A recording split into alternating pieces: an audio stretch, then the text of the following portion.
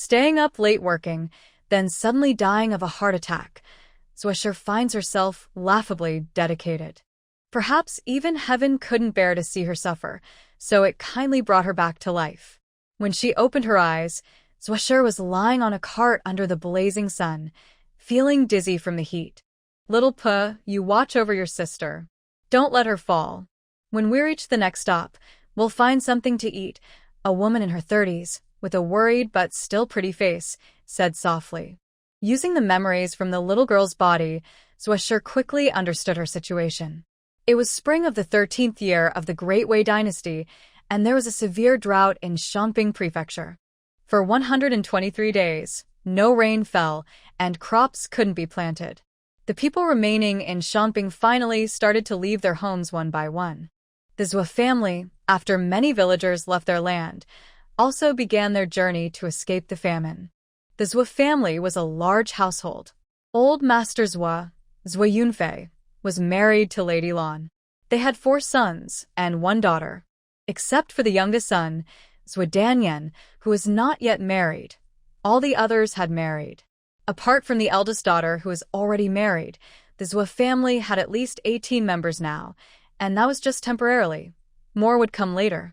The Zhuo family was a big family. Big families had their advantages. If everyone worked together, they could be very strong. When people united, mountains could be moved. But clearly the Zhuo family was not like that. With so many people, everyone had their own little plans. Old Master Zhuo and Lady Lan were not very tolerant or wise. Most of the children in the family were not very honest or kind-hearted, and living together often led to conflicts. They argued small things every 3 days and big things every 5 days, making life chaotic. Now, Lady Lan started to pick fights again, criticizing Zhuoshi's current mother, Wenshi. "Why are you just staring?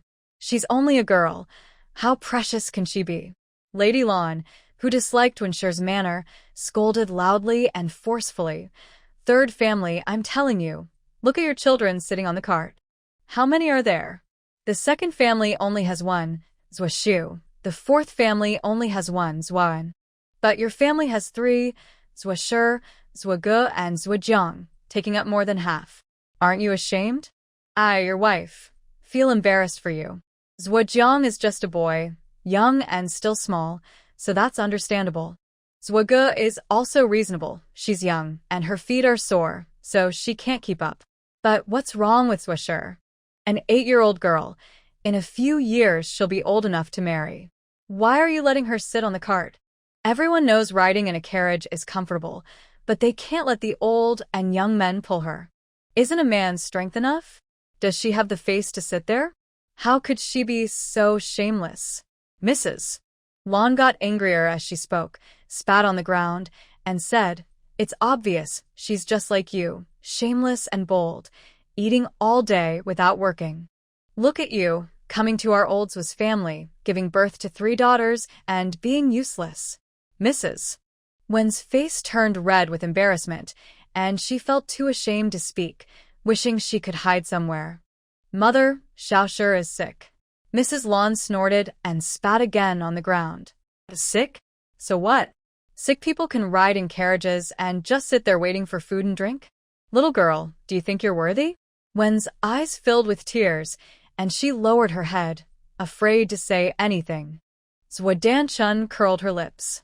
She inherited her mother's cleverness and was just as sharp and bold as Mrs. Lan. "I think Mother is right.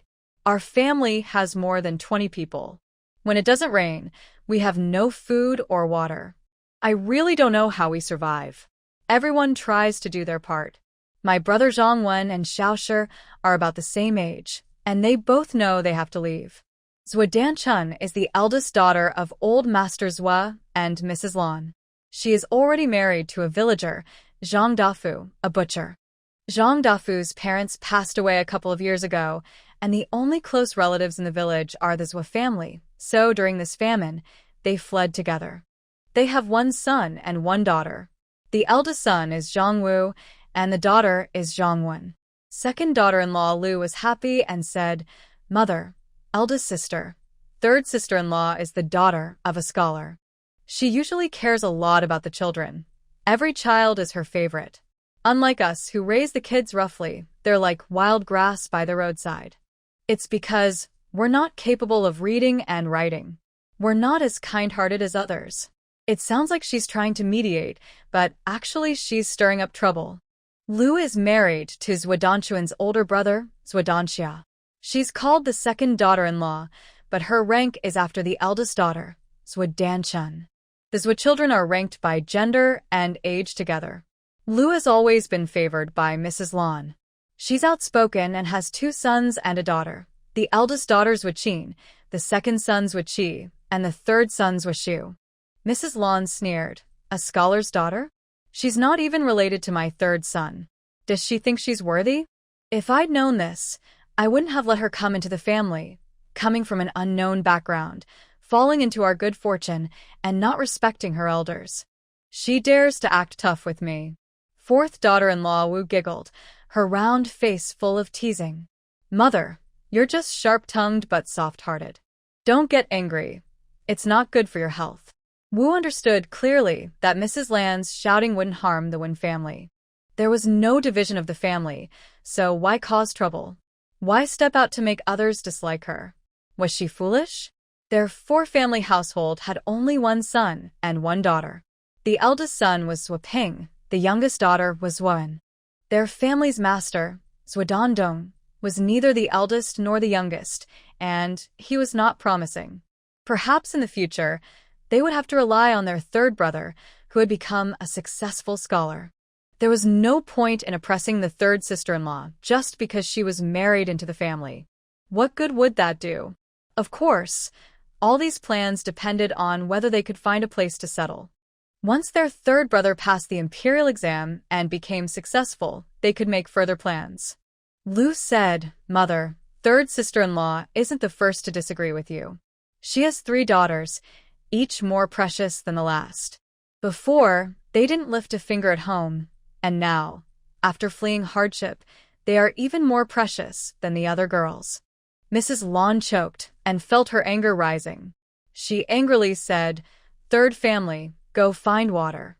If you can't find any, don't come back. She had been talking for a long time and her mouth was dry. Mrs. Lan was hungry and thirsty, and her strength was gone. She decided to confront Mrs. Wen. Mrs. Wen's face turned pale. In this remote place, with no village in front and no shop behind, where could she find water? Zhuodanxia was worried about his wife. He stepped forward and said, Mother, I'll go too. It's not easy to find water here. Mrs. Lan refused bluntly. What are you going for? A useless scholar. You have 2 eyes and 2 ears, but can you make water appear out of thin air? Hurry up and push the cart. Your 3 kids are on it. Zhuodanxia wanted to speak again. Mrs. Lan struck the ground with a stick and looked at him sharply, then turned to Mrs. Wen and said, Aren't you going yet? Mrs. Wen nodded obediently and was about to leave. Suddenly, a group of over 50 men with sticks and hoes rushed out from the woods across the road, charging toward them. The leader shouted loudly, Hand over the grain, water, medicine, and money. Don't even think about running. You won't escape. Be sensible. Don't seek trouble. If you make us angry, we dare to kill. Zhuodan was young and strong. At home, he was a little boss. He had never been treated like this before. He immediately rushed forward, swinging his stick and shouting, Demon! Robbing my stuff in broad daylight. Don't want to live anymore? Look at yourself in a mirror. Can you even stand up? If I don't beat you to death today, I'm not Zhuodan. The leader, a man in blue, was furious. He hit Zhuodan's younger brother in front of him, embarrassing him and showing no respect. The man in blue pointed at him and shouted, Hit him, beat him to death. About 10 people rushed forward, surrounding Zhuodan tightly. They grabbed his face, shoulders, chest, hands, and feet, hitting him from all sides. Soon, Zhuodan couldn't hold on anymore. Everyone was attacking him, and his skin was badly bruised. Oh my God, are you trying to kill him? Old Master Zhuo couldn't stay still and shouted urgently, Second, third, fourth, hurry and help your brother. Get him out. And everyone with hands and skills come and help. Save your brother and uncle. Do you want to watch him get beaten to death? This is a new book, first published on Chidian Girl's website. Please support with Sotsong, recommend, comment, or even support financially. Love you all. The book is already signed and contracted. Feel free to add it to your favorites and invest some coins. Zhuadanxia, Zhuadanqiao, Zhuadandong, Zhangdafu, Zhangwu, and Zhuqi, led by Old Master Zhua, rushed forward together. But they were no match for the many strong men from the opposite side.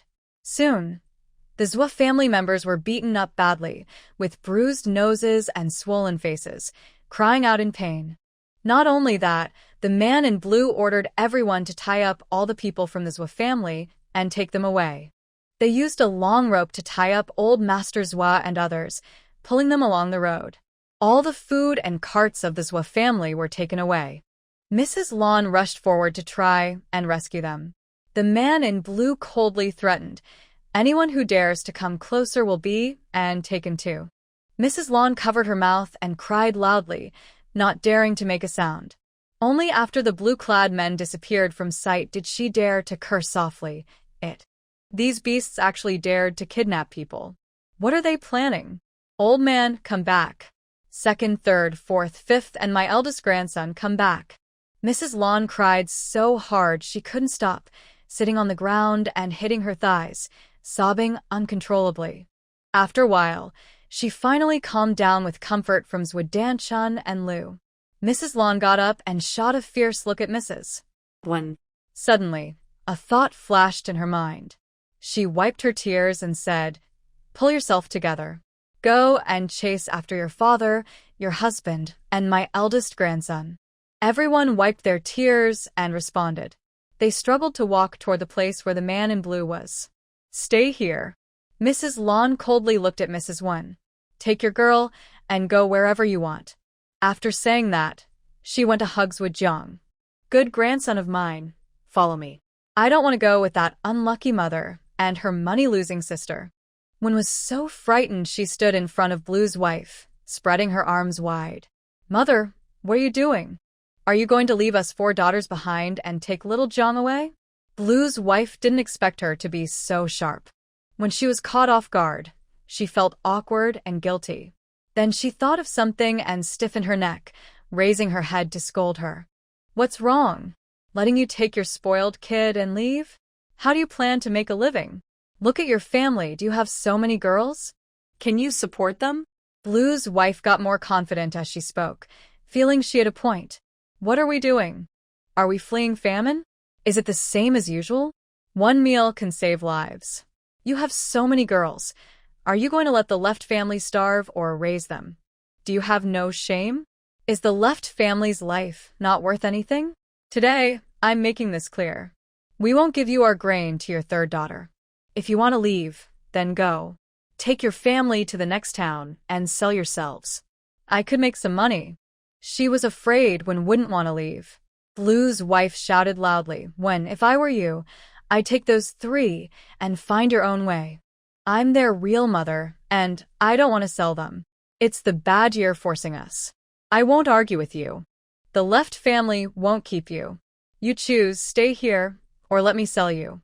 Wen's face showed shock, sadness, and pain. She said angrily, "Danqiao wouldn't agree." Blue's wife sneered, "If Danqiao doesn't agree, what can I do? When has my son ever outdone his mother?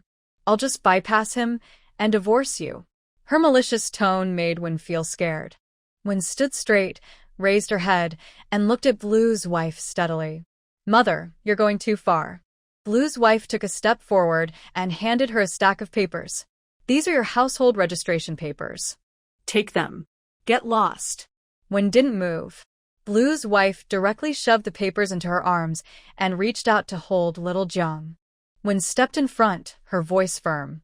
"Mother, I won't let you take little Jiang. If you want me to leave, I'll take little Jiang with me. As for the divorce papers, I won't recognize them without Danqiao. Wen Yurong, do you want to stay here and not leave? I tell you, no way."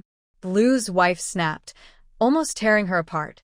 At this point, Wen was no longer polite. She sneered coldly. "No one wants to stay with you. You act like your home is such a good place. If it weren't for your family being poor and wanting to marry me, I wouldn't have married anyone.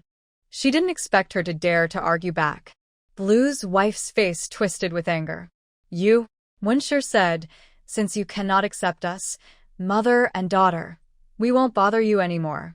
As for Xiaojiang, he is my son and I want to take him away. If Zhujiang grows up with a grandmother like Blue wife, he might become someone difficult in the future. We must not let her take him. Zhushi quickly stood up and nodded repeatedly. Mother, our family is together. Dad won't agree with Grandma's decision. He will come to find us eventually.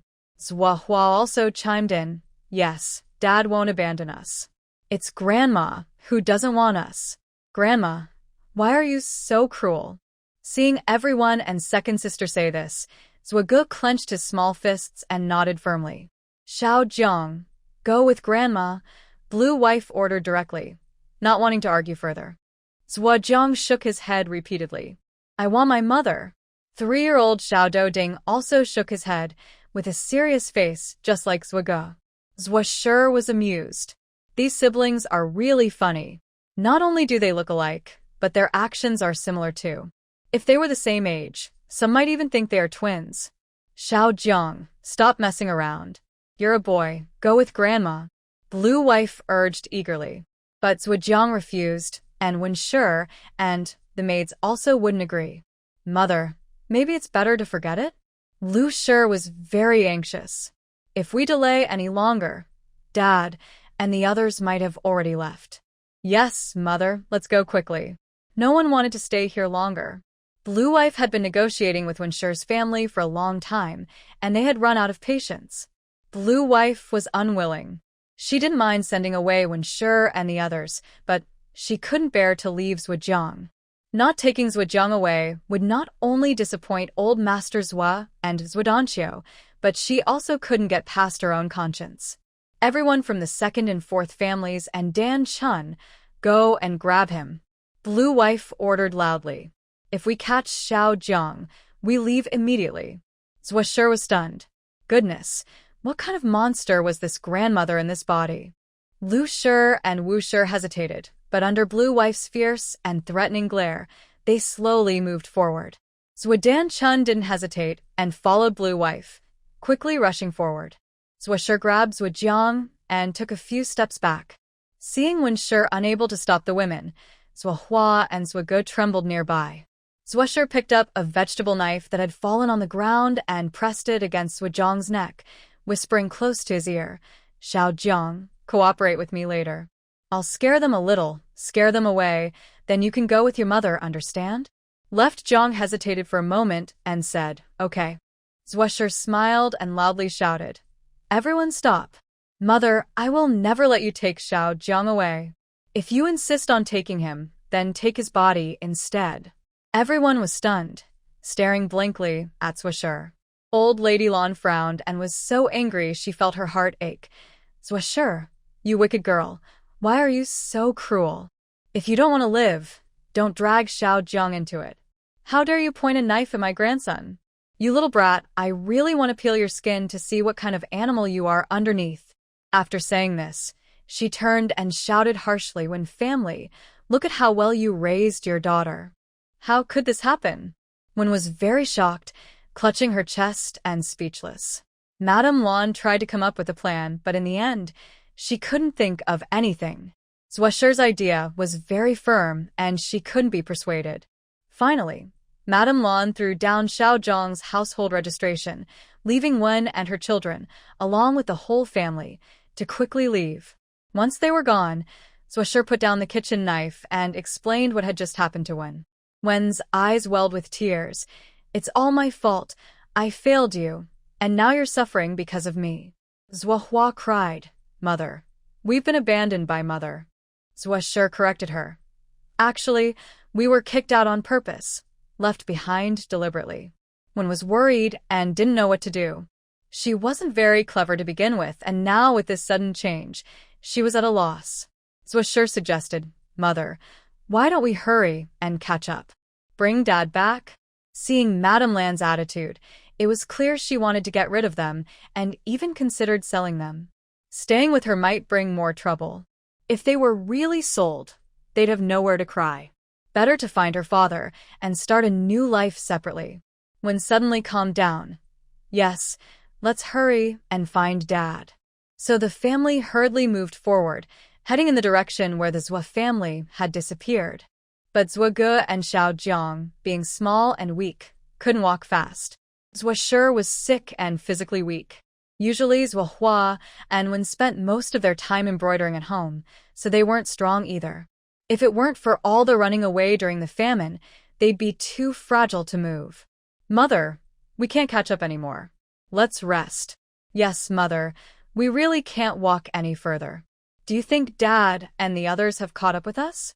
Wen panted heavily, looking at her children who had collapsed into a heap. She gritted her teeth and carried Xiao Jiang. But seeing Zhou Hua and Zhou Shi gasping for breath, she knew they truly couldn't go on. Left Shi said, Mom, should we give up? Wen Shi staggered and almost fell. Zhou Jing felt uneasy and struggled to jump out of her arms. We can't just give up, Wen Shi said firmly, staring ahead. But we can't walk anymore, Zhuo Shi said. We've been chasing all day. They don't know where they went, and we've fallen behind. Mom, there's nothing we can do. Wen Shi's face darkened, realizing she was telling the truth, and had to accept the reality. Mom, I'm hungry, Zhuo Ge said.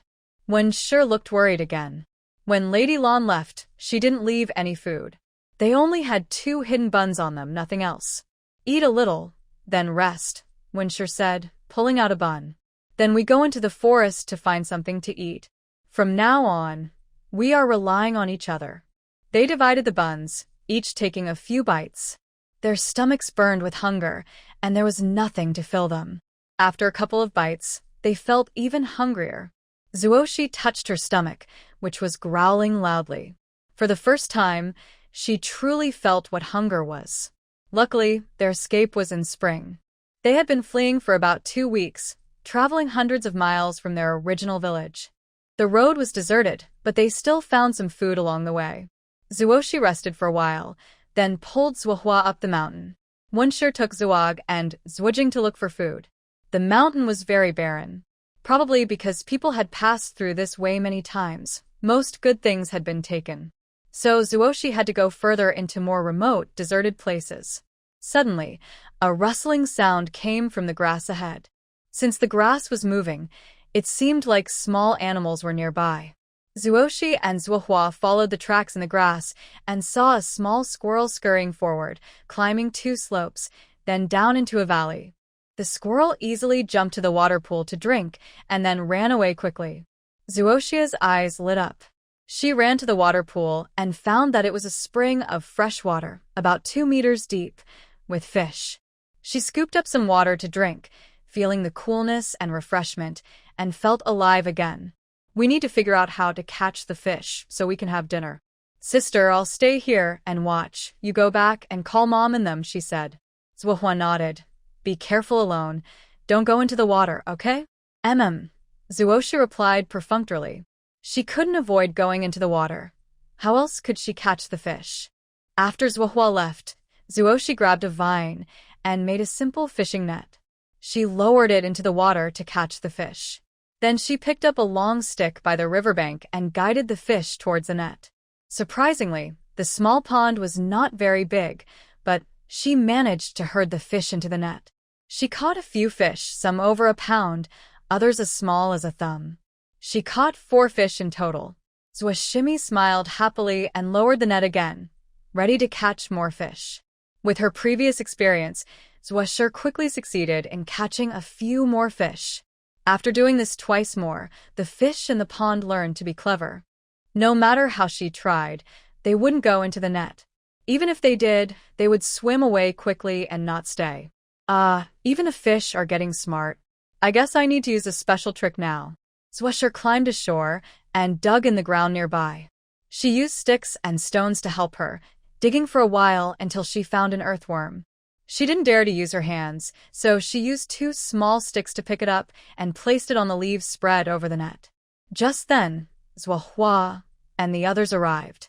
Zwasher let out a sigh of relief and loudly called out, "Sister, come help dig for earthworms and catch fish. I've set a few nets, but the fish behind can't be caught anymore."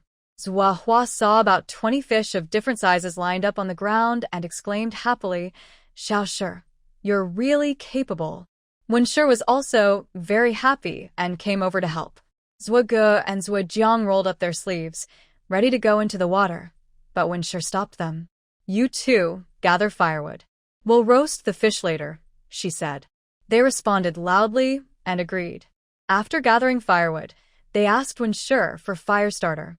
Soon, a fire was burning by the pond. Wenshi and the others caught some more fish, and everyone worked together. Before long, they had roasted several fish.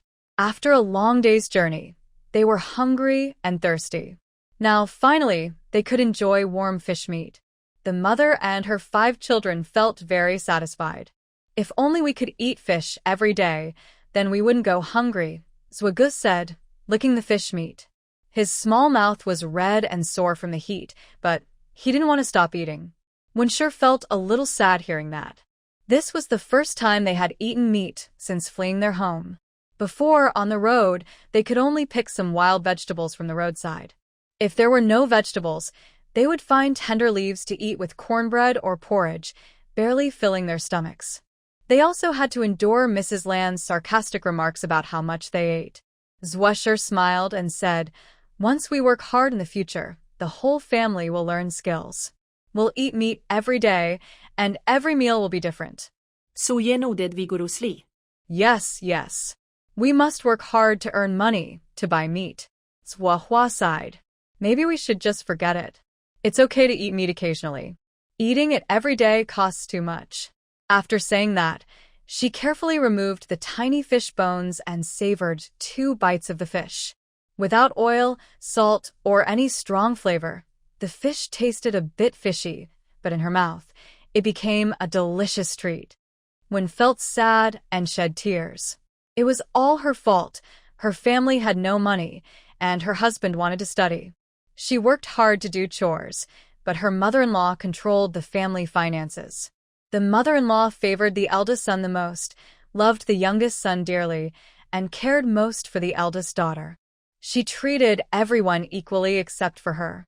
Because she married into the Zhua family and had 3 daughters in a row, she hadn't had a son for many years, and her back felt weak. Mrs. Lan was always unhappy with her, criticizing her constantly. No matter how she looked at her, she was never satisfied. If she hadn't been good at embroidery, she might have been divorced long ago. As for her daughters, they were even more of a thorn in her side. She wished she could send them away. Sighing when thought sadly, it was just her bad luck. When Zwasher saw her tears and almost crying, she turned her face away and told the children, "Don't worry, everyone. As long as we work hard, we will be able to eat meat every day." Just as Zwasher finished her brave words, a prompt sounded in her mind. Ding. Congratulations on activating the food supply system. You have unclaimed food points. Would you like to claim them? System? Zwasher was stunned. What did I do to activate the food system? Is it really so powerful? A divine shortcut from heaven. Zwasher couldn't hide her excitement and loudly thought, "Claim." Ding. Food points successfully claimed. Would you like to connect to the food mall? Zwasher silently confirmed, "Connect."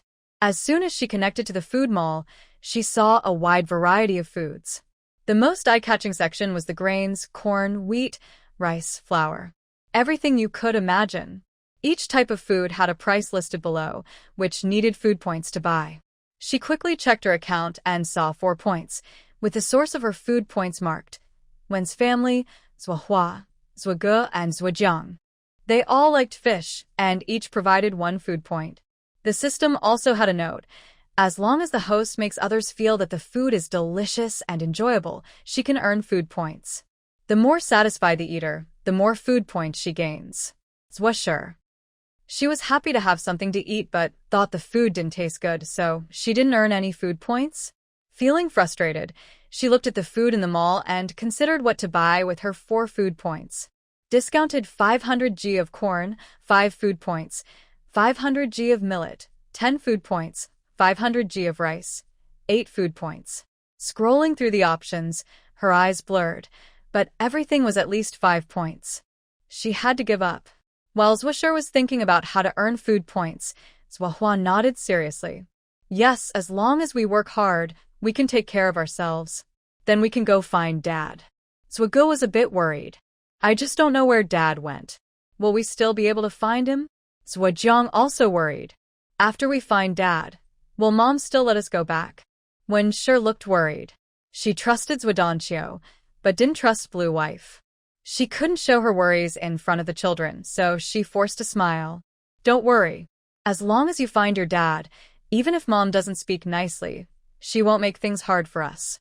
The children happily nodded and started imagining living with their dad, eating every day. Zhuo said, finding someone is not easy.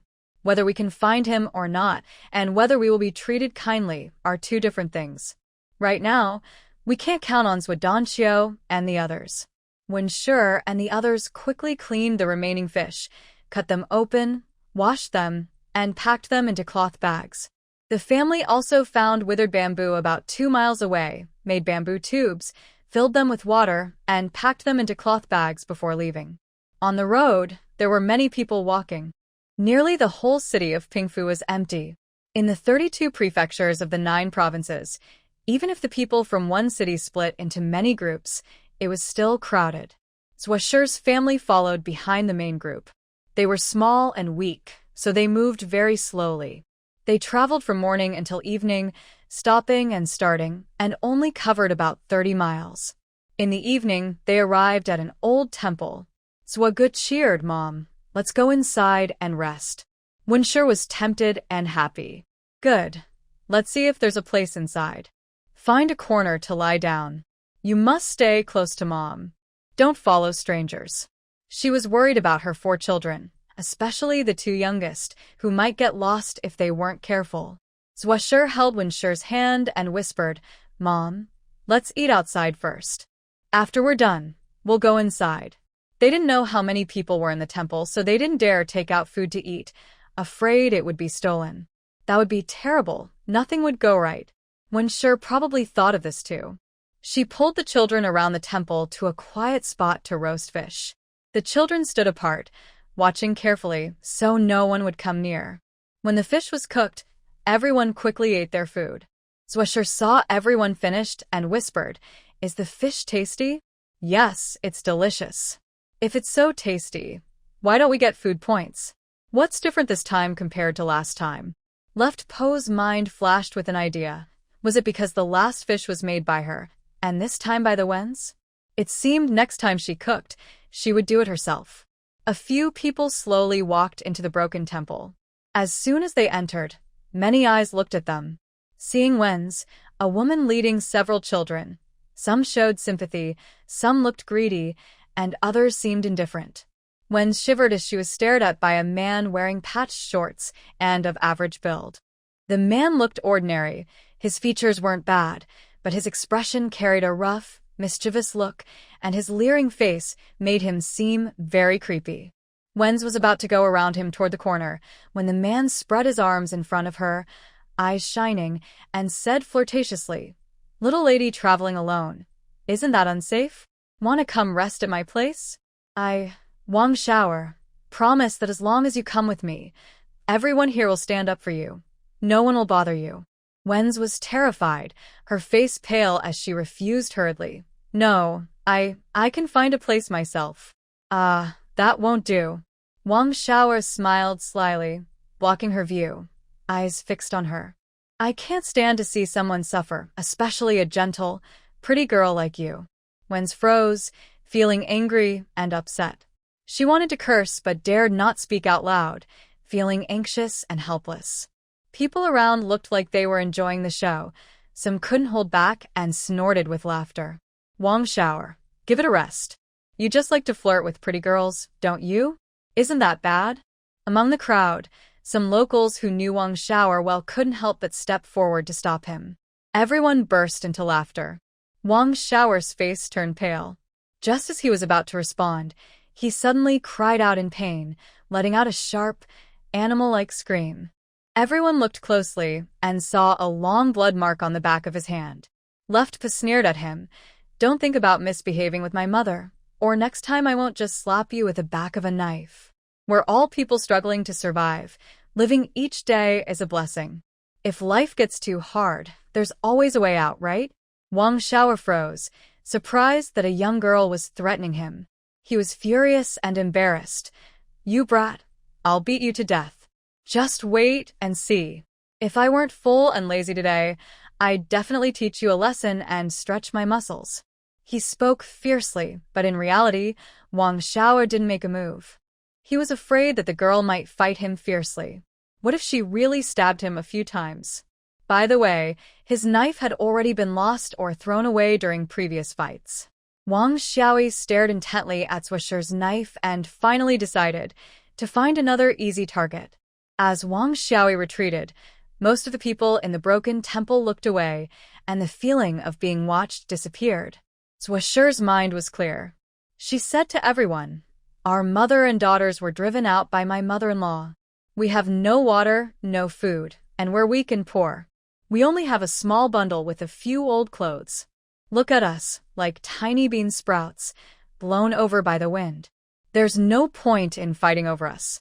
After she spoke, everyone's gaze turned away. Swisher moved to a quiet corner. In the corner, there was a grandfather and his grandson. The grandfather looked to be in his 50s, kind and gentle. The boy was about 10 years old. After greeting them, she learned the old man was a doctor. Swisher relaxed and discussed working together to keep watch. Then they all rested. They didn't talk much that night. The next day, Swisher's family didn't leave with the main group. They waited until everyone had gone before roasting fish. After breakfast, they slowly started moving forward. Once on the road, Swisher opened her food shop app and saw she had 8 food points in her account. The breakfast she just made added 4 more points. Swisher smiled. What should I buy? Corn, sweet potatoes, rice, or flour? With ingredients, she could make better food next time, pleasing Swisher and earning more food points. She hesitated for a moment and finally chose flour. With 8 food points, 500 grams of flour wasn't much, but the app also gave her some condiments, salt, and a spoonful of sesame oil, an unexpected surprise. Swisher followed Swisher and their family on the road. They hurried along, stopping often. They didn't see a single wild vegetable all the way. Swisher's face was numb. She walked behind others, unable to find anything to eat. Sigh. Suddenly, she saw 2 large elm trees and a fragrant cedar tree around the corner. Swisher was overjoyed. The leaves of these trees are edible, and when combined with flour, they can make delicious food. She wondered if ancient people didn't know these leaves were edible. These 3 trees still had many leaves left. Unfortunately, they don't have a pot. Blue Wife did an excellent job. She only gave them their household registration and nothing else. Besides the 2 cloth bags and a flint on Win's body, the only thing left was a vegetable knife that Swisher picked up from the ground. This made it hard for them to even enjoy a hot bowl of soup. Luckily, it's late March, and spring is not cold, or they might have frozen. They need to find a pot someday. Swisher suppresses his thoughts and asks Wen's daughters Manhwa and Zwiga to help gather food. He tells them, pick as many leaves as you can. These leaves are edible and taste good. Wen and the others find this strange, but Swisher guarantees they can eat the leaves. Everyone climbs trees and quickly starts collecting, and they gather quite a lot. They walk until noon, collecting many chun leaves and elm leaves, then stop to rest. Everyone feels happy, no longer worried about food for the evening. They set out again, walking faster. Wen carries a bundle on his back and hugs Zhujiang, panting heavily. He asks Manhwa to hold Zwiga, and then asks Swisher, do you want some water? Swisher shakes his head, but Zhujiang asks for water. He struggles to get down and walk on his own. Wen is a bit tired and lets him. What are you doing? You said you would exchange grain for medicine. Now you've taken my grandfather's medicine but refused to give grain. You're liars. Chu Jingming shouts angrily at the gray-clad man ahead. He is small, with a clear, pleasant voice that sounds like a child's, and his words are very clear. Zwasher immediately hears what he's saying. Yesterday, the grandfather and grandson at the ruined temple got into trouble. Wen says it's old Master Chu and his people. Let's go see. Zwasher looks at the medicine jar and iron pot in front of Chu Jingming, and his eyes light up. The gray-clad man sees people coming and quickly runs away with a bowl. His movements are very fast. Chu Jingming doesn't think much and chases after him, regardless of whether his short legs can catch up. Old Master Chu shouts, "Jingming, come back. Don't chase him. Come back." Jingming hesitates for a few steps before stopping and turning around angrily. "Grandpa, they took our medicine without giving us grain. What are we supposed to eat?" Old Master Chu coughs twice, looking worried. "But we can't catch them. Next time they come asking for medicine, we should make them bring grain first before we give medicine. Deal?" Humph. Jingming bluntly exposes him. "Grandpa, isn't that what you always say? When patients come, you still give medicine without expecting anything in return." Old Master Chu looks at his grandson awkwardly, speechless. Left Sure almost burst out laughing when she heard this conversation. She felt it was quite funny, grandson acting like grandfather and grandfather like grandson. Old Master Chu is a kind man with a caring heart and great skill, clearly a good doctor. Left Sure stepped forward and asked Old Master Chu, "Grandpa Chu, can I borrow your pot? I won't waste it. Later, we will share some vegetable dumplings with you and also give you some vegetable soup. How does that sound?" Old Master Chu waved his hand and said, "Sure, take it. No need for the vegetable dumplings. During hard times, everyone struggles." Jumming Chu was annoyed and said, "You know it's hard, yet you give medicine freely to others. Are you trying to starve yourself or me? The vegetable dumplings are a must." Old Master Chu was speechless and very embarrassed. "Don't worry, I will definitely give you the vegetable dumplings," Left Sure said. She took the pot and asked her family to help make the dumplings. They chopped the willow tree leaves into small pieces, kneaded them until soft, then found a quiet place to add half of the flour, mixed in 2 drops of sesame oil, and put the dumplings into the pot. 15 minutes later, the dumplings were steamed and ready to eat. Everyone started eating. Left Hua sighed, "I've never had such delicious vegetable dumplings." "Xiao Shi, you're amazing. You say the leaves are edible, and they taste so good." Zhuge and Zhujiang also agreed. Second sister cooks so well. Mrs. Wen couldn't help but squint her eyes, chewing small bites carefully, clearly enjoying it very much. Old Master Chu praised enthusiastically, "I've lived so long, and I've never tasted better vegetable dumplings." Jumming Chu didn't speak, just kept eating the dumplings, taking 1 bite of dumpling and 1 sip of soup, showing how much he liked it through his actions. Left Sure smiled widely. Although the flour mixed with the vegetable dumplings and the fragrant leaves wasn't much, it was very delicate. It was carefully prepared by her, unlike the bitter wild vegetables cooked casually, which were completely different. Left Sure chuckled softly, "It's just ordinary vegetable dumplings. Maybe I was too hungry, so I thought they were delicious." Old Master Chu shook his head and said, "No, they are different. I've eaten many vegetable dumplings, but yours are very fragrant." He was hungry, but being hungry didn't mean losing taste. He had never eaten such delicious dumplings before. Left Sure smiled slightly and changed the subject. "Old Master Chu, how much medicine do you still have?" Jumming Chu was startled and looked at Left Sure cautiously. "What are you planning to do? Don't think that giving 2 vegetable dumplings means you can ask for my family's medicine. We agreed it was just borrowing the pot as revenge, so don't try to raise the price unexpectedly." Her cautious look was like a small rabbit with its ears perked up. Zwasher raised an eyebrow. "How could that be? We agreed the pot was just borrowed, with no other conditions. I'm asking because I want to clarify. Old Master Chu's medicine should be used sparingly. If we run out of medicine and can't find food on the way, that would be a problem." Chu Jingming rolled his eyes. "Do I need to tell you that again?" He had said it many times, but unfortunately, his grandfather wouldn't listen. What could he do? Seeing him roll his eyes so dramatically, Zwasher understood his frustration and found it both funny and a bit irritating. "Here's what I mean. Should we travel together? We can borrow your pot along the way, find food together and share whatever we eat. If my family members feel unwell, old Master Chu could help treat them. How does that sound? Swisher thought it through. Their family didn't have any adult men, and although old Master Chu wasn't young anymore, he was kind-hearted. Traveling with them wouldn't be dangerous, and their grandfather and grandson could also provide delicious food, killing two birds with one stone. A bright look appeared in Chu Jingming's eyes. He turned to look at old Master Chu. "Grandpa, what do you think?" Old Master Chu looked at his grandson's sparkling eyes. He understood what he meant, but even if he was tempted, he wouldn't agree without permission. Still, he was very happy inside. This grandson was so sensible, and he had endured hardships with him. Old Master Chu knew his own nature. His heart was too soft. Many doctors with their healing skills and compassionate hearts could do no wrong. But during times of famine and escape, his kindness could cause trouble for his family. He understood this well. "All right, there's nothing wrong with it. I'm just worried about burdening you."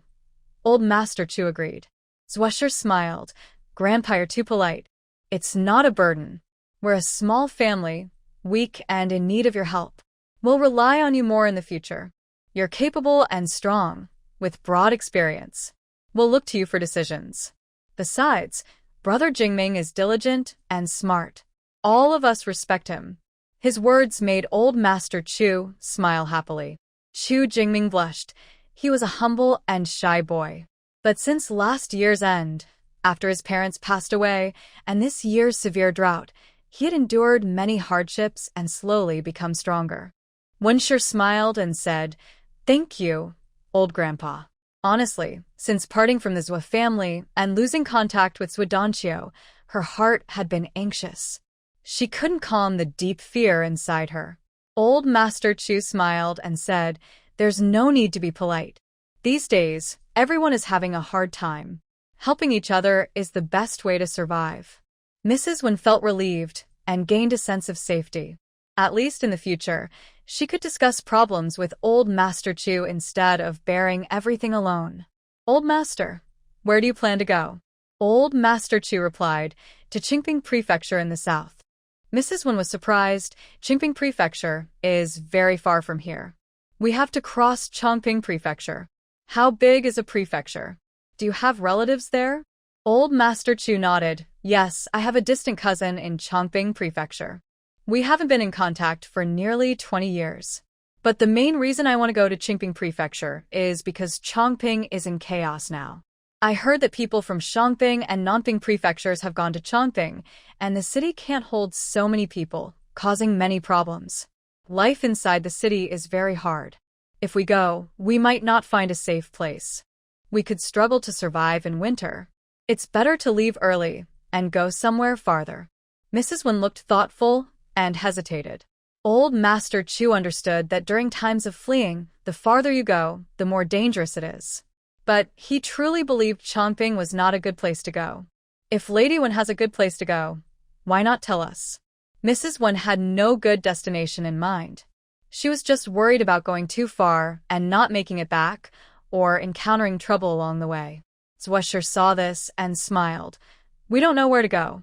We'll take it one day at a time. Since old Master Chu is heading to Qingping Prefecture, let's go with him. We can look out for each other on the road." Mrs. Wen clenched her teeth and hesitated. Swisher continued, "Since we're passing through Shangping Prefecture on the way to Qingping, and they can accommodate so many people, we should have a better chance when we pass through. We can eat more vegetable dumplings just like today. When we arrive in Qingping, we can settle in a good village with old Master Chu. Buying a house or land there would be better than traveling alone." Mainly, Swisher didn't remember much about this era. Even though she inherited the original owner's memories, the original was a young child who had never traveled far and had little experience. Mrs. Wen listened and thought it made sense. She made up her mind. "All right, old master. Thank you. The three of us will follow you." Jingming Chu looked at Swisher's children and raised his chin, a happy light in his eyes. Great. With so many people traveling together, he had companions now. The group packed up and continued along the path. Along the way, they saw fragrant cedar trees, elm trees, and willows. Zhuo called for everyone to stop and climb the trees to pick leaves. Chu Jingming was very surprised. Can these leaves be eaten? Zhuo smiled and said, yes, we ate leaf-based dishes for lunch today. Chu Jingming fell silent, looking at the full trees of leaves with a regretful expression. So these can be eaten. He had missed out on many meals, feeling dizzy and acid in his stomach from hunger while rushing. Why didn't he think to look at these trees before?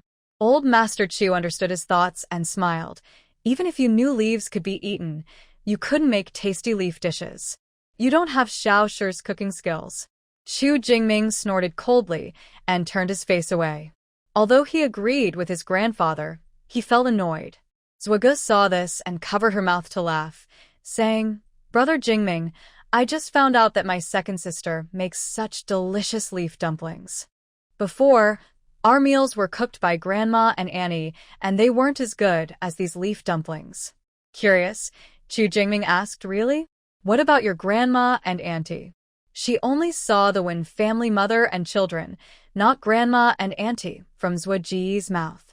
Zhuo was stunned for a moment, and then said, they have left. Que Jingming froned. They left? Isn't the whole family supposed to stay together? Zhuo hesitated, thinking of her father, feeling very sad and almost crying. Chu Jingming asked, why are you crying? Did I say something wrong? Zhuo thought for a moment and briefly explained her family situation. This couldn't be hidden forever. If others asked later, she would need to give an explanation. So, Wen's family, Zhuo and Zhuo didn't stop her. What Zhuo said was mostly true, but she meant that Zhuo was dead. Your father's gone too? My father and mother are gone as well, Chu Jingming said sadly, then comforted Zhuo and her family. From now on, we will be together and get better and better. Don't cry, Xiao Ge. Zhuo opened his mouth wide and stared blankly at Zhuo. If their father was not dead, why did the third sister say he was gone? Not only Zhuo, but Wen's family, Zhuo, and Zhuo also didn't understand.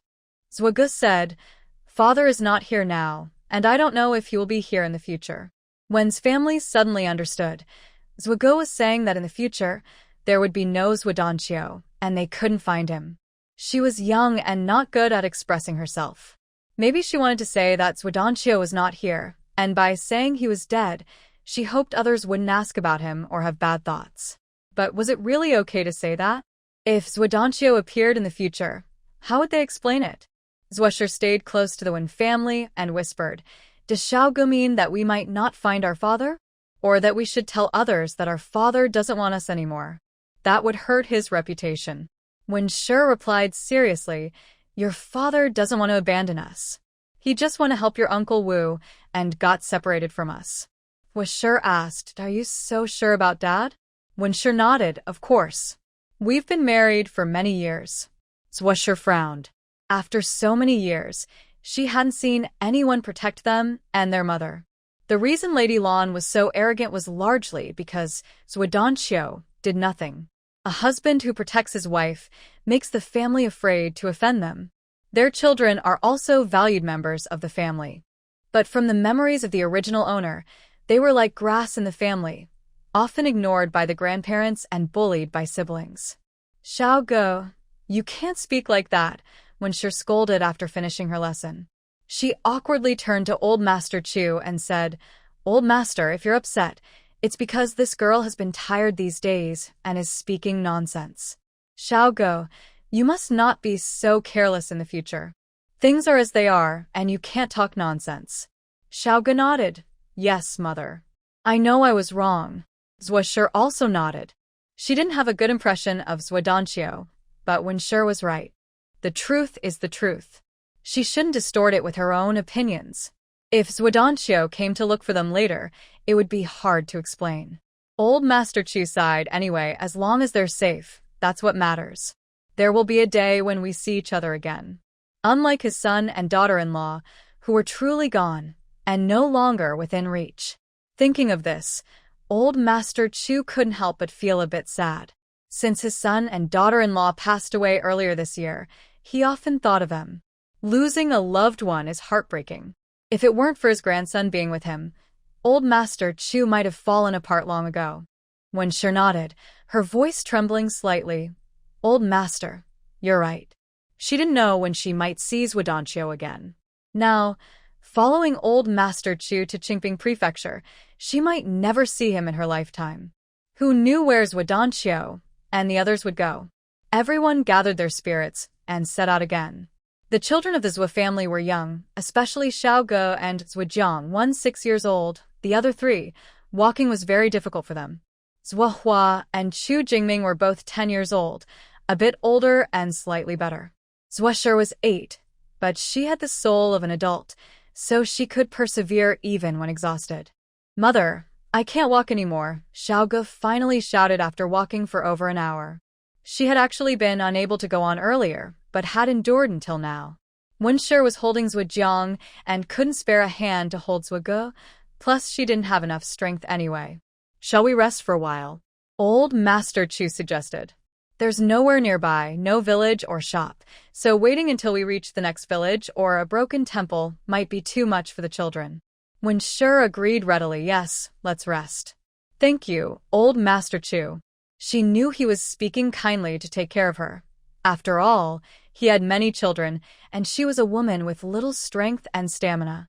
Zhuoge sat heavily on the ground, trembling a bit, and reached for the bamboo tube at her waist, gulping down a sip of water.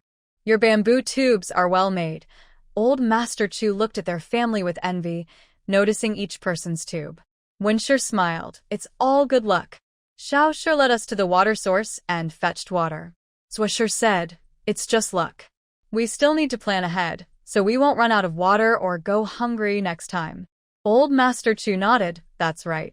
Planning ahead prevents worries later. Zhuoshi remained silent, thinking about the obvious difficulties right in front of them. Zhu Qingming stepped forward and said, I'll go see if I can find some water. As soon as he finished speaking, everyone except Zhuoge and Zhuojiang stood up and looked around. They walked and rested along the way, hoping to find something good on the road. Zhuoshi strolled slowly ahead, knowing that on the main road and flat areas, there probably wouldn't be anything special, so she moved toward a quieter spot. Wow, I think I saw a small animal, Zhu Qingming suddenly exclaimed. Small animal? What kind? Zhuohua asked beside him. I didn't see clearly, Zhu Qingming replied. How can you not see clearly? Does it have fur or not? Zhuohua asked. It probably has fur. It went toward the woods ahead. Zhu Qingming pointed at the small forest in front. Zhuoshi said, let's go see. The children quickly moved toward the woods, acting very efficiently. Look, over there, it seems to be a wild cat. Wild cat. Can we eat it? Zhuohua hesitated, unsure. Maybe, Zhu Qingming said, but probably not very tasty. While they were discussing, the wild cat disappeared completely into the distance. What do wild cats eat? Zhuoshi asked. Rats. Are there rats nearby? Should we catch some to eat? Zhuoshi asked. Zhu Qingming and Zhuohua shivered, surprised by her scary question. Probably not, Zhu Qingming said. We have no water, and rats might carry poison. Zhuoshi said. It makes sense. If we don't starve to death or get poisoned, it's a bit unfair. A few people, feeling discouraged, walk back. Zhuoshi keeps looking at the plants on the road. Suddenly his eyes light up when he sees a bunch of vines. That's cassava. The roots are underground, large, filling, and high yield. When cooked, they taste good, both starchy and sweet. Why is no one digging up such a good thing? Zhuoshi quickly picks up a sharp stick and runs over to dig, inviting Zhuohua and Zhu Qingming to help. While digging, he explains the features of cassava to them. This cassava is very tasty when cooked and very filling. Let's dig out all the tubers early. Jingming asks, Really? I've never heard of this before. Xiaohua, do you know it? Zhuohua shakes her head. No, I don't know it. Oh. Zhu Qingming feels a bit better. Turns out she doesn't know it either, so he's not the only one lacking knowledge. He hadn't seen anyone eat this in the village before. Zhuoshi doesn't realize his thoughts and works quickly to dig. Together, they soon dig out a large pile of cassava. There are over 10 jean of cassava spread on the ground. A big heap. Several children look at each other, unable to hide their excitement. How long will this last? Are we going to get rich? Zhuohua swallows nervously. This is what you call getting rich, Chu Jingming says dismissively, but secretly he's happy. Zhuohua glances at him coldly and snorts. Humph. Words and actions don't match. Que Jingming remain silent. Zhuohua bends down to pick up the cassava to carry away, but Chu Jingming waves his hand to stop her. Confused, Zhuohua looks at him, not understanding. Chu Jingming smiles and says, "There's so much cassava, big and small, we can't carry it all just with our hands." He then pulls several vines from the roadside and says, "This kind of tianma vine is very tough and can be used to weave baskets." Afterward, he cuts down a bunch of tianma vines with a knife and starts weaving a basket. Having learned some basket weaving from his grandfather since childhood, he manages to make a small basket in half an hour. From now on, this basket will belong to Xiaoge. Later, I'll make a few more with my grandfather, and everyone will have one. Zhuoshi laughs. That sounds good. They quickly gather the cassava and put it into the baskets. On their way back, they see Grandpa Chu and the Wen family looking around with Xiaoge and Zhujiang, and only relax when they see the group. "Grandpa, we found something to eat." Cookie Ming was the first to run over and take out the cassava from the basket. "What's this?" Old Master Chu asked curiously. Cassava, que Jingming explained to Zhuoxi. This made the Wen family members also curious. "Little Sure, can we really eat this?" Wen asked skeptically. "Of course, why not?" Zhuoshi smiled. But then she realized something was off. How would she know about something Wen didn't know? How could she explain? Zhuoshi's mind quickly turned, trying to make things clear. "I learned this from Granny Ma at the village entrance. She said cassava must be cooked before eating. If not cooked, it can be poisonous." Granny Ma was a lonely widow at the village entrance.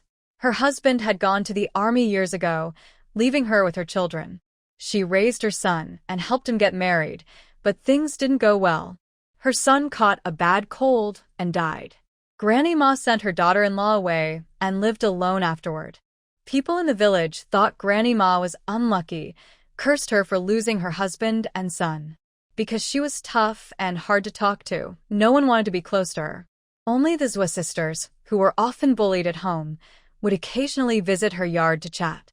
Granny Ma was cold on the outside but kind inside.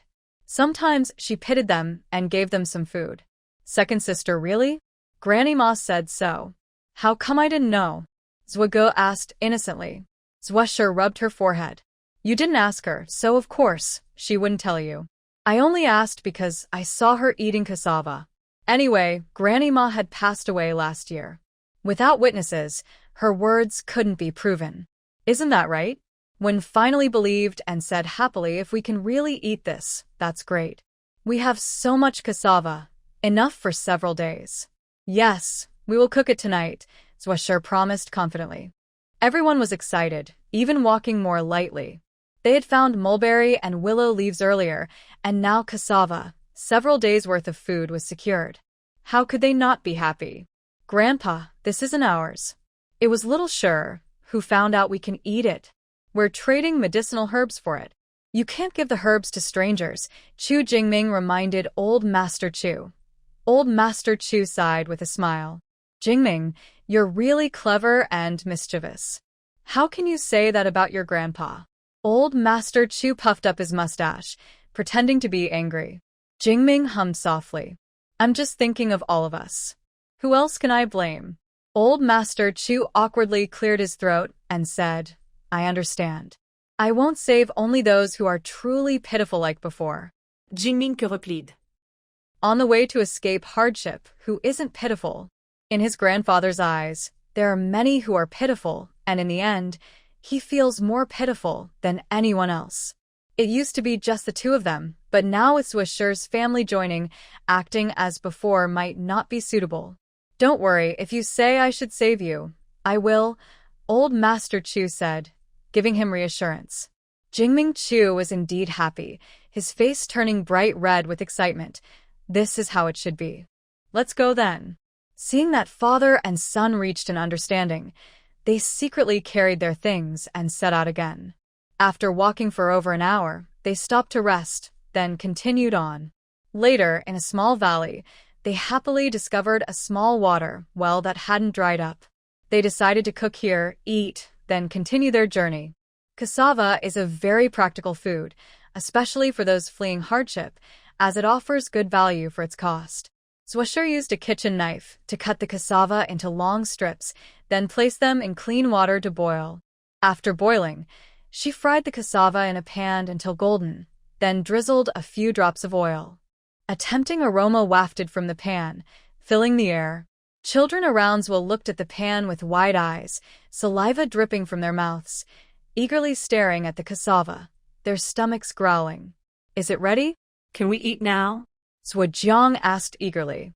He was young, very hungry, and with such a strong smell in his nose, he couldn't hold back. "Yes, it's ready," Zwasher replied. She then divided some cassava into each person's bowl, about half a bowl each.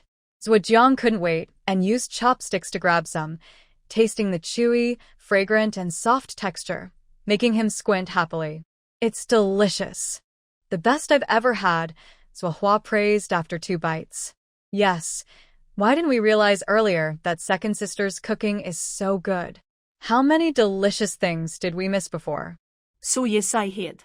Old Master Chu and his grandson also praised enthusiastically.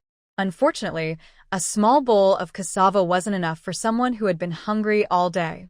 After eating, they sat by the pot, eagerly waiting for the steamed food balls to be ready. Zwasher felt happy inside, checking her system's food points while thinking about what she could exchange with those points. While a few people waited for the vegetable dumplings, suddenly there was a loud noise from afar. "Someone's coming. Let's go," said Zwasher with a serious face. Zwasher picked up the vegetable dumplings. Chu Jingming carried the pot. Old Master Chu carried the basket, when Shi held Zwajiang, and Zwagu followed behind Zwahua and Zwasher. The group hurried forward. "What is that smell? It's so fragrant. I can even smell it from here. But the people are gone?" The man in blue, leading the group, sniffed carefully, feeling a strong scent wafting into his nose. "People definitely haven't gone far. Chase after them," someone behind said. There were about 10 men in the group, all strong and muscular. There were no old, weak, sick, or disabled people, not even a woman or a child. "Why chase? Don't forget why we came here," the man in blue said impatiently. "Boss, why not chase? There might be something valuable, maybe a rich family with a lot of silver. If we get it, we can enjoy good food and drinks. Maybe we could even become landowners," his followers said excitedly. The more they talked, the more they believed it was true. Their eyes shone brighter. "Chase after them," they urged. "Nonsense. All you think about are these nice things. Do you think this smell is meat?" The man in blue asked, annoyed. "What's in your head? Think properly. If there's something good, do you think you'll get it just like that?" His followers hesitated. "Boss, I can't believe what you're saying. I said they might have silver, but we haven't seen any of them. No one can be sure. You insist you're right, but I can only obey your orders." "Still, I have my doubts," one said cautiously. The man in blue sneered. "You're such a kid, always talking big. If you're so confident, go find that ginseng. Don't say I didn't warn you. If you find it, Lord, he will pay a high price. It's not impossible to catch those people, even if it costs you 1,000 silver coins. I think, Lord, he is just dreaming too much. These days, with droughts and floods, only the strongest trees survive. Even crops can't grow well. How could there be wild ginseng? I'm not saying I'm giving up, but I don't have much hope," another follower muttered. Seeing the blue-clad man look displeased, they changed their tone and flattered him. "Boss, you're right. We're just wandering around the mountain, trying our luck. What if we find something? Anyway, if they couldn't find anything, Lord, he would still arrange food for them. These days, it's rare to have enough food, enjoy delicious meals, and have a bite of meat at every meal. There's no need to say more about that, and there's also wages and rewards to receive. As long as Lord he is willing to pay them, even if they can't find the ginseng, They are willing to wander around the mountains. Unfortunately, Lord, he said that everyone has only 1 month. Whether they find the ginseng or not, everyone must disband within that time. Because Lord, his mother cannot survive without the ginseng for a month. The man in blue robe snorted coldly. Just do as you like. Good things get spoiled when you talk about them. If you have the energy to talk, go to the market and maybe you'll hear some good news. Don't focus on tiny details. Be ambitious. His subordinate nodded politely and left. The man in blue looked at the scattered people and then turned his gaze to the water well in the valley. I didn't expect there to be a water well here. They're lucky. It seems that nearby, there might really be some valuable medicinal herbs. Seeing the water well suggests that the underground water resources here are quite abundant, and the trees grow better than in other places. To find ginseng, they probably need to start nearby, since growing ginseng is much harder than wild grass. The group kept moving quickly ahead, afraid that others might catch up. Will they come to steal our vegetable dumplings? Zhuohua asked. I think they will come for our cassava, Zhuge said. No, I think they will come for our medicinal herbs, Chu Jingming said. Then, let's run fast. Zhuojiang shouted. Sure, the Wen family and old Master Chu. The group became more worried and moved faster. After a while, no one came after them. They were too tired to go on and gradually slowed down. Old Master Chu, panting heavily, sat down heavily on the ground, holding his medical box. He quickly got up, opened his medical box, and checked inside. Seeing that the bottles and jars were intact, he felt relieved and stood up again. Let's walk slowly. We don't know who is coming from behind. It sounds pretty loud. As long as they don't steal our stuff, it's fine. TCH, with our formation, anyone with a little strength will be eyeing us. So, we must hide the cassava well and scatter some leaves on it. No one will pay attention to leaves.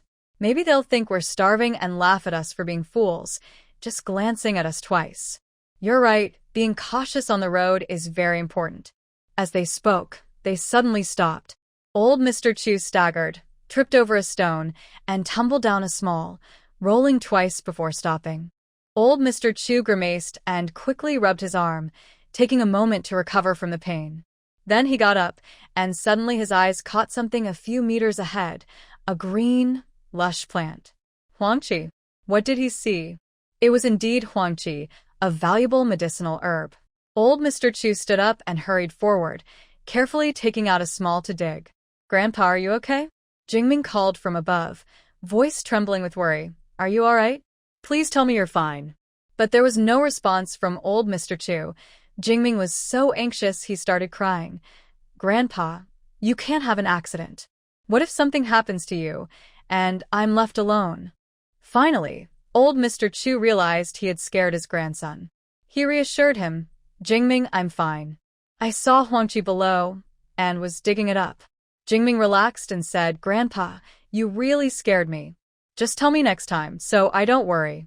Old Mr. Chu chuckled softly and turned back to continue digging for the herb. After collecting the Huangqi, he climbed back up the. Everyone gathered around him, asked a few questions, and seeing he was unhurt, they continued on their way. Stop. What are you doing?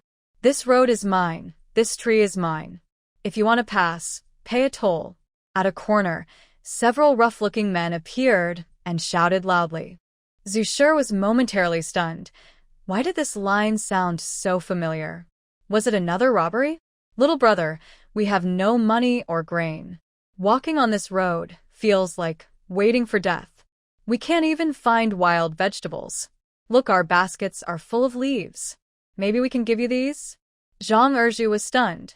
What would he do with vegetable leaves? But looking at the old, young, and small people in front of him, they didn't seem to have much to offer. How dare you deceive me? All you have are leaves. Why is your basket so heavy? Zhang Erju signaled his men to check their baskets. He also lifted one himself. It felt heavy, definitely not just leaves.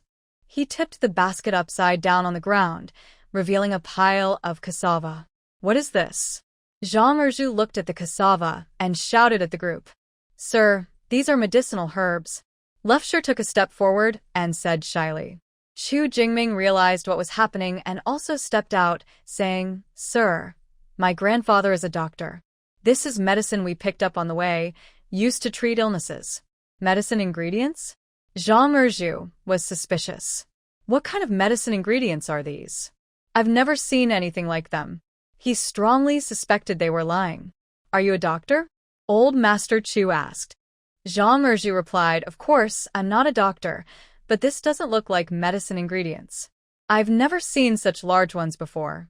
Old Master Chu was silent. He hadn't seen anything like it either.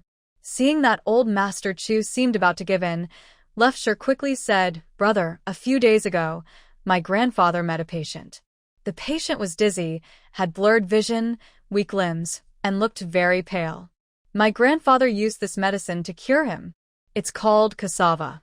Jingming was surprised. Isn't that just a symptom of hunger?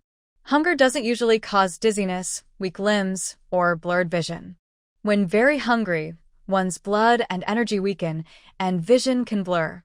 If hunger continues, it can be life-threatening. Lefsher was clever to think of this method. Jingming nodded firmly. "Yes, my grandfather tried it on several such patients." Zhang Erju saw that they were sincere and believed them a little more. He secretly took out an object shaped like a carrot from the river and asked, "Since your old master is a doctor, please help me see what this is." He examined it carefully, looking at it multiple times before confirming, "This is ginseng. Good quality, over 100 years old. Rare and valuable. This can be used to save lives in critical moments. You should keep it well." Zhang Erju was surprised. "Really? This is truly 100-year-old ginseng? I thought the lady I robbed earlier was lying. It looks a bit like an ungrown carrot, and eating it wouldn't satisfy hunger." Old Master Chu sighed. "You shouldn't waste such a treasure." Jingming was speechless. His grandfather hadn't understood the main point. Didn't he hear that this ginseng was stolen from someone else? Zhang Erju grinned and laughed, as did the person behind him. If it really was ginseng, they'd make a lot of money selling it. "Sir, how much silver do you think this kind of ginseng is worth?" a sharp-faced man asked. Yes, tell us how much silver it's worth," Zhang Erju eagerly asked. Old Master Chu hesitated and said, "If it's a good harvest without disasters, this item can sell for at least 200 taels in the village. In the county, the prefecture, or even the capital city, the price would be higher. Now, with the famine in Shangping Prefecture, it's hard to say. What's the lowest amount of silver?" Zhang Erju was anxious. "It probably won't be less than 200 taels," Old Master Chu replied. Zhang Erju was very happy. "Brothers, we're going to get rich. Later, we can look for more, see if any passers-by have ginseng." Zhuosher's mouth twitched. Looking for ginseng among passers-by. That just means more theft. Sure enough, after the initial excitement, Zhang Erju and the others turned their attention to Zhuosher and the others. "Go collect these medicinal herbs. Such good stuff shouldn't be wasted. Send them to the clinic and the pharmacy. They can save many people. I truly do meritorious work." Old Master Chu spread his arms and stepped forward to block. "Everyone know. These are poisonous. If not specially processed, they could kill people." Zhang Erju sneered. "Once these herbs reach the pharmacy, the doctors there won't even recognize them. Whether they handle the poison properly or not, you don't need to tell me." Old Master Chu said, This is my family's secret recipe. Others won't know, and it can't be used as medicine by outsiders." Old Master Chu hadn't forgotten that Zhuosher said cassava is poisonous if not cooked properly. If it were his own stuff, he would let it go. But now he had to put in some effort. "What do you mean by secret recipe? Tell me." Zhang Erju became more interested. If he could get a family secret recipe and sell it to a clinic, he might make a lot of money. "No, even if I die, this can't be passed out. If it gets out, how can I face our Chu ancestors?" Old Master Chu started to lie. Honestly, his tone sounded convincing. Previously, seeing Chu Jingming so nervous, Old Master Chu seemed like a kind-hearted fool with no principles when dealing with patients. But now, his cleverness didn't seem like what Chu Jingming described. Zhuosher found it strange. "Old man, What secret recipe can't be passed on? Is the secret more important than life? Zhang Erju angrily pushed old Master Chu, causing him to stagger and almost fall. Grandpa, don't push my grandpa. Chu Jingming's eyes reddened. He stepped forward to support old Master Chu and glared fiercely at the others. Zhang Erju sneered. Either hand over the secret recipe, or I sell all of you into slavery. Choose one. Old Master Chu was startled and saw he couldn't escape. He wondered whether to tell the truth. He looked towards Washer, feeling anxious. If he revealed the so-called secret recipe and the medicine was sent to the clinic, it would be useless, without proper herbs. Wouldn't that harm people? Zwasher said, Sir, this thing is just like wild grass by the roadside. It's only used by us villagers to make simple remedies. No one buys it at the pharmacy, and if someone eats it and dies, no one is responsible. Zhang Erju hesitated, constantly weighing the truth of their words in his mind. The sharp-faced man chuckled and said, Boss, just forget about this thing. We have ginseng anyway. Why bother with this junk? It's not worth much, and it's a hassle. I think we can do something else instead. After saying that, he looked at Wenshi with the same gaze. Zhang Erju immediately understood his meaning. He was interested in Wenshi and wanted her. Not only was Wenshi quite beautiful, but Zhang Erju also felt a little moved. He said, All right, do as you say. But I go first. Keep a close watch on that ginseng, and don't let it get damaged. Wenshi was shocked. She didn't expect disaster to strike. These people actually had such wicked thoughts about her. What should she do? What are you trying to do? Wenshi crossed her arms and took a few steps back, feeling very unsafe. What are we doing, young lady? What do you think we're up to? Don't you know how you were born? The men surrounded Wenshi, about to attack her. Suddenly, a burst of applause came from the distance, very clear in the wild countryside. Who? Zhang Erju and his group turned sharply. Why, are you giving up now? Suddenly, about 10 strong men appeared on the road, dressed in fine clothes. They were the same group that had come looking for ginseng earlier. The man in green looked at the pale-faced 7 or 8 men and said thoughtfully, TSK, with your looks, you still dare to act as bandits and tease decent women? I'm embarrassed for you. You're quite capable, I see. I was mistaken. His words seemed to praise Zhang Erju and his men, but the sarcasm and mockery in his tone couldn't be hidden. What do you mean? Trying to cheat us? Zhang Erju's face darkened. He didn't expect to meet opponents on this trip. They hadn't stolen anything, and now their attempt to take a woman was thwarted. It was bad luck. Zhang Erju loudly said, Listen, brothers. We are very powerful. We've been in this line of work for a long time. Everyone knows our name. Don't think you can bully us. If you want to take advantage of us, it's impossible. The man in blue chuckled, first appearing like a kind-hearted monk, then suddenly changing his expression to look like a stern official from the underworld. Since it's a matter of the martial world, let's handle it according to the rules. Brothers, attack. The men behind him quickly grabbed their weapons and stepped forward, their sticks tilted, ready to strike. Luo Shi and his group saw the situation quickly and hurried to hide nearby.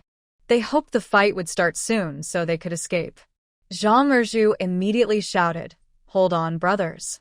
Let's talk nicely. What do you want? Just say it, and we can see if there's a misunderstanding. If there is, we can explain. No need to cause trouble. It's hard enough to get by these days. Having friends is better than enemies. Don't you think? The man in blue smiled and said, Actually, I don't need much. Zhang Erju's eyes lit up happily and asked, What do you want? Is it this woman? Take her if you want. Wen's family looked pale, and Luo Shi's group also grew anxious. If neither side was willing to let go, they would be trapped and unable to escape. Luo Shi quickly thought of many ways to solve the problem but found nothing that could help. The man in blue smiled and said, That's generous of you, brother. If you're willing to part with her, that's great. But I want more than just this woman. I also need you to give me something else. It depends on whether you're willing. If you agree quickly, I will swear brotherhood with you. Zhang Erju suddenly realized something and stopped feeling so optimistic. He asked, What do you want? Ginseng. Are you willing to give it up, brother? The man in blue looked at Zhang Erju with a sly smile, hand resting on his waist with a hidden knife, smiling but dangerous. No way. Don't even think about it. Zhang Erju refused immediately. They had stolen the ginseng, which was their main source of wealth. How could they give it away? At this moment, Zhang Erju understood that their earlier noise had been watched by the man in blue and his group. It turned out they had searched around, but found nothing. They were rough people who only knew the drawings of the ginseng given by Hida Guan's family. They didn't recognize any other herbs. When everyone gathered together to look for more, they found Luo Shi's resting place. Whether luck was good or bad, this place was deserted, no one around. Yet, when they mentioned ginseng, the man in blue and his group wouldn't let it go. This is not something you can have. Good things are wanted by everyone. You also took it from someone else. If you can take it, why can't others? Today, I am determined to get the ginseng. Brothers, charge. The man in blue waved his hand, and his men didn't hesitate. They swung their sticks at the opponents. Most of them aimed at Zhang Erju because the ginseng was on him. Zhang Erju was clever. He first hid behind the crowd. He avoided the front, and everyone, knowing the value of the ginseng, worked together to prevent Zhang Erju from being attacked by many people at once. Bang! Bang! Bang! The sticks kept hitting people.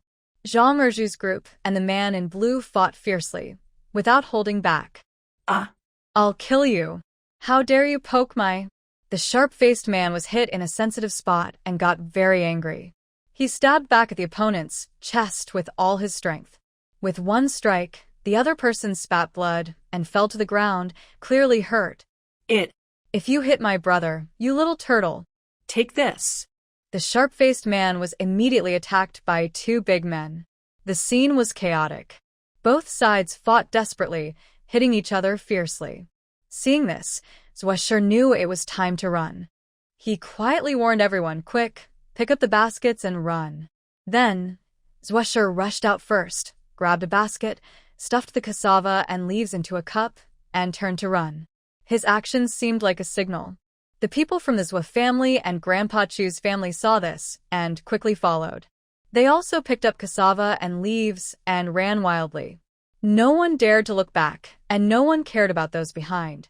They fought hard, not caring who won or lost. Now, they only wished they had run faster. If they knew about teleportation, they would have wished to teleport instantly to 1,000 miles away. Run fast. Little Shi, little Ge, keep up. Don't get caught. If they catch us, it will be trouble. Watch out for your sister. Don't fall. When Shi ran while looking down, paying attention to her children. She hugged Zhuo, panting heavily. Grandpa Chu was in no better shape. He was old, and even if his hands and feet were quick, he lacked the strength of youth. Chu Jingming was the best among them, often helping his grandfather and running steadily. Everyone didn't dare to stop for a moment. When they couldn't run anymore, they paused to catch their breath, then continued running, afraid the two groups behind would catch up. Do you think they fought well? Did they manage to defeat everyone? Que Jimmy Nesqued. Zhuo glanced at him sideways. You have such nice thoughts. At most, they just hurt each other badly. They won't all be gone. Que Jinming looked Ludli. Even if they hurt each other badly, that's the best fight. It's a pity I can't see it. Zhuo rolled her eyes. If you could see, you'd probably have been beaten to death already. Why would you want to watch their jokes? I'm just a joke myself. Chu Jingming choked and said annoyed, I think I shouldn't think about it. Those two groups aren't good people. When I grow up, I'll show them. Zhuo smiled kindly. No need for that. You look pretty now. Why don't you go in front of them? They'll think you're very handsome. You. Chu Jingming was angry. Can't we speak properly? Why is my friend like this? Our friendship just started, and it's about to break. Seeing him upset, Zhuo comforted him. Don't worry. I'm with you. If you get caught, I won't be safe either. When that happens, I'll show you what it means to be good-looking. Snicker. Everyone couldn't help but laugh. The tense atmosphere was replaced by their teasing and joking. Keep running a bit more. Hang on. If we run far enough, we'll be safe. The group pushed themselves and kept moving forward until they simply couldn't go on anymore. Then they stopped. Zhuge was panting as she walked and said intermittently, "Maybe we should rest. My legs are about to break." She was young and had run far, so she really couldn't walk anymore. Everyone stopped and looked at her. This place seemed a bit unsafe, but seeing how tired Zhuge was, they wanted to persuade her but couldn't. It wasn't just about persuading, it was hard even to speak. "Come on, Xiaoge, Grandpa will carry you." Old Chu squatted down, ready to lift her onto his back. They really couldn't go any further. But she was afraid to climb onto Grandpa Chu's back and looked at Wenshi. Wenshi shook her head decisively. "Old Grandpa, this isn't good. Let's rest a bit. Let her walk on her own." Zhuge said, "I can't walk anymore." Zhuge saw this and went to her side, holding her arm. Zhuhua also stepped forward and held her other arm. The two pulled her from each side, and they set off again, moving a little further. "All right, let's rest now. We should find a quiet place to stay," said Old Chu. "But I am really afraid to see people now. In just 2 days, I have encountered several groups of bandits. The chances are too high. Fortunately, our backpack is still here, and most of the things inside are intact." Chu Jingming patted his chest. "Also, Little Po is clever. Otherwise, we would still need to find food," Wen said. After saying that, they felt a bit relieved. If those people had come after them, with their old, weak, sick, and disabled members, they wouldn't have been able to escape. Zhuge quickly made some cassava and vegetable dumplings for everyone to eat. After eating enough, everyone rested for a while. Zhuge took the opportunity to check the gourmet system. Although they only ate half of the meal at noon, it still gave her 10 gourmet points. With the 7 points just earned, she could choose more items. Zhuge pondered. The next meal they ate only gave 7 gourmet points, which shows that their mood was not as good as before, and they weren't as satisfied this time. 500 grams of cornmeal, 10 gourmet points. 500 grams of millet, 20 points. 500 grams of rice, 15 points. Zhuge. Why did everything increase in price, even doubled? She carefully searched the system but didn't see the cheap items from a few days ago. Suddenly, she remembered that the previous items were all on sale. So, those items were half price before. Now, to buy them, she had to pay full price. This was almost unbearable. Should I wait until there's a sale to buy? But who knows when the system will have a sale? Maybe by the time it goes on sale, they will have starved to death. Zhuge felt conflicted. Should she buy now or wait? When will the system have a sale? If it happens tomorrow, buying today would be a mistake. System, do you have a pattern for sales? System. Pattern? Is there a fixed time or specific products that go on sale? System, no. Sales happen during the first 3 days and the last 3 days of each month. But what items go on sale is decided by the sellers. If there's an oversupply of certain goods that aren't selling well, they will put those on sale. I can't control that. Zhuge, I see. Today is April 4th, so the gourmet shop won't have any more sales this month. If I had known earlier, I should have bought more yesterday. But knowing earlier wouldn't help. She didn't have many gourmet points yesterday anyway. She hates the 4th of the month. Exchanging 15 points for 500 grams of flour, Zhuge sighed deeply. She actually has many cooking skills, but a talented cook can't cook without rice. When will she have the chance to show her talents? Still, I need to cook and sell food or start a food-related business so more people can dishes. That's the only way to earn food points now. If only I had land and money, I wouldn't want to be a cook all day long, making food for others. Thinking this, she felt guilty. Her greatest joy in life was cooking, and she loved seeing others enjoy her food, smiling happily because they found it delicious. Now, on her journey to escape hardship, with no money and no food, dreaming of a food business seems impossible. No, there is still hope. Maybe I can make some vegetable dumplings and sell them to passers-by. But after so many setbacks, she wondered, can a little girl like her sell dumplings and even get paid? Or worse, could someone steal her food? Does she have the strength to fight back? Zhuge felt deeply depressed. What kind of situation is this? She has all these skills but can't use them. She just wants to eat a full meal but has to plan carefully. Sigh, she can only take one step at a time. Maybe she can find some honest people to trade with along the way. Soon, an opportunity appeared. That day, they arrived at a place called Kaoshan Village. As soon as they entered, they heard someone crying. Son, please, you must be careful and safe. Dear uncles, aunts, older brothers, older sisters, younger brothers and sisters, kind-hearted people, my daughter and I haven't eaten in 5 days. Could you please help us with some food? If we don't eat, my son will starve to death. Poor him, to protect our family, he hasn't eaten for 5 days. He's so hungry, he looks terrible, and now he can't even stand. The old woman begged the refugees, hoping kind people would help them. 3 copper coins? What can that buy? Even 30 coins might not buy enough food. What kind of day is this? 3 coins are useless. 2 or 3 silver coins might be better. I don't have 2 or 3 silver coins, the woman cried, tears streaming down her face. This young man, he's really asking for too much. Can people like us even afford 3 or 2 silver coins? Not during times of famine or even peaceful days. There are very few families in the village who can afford to buy 3 or 2 silver coins at once. I only need a little food to survive. Why do you want 3 or 2 silver coins? Are you forcing people to die? The old woman's white hair shone with a grayish glow in the sunlight. She looked angry but also sad.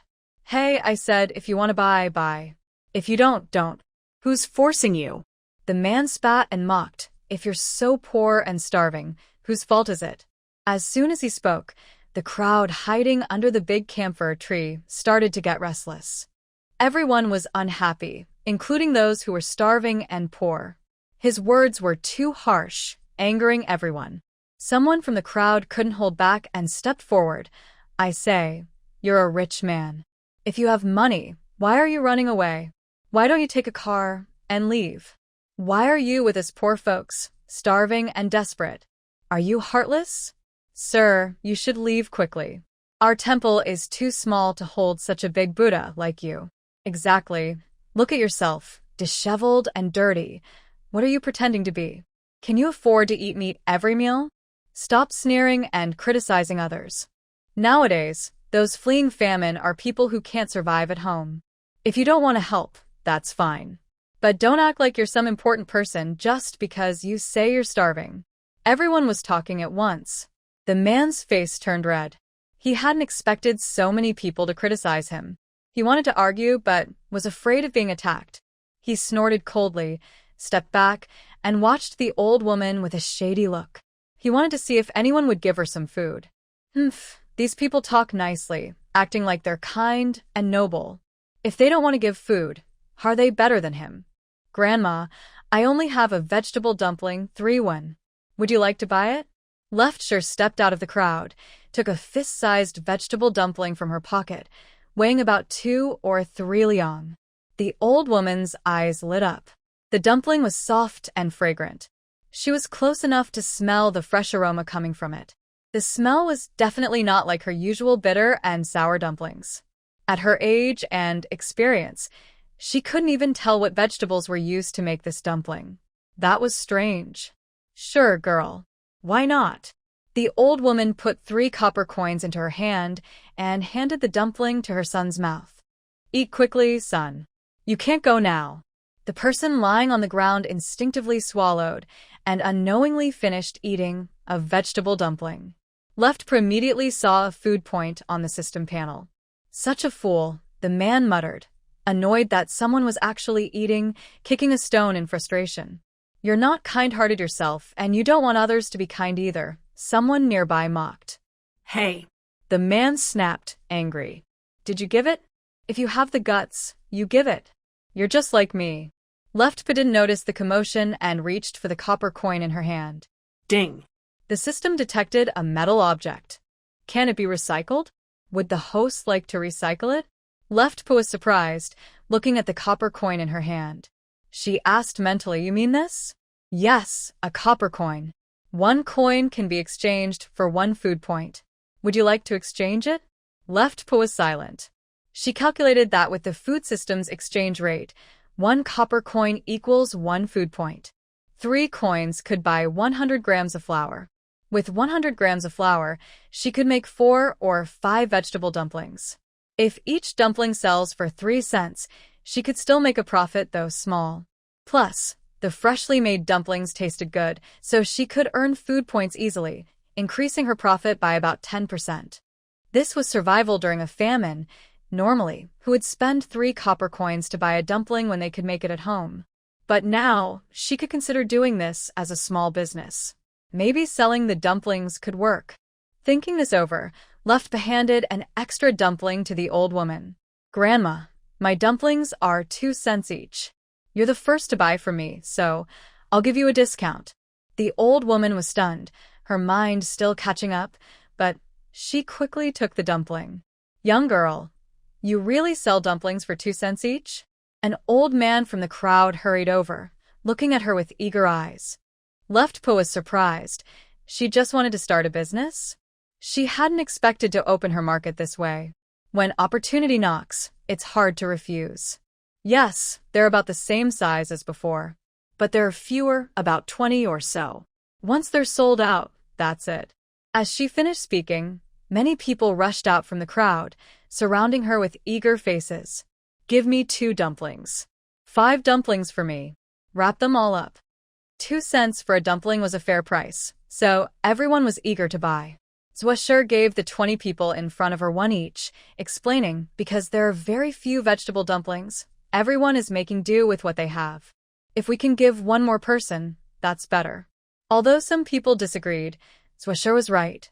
The vegetable dumplings were indeed scarce, and even in front of many people, she couldn't do anything more embarrassing. When the money arrived, Zwasher handed it to Mrs. One for safekeeping. It's not that she didn't want to keep the money herself, but she is still a child, and children's earnings should be handed over to adults. She is Mrs. Wen's child and did business in front of her. If she didn't do this, Mrs. Wen might not suspect her, but she would probably have her own thoughts. Later, when she wanted to exchange for delicious food, she would ask Mrs. One for money, which she used to buy flour. In the future, when selling vegetable dumplings again, she could secretly hide some money in places Mrs. One wouldn't see. Actually, storing money in the system is the safest. It's a food system that can store items. But Mrs. One can't be without money. She is an adult and has several children to support. Maybe the whole family could make vegetable dumplings together? They could earn a little more money on the road, and once they settle down, they would have enough to cover basic needs. Saving more could even buy land or a house. Mrs. One hesitated, then took the money and patted Zwasher's head. Sure, I'll keep this for you. When you need it, just tell me." Mrs. One also thought about making money with Zwasher by making vegetable dumplings. If they picked more leaves on the road and prepared them, then let Zwasher make dumplings and sell them along the way, earning 2 coins each time, they could make good money. So, when they set out again, Mrs. One told Zwasher about this idea. "Sure, Mom." "You didn't say anything, but I was thinking the same. I was just about to bring it up. You're so wise. And old Master Chu and Brother Jingming, let's do it together," Zwasher said happily. "We have nothing now, so making and selling more dumplings can earn us some money," she added. Mrs. One agreed. When they left, they had no money at all. They couldn't buy anything without money. People who haven't experienced the hardship of being broke will never understand that feeling. Old Master Chu was a bit tempted, but also hesitant. That might not be good. "We don't know how to make dumplings, and if we sell with you, it doesn't look good." He didn't want to do this. Only Zwasher knew how to make dumplings, and if he sold with her, what would that mean? Leftpa made the food dumplings well. He should sell them. What's the difference with that strong guy? Chu Jingming was also tempted, but seeing his grandfather hesitate, he understood the reason for the hesitation, so he kept silent. Zwasher smiled and said, "It's okay. You pick more leaves from the trees, and I will make some dumplings with those leaves. When I sell them, I'll give each of you a penny." "How about that?" It's also a way to earn some money. Grandpa Chu's brow began to relax. After thinking carefully, he thought it was okay, but still felt like they were getting the better deal.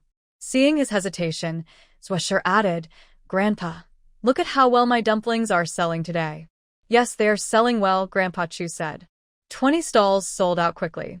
"Do you think my dumplings are too expensive?" Swisher asked. Grandpa Chu shook his head instinctively. In this famine era, 2 coins for a dumpling is a fair price.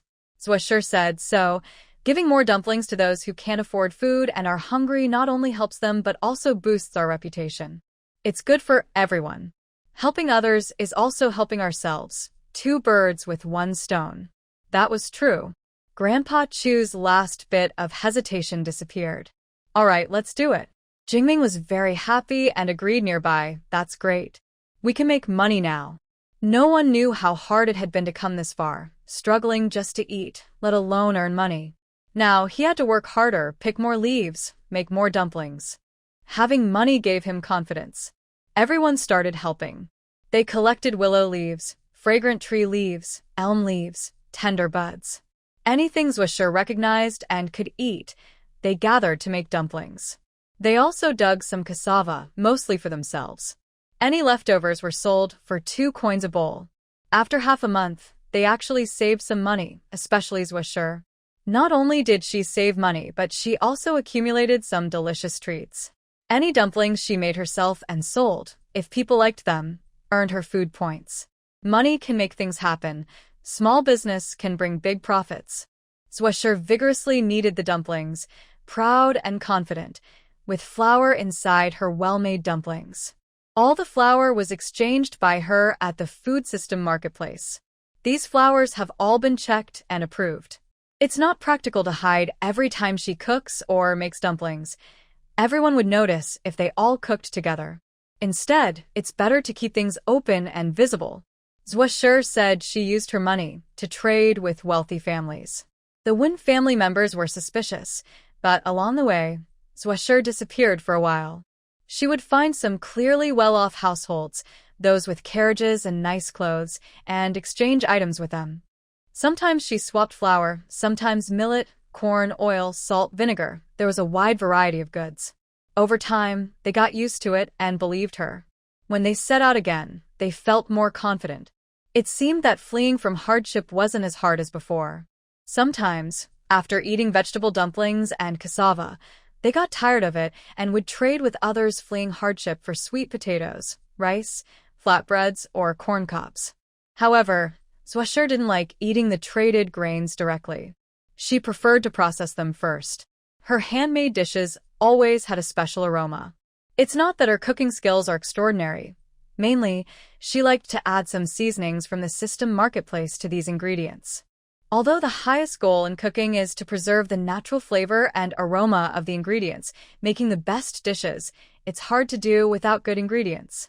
If she had plenty of oil, salt, various materials, and good kitchen tools, she could definitely make delicious food. But she didn't, so she used seasonings to enhance the flavor. How else could she make these rough ingredients taste good? 2 vegetable dumplings and a bowl of cassava, please. All right, here you go. 6 coins. Swisher quickly handed over the items, about to say her usual, "Take care on your way," but just as she was about to, a boy about half her size suddenly darted out from beside her, snatched the items from her hand, and disappeared into the crowd. The customer was stunned. He reached out to grab the items, but they were already taken. He said, This doesn't count as my purchase." He hadn't paid yet, and the items were stolen. He hadn't paid, so he hadn't bought anything, just a victim of theft. "Don't worry," Swisher's mouth twitched as she looked at the boy running away in the distance, grinding her teeth in frustration. "I'll get them back for you." She then took 2 more vegetable dumplings and a bowl of cassava from the pot and handed them over. Suddenly, some people in the crowd had eyes shining with strange light, staring fixedly at the pot in front of them. Swisher felt a chill run down his spine. In previous places they visited, they chose spots with a moderate number of people, mostly honest and simple folks. They sold only a few items each time, about 30 buns and 20 bowls of cassava. Once sold out, they would leave immediately and find a new place to sell. They moved around all day, changing locations and crowds, trying to avoid being watched. Since they didn't sell much, the chances of being targeted were small. But this time, before they could sell much, someone snatched their goods. Swisher thought they couldn't stay here any longer. Let's go eat lunch, finish the food. We're all hungry. We want to earn some money to buy medicine for my little brother. I didn't expect people to be so. Swisher looked troubled, unable to finish his sentence. He shared the buns and cassava with his family and Grandpa Chu's family, planning to leave. This place isn't safe. Their family carefully sold buns, and they couldn't let their business become messy because of this. Dear friends, starting today, I'll update the schedule at noon.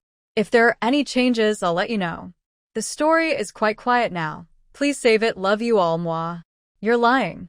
I saw you selling buns just a few days ago, and now you're back at it, claiming you don't have many. Someone from the crowd suddenly pointed at them and said. Swisher was surprised. Had he met a familiar face? He looked at the approaching people with ill intentions. Swisher broke out in a cold sweat, but stayed calm on the outside. I sell vegetable buns. They're made from leaves I picked up along the road. Besides, how much could I have sold last time to buy medicine? If I couldn't buy medicine, I just wanted to sell a little more and earn some money. You're lying. Your grandpa is a doctor. How could you sell buns to buy medicine? The person argued confidently. Swisher carefully examined him and realized he was someone they had seen a few days ago.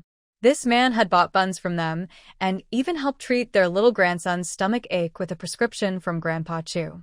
Now, unexpectedly, they met again here, and he was ungrateful, even exposing them. That's truly ungrateful. Swisher sneered. My grandpa is a doctor, but even a doctor can't just conjure medicine out of thin air. A few days ago, I bought medicine for your little grandson to treat his illness. I paid for it myself. Our family is a doctor, and we don't charge for medicine. How can you explain that? The man was speechless, unable to find words to argue back. Seeing the crowd pointing and whispering about him, Swisher cleared his throat and raised his voice. I think you're a very mean person. You bought food for my family to save your life, and you used my family's prescriptions and herbs. But then you turn around and bite us. If I had known you were like this, my grandfather would never have helped you. The man sneered. It's easy to say that I'm begging for your help. When I bought things, your grandfather was eager to say he could cure. And after he treated me, he took the money. It's a fair trade. How can you say I owe you anything? I just mentioned that I saw you selling those vegetable dumplings several times. Why do you think I have bad intentions? Did I steal from you, or not pay you? What did you do that makes me feel grateful for a lifetime? And now, during this famine, your family can still eat well, yet you go out to sell food and make dirty money. That's unkind and greedy. Swisher rolled his eyes. What did he do that was unkind and greedy? He was simply earning money through his own hard work. How is that unkind? Swisher said. Uncle, you're just jealous and jealous of others' success. You can't stand to see anyone doing well. People like you should spend your whole life looking up to others, wasting your time being useless.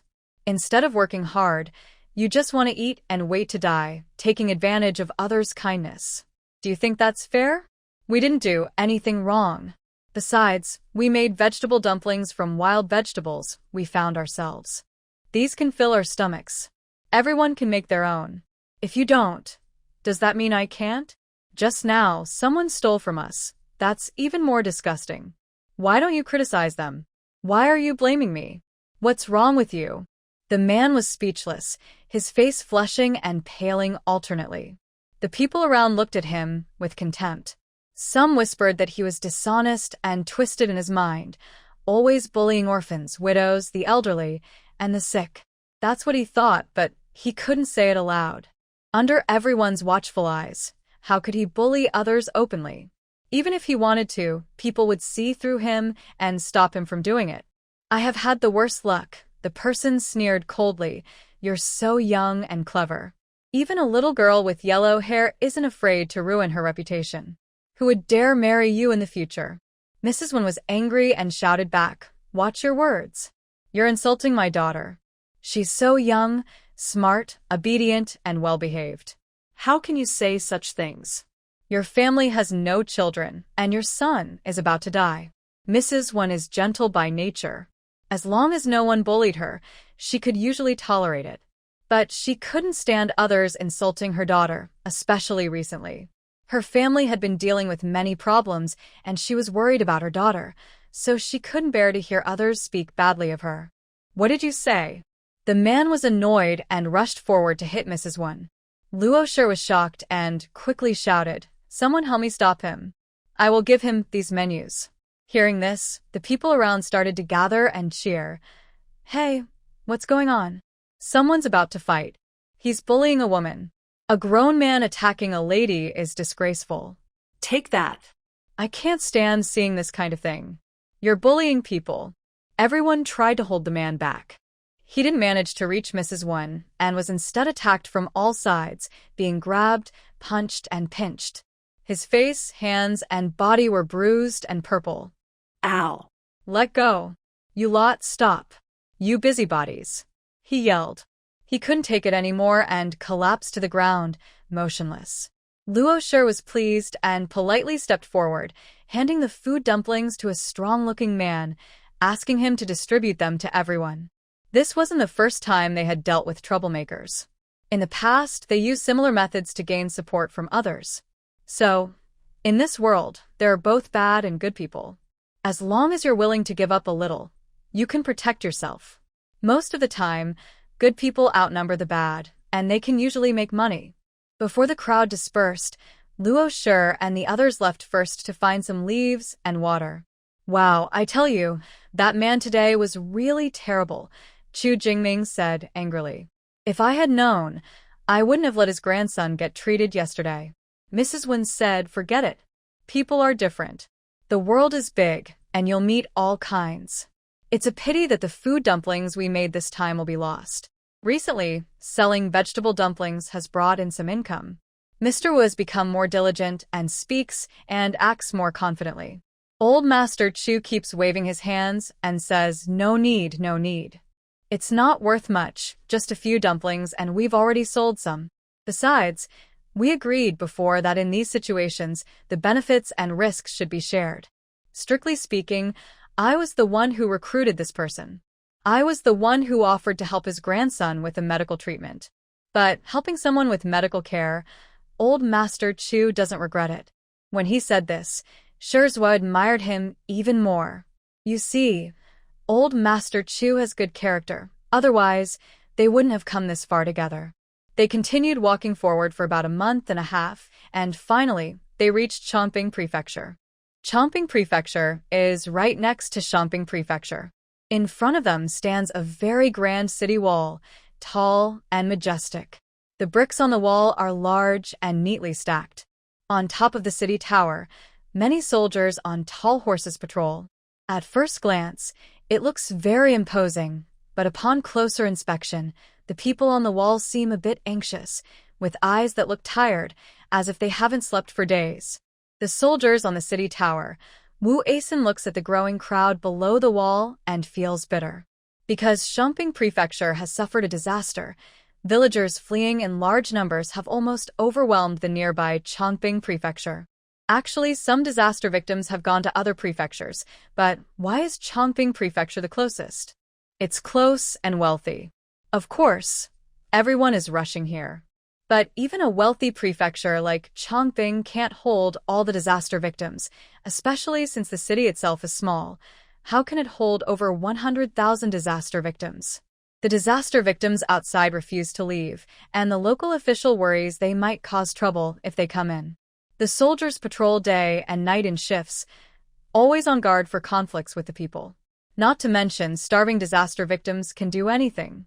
Recently, someone named Zhang Dalin organized a group to attack the city gate, which scared him so much he thought they might rebel. The local official quickly sent soldiers to suppress the crowd, and many people were injured or killed. It's not that the official is heartless. There was a severe drought in the north, and Chongping Prefecture was badly affected. This was reported to the court long ago, but no one was sent to help, and the government didn't send grain. How much can the official do? They can't just give all the grain in Chongping Prefecture to the disaster victims. Doing this may not save many people, but the court is watching. As long as the official in charge dares to open the granary and distribute grain, it will be considered a serious crime. It's all because of the bad harvest. At first, the disaster victims entered the city, and no one stopped them. They begged for food, looked for work, and found a place to stay. But later, more and more people came, and the city couldn't hold everyone. After they arrived, how could they survive? There were many accidents caused by the disaster victims in the city. So the official in charge said that unless someone guarantees, no outsiders would be allowed to enter the city. They could go wherever they wanted. Chongping Prefecture couldn't accept all the disaster victims from Shanping Prefecture. The starving people outside the city were desperate and hungry. Not giving them food meant death. But without grain, they couldn't set out, which was also a death sentence. Since both options lead to death, they decided to fight it out with Chongping Prefecture. Causing trouble outside Chongping Prefecture might even earn them a little food or money. If they set out, they might die on the road, becoming starving ghosts. Moreover, with so many people, if they organize well, they could cause some big trouble and get some food. Wu Asen sighed inwardly. Let's hurry and go. Staying outside won't do any good. People will try to save themselves, and the official in charge can't help so many people. While Wu Asen was sighing, Zhang Dalin started organizing people to attack the city gates again. Thud, thud, thud. Huge wooden beams struck the city gates repeatedly, and soldiers behind them were always ready to rush out and fight.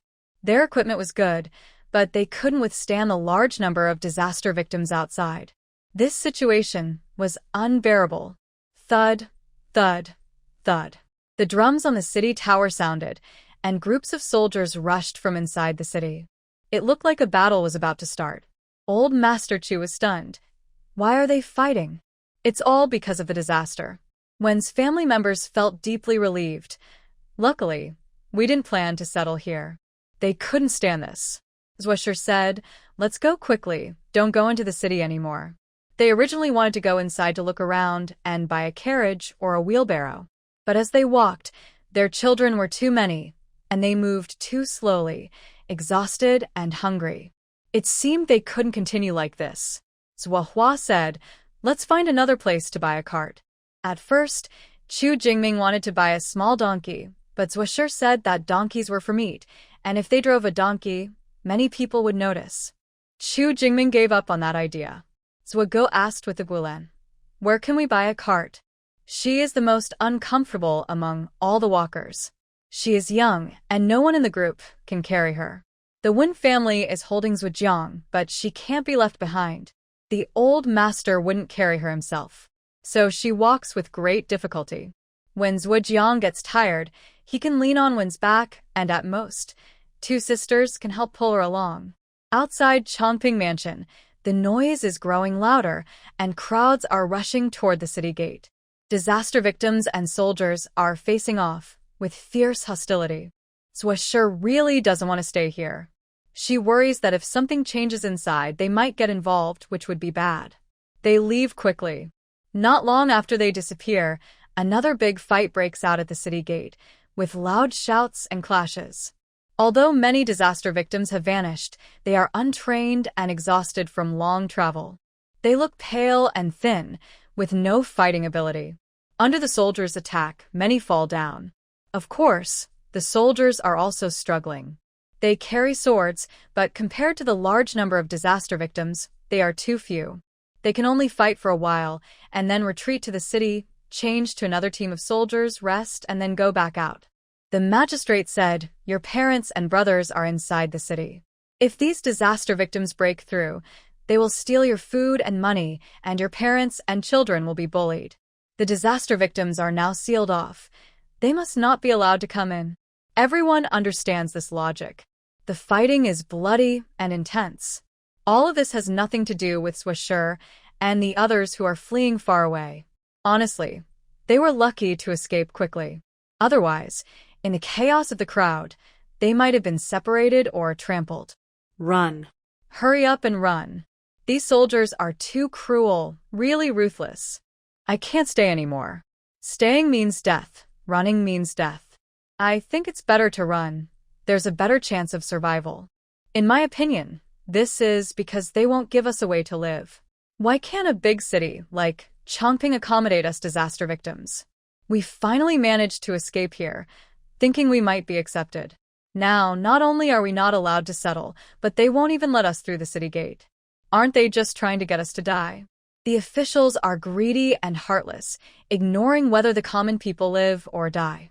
Listening to those who just escaped from the battlefield, Zhuo and her group are still scared, but keep moving faster toward the next village.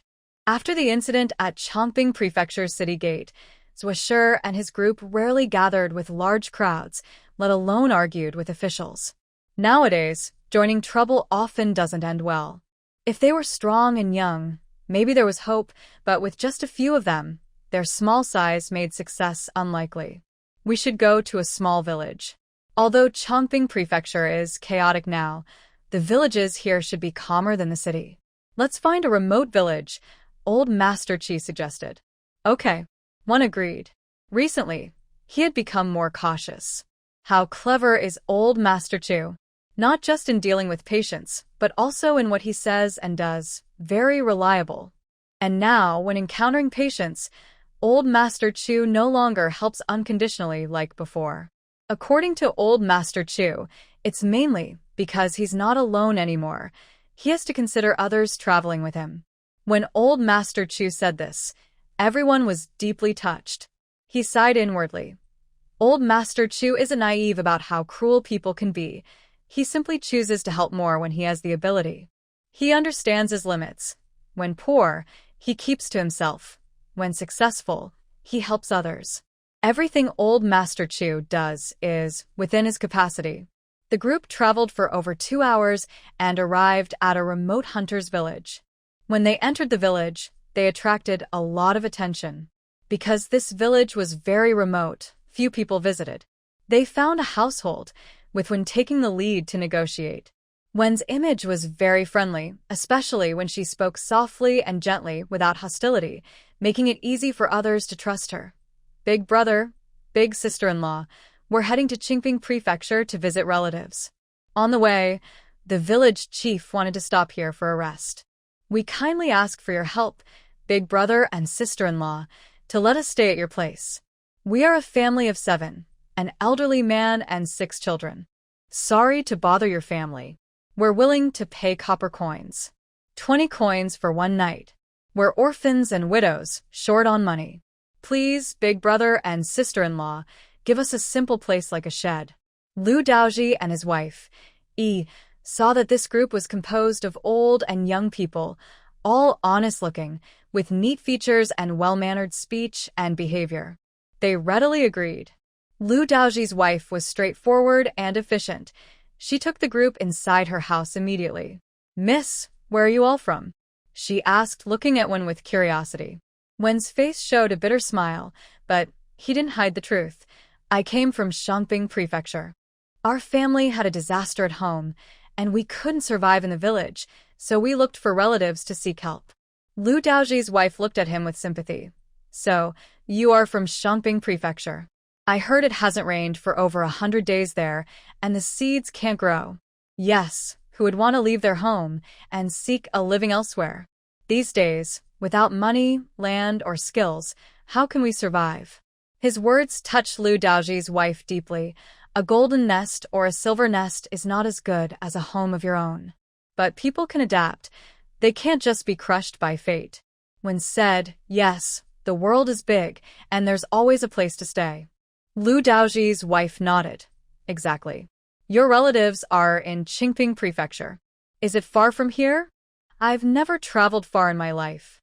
The farthest she had been was to the county town only once, so she was very curious. Wen replied, it should be quite far. Honestly, she didn't really know, but she couldn't say that. Suddenly, there was a creak as the door outside was pushed open. A girl with twin buns entered, about 13 or 14 years old, with delicate features and ordinary looks, but her eyes sparkled with intelligence. Mom, I heard guests are here, Lu Xiaoling said as she entered, looking at one and the others. When she saw the 3 young girls beside him, her eyes lit up. Mom, who are they? Lu Daoji's wife smiled. They are passing travelers. They are visiting relatives and will stay with us tonight. Lu Xiaoling looked at them in surprise, wanting to ask something but feeling shy. After hesitating, she said, then I'll go make dinner. Lu Daoji's wife smiled warmly and asked Wen, would you like to eat with us, sister? Wen smiled and said, that would be very kind of you. Tonight and tomorrow morning, our family will eat with you. I'll give you 10 coins. How about that? Sister, just consider it a small favor. We are struggling with expenses on this journey. She quickly handed over 10 coins. Though not much, it covered the 20 coins for lodging, and even a small mosquito bite is still meat. Lu Daoji's wife happily agreed. How can we refuse? That's not little at all. I'll ask the head of the household to catch a rabbit for us to cook.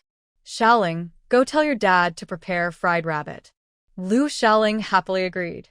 Although they are hunters, they also farm. They spend a lot of time hunting during the off-season, and most of what they catch is sold. They eat more meat than ordinary families, but their expenses are also high.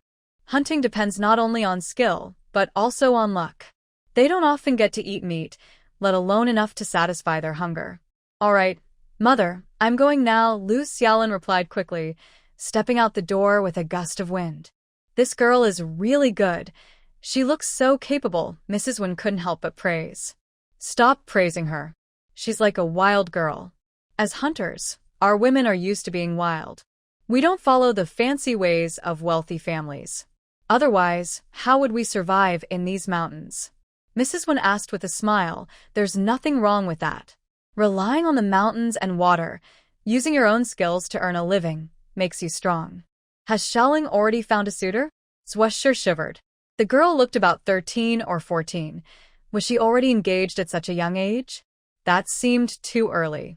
But Mrs. Wen didn't think she was too young, nor did Lu Daoji's wife.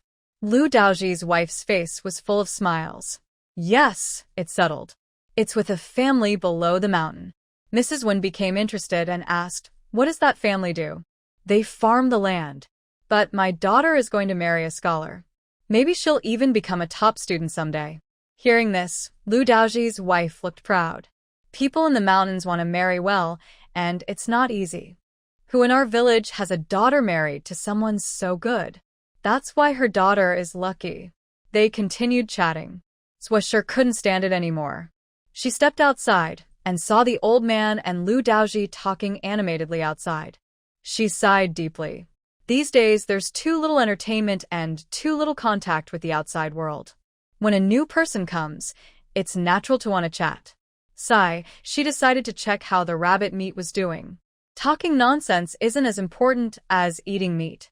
So, she followed Zhuo and Zhuojiang into the kitchen, led by her.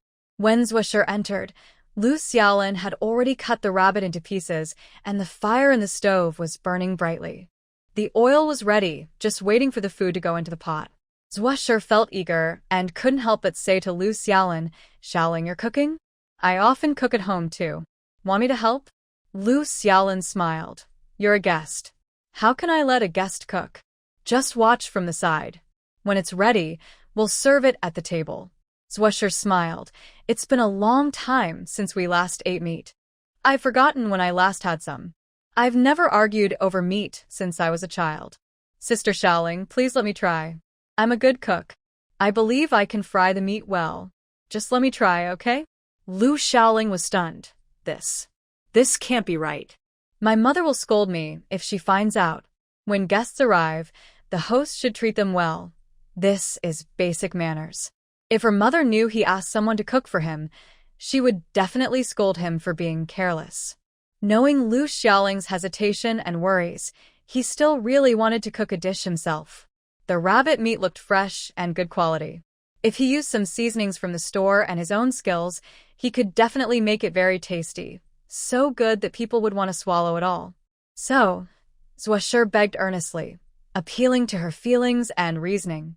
In the end, he succeeded by acting pitiful, making Lu Xiaoling give in.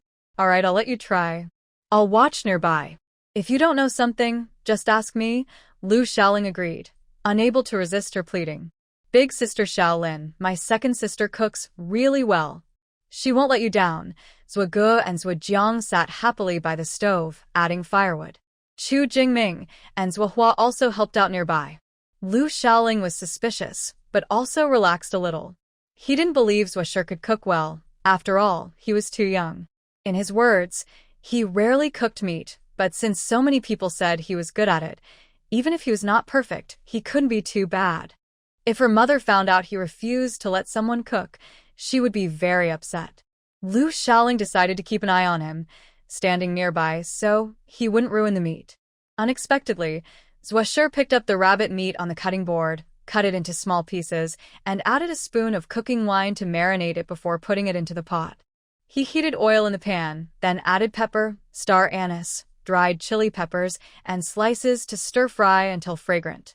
Next, he added chili peppers and green onions, poured in another spoon of cooking wine to remove the raw smell, and kept stir-frying. Is that wine? What kind of wine is so fragrant? Lu Shaoling asked in surprise. Zhushi smiled and said, I traded for it on the way here. Not much, but after cooking this dish, it will be gone. He quickly stirred and added soy sauce, mixing well, then added a little flavor enhancer and salt, cooking for about 10 minutes. Smells so good. So fragrant. The aroma wafted out of the kitchen. Everyone sitting inside the kitchen sniffed eagerly. Looking at the rabbit meat in the pot, they couldn't help but swallow hard. Second sister, how much longer do I have to wait? Is it ready? Zhujiang asked, swallowing repeatedly. He really wanted to eat, but he knew it was someone else's food, and they were guests in someone else's house. He couldn't let his second sister give him a piece. Zhujiang looked very conflicted, feeling like he couldn't hold back anymore. What is that so fragrant? Lu Daoji's wife, sitting in the main hall, also caught the strong, fragrant smell. The aroma was very rich and filled the air, impossible to ignore. Wenshi sniffed and said, Shaoling's cooking skills are really good. She can make such delicious food. I thought my daughter Xiao sure cooked well, but today I realized there are better cooks. Maybe my Xiao sure still has a lot to learn. Lu Daoji looked suspiciously toward the kitchen. He knew his daughter well. Her cooking wasn't bad, but making such fragrant dishes was impressive. Let's go see what's going on. It smells so good. Lu Daoji's wife led the way to the kitchen. There, she saw Zhushi scooping the last bit of rabbit meat. Shaoling, how can you let the guests do the work? Don't you know how to be a good host? The guests are busy helping, and you're just watching. That's not right, she scolded. Zhushi quickly explained herself and repeated what she had just said. Her mother-in-law's face softened a little. That's not right, but your cooking skills are really good. I've never smelled such fragrant rabbit meat. I'll make sure to taste it later. Wenshi looked at Zhushi with a slight scolding look, secretly thinking she was naive, but she couldn't find words to blame her. She just gave her a warning with her eyes, as a reminder to behave. Zhushi shrugged. Who was craving this? Who wanted the delicious food? Having no money was really tough. Not only did she have to eat vegetarian for a long time, but even frying meat was a luxury. Then Zhushi helped Lu Shaoling peel vegetables, add fire to the stove, and serve the dishes. Since everyone was quick and skillful, they finished preparing a big table of food in no time.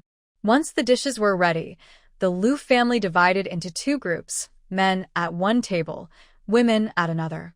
The spicy, fragrant rabbit meat was the most popular dish. When served on plates, everyone grabbed a chopstick, and it was quickly finished. The aroma, freshness, spiciness, and numbing sensation excited the taste buds, making everyone feel energized after eating. This rabbit meat is really delicious.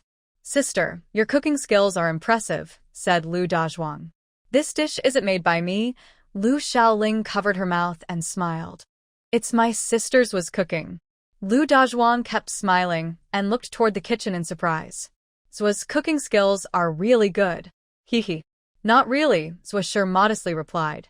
Although she had already been praised many times, seeing everyone so satisfied made her very happy inside. Especially when I saw the delicious food in the system steadily increasing in quantity, I felt even more satisfied. That meal had 20 points. more than the previous 2 meals combined. It seems I should open a restaurant so more people can enjoy my dishes and become rich faster. There was little meat, so everyone felt a bit disappointed, but the other small dishes looked nice, and there was enough to fill everyone. It was the best meal they had eaten since they started fleeing from danger. The women and children finished their food quickly and went to sleep, while the men still drank wine. But they didn't need to worry about cleaning up after the meal.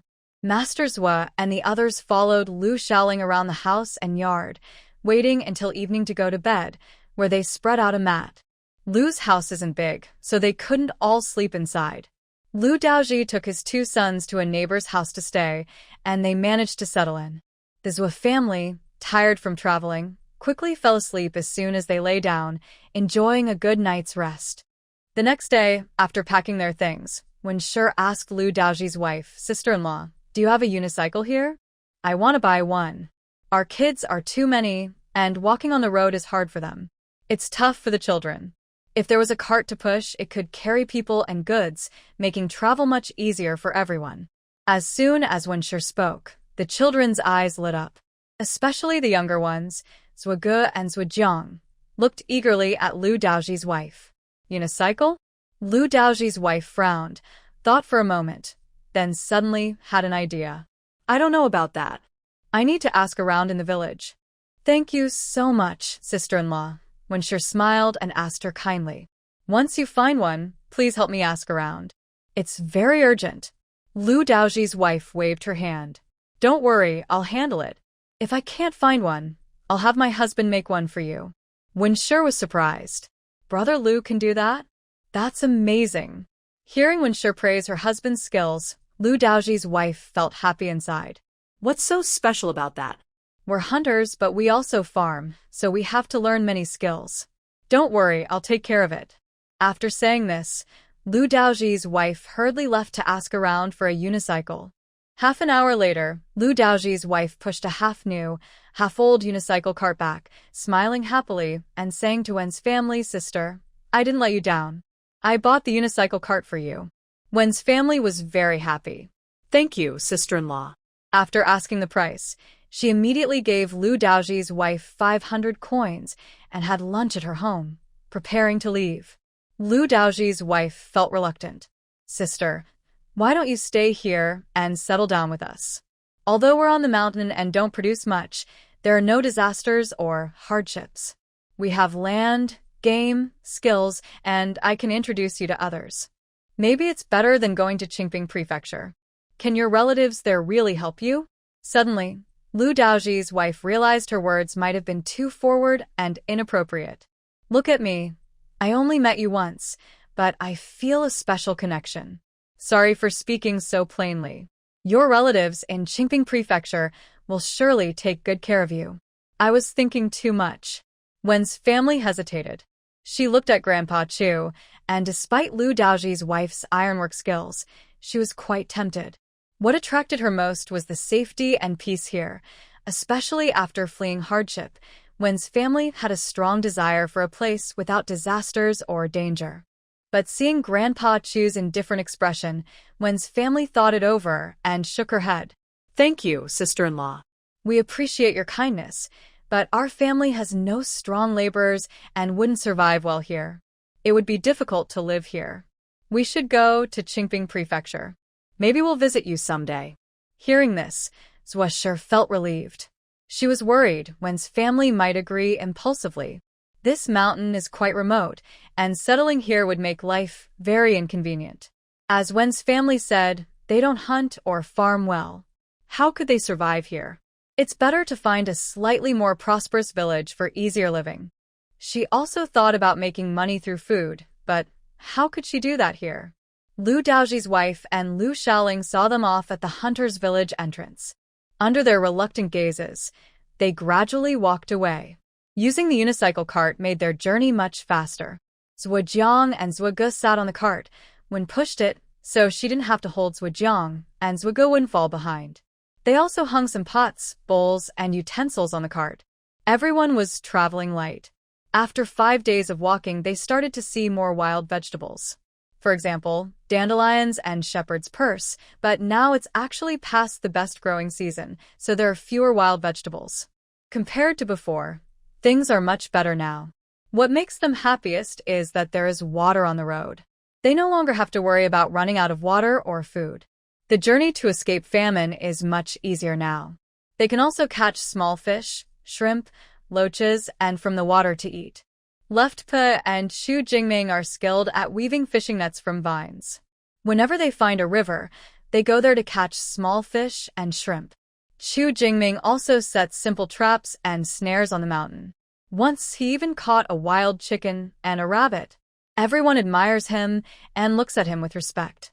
Chu Jingming straightened his chest proudly and said, "It's nothing.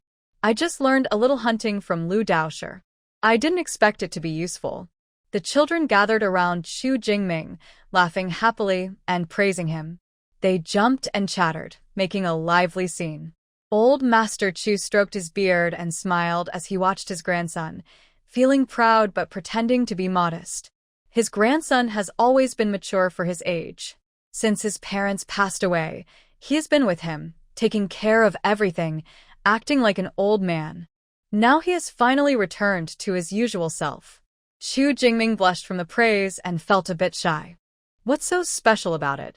I'll teach you later. The dance is simple, and he has good talent. If you follow me, your talent won't be bad either." Zwesher chuckled and burst out laughing. This kid is quite cute. Not to mention, he has good talent. Just from what Lu Daosher told him, he can do this. After training, he should become a good fighter. Chu Jingming is a good person, responsible, resourceful, and skilled at hunting. He seems kind-hearted and principled. He's about the same age as her older sister and has potential. Chu Jingming felt uneasy under Zwesher's strange gaze. He had a vague sense that something was wrong but couldn't quite put his finger on it. He wanted to ask but didn't know how to start, so he turned his face away. This look made Zwesher smile to herself again. Add a bit of awkward cuteness and liveliness. Very good, very good. Chu Jingming said, "It's a pity there aren't many wild vegetables here. There are plenty of leaves, but it seems there aren't many people fleeing here anymore. No one is buying vegetable buns." Wenshir said, "Maybe we should go to the village and sell them?" Old Master Chu shook his head. "There is no famine here, so not many people buy vegetable dumplings in the countryside. Every family makes their own food. Who would spend money?" "That's true. But what should we do? We have enough money for travel, but we still lack funds to settle down." Mrs. Wen frowned. Many people were fleeing from hardship along the way. They worked hard selling vegetable dumplings and had saved some money so far. They had enough for travel, but once they reached their new home, buying land and building a house would be difficult with the limited funds. Old Master Chu thought for a moment. "Maybe we can do something else to earn money?" Mrs. Wen frowned. "What else can we do?" Zwesher suggested. "Maybe Mother can do embroidery again? My older sister and I will think of other ideas, maybe make different foods to sell." Mrs. Wen shook her head. "We need to keep moving on the road, so no time for embroidery. I'll sell other foods with you. Do you have any other ideas for what to make?" Zwesher smiled. His mind was full of ideas, but he knew he needed to choose carefully and find something suitable. "I'll think about it more." "Don't worry, Mother." Old Master Chu said, "If you're going to make other foods, then my grandson and I can't do it anymore. Maybe we shouldn't do it at all after this." Mrs. Wen hesitated briefly, but nodded. "Don't worry too much, Grandpa. Let's keep things as they were before. Let's see what new food Daosher comes up with. If you need help, Grandpa, you can join us. You can also invest some money, and we can do business together. If there are patients, you can help by giving them a checkup. If not, you can lend a hand, and we can save some money." Jingming Chu thought this was a good idea. He was still young and couldn't treat patients alone, but helping Grandpa Chu with small tasks was fine. But finding patients wasn't easy. Maybe, by working with Zwesher and others, they could earn more. He also knew that making food meant he didn't have anything special to offer, and strictly speaking, he was gaining some advantage. Jingming Chu said, "I'll listen to Grandpa." Old Master Chu replied, "Better not. Jingming, you can help me with the patients and do small chores." Seeing Grandpa Chu's concerns, Zwesher smiled. Grandpa Chu, you're too polite. You've taken care of our family all this way. No need to worry so much. Besides, starting new food business also needs some money, so Grandpa, consider it as an investment. It can also help me with some quick cash. Old Master Chu was silent for a moment, understanding that Swisher was giving him a way out. Swisher was going to buy food now, not because she lacked money, but because her funds were limited. She was willing to share her profits and help them out of kindness and gratitude. Old Master Chu smiled bitterly. He believed in clear accounts among brothers and was not someone who liked to take advantage. Previously, he helped with the food dumplings because he was short on money and in a tough situation. Now that things have improved, he felt embarrassed to take advantage of Swisher again. Swisher said, Grandpa Chu, please help us. We can't do this business alone. You're being too polite. We don't want to trouble you. Wen's family also advised him, saying that their families had helped each other along the way. As Swisher mentioned, Old Master Chu had been helping her care for the children, giving advice on where to stop and rest. When they went to Qingping Prefecture, they still relied on him. It was impossible to keep things completely separate. Old Master Chu, with his good character, wouldn't take advantage of them. Besides, he didn't have much silver money. Most of it was used to help poor patients along the way. He hadn't saved much. Helping them was already a kindness. In the end, Old Master Chu couldn't resist their pleas and agreed. Swisher looked for ingredients in the food system shop. Seeing the prices, she imagined what dishes she could make and how much profit they could earn. Corn cakes were too common and used a lot of ingredients. Selling them high wouldn't attract buyers, and selling low would cause losses. Spring noodles? They used a lot of ingredients, so selling high would mean fewer buyers. Unless they set up a stall in a busy market, which might be profitable long-term. But since they moved around, that wasn't practical. She wanted something quick, convenient, and innovative with low costs. Her idea was dried sweet potatoes. The words dried sweet potatoes appeared in Swisher's mind. Sweet potatoes are easy to find, and they are dense. After drying, they become fragrant, soft, and sticky. Just 3 drying sessions, plus special ingredients from her system, could turn them into salty or sweet dried sweet potatoes. They could sell them at markets as snacks or dried food. With her cooking skills and the system seasonings, she was confident it would work. Swisher shared her plan. When the dried sweet potatoes are ready, we'll sell them at village markets. Each village has specific market days, so we just need to wait a few days. While waiting, let's go into the mountains to find loquats or visit the village to gather loquats. We can make loquat syrup and sell it at the town or county clinics and dessert shops. Right now is the perfect time for loquats to be ripe. About 10 meters ahead of Swisher, there is a 2 or 3 meter high loquat tree full of fruit. Swisher pointed ahead. Look, there's a loquat tree right in front. We can take out the loquats and put them into a pot to cook, then seal them in jars. If we don't have jars, we can use bamboo tubes to seal them, which can keep them fresh for a long time. Everyone's eyes lit up. As they looked forward, they saw the tree was full of dense, ripe loquats. They were very happy.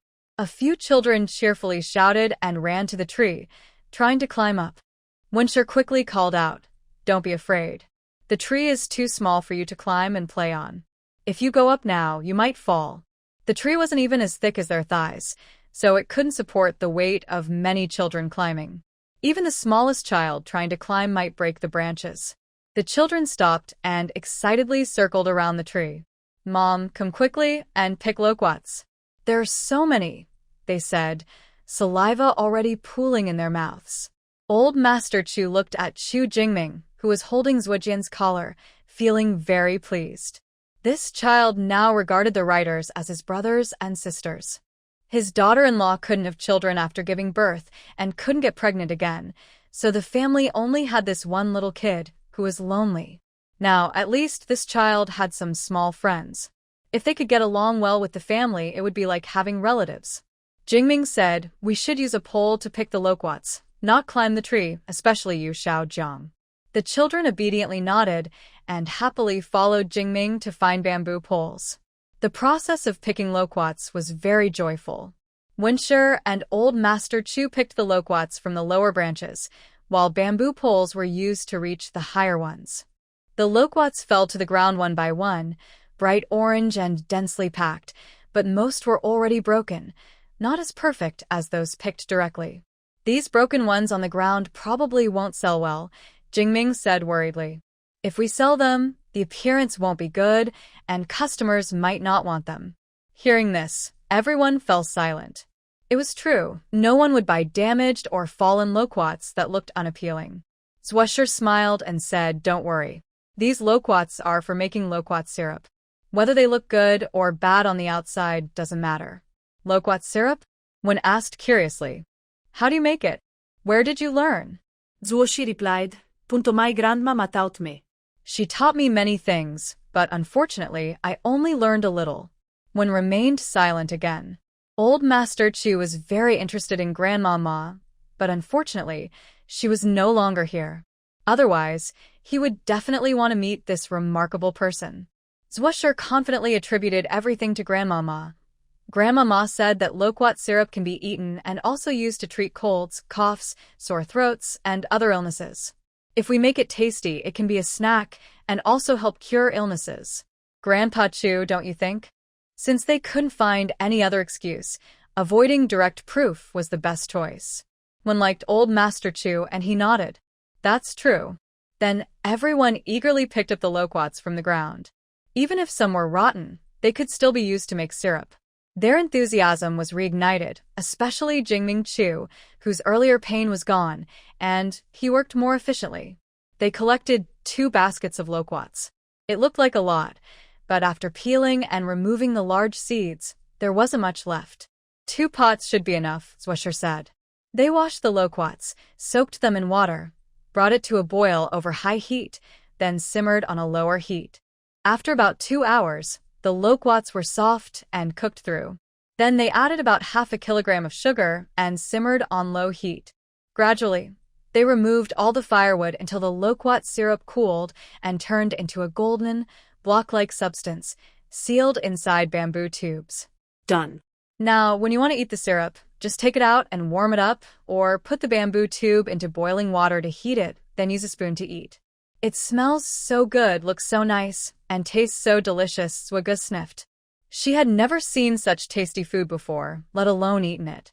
Seeing it now, she couldn't help but drool. Zwusher took a small spoon from the pot and scooped a bit for her. Here, try it. Left Song hadn't fully reacted yet when she suddenly smelled a rich, soft, and sweet aroma in her mouth. A fresh and tempting feeling spread through her mouth. She couldn't help but squint her eyes, like a cat that had just tasted fish, and she chewed her lips happily, sighing, "This is so delicious. I've never had anything this good before." Wen's nose twitched with emotion, thinking about how hard life had been for the children. They hadn't eaten much in their lives, which was really his fault. They were poor, and even the children had to suffer because of it.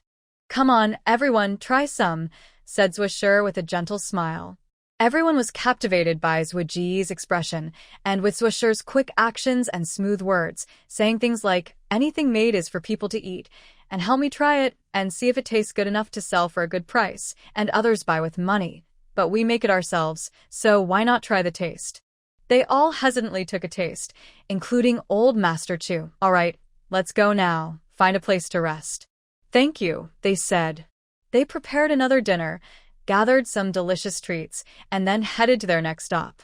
The journey was difficult and full of uncertainty. No one knew exactly where they were headed. But this time, their goal was clear: to reach a bustling market to sell loquat syrup and dried sweet potatoes. After 2 days of travel, they finally arrived at a small town called Huai Town. Huai Town was named after the many locust trees planted there. Every April to May, the trees would bloom with fragrant locust flowers. Walking into Huai Town, it felt like being in a sea of locust trees, filled with their fresh scent. Yesterday, they found an abandoned, broken-down cow shed to rest in. This morning, they wandered around the town, talking to some kind and friendly-looking women to learn about the place. They quickly gained the affection of the women, who told them that the town had a market every 10 days, and tomorrow was market day. They could try selling their loquat syrup there. But Swisher didn't want to wait until tomorrow. She found a local bakery that sold fruit pastries and tried to sell her loquat cake to the owner. "Miss, my loquat cake is sweet but not greasy, soft and tender, and can help with coughs, colds, sore throats, and other discomforts. You can eat it as a snack or dessert, or even use it as medicine. It's made from the freshest mountain loquats, and it's not expensive. You should really try it. Would you like a spoonful? I promise once you take a bite, you'll want a second." Poetry left her supervisor and took out a wooden spoon. She started cleaning it in front of the boss's wife, then scooped out 2 spoonfuls and put them into a dish for her to taste. The boss's wife was a woman in her mid-20s, neat and tidy, with braided hair and a flower on her head. She wore a gold bracelet on her wrist, looked gentle and graceful, and appeared charming and dignified. She smiled warmly at Poetry and said, "Go ahead and try it." She was truly convinced by Poetry's eloquence. The key was that this young girl called her sister, and at her age, she could easily be her mother. But this girl's voice was clear, her smile sweet, and she looked very sincere. Her words made her feel happy and excited. Curious about the taste, she immediately bought all the items without bargaining. On the way back, Chu Jingming was surprised. 50 coins per jean, and it sold out without even a word. "We almost have 20 jean here. That's great." Poetry smiled and said, "What's that? If we hadn't had to leave quickly, we wouldn't sell it so cheaply. We could have gone somewhere bigger. The price wouldn't be more than 50 coins per jean." Chu Jingming chuckled and said, "That's true. You only used a little white powder inside, and a jean of white powder costs only 30 coins. We still made a small profit." Poetry smiled and said, "Of course. Why do it if not to make money?" Jingming smiled back. He liked her most because she was straightforward. She said what she thought. She wasn't pretentious or fake, and her personality suited him well. Most importantly, she could cook and earn money. "Let's go to the village and pick some locust trees. Ask around if it's okay to pick them freely here, and if it costs anything." Poetry took a deep breath, very satisfied with the scent of locusts in the air. "Can locusts be eaten?" Jingming asked. "Yes." That one word motivated Chu Jingming to go pick locusts. When they returned and shared the idea, everyone eagerly went to pick locusts. Some picked themselves, others bought, and in the end, each person carried a basket of locusts. "Wait a moment. We'll make locust cakes, locust dishes, and locust soup. The cakes will be sold, and we'll eat the rest ourselves." Poetry looked at everyone's harvest with great satisfaction. With these locusts, she could make many delicious dishes. Having enough ingredients, she exchanged enough flour in the system. When they left, they started making locust cakes, dumplings, and buns together. After resting the flour, everyone started making white cakes, dumplings, and buns. What left Swisher surprised was that the best at making buns and dumplings was actually Zhujiang. "Little brother, it seems you should spend more time in the kitchen. I think you have a talent for it. If you follow my guidance, maybe one day you'll become a famous chef," Swisher teased. "What are you talking about?" "My little brother plans to study and become an official, not a cook," Zwiga laughed. Swisher pretended to sigh. "That's not a problem. If you say so, then people who study and become officials won't know how to do anything else. A scholar who can't do anything else is useless. Our little brother wants to grow up to be a well-rounded, talented, and good man." Everyone was surprised. Zhuahua looked confused and asked, "What do you mean by well-rounded and talented?" Swisher explained it means learning a little bit of everything, doing all kinds of tasks. You shouldn't only study. You need basic life skills too. You should have some talents like playing the zither, chess, calligraphy, painting, riding horses, hunting, anything. The more skills you have, the better. Being talented in many areas is a good thing. Zhuahua looked stunned. Zwiga agreed very much. Old Master Chu nodded nearby and said, "Swisher is right. We should learn to do everything we can. The more skills we learn, the better. Zhujiang, you must work hard." Zhujiang puffed out his chest and worked even faster. Each dumpling he pinched looked like a little boat, and the buns he made had exactly 18 folds, looking very cute. Seeing the big pile of dumplings, buns, and flour cakes in the wooden basin, Zwasher thought he should buy 2 more large pots. On this trip, they had been using Old Master Chu's pots, but Old Master Chu's pots weren't big enough. It was quite troublesome to make buns and dumplings with only one pot, especially for Zhang Yanbing. Since they would need pots in the future, he decided to buy 2 more. So, the ancestor went with Old Master Su to the blacksmith shop and bought 2 ready-made iron pots, one large and one small, costing about 1 or 2 silver coins. Didn't expect pots to be so expensive, the ancestor said as he came out of the blacksmith shop, carrying a pot and sighing. He couldn't believe that just a single pot could cost so much. Not only were there few of them, but they were also very costly. Old Master Chu smiled and explained, pots are made of cast iron, which is why they're expensive. Plus, these are essential for generals, so they're always needed. That's why the price isn't surprising. Zwasher was silent. No, he couldn't understand. Isn't this a basic public service? How can such essential items be so expensive? A very corrupt feudal society. It feels like an ordinary person in modern times buying a pot for 1,000 yuan. Who would think paying 1,000 yuan for a pot is fair or reasonable? The buyer's market really doesn't follow logic. Monopoly makes business so easy. This town has only one blacksmith shop and just one place to buy pots, so you can't avoid buying there.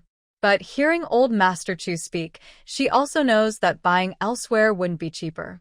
Zwasher said, I hope tomorrow's business is good, and we sell a little more to recover our costs. Old Master Chu replied, that might be a bit difficult, but maybe after 2 more days it should be okay. Zwasher. The next day is market day.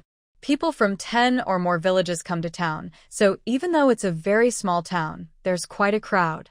Selling buns. Big and fragrant buns. Wen and Zhujiang are selling buns. Zhujiang's clear voice calls out loudly, drawing attention with his cheerful tone. How much for a bun? Someone asks. 5 cents each. 10 cents for 2. 13 cents for 3, Wen says happily. So, the more you buy, the cheaper it is. How much for 10? The person continues. Wen replies, 13 cents for 3, but for 10, you give 40 cents. The person thinks for a moment, looks satisfied, and quickly buys 10 buns. Wen takes the money, and Zhujiang counts it repeatedly, showing a small white tooth in a bright smile. They got off to a good start, and Wen and Zhujiang's shouts became even louder. Old Master Chu and Chu Jingming are selling hawthorn cakes. Chu Jingming's calls aren't much quieter than Zhujiang's, and inside the greenhouse, their sales are lively. But the best-selling items are the left paintings and songs brought by Zwasher, because the smell of fried dumplings is simply irresistible. Most importantly, they allow tasting. The small dumplings for tasting are specially made by them. Most people, after trying, buy a few directly.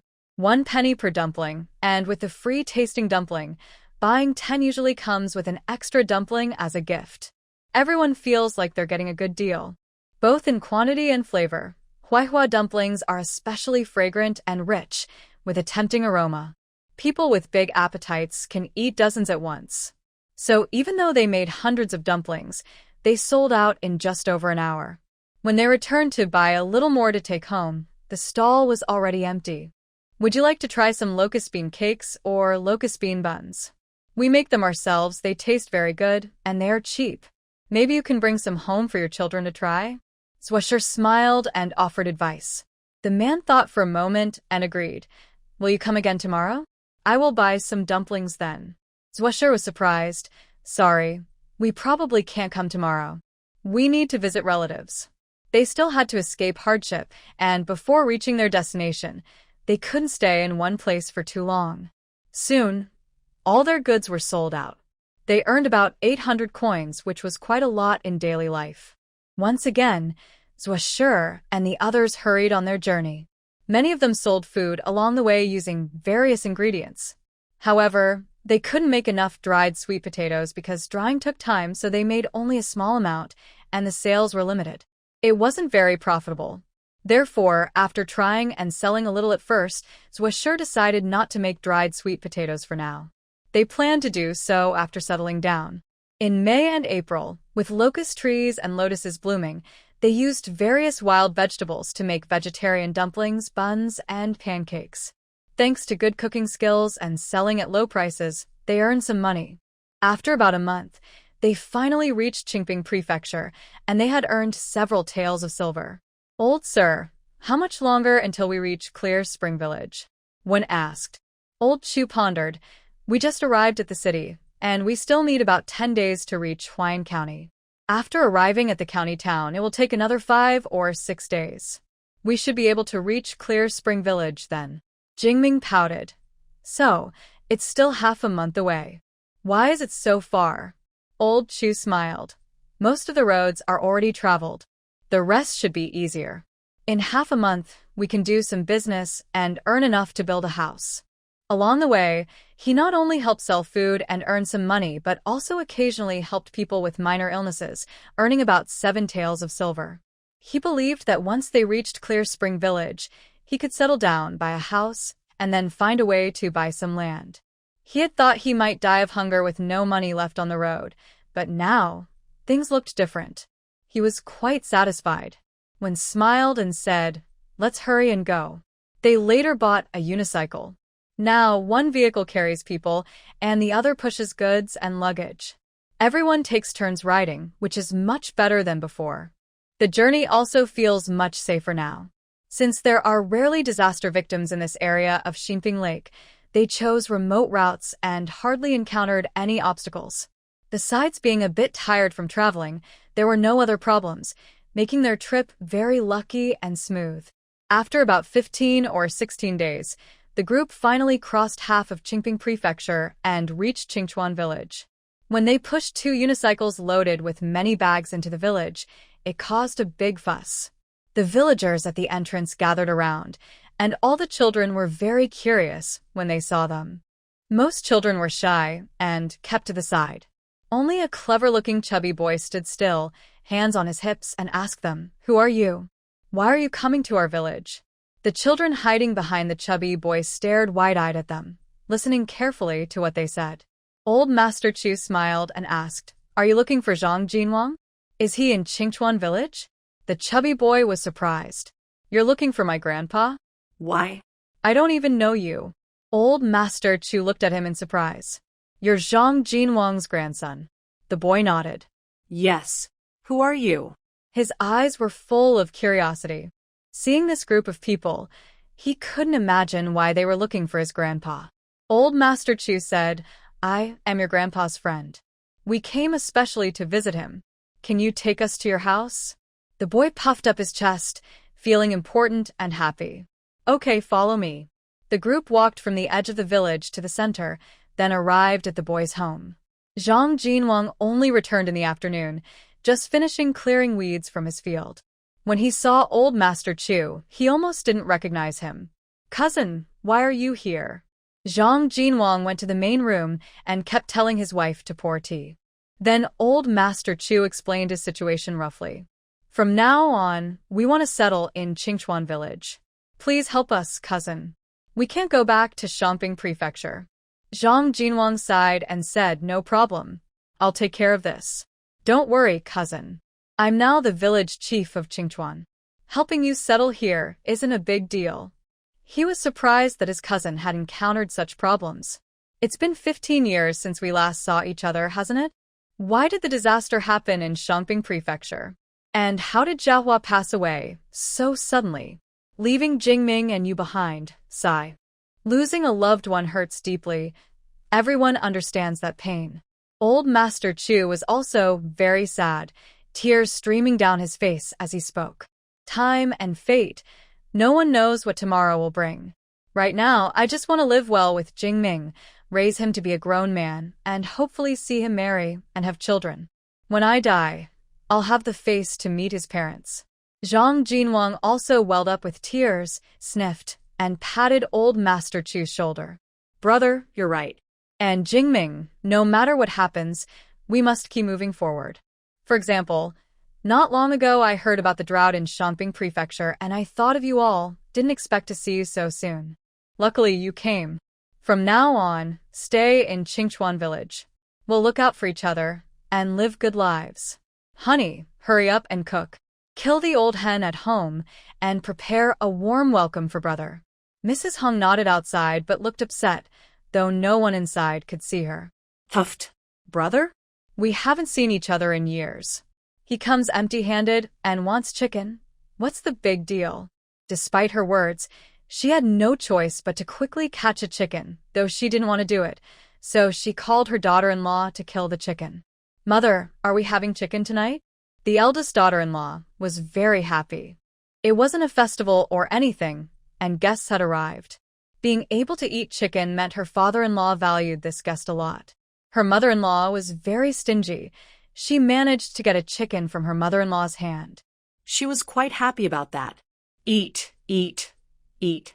All you do is eat. Besides eating, you know how to do other things? Lazy wife.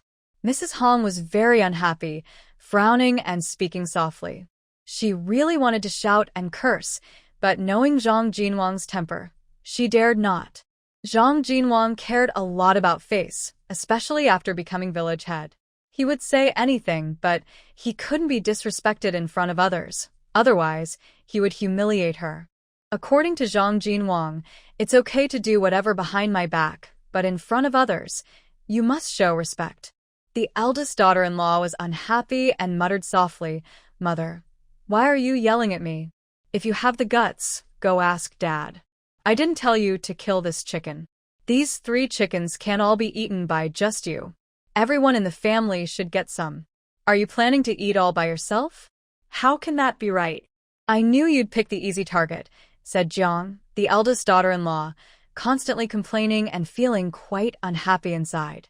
What are you saying? What are you talking about? Hong raised her voice and asked. If you want to speak, say it loudly. Whispering like that. What are you trying to hide? Talking behind people's backs. What kind of manners is that? Mostly, Zhang's words had been too quiet. Even with her ears perked up, Han couldn't hear clearly what she said, but from her expression, it was obvious she wasn't saying anything nice. After so many years of living together, everyone knew each other's true nature. Han was very aware that, despite her seemingly gentle and graceful appearance, her daughter-in-law was actually quite scheming behind the scenes. Jiang often went out and acted like she was being bullied in front of the neighbors, making her look like a bad mother-in-law. Hong felt very frustrated. The reason her reputation as a bad mother-in-law was so widespread in Qingchuan village was mostly thanks to her eldest daughter-in-law. As for the second daughter-in-law, well, she was simple-minded. Did she even have such a brain? Not to mention the disputes in the kitchen between mother-in-law and daughter-in-law. In the main hall, Zhang Jinwang was very enthusiastic with old Master Chu. They exchanged updates about each other's lives. Zhang Jinwang promised to arrange a good place for old Master Chu in the village. Cousin, we still have a lot of land in our village, but most of the good plots are outside now. The locations outside are quite nice.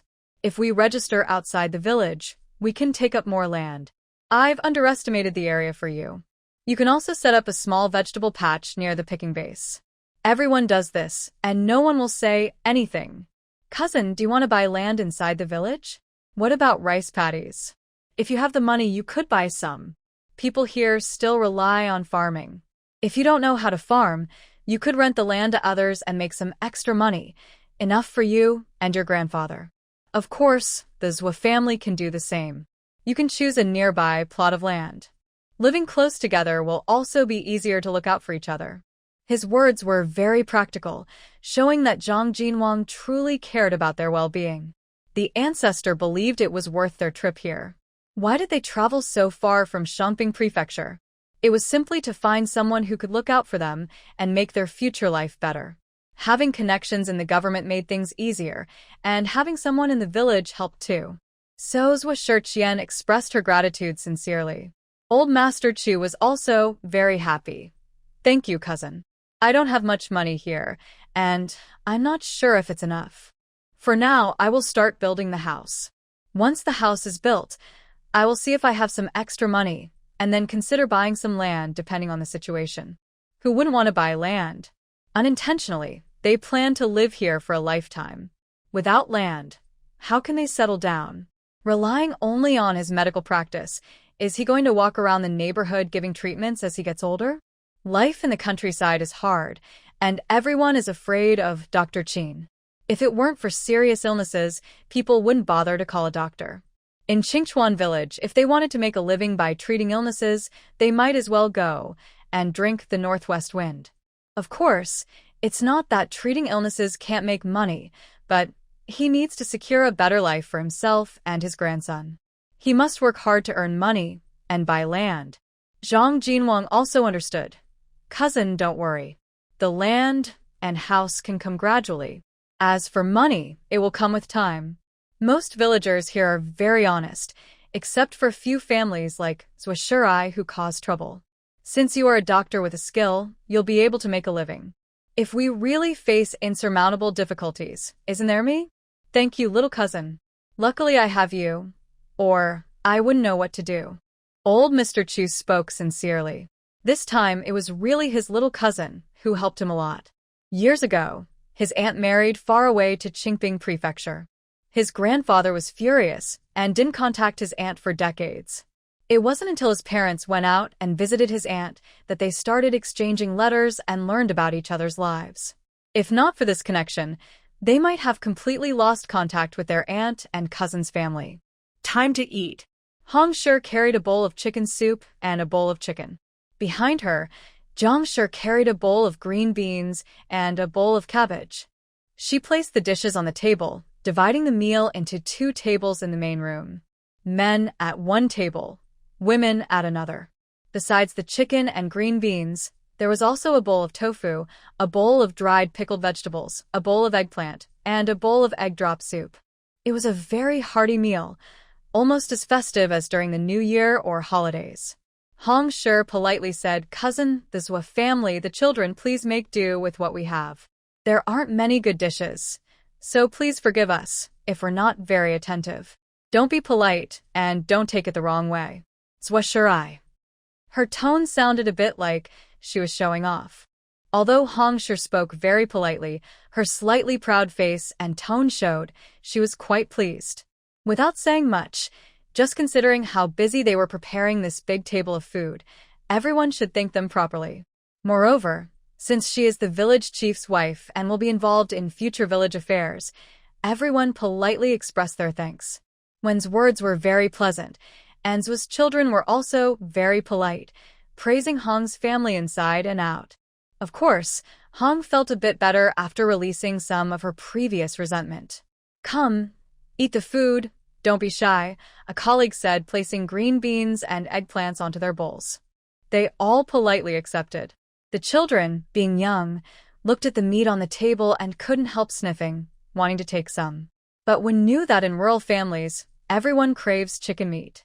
If they ate all the meat, others wouldn't get any. The chicken soup was always counted, and the meat was carefully portioned. So Wen took a bowl of soup for her children, and each of them took a small piece of chicken. After that, no more meat was added, and they weren't allowed to take more. Wen herself drank 2 spoonfuls of chicken soup, without taking any meat. Hong was pleased to see Wen's attitude, but she also felt a bit regretful. Still, when hosting a meal, some effort is expected. Today, her husband would definitely praise her. She just didn't know if her husband, the cousin, and the Zhua family were strong-willed people. If they always relied on others for help, she wouldn't look favorably on that. Nowadays, who has an easy life? Everyone's life is tight, and they can't always support others year-round. If they had that money, they'd rather send their grandchildren to school. She hoped her family wouldn't be foolish. Please save and recommend this story. Thank you for your monthly votes, dear readers. You are truly youthful, beautiful, charming, and full of vigor. Love you all. Kisses. After the meal, Wen helped Hong clean up the dishes, and the family was arranged to sleep in the West Wing. Because the environment was relatively peaceful, everyone slept well through the night. The next day, Hong's second daughter-in-law, Huang, cooked again, reheating yesterday's chicken and soup, and baking some large buns and corn cakes. They ate together with the dishes.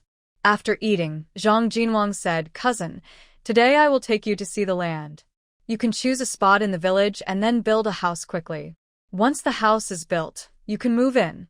It will make everything easier in the future. Old Master Chu agreed with these words. All right, then let's go take a look, he said. Zhang Jinwang led Old Master Chu, his grandson, the writer, and the group toward the village. Along the way, they met villagers who came over to greet Zhang Jinwang. Zhang Jinwang kindly answered the villagers' questions and curiosity. This is my cousin and some villagers from the same town. They will settle in our village from now on. We are all neighbors, so let's help each other. Please, for my sake, help them and live well. Village chief, you're talking about your relatives. Of course, we will take good care of them. You can rest assured. Don't worry, village chief. We don't have any outsiders or troublemakers here. We treat everyone well. Your cousin is the village chief, right? What does he do? Everyone listened carefully to this question. Zhang Jinwang's smile grew wider. He puffed out his chest and said loudly, my cousin is a doctor. If anyone has a headache, fever, or complicated illness, he can help. He's skilled and has been practicing medicine for many years, treating many patients. So, you won't need to go to the town for a doctor anymore. It will be much easier to see a doctor here. The villagers were amazed. Really, he's a doctor? That's impressive. So, if anyone gets sick in the future, they can be treated right here in the village. I didn't expect our village to have a doctor. That's great news. Zhang Jinwang and his group continued walking forward and looked at 3 plots of land. Cousin, which one do you think is good? Old Master Chu thought for a moment.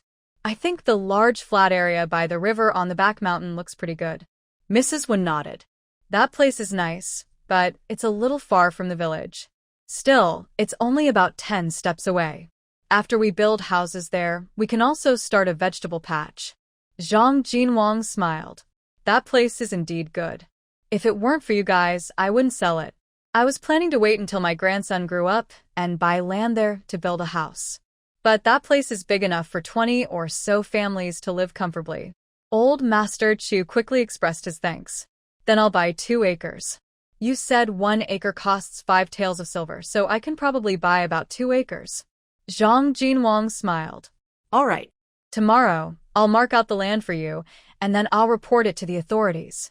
After that, villagers can come and help you build. Building houses in the village is quite easy. The trees and stones are already available, and aside from paying some workers, it doesn't cost much. Usually, they only need money to make furniture and roof tiles. The Left family also bought 2 acres of land next to Old Master Chu's house. Mrs. Wen asked village chief, building a house takes some time. During this period, can we find a place to stay? Are there any houses in the village that we can rent for 2 months? Building a house is a big task and can't be done overnight. They can't stay at the village chief's house all the time while building. They didn't know if the village chief and his wife would be happy about it, but they also felt it would be awkward. Staying there was inconvenient, but renting a house gave them more independence. Once they paid, they wouldn't need to worry about favors. Old Master Chu nodded repeatedly. Yes, does your cousin have an available house? Unfortunately, Zhang Jinwang said, frustrated, and patted his head. If you had come a few days earlier, it would have been better. There used to be an empty house in the village, but someone rented it before. Now, since you need a place, you can only rent from someone else's house. Is that okay? Or maybe your cousin can stay at my house for 2 months until the new house is ready, then move in. Old Master Chu quickly shook his head. That might not be good. I'd rather move out and rent a place. It's not expensive, and I can go up the mountain to pick herbs and dry them. Staying at your house might disturb them. Zhang Jinwang thought about it and agreed. He knew his wife's temper. She could tolerate a day or 2, but a month or 2 might lead to big fights at home. If that happened, not only would he suffer, but he'd also get into fights and embarrass himself. It was better for his cousin to rent a good house from someone else. He could even help find a good family for rent. Let me think about it. There are few families in the village with simple lives. They're not very wealthy, so I'll talk to them about renting. Okay. Thank you, village chief. Thanks, cousin. The decision to rent a house was made. A day later, they had already chosen a family for the rental. Widow Zhao at the east end of the village has a grandson sitting at home, so I think Lady Wen can take the children to her house. It's agreed that she pays 100 large coins a month, and they take care of their own meals. At the west end of the village, there's an old man named Sunday. He lives alone, so your cousin can take Jingming to stay there. It's also 100 large coins a month, but meals are not included. 100 big coins a month is quite reasonable even without meals included. I haven't heard of anyone staying somewhere for free and still receiving 100 coins without doing any work. Old Master Chu said, "All right, thank you, cousin. We'll get ready and head over soon. We'll also need you to take us there." Mrs. Wen went with the village chief to see Old Man Sun's house. They remembered the house's location and greeted Old Man Sunday. Then, Chimin followed the village chief to visit Widow Zhao's home, and both families temporarily settled down. Before leaving, Zhang Jinwang said, "If you need anything, you can come to me or talk to my cousin." Widow Zhao is sometimes a bit strict, but overall, she's not a bad person. These tough times have made everyone behave this way, so please be understanding. When Zhang Jinwang said this, Zhua Shixin felt a pang in her heart. How could it be a family like that? How can you get along with such a harsh person? The village chief's way of doing things seems unreliable. Not only Zhua Shixin thought so, Mrs. Hong also had the same feeling. She looked at Zhang Jinwang with a half-smile and said, "You're quite bold, openly showing favoritism to your cousin. Old Man Sun is straightforward, but Widow Zhao is hard to get along with. Why did you arrange for the Zhua family to go there?" Zhang Jinwang was furious and embarrassed. "What are you talking about? Making it sound like I have a hidden agenda. Look around the village. Who else can rent a house? Besides Widow Zhao's family, who else? I can't just put my cousin in Widow Zhao's house, can I? What would people think?" Mrs. Hong fell silent. As Zhang Jinwang said, the only suitable place for the family to stay was inside Widow Zhao's house. It wouldn't look good to have old Master Chu, a single man, living with a widow. But Mrs. Hong didn't want to be scolded for it. Just pretend. Say you have a hidden agenda, but you won't admit it. It's because you're biased toward your family. That's your cousin, so what if you favor him a little? Who can say anything? No one will notice. Zhang Jinwang was so angry he leaned back. "You ignorant woman. Always talking nonsense. Don't you see what kind of man your husband is? He's the village chief, a big official. If I didn't genuinely care about the village, why would I run for village chief? Why would they support me? I told you. I'm doing this for the good of the village." Mrs. Hong looked at him with a skeptical expression and said, "Fine, I believe you. You're doing this out of fairness. You're a saint, completely, without personal interest." Zhang Jinwang was silent, feeling even more angry. What should he do now? Zhao Widow was very angry because Zhang Jinwang couldn't communicate with Hong Shi at home. Zhua Shi's family also came over and was equally upset. The widow pointed to the kitchen. "There isn't much firewood at home, so today you'll use what we have. Starting tomorrow, you'll need to gather your own firewood. Of course, if you want to eat with us, you'll have to pay for your meals. 10 copper coins per day for adults, 5 for children." Mrs. Wen shook her head with a smile. "You're right, we should gather our own firewood, but our family is in trouble. We'll cook our own meals, so don't bother the widow." You poor thing. The widow looked at them with disdain and sneered silently as she left. She wanted to see what this family with no food or vegetables was actually eating. If they were eating well, she wouldn't care. In the future, she wouldn't bother to be nice to them. She just wanted to see if they understood how to live properly. Unaware to them, Zhao Widow was secretly watching the family. She had wanted to cook earlier, but since a family had just arrived, she thought as the host she should prepare a meal to entertain them. However, she didn't want to pay for the meal herself. They provided the place to stay, and they paid for their food. This was fair. It wouldn't make sense for her to pay for the meal. "Grandma, what are we having for dinner tonight?" Zhao Widow's grandson, Mao Dan, asked while his lips. Zhao Widow's eyes twinkled. "Wait and see what they cook today. Later, we'll go to their house to eat. I just wonder what delicious food they're making." Hearing this, Mao Dan's mouth watered even more. "Then I'll go see what they're cooking." "Go ahead," Zhao Widow said with a smile. After you see, come back and tell me. When your parents return, they can buy you something to eat. Zhao widow only had one son, who worked hard at the dock in town, carrying and loading goods. Her daughter-in-law also went to town to do laundry and mending, earning some money each month. The couple only came back during busy farming seasons to help Zhao widow plant crops. Most days, they earned money in town.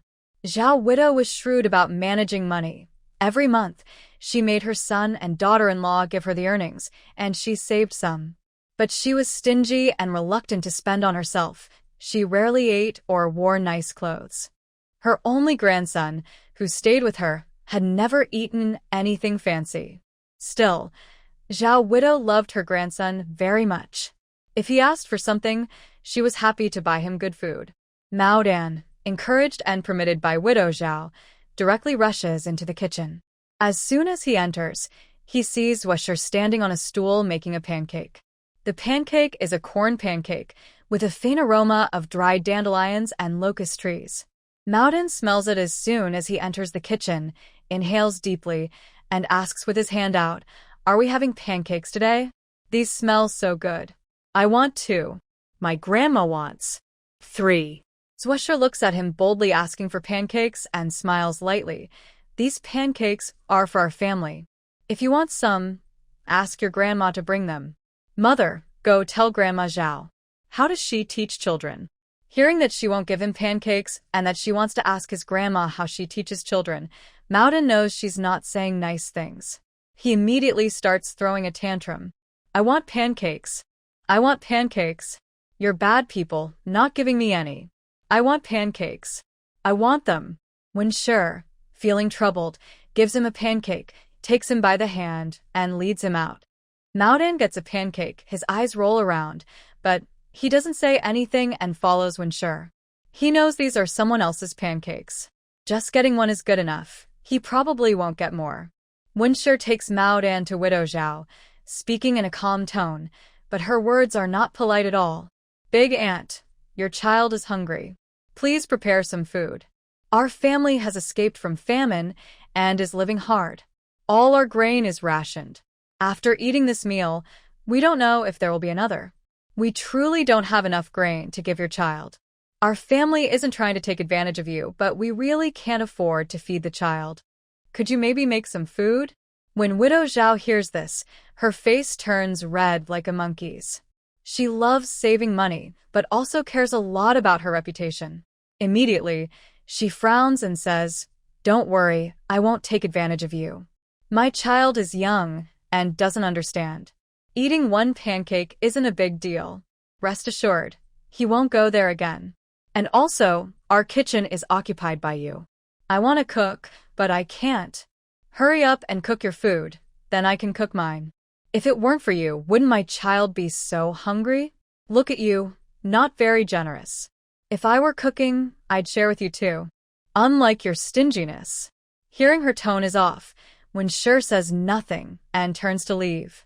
After Wen Sure leaves, widow Zhao watches Mao Dan happily munching on the fragrant corn pancake. She can't suppress her anger, feeling deeply looked down upon. She feels so upset inside. "I told you to eat. I told you to stop being greedy. I told you to behave. Do you know that on your first day here you dared to go and ask for food? Aren't you ashamed? Nobody told you to do that, so why do you feel okay to eat? Do you understand how to behave? Why are you so eager to take advantage and so petty? Your parents and I have never mistreated you. If we cook, we always include others. Who knows, maybe they are more generous than us. People are different, don't you know? If someone gives you a pancake, you just eat it. Why are you so greedy? Why are you so annoying? Can't you read the situation?" Widow Zhao's loud scolding reaches the kitchen. "Mrs. Wen, why is she yelling now?" "Zwa sure. She's indirectly criticizing someone." "Zwa hua. That person is really mean, not only mean but also likes to take advantage." "Zwa ge. What should we do now?" "Zwa jiang. Who cares? We don't have any food for them, anyway. From now on, we do our own thing." Zwa sure and her family decide that they will not let her take advantage anymore. They will avoid her as much as possible. It will only be a month or two until their new house is finished, then they can move in. Their new house is far from Widow Zhao's home, so it's okay. They just need to endure a little longer. When they can't stand it anymore, they will scold her back. Zhuosher's family gathers all the corn cakes, puts them in a bowl, then into a basket. They leave the kitchen and go into the west room. This really, burning so much firewood without saying a word, I don't understand what they are thinking. They don't know manners. Still, they are outsiders. I wonder how you all will survive here. So petty.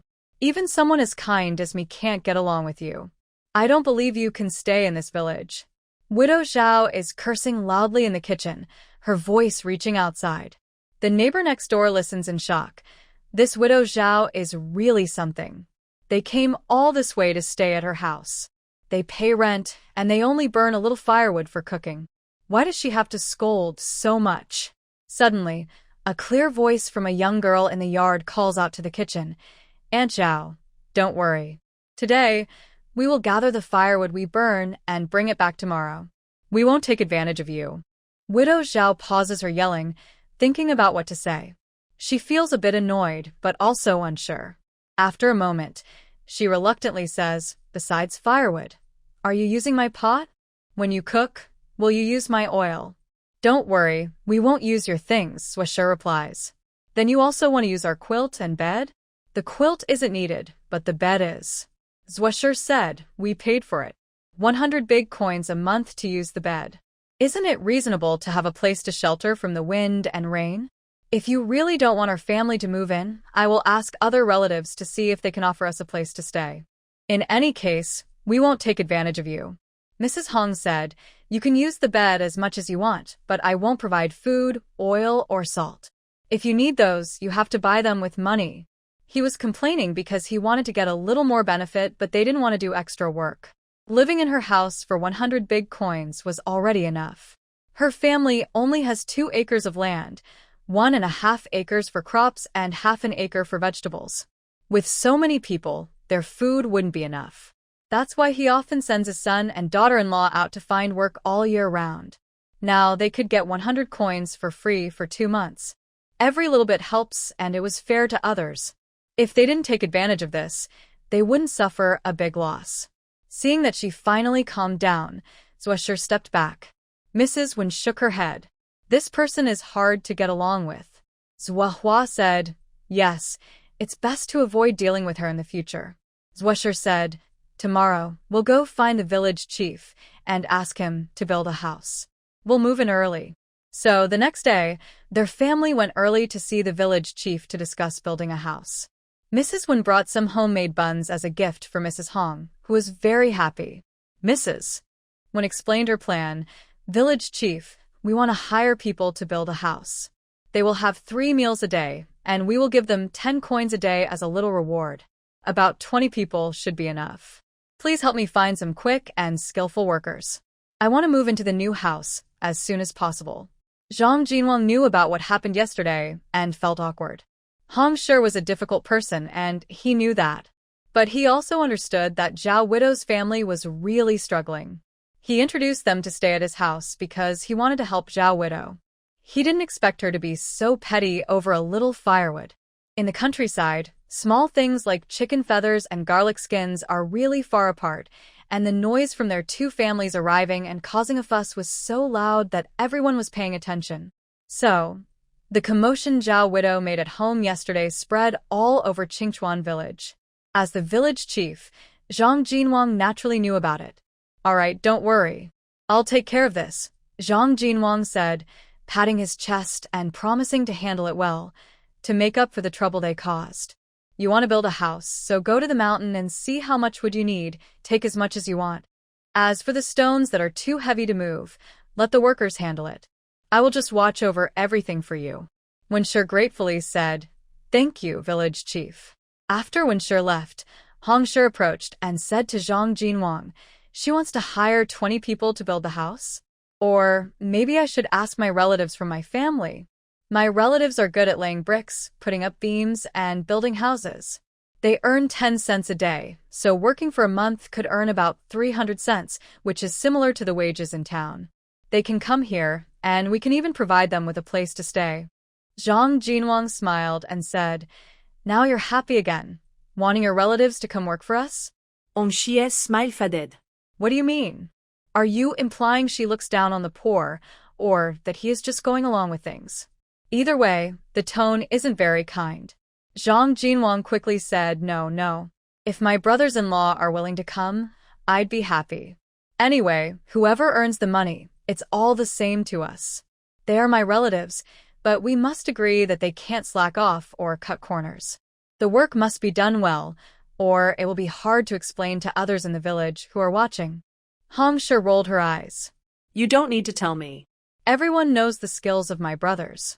Are they lazy or something? You underestimate people.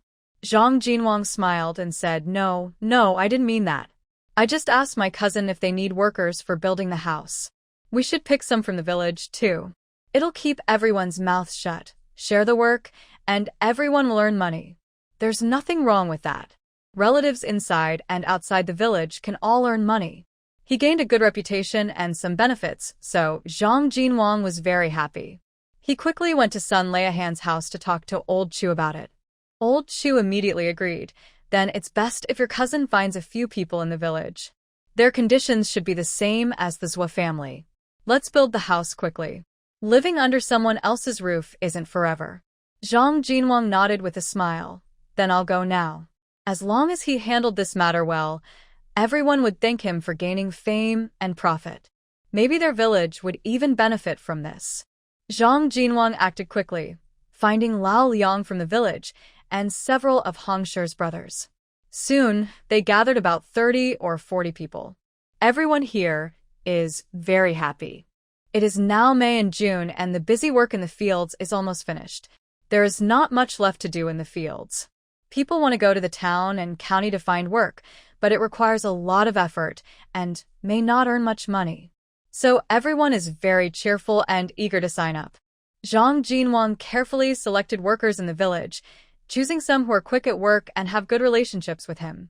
He also picked some strong and capable people, even if they are only acquaintances. Overall, the team was chosen well, mainly to build a house. They started work the next day. The Wen family bought many ears of corn and flour from the village head's house, and also bought large bones, fat meat, oil, salt, soy sauce, and vinegar from the town. They prepared to cook meals for the workers. Because they needed to prepare a lot of food, Wen's family was a bit worried, as their home was a little far from the work site. Cooking for over 20 people was quite troublesome, so Zhou Shi suggested that Wen's family should prepare the meals at a nearby household, close to their base, and deliver the food to the workers. The old master of Wen's family also thought this was a good idea. They planned to cook for all 40 workers together, sharing the costs.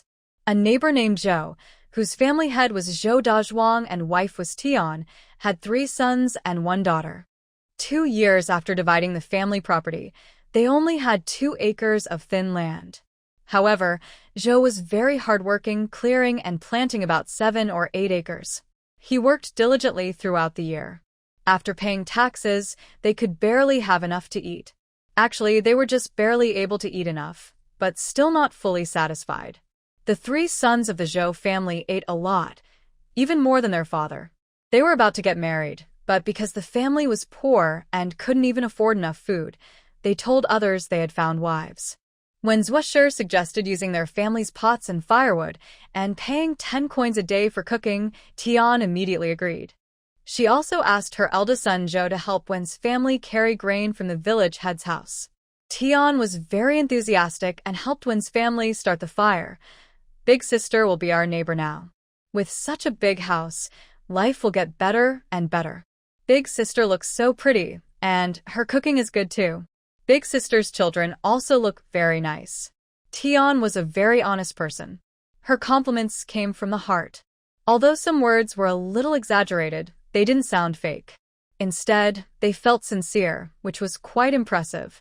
Zhou Shi thought she was a good person for business. Unfortunately, Mr. Tian has never done business before, so Zhou Shi cannot verify whether her ideas are correct. Next door, a group of men are working hard, sweating as they lay the foundation. In the morning, they ate steamed buns and porridge, which kept them full and energized, so they worked very hard. At this time, they could find work and talk to each other. Everyone was very happy. Not to mention, at noon they had pork ribs with radish and fragrant rice, which made their strength even better. The blazing sun shone brightly, and the blue sky reflected on their bodies, causing sweat to flow faster and more. Because of the hot weather, the men kept drinking water, resting for a while, catching their breath, then continuing to work. It wasn't that they wanted to be lazy, the weather was just too hot. Seeing this, Zwasher ran over to Wen's side and said, "Mother, maybe we should cook some mung bean soup or mint tea for them and send it over. In this hot weather, if they get heat stroke, we'll be worried." Wen's face became serious. "Good idea. I'll start boiling some mung bean soup now, and tomorrow, old Master Chu can bring some mint, and we'll cook that too." It's not just that the workers can't handle the heat and might get heat stroke. As their employers, they need to take responsibility. They wanted the workers to stay strong and work efficiently so they could finish building the house quickly and move in. Wens didn't want anyone to get hurt. So, they went back to start the fire, first boiling water, then adding mung beans. After thinking for a moment, Wens added a handful of glutinous rice as well. After about an hour, a thick, fragrant mung bean soup was ready. Zwasher poured the soup into 2 buckets, then placed the buckets in 2 large basins filled with cool water. After a while, Wens called old Master Chu to help bring the soup to the construction site. Mr. Tian saw this and also helped carry another basin, helping to serve the workers the mung bean soup. In the hot summer, everyone was sweating and very thirsty. After drinking a bowl of the cooling, nourishing mung bean soup, everyone felt refreshed and happy. This mung bean soup is really good, sweet and thick, and it helps cool down. It's even better than the millet porridge we had this morning. Chu's family and Zwa's family are so kind. I've been working here for a long time, and I've never seen any employer treat workers this well. We must work hard and not let them down, whether it's wages or food. Exactly. If anyone slacks off, we'll see it and give them a good lesson. Yeah, working is hard. So many people want to join but can't get in, and if they come in and don't work hard, they're just good for nothings. The workers discussed among themselves, moving faster with their tasks. Although building the house was hard work and the sun was very hot, people in the countryside were used to working hard. Especially in spring and autumn, planting rice and harvesting crops under the blazing sun, yet they managed without good food or wages. Because the households of the Zwa and Chu families provided very good meals, including mint and mung bean soups to help cool down. The workers' schedule was not delayed, except for a few rainy days when work stopped. Otherwise, they worked on time every day. Everyone was giving their best, working tirelessly from morning till night. When visitors came to see the construction, they were amazed. This project is going so fast. It looks like it will be finished in just a few days, probably just for the roof tiles. Yeah, the houses built by the Zwa and Chu families look very nice. They look like big tiled houses. Both families seem quite wealthy. I heard they ran away from hardship. Who would have thought they'd be so rich? It's because they brought sweets that they could find work. You see these big men working so hard, just doing their jobs. The Tian family even helped by giving them a stove, paying 10 coins a day. No, I have to say, Widow Zhao is really something. If she knew how rich the Zwa family was, she should have been nicer to people. She rents her house for only 100 coins a month, but they get 10 coins a day, 300 coins a month. The house took over a month to build, but she was so stingy from the start. She wouldn't let anyone use her firewood. Burning a month's worth of firewood for just 300 coins? That's like missing the forest for the trees. They just don't know how to do the math. I heard Zhou Dazhuang and his 3 sons all joined the construction team. This time, old Zhou is the biggest winner. The speaker's tone was sour. If I had known, I would have asked him to stay at our place. Right, if I had known, I'd tell the village chief to let him stay with us. I promise Huahua would earn plenty of money working for us. I'd be a good landlord, unlike Widow Zhao, who's so stingy. They're so narrow-minded, with such a short-sighted view. They can't even do simple calculations. It's no wonder her family is having a hard time. His words were harsh and unforgiving. However, what they said was based on facts and not spoken in front of Widow Zhao. So, when Widow Zhao learned that others were gossiping about her, even if she was furious and almost went crazy, she couldn't go after them to settle the score. But how could Widow Zhao bear this insult? So the next day, she quietly hid alone near the construction site. She overheard a group of women gossiping, with her as the main topic. I don't know how valuable this red is. Maybe 10 coins a day? They burn firewood to cook green bean soup or mint tea. Do they need 10 coins worth of firewood? How could that be?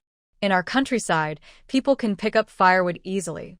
To sell firewood, you need to go to the county. But it's hard to sell there. Although they need money for everything, buying firewood costs little, at most 100 coins a month. So look at the Zhang family. Zhou Dazhuang earns 10 coins a day for his family. Red only earns 100 coins a month. Do you think Widow Zhao is crazy? Not just crazy, she's got a big hole in her head. The women spoke loudly and passionately, not bothering to hide their voices. Hearing this, Widow Zhao became furious. She ran out of the bushes and scolded them loudly. You gossip behind people's backs. You all have holes in your heads. I've never seen such gossiping women. Saying I have no brains, at least I earn money. Have you earned any? You talk about others all the time. Do you call that clever and capable? You're so capable. People do things openly and honestly, unlike you who say one thing to someone's face and gossip behind their back. Don't you have any shame? Have you earned any money? Trying to bully me, Widow Zhao? No way. Go ask around Qingchuan village. Everyone knows who I am. Why bother gossiping here and worrying about me? The women were immediately annoyed. They didn't expect to be caught gossiping behind her back. They felt guilty at first. But when Widow Zhao came out with a fierce attitude, pointing at them and scolding, these women weren't easy to intimidate either. They also had fiery tempers and started arguing with her. Widow Zhao, stop causing trouble. You clearly did something stupid. You're petty and venomous. Look at the women in the village. None are like you. No wonder you became a widow at such a young age. Niugui, I'll fight you. Widow Zhao's eyes turned red. What does my widowhood have to do with you? The biggest pain in her life was that when she was young, she only had one son, and her husband sadly died from an illness. Because of this, her mother-in-law often looked down on her, saying she was unlucky and that she had caused the death of their only child. If she hadn't given birth to a son, her mother-in-law would have already sent her back to her family. But her husband's death was actually caused by a cold he caught, and her mother-in-law refused to spend money on his treatment. The delay in treatment led to his death.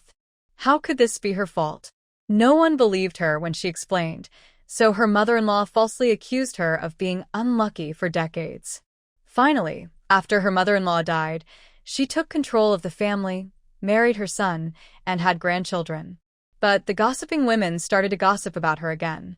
How could she bear it? Zhao, a widow, grabbed Niugui's ears and hair, pulling her head down and smashing it to the ground. Say, I'm unlucky, and you think you're better? If I'm unlucky, how come everyone in my family is doing well? Why don't I curse you? If I could curse, I'd be the first to curse you to death. I told you to shut your mouth. I told you to shut your mouth.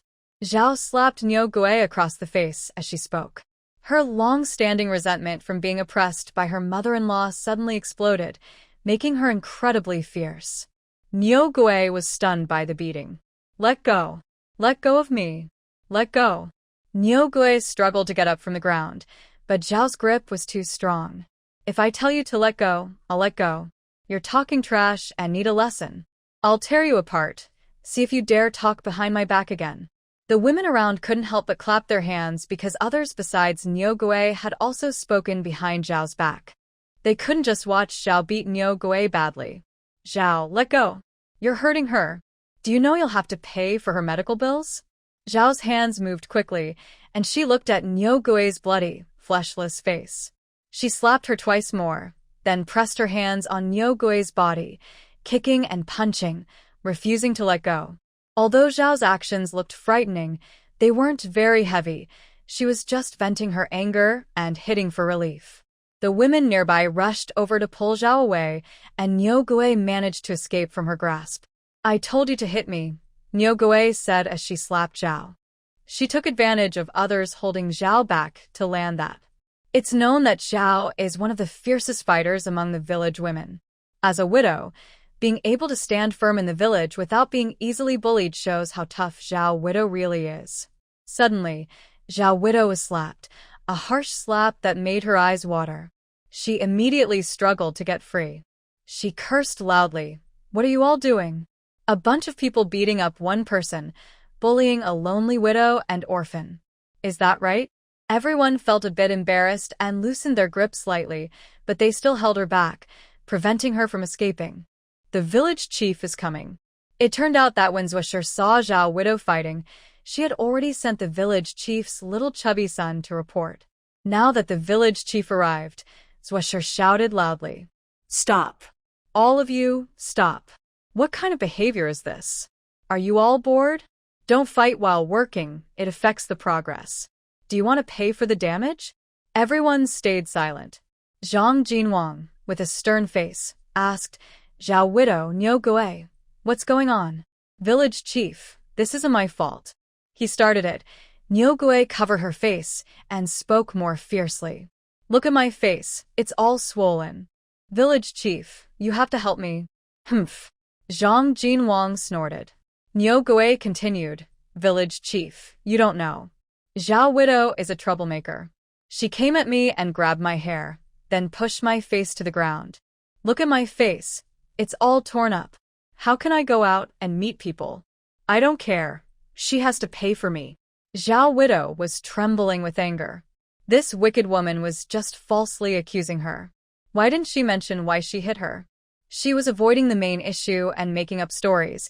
She was shameless, just spreading false accusations. Why couldn't she honestly explain what happened? If she was at fault, she should admit it. Why smear others? "Zhao Widow, what do you say?" Zhang Jinwang asked.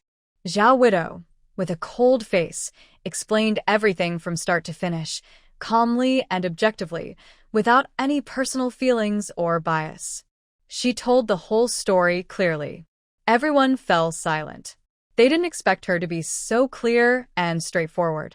She didn't hide her mistakes or only mention what was beneficial to herself. Just this point made Zwisher look at her with new respect. Turns out Zhao Widow had her good qualities. Is that so? Zhang Jinwang looked at everyone and asked. No one responded. Zhang Jinwang understood that everything Zhao Widow said was true. This matter is simple. Let me explain. First, Nyogue, you're gossiping about others behind their backs, which is very bad. In Qingchuan village, we dislike people who talk behind others' backs or spread rumors. Widow Zhao's actions are her own choice. Whether generous or stingy, she is willing to bear the consequences. You don't need to interfere and decide for her. Nyogue, feeling unfair, retorted, Village chief, you can't say that. We are only trying to help her. Zhang Jinwang snorted coldly. If you truly wanted to help her, you would quietly go to him and talk. Does he not appreciate your effort? Why do you have to speak badly behind his back with malicious intent? Who are you trying to fool? He continued, you always say others are unlucky or bad luck. Why do you think it's okay to judge them? If the roles were reversed, would you like it? Think about others' feelings. Just shut your mouth. Stop criticizing others all the time. How does that make you better? Nyogue's face turned red, and the women gossiping earlier also lowered their heads. Widow Zhao felt a sense of relief inside. Since the Liu and Chu families started building houses, there have been many rumors, which have been bothering her every day. Things got chaotic in her life. She wanted to confront and punish everyone involved. Now, seeing them scolded by the village chief like withered eggplants, she couldn't help but feel happy. Of course. It's because these people have bad intentions and speak recklessly. Seeing them silent, Zhang Jinwang was convinced by her words and turned to say, Widow Zhao, you shouldn't hit people. You know what they are saying behind your back. They probably don't mean to harm you, and some of what they say is true. You can choose how to handle things, but you can't change others' opinions of you. I hope you can be more cooperative. He added, "Look at you today, beating Nyo Gui until her face is covered in blood. It's just a few words. Why so much hatred? Even if you are angry, you hurt someone. Don't you have to pay for her care? Are you willing to do that? Think carefully before acting. Don't always rely on brute force. Neighbors should understand each other. Isn't that better? If you keep being so fierce, how will your family get help when needed in the future? Distant relatives are not as good as close neighbors. That's just a saying. I hope you understand." Widow Zhao lowered her head and said nothing. Zhang Jinwang looked at the crowd and waved his hand, saying, "All right, everyone disperse. What are you all doing here?" Influencing others' work, Jiangxi should focus on its own tasks. Under Zhang Jinwang's urging, the group dispersed. But today's incident has spread throughout the village. Every household is talking about it. Most people think that the widow Zhao went too far, just a few words, and she beat someone badly. That's really shocking. So everyone is paying more attention to the Zhao family living nearby. Did you get hit by the widow Zhao? Recently, someone has been secretly asking Zhuo Shi and his family. Zhuo Shi firmly states no, absolutely not. Although widow Zhao has a bad temper, she's not that mean. But no matter what they say, the people asking seem to think, "You're lying, I know better." This makes Zhuo Shi's family unsure of what to say. When widow Zhao found out about this, she felt upset again. She made some sarcastic remarks to their family. Wen Shi responded strongly, saying, "That's what others say. We've clearly told the truth in front of others. If they don't believe us, what can we do?"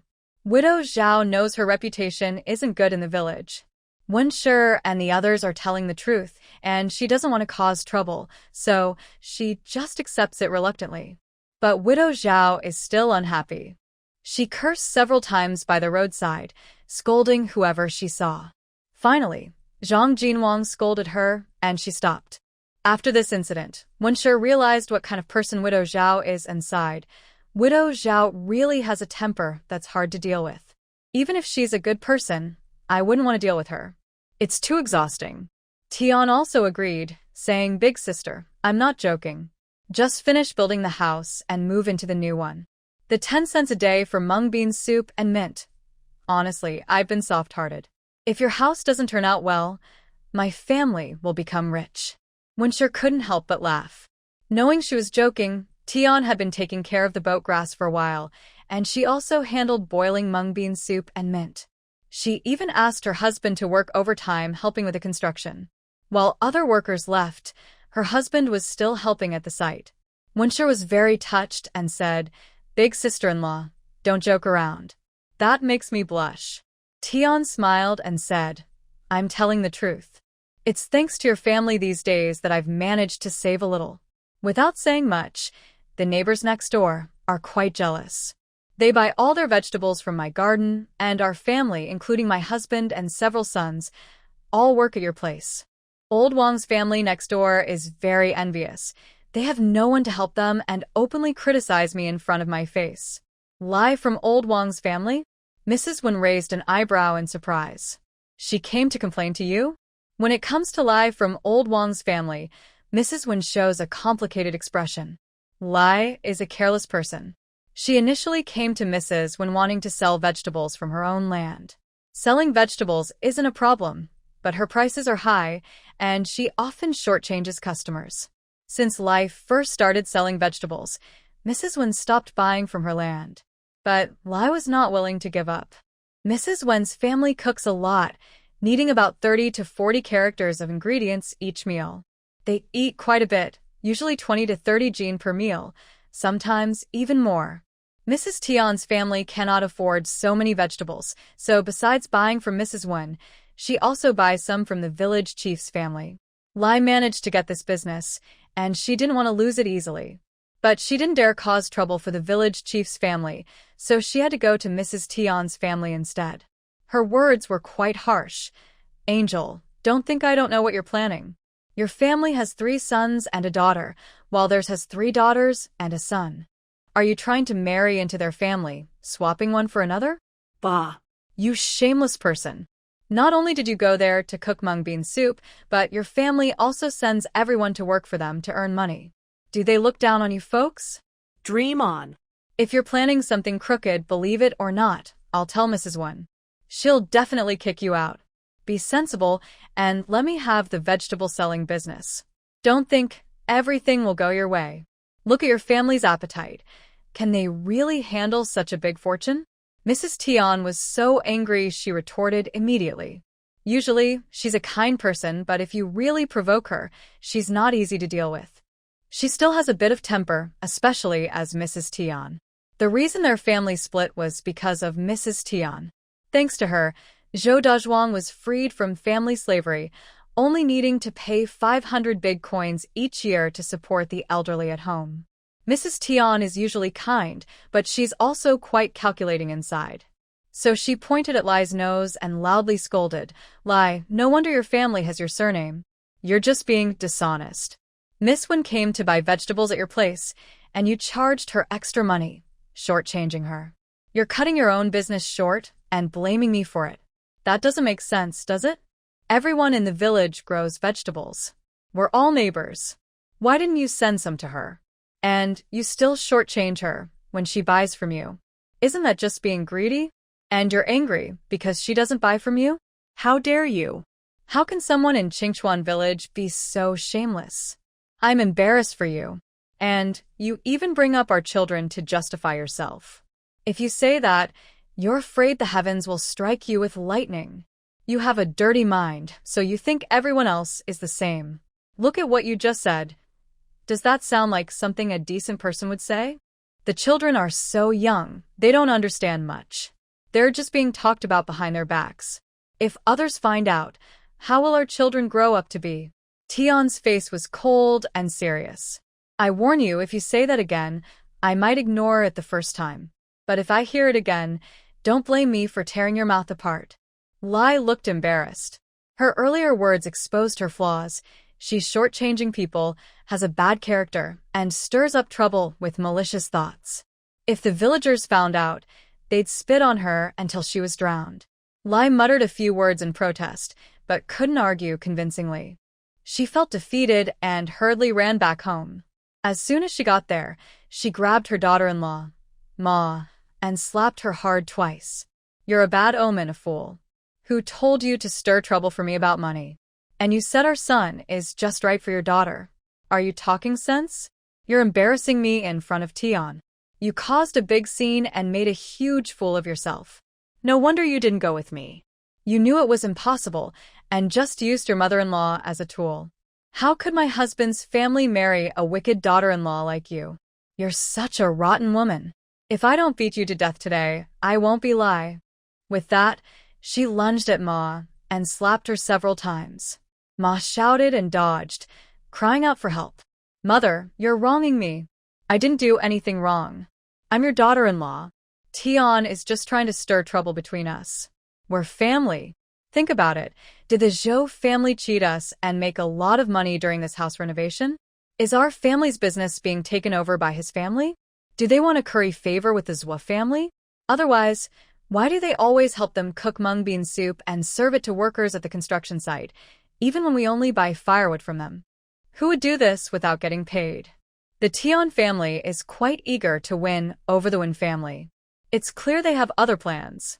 If the Tian family can find a good wife, it's probably because they are scheming for that purpose. Do you think that's the case? As Ma's words sounded, Lai's anger gradually subsided. Her doubts grew stronger. Honestly, Ma's reasoning made a lot of sense. Seeing Lai waver, Ma quickly expressed her loyalty again, saying she only had the family's best interests at heart. Mother, we can't let the Zhou family take all the benefits. We should support this and sell our vegetables to the Zhou family.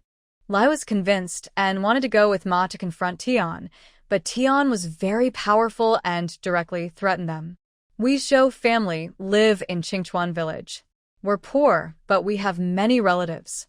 Zhou Dazhuang has 4 brothers and each has sons. Zhou Dazhuang himself has 3 sons, all grown up, strong, and filial. Lai, your Wang family only has 1 son and 2 grandsons.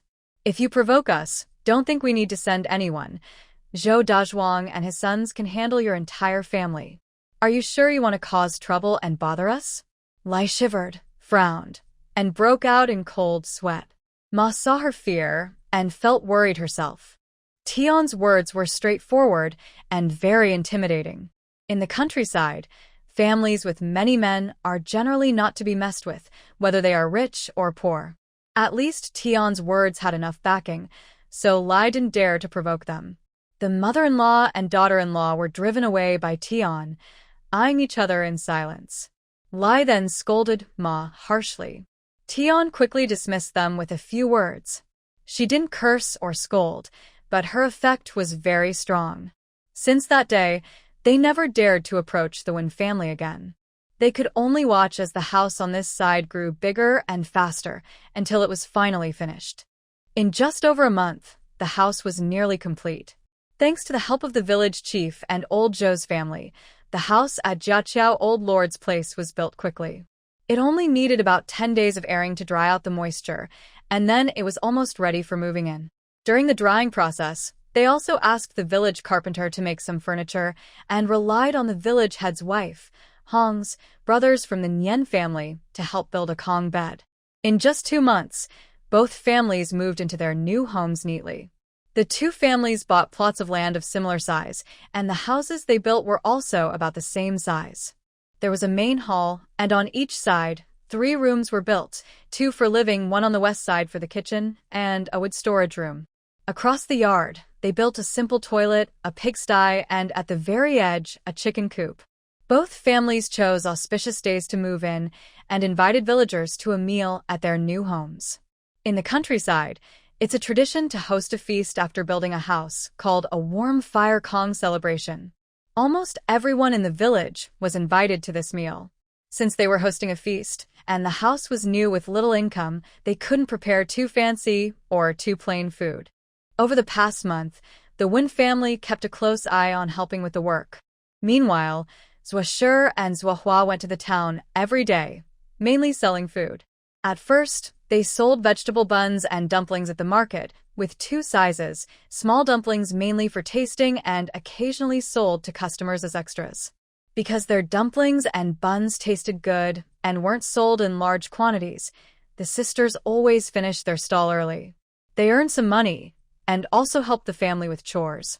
Recently, their income was just enough to support the household needs. Today was the day they moved into their new house, so Zhuo and Zhuo didn't go to sell at the market. Instead, they stayed behind with the Wen family, busy in the kitchen. Today, the main cooks were Tion and Hong. Tion had been helping with cooking for a while, and Hong, because her brothers came to earn money here, had a good attitude toward the Wens. Hong felt proud to be invited and quickly chopped the winter melon into large chunks. She cut the winter melon into big pieces, then sliced the backside of each piece with a knife, making quick cuts. Besides winter melon, the Wen family also bought tofu, fish, seasonal vegetables, fried golden meat made from flour, 3 chickens, 3 ducks, and 3 jin, about 1.5 kilograms of pork. This can be considered a very hearty meal. Serving it shows good manners. Mrs. Hong felt very pleased and thought Wen was generous.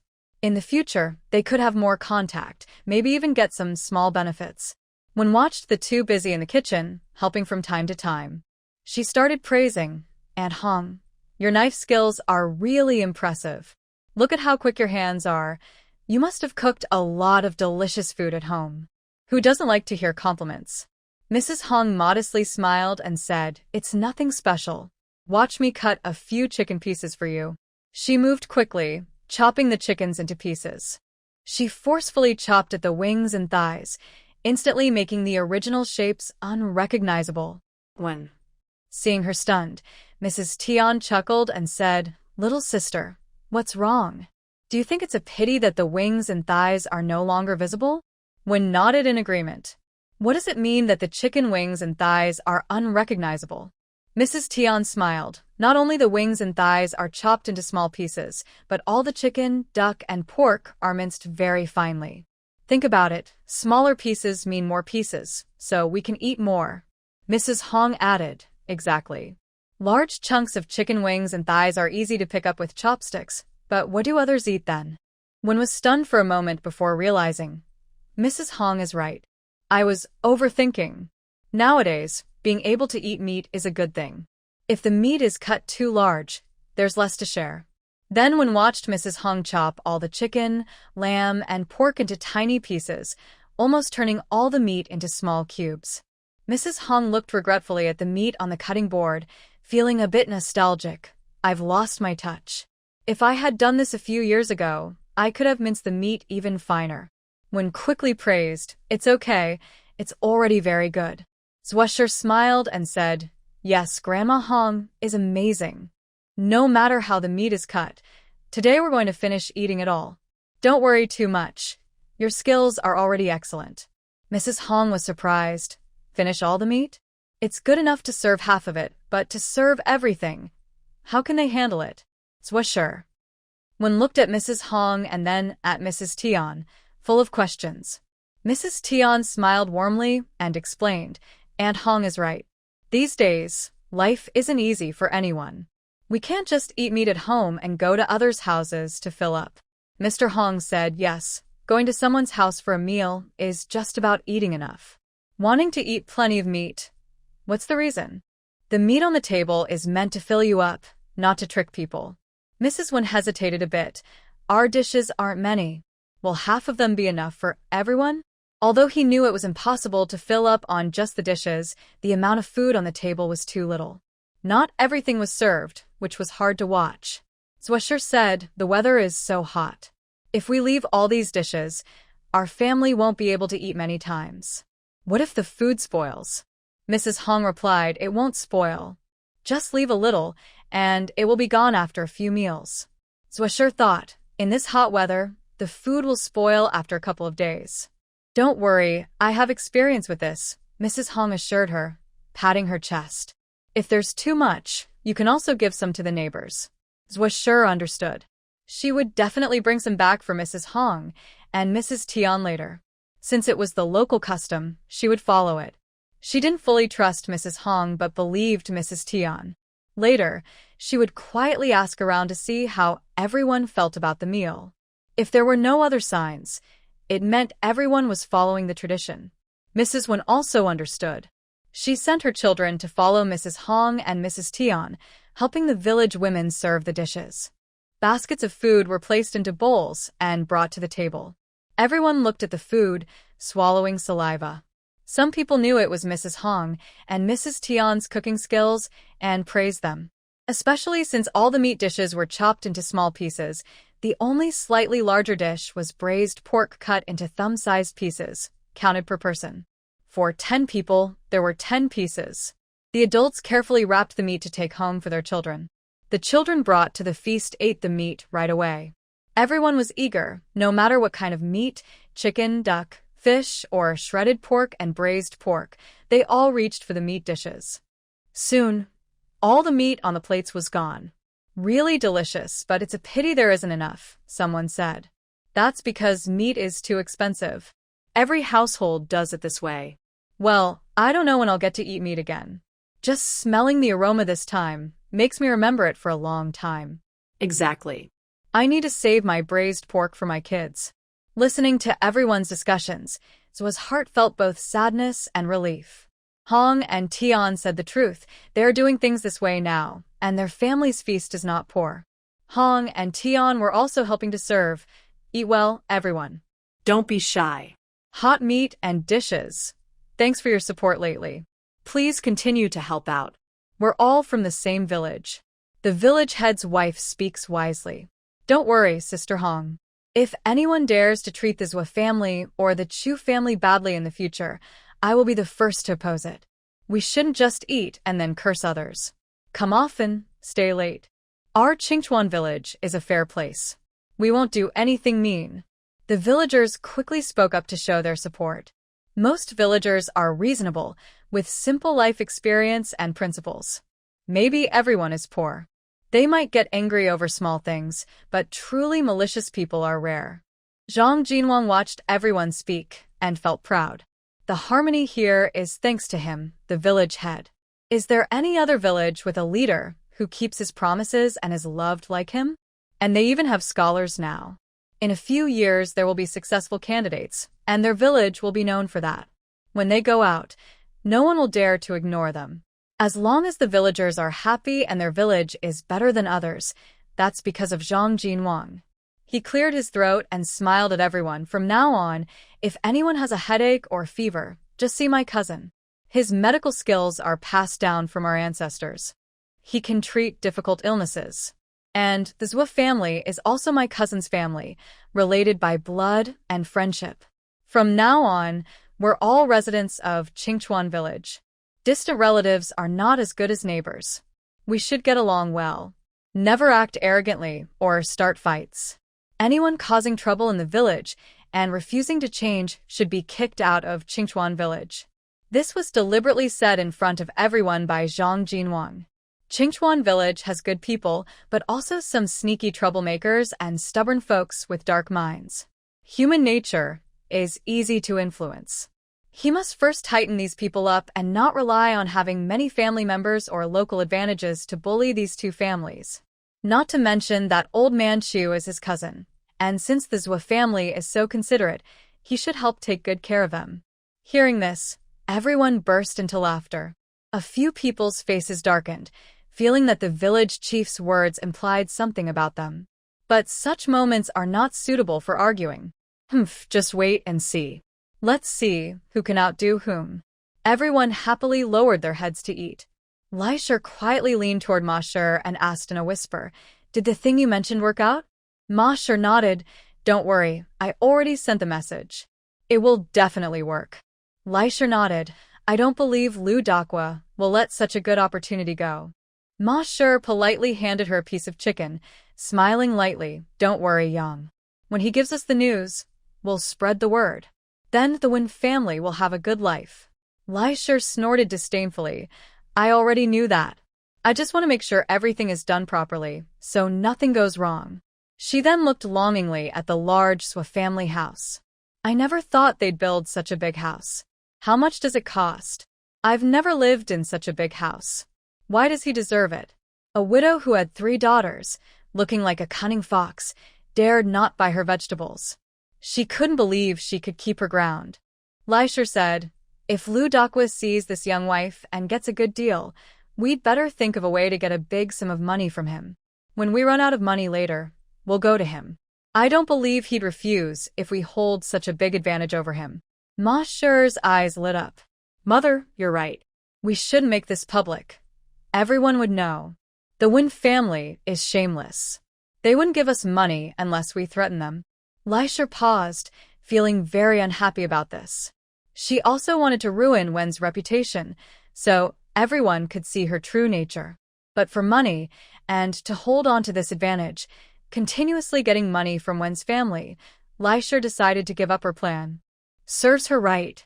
Mrs. Ma saw that Mrs. Lai had given up and sneered silently. Her mother-in-law always cared about personal gain. "However, mother-in-law, do you think Lu Daqua is willing to listen to us? If he tells someone about this, our plan will be ruined." Mrs. Lai's eyebrows furrowed again as she loudly asked, "What should we do then?" Everyone at the table looked at Mrs. Lai with confused expressions. "What are you doing, Mrs. Lai?"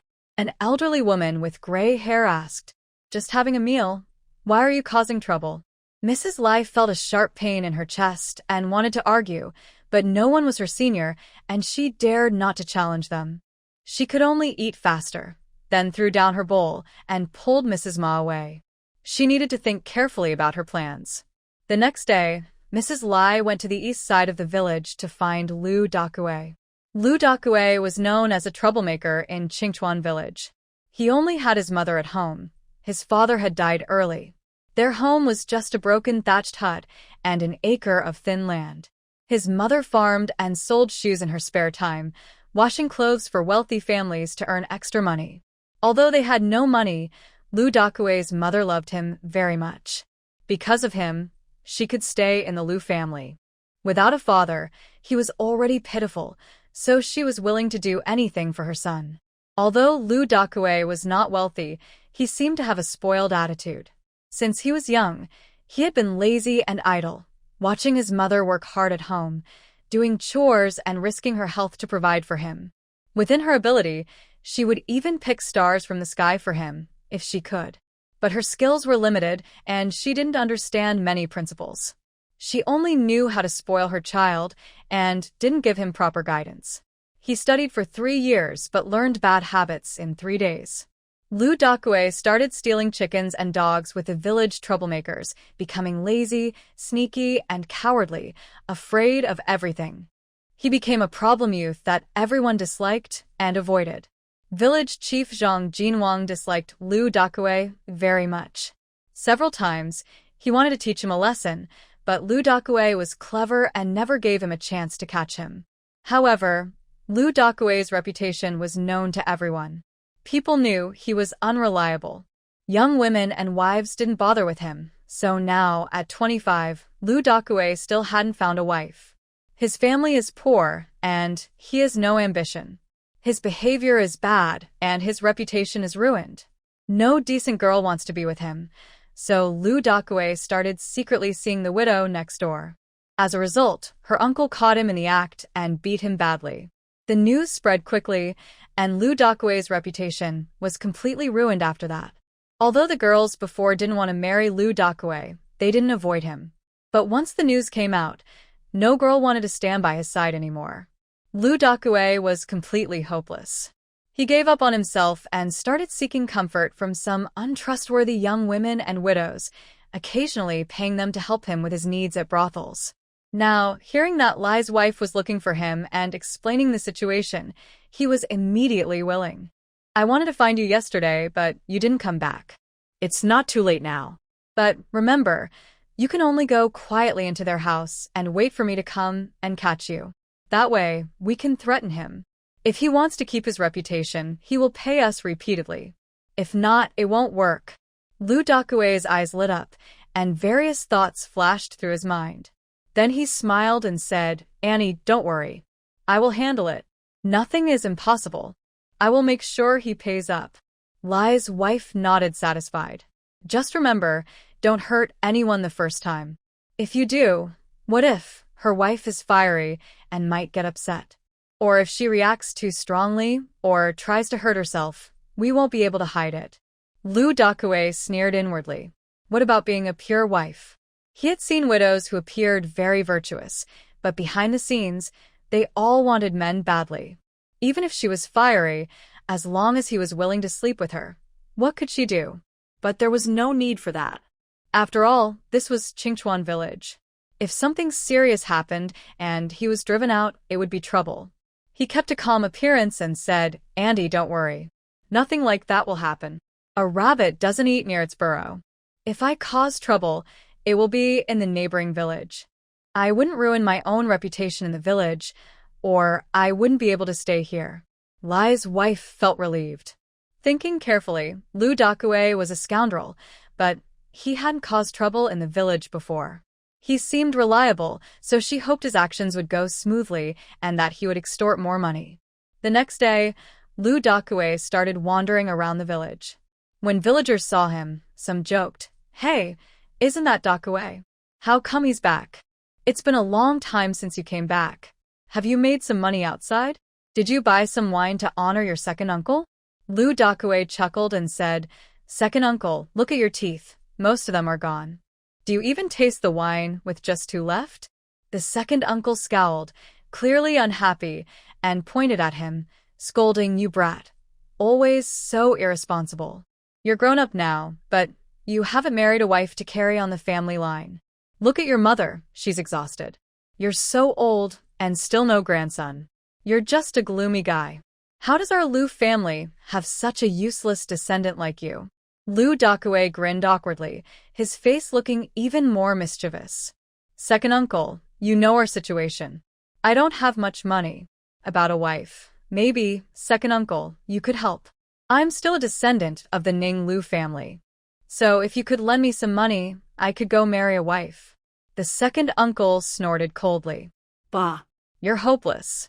You can't even marry a wife yourself, can't even afford the betrothal gifts. How can a girl be willing to be with you? I think you'd be better off single for life. Stop bothering the girl and embarrassing us." Lu Dakue didn't like hearing that. Why does he think he's bothering the girl? The young women in the village liked him a lot. They always looked at him. Look at the men in the village. Who's more attractive to the women than him? If the second uncle knew what he was thinking, he'd probably spit on the ground and hit him on the head with a stick to wake him up. Of course, women avoided him. They were afraid of getting involved with him. They disliked him, but he thought they liked him. Go home and take good care of your mother. Don't let her be so tired. When you were young, it was fine, but now that you're grown, your mother should enjoy some happiness. Hurry up and marry a wife, so you can live a good life. Lu Dakue nodded and sat beside the second uncle, asking about village news. First, he asked about the old master's house, then about the Zhua family. Second uncle, is it true that the Zhua family has no head of the household, only a widow mother with 4 children? Is that real? She's a good woman, very capable. Is she tall and strong like a demon? The second uncle's beard trembled with anger as he scolded. You fool! What are you saying? You're a grown man, and your words are so harsh. That's a good woman, and you're insulting her like this. It's a sin. All right, don't be angry. I just want to know who came to the village. They're not your relatives, so why are you so upset? I'm telling you my thoughts, you listen if you want. If you don't like it, that's fine, but I still want to talk. Lu Dakue patted his and left. He felt very happy inside. His second uncle said that the woman was a good wife, and Winsher probably was a good person too. He just didn't know what she looked like, or if she matched his taste.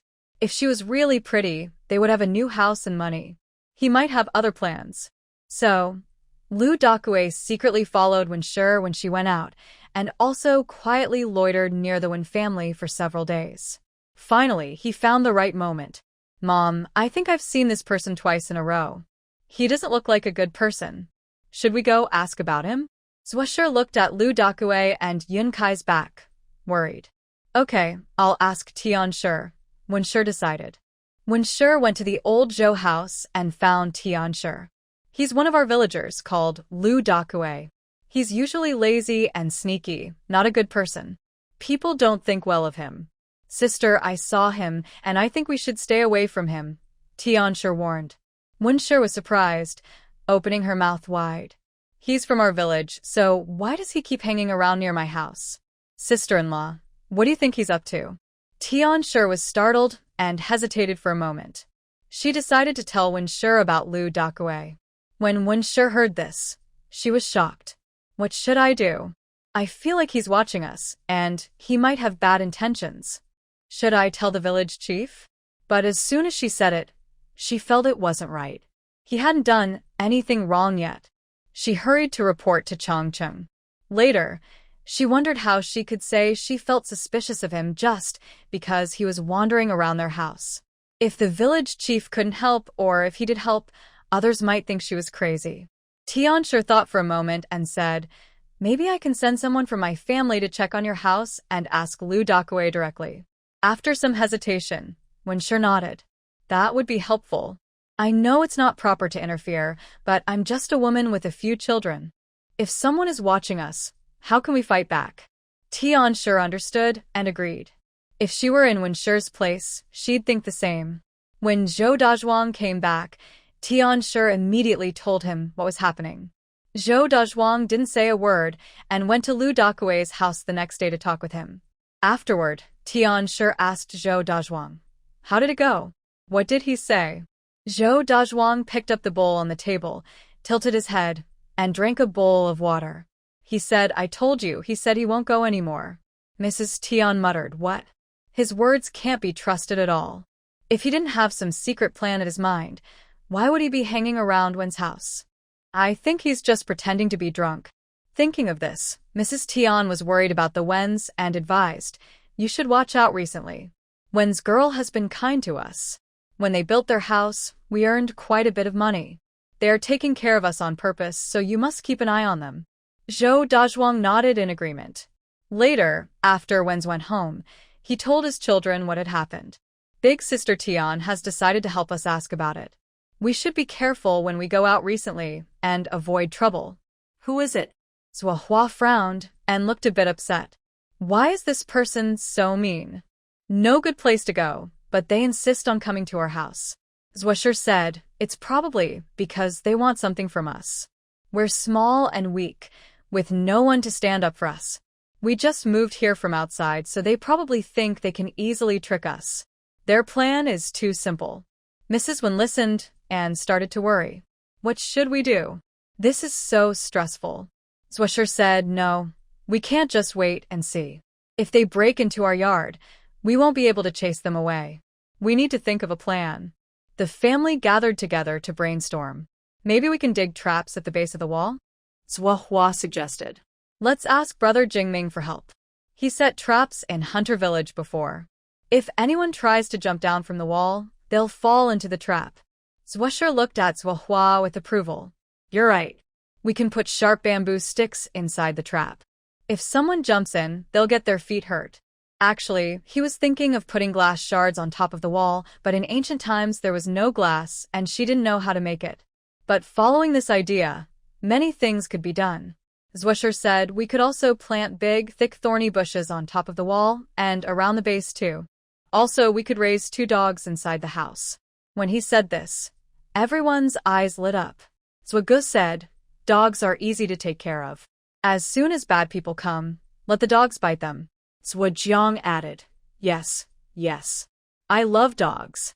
They're cute and good at guarding." Wen also thought this was a good idea. Without an adult man to stand as a protector, their family was more vulnerable and likely to attract trouble.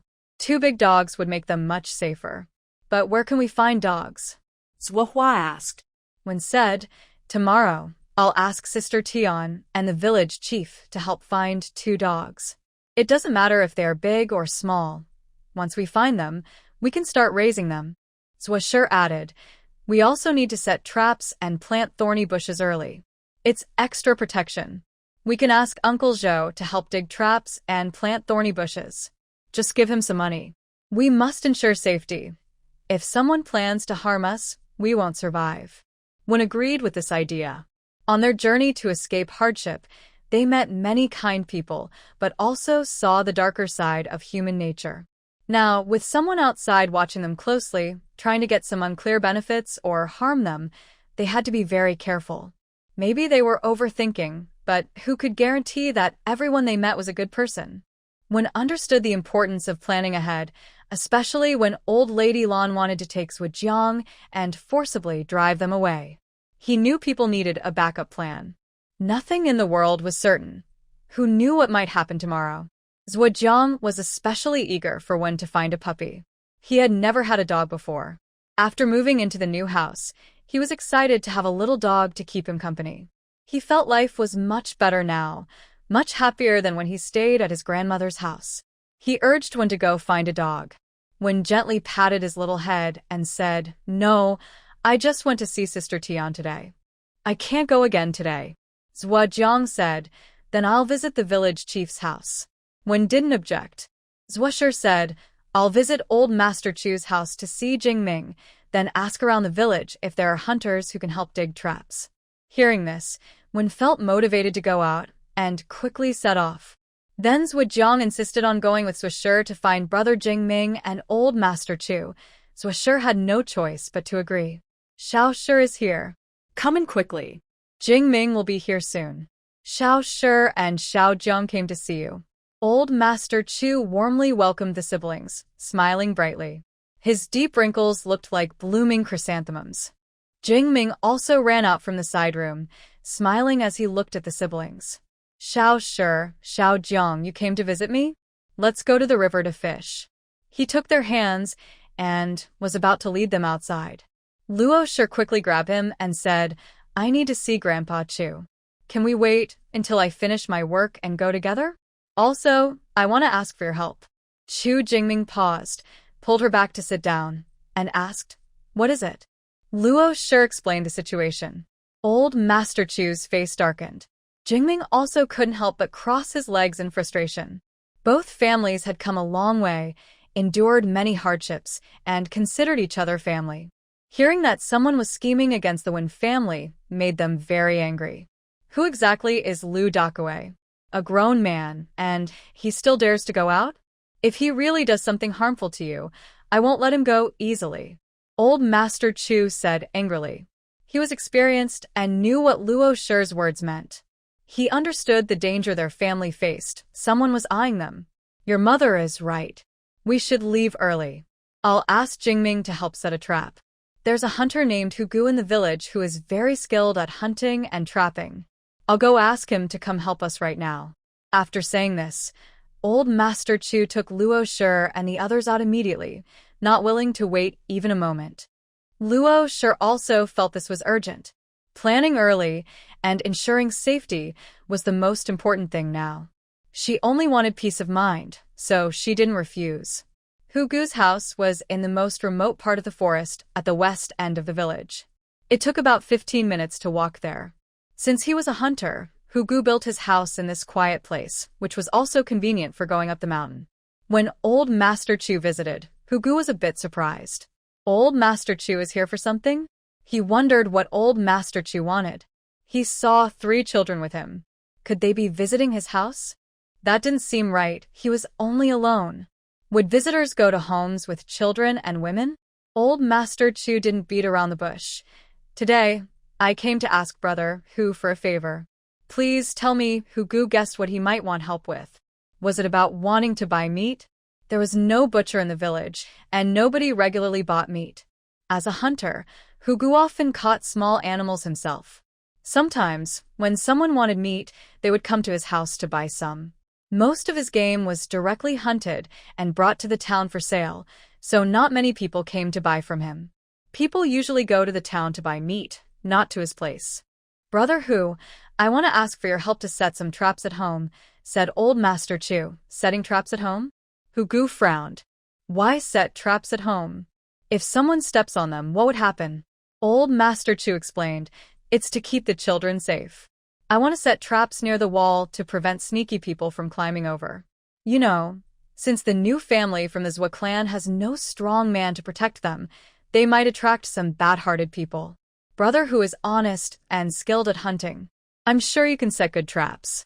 Don't worry, I won't let you work for nothing. I'll pay 5 coins for digging 1 trap. Just fill the wall edges with traps, and the family will be safe. We won't cheat you, just 5 coins for each trap. Hugu raised an eyebrow, a bit surprised that he was willing to pay such a high price. But he was an honest man and didn't want to take advantage. Forget it. I don't know how many traps you need, but how about this?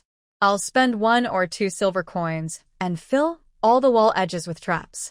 Zhuo quickly stepped forward to thank him. Thank you, Uncle Hu. You're truly a great benefactor to our family. As Hu said, traps come in different sizes. If he only paid 5 coins per trap and he made small ones, his family might not be able to afford so many. Old Master Chu also felt awkward, realizing the loopholes in his words. He looked at Zhuo with guilt and liked Hugu even more. Let's go now. It's best to finish digging quickly, said Old Master Chu. Hugu didn't refuse. Since this work had to be done sooner or later, he decided not to delay anymore. Zhuo casually advised them, Uncle Hu, when you go to my house later, if someone outside asks, just say I asked you to help fix the pig pen. Don't tell anyone you're digging traps at my place.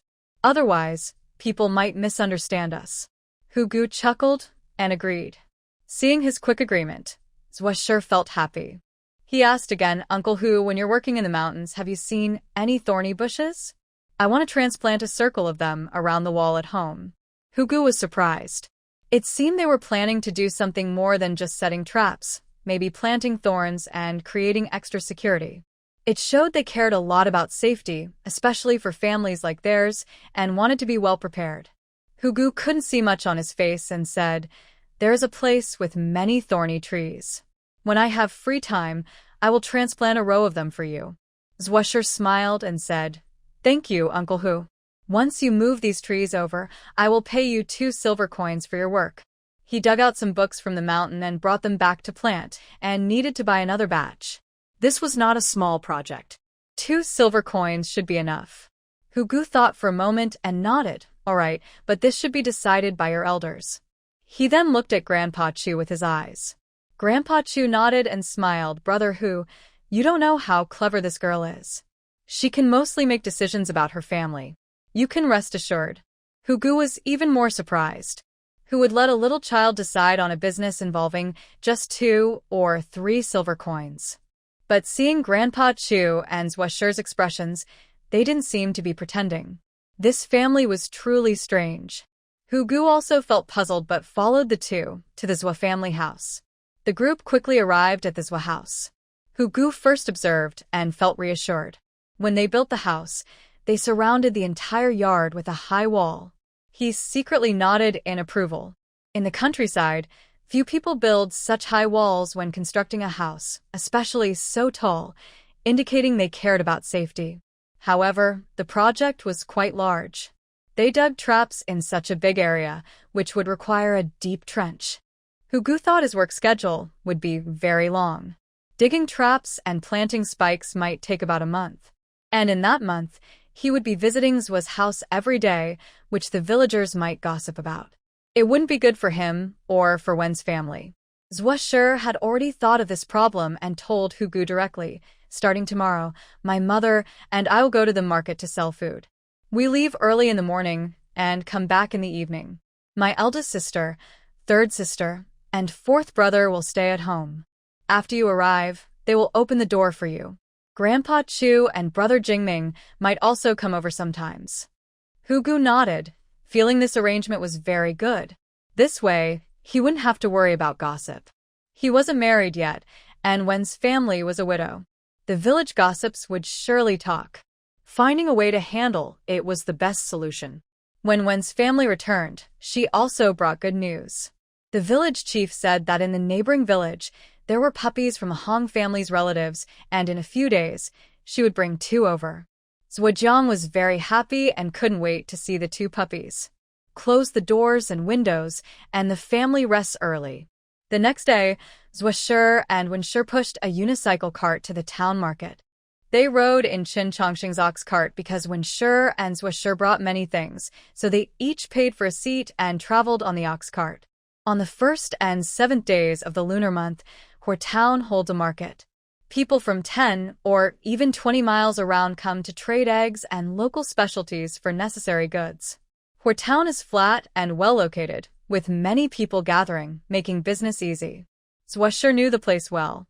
She set up a stall, lit a stove, and started steaming buns and frying dumplings.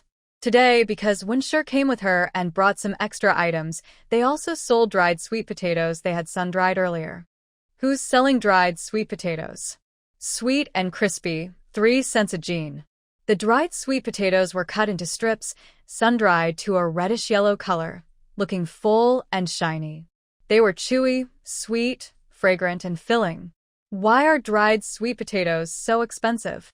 3 cents can buy 3 jean of fresh sweet potatoes. Now you can only buy 1 jean. Isn't that unfair? A lady returning from shopping, holding a man's arm, asked at the stall. Zhuosher smiled warmly and explained softly, "Annie, our dried sweet potatoes are sun-dried, so the weight shrinks. They need to be cooked thoroughly before selling. Not only do these sweet potatoes taste good, but they also last long. If you store them well, they can be eaten for half a year. Would you like to try a free sample? If you like it, you can buy some. If not, I won't say a word." The lady was pleased to be called Auntie and smiled happily, her face full of wrinkles.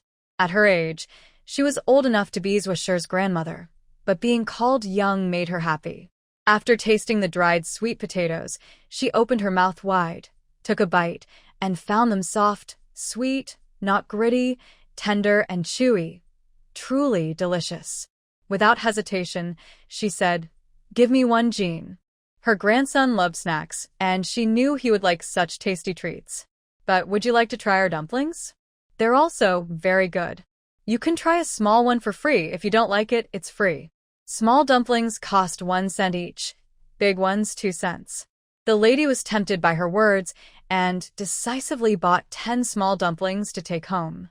As more people gathered, Zhuosher's enthusiasm for selling grew. She had sold things in the town before, so she had many repeat customers. "Miss, 2 buns and 10 small dumplings, please." When quickly and skillfully wrapped the food for the customer and handed it over.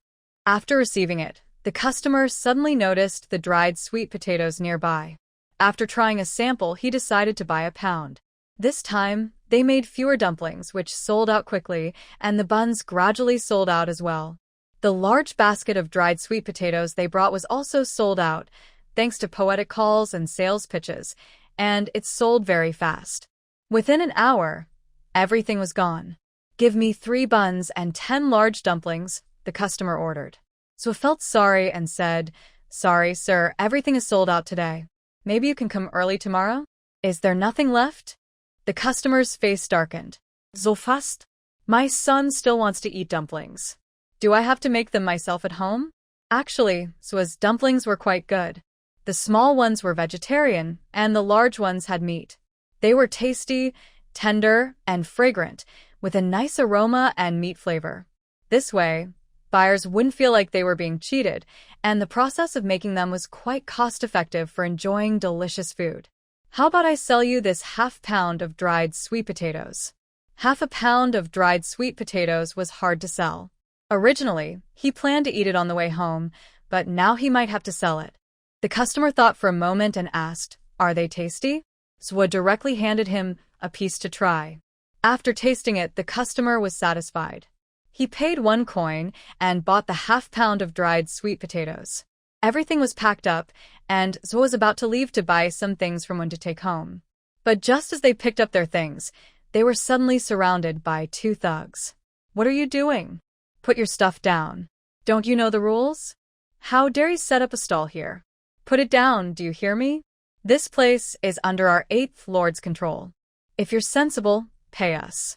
If not, we'll smash your stall." The 2 stood in front of the stall, looking fierce and demanding money. Swa was confused. He didn't expect to be asked for protection money this time. He usually set up his stall irregularly and for short periods, so he hadn't encountered these 2 before. Just after selling his items today, he was targeted. When smiled politely and asked, "Big brothers, I'm new here and unfamiliar with the rules. Please kindly forgive us. Stop the nonsense and give us the money." The 2 impatiently waved their hands, not listening to one. Swa asked, "How much per month?" 30 coins. Swa looked at the tofu vendor nearby, a middle-aged man who nodded at him. Swa sure understood clearly that she did not need to pay her extra money. When Sure took out 30 coins from his pocket and handed over a paper receipt with 2 fingerprints on it, signed by 2 people, he kindly sent away the 2 men collecting protection money. Once Sure and Swisher went to the tofu stall and started talking to the middle-aged man selling tofu. "Uncle Fong, thank you." "Thank me? We're all just vendors in this town. It's what we should do." Uncle Fong looks honest and kind. When they are busy, he sometimes helps out and often shares town news with them. "This is also my fault. I forgot to tell you to pay protection money. As long as you pay, no one will bother you, and the town chief won't say anything." When Sure nodded. He had never sold anything before and didn't know he needed to pay protection fees when selling. Swisher was similar. Most small businesses could operate freely after getting a business license, and small shops didn't have to pay taxes, let alone protection fees. But now they need to pay to follow local customs they understood. "Please, Uncle Fong, cut 2 more pieces of tofu.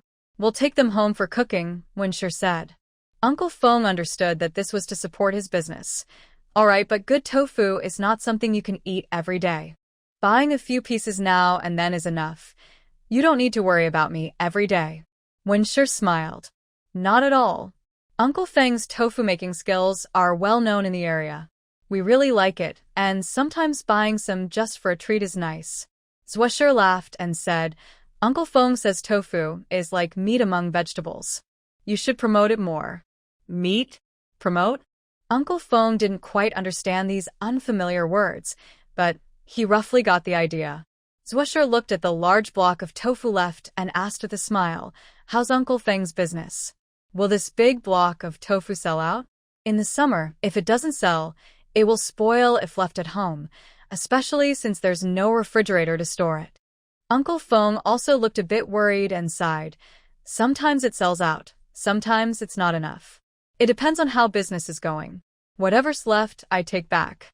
He admired how quickly and well Swisher and her mother sold their products. There was never any left over. He actually wanted to make less tofu, but he felt that making less wouldn't be enough to sell, and he was reluctant to lose the potential earnings from making less. Maybe you should make less in the summer. Master One advised, making too much and leaving leftovers at home is a shameful waste. Who would disagree?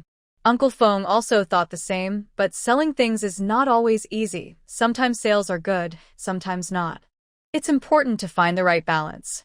Yes, it would be great if we could find a way to preserve unsold tofu, Uncle Feng murmured softly. This idea caught Swisher's attention.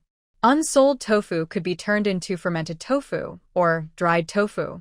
Both processes are quite simple, and she knows how to do them. But these items are like precious honeybees. She wouldn't just give them away for free. Her relationship with Uncle Feng isn't that close yet, but he is a trustworthy person. Over the past 2 months, Uncle Feng often helped support their family. Since they are 2 children running a business in town, they are sometimes targeted by others who are jealous or greedy. Uncle Feng, without showing it, always managed to keep trouble away. This shows that Uncle Feng is kind-hearted, honest, emotionally intelligent, and capable. But she doesn't know exactly how good his character is, or if he might be willing to collaborate on a recipe. She decided to give it a try. Swisher thought carefully. She didn't want to miss this chance to make money. Helping each other is a win-win. So she approached Uncle Feng and said thoughtfully, Uncle Feng, I have 2 recipes for processing tofu. After treatment, the tofu becomes tasty and can last a long time. It could be a special dish. Hearing this, Uncle Feng's eyes lit up. Really? His family's tofu-making skills are passed down from ancestors. They are all from He village and have made a living selling tofu. Because of this, their life has been relatively stable, though modest.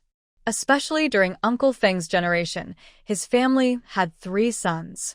Their father died early, and after their mother struggled to support them, she remarried based on her relatives' advice, leaving the 3 children alone. Uncle Feng was only 10 years old then, and his younger brothers were even smaller. They had no uncles or relatives to help. At a young age, Uncle Feng suffered from rheumatism, but still took care of his brothers and sold tofu to survive. They grew up slowly, facing many hardships. Unfortunately, because they were young and life was tough, they were often bullied by villagers. When they finally grew older, Uncle Feng's second brother got into trouble with a wealthy young man in town and was beaten so badly he broke his leg. The third brother, full of youthful anger, couldn't hold back one night and secretly set fire to the wealthy young man's house. While the fire was burning, after the wealthy young master ran out, he covered his face and struck the young master, knocking him unconscious. After the third brother returned, he told Uncle Feng about what happened, then left town and was never seen again. No one knows where he is now. Uncle Feng and his younger brother struggled to live. When he grew up, he married and had 3 children. At first, his wife tolerated Uncle Feng supporting his second brother, but over time, as more children were born, life became harder. His wife was very unhappy about supporting a useless younger brother. She cried, made trouble, and even threatened to hang herself, demanding Uncle Feng send his second brother away. But Uncle Feng refused. Not only because they depended on each other and shared a deep bond, but also because he believed his second brother was innocent and had suffered unfairly. He felt responsible to care for his brother for life. However, his wife was furious and scolded him loudly. Yes, you have a duty to take care of your brother, but don't you have responsibilities to us, your wife and children? Look at our 3 sons, so thin, just skin and bones. They can't even stand the wind. They want to eat meat, but we have to save every penny. They can't even go to school. Now you want to keep supporting that crippled brother in bed? Not only do you care for him, but you also have to look after your children and your brother. Do you think I'm your servant? You know very well that no family wants to live like this. Marrying into your family has brought me nothing but bad luck. Today I'll say this. If he's here, I'm not. You choose. What could Uncle Feng do? He couldn't abandon his brother, but he also couldn't abandon his wife. So he stayed silent. His wife saw his silence and knew he was trying to deceive her, but she couldn't stand it. She argued with him every day, trying every trick to make him send his second brother away. Uncle Feng didn't agree. His wife tried everything, hitting, scolding, threatening, crying, even threatening to hang herself, and called neighbors to persuade him. But tradition was strong, and no matter what, she refused to send his second brother away. She was very angry but had no choice. The atmosphere at home grew tense, with constant arguing. His wife always had a gloomy face and was irritable with everyone. Finally, she decided to target his second brother, thinking if she couldn't move Uncle Feng, she would move his brother. Uncle Feng didn't want his brother to leave, but how could he? He felt guilty about taking support from his brother, who was just freeloading and relying on him his whole life. This change targeted the right person. Aunt Feng quickly realized her mistake. Soon, her second brother understood that he had become a big burden to the family because of her teasing. So, when Uncle Feng went out to sell tofu, he cut his wrist and tried to end his life. By the time Uncle Feng returned from the town stall, his second brother had already passed away. After this incident, Uncle Feng found out the truth and divorced his wife. He then raised his 3 children alone. He had to be both father and mother and also go out to do business to earn money, which was not easy. Thinking about the story he heard about Feng Shu, Zhuo sighed softly. He was a kind person and seemed to be a good person. She thought it was worth a try, so she said, "I can share the recipe with Uncle Feng. If it's not enough, I won't give it for free. I want a commission." Uncle Feng was surprised at first, then overjoyed. "Really? You're willing to share the recipe with me?" Nowadays, most families keep their recipes tightly guarded. No one wants to give away their family secrets easily. Uncle Feng had never met someone like her before, so he was both cautious and hopeful. "Yes, I'm willing. But we need to make a formal agreement. I will make dry tofu and moldy tofu with the recipe. If they don't sell, I want 10% of the profit. Also, you can teach the recipe to your son, but you can't share it with others." Zhuo clearly laid out her conditions. Uncle Feng was stunned. After hearing her terms, he felt very happy and nodded repeatedly. He agreed immediately. "Okay, let's do it."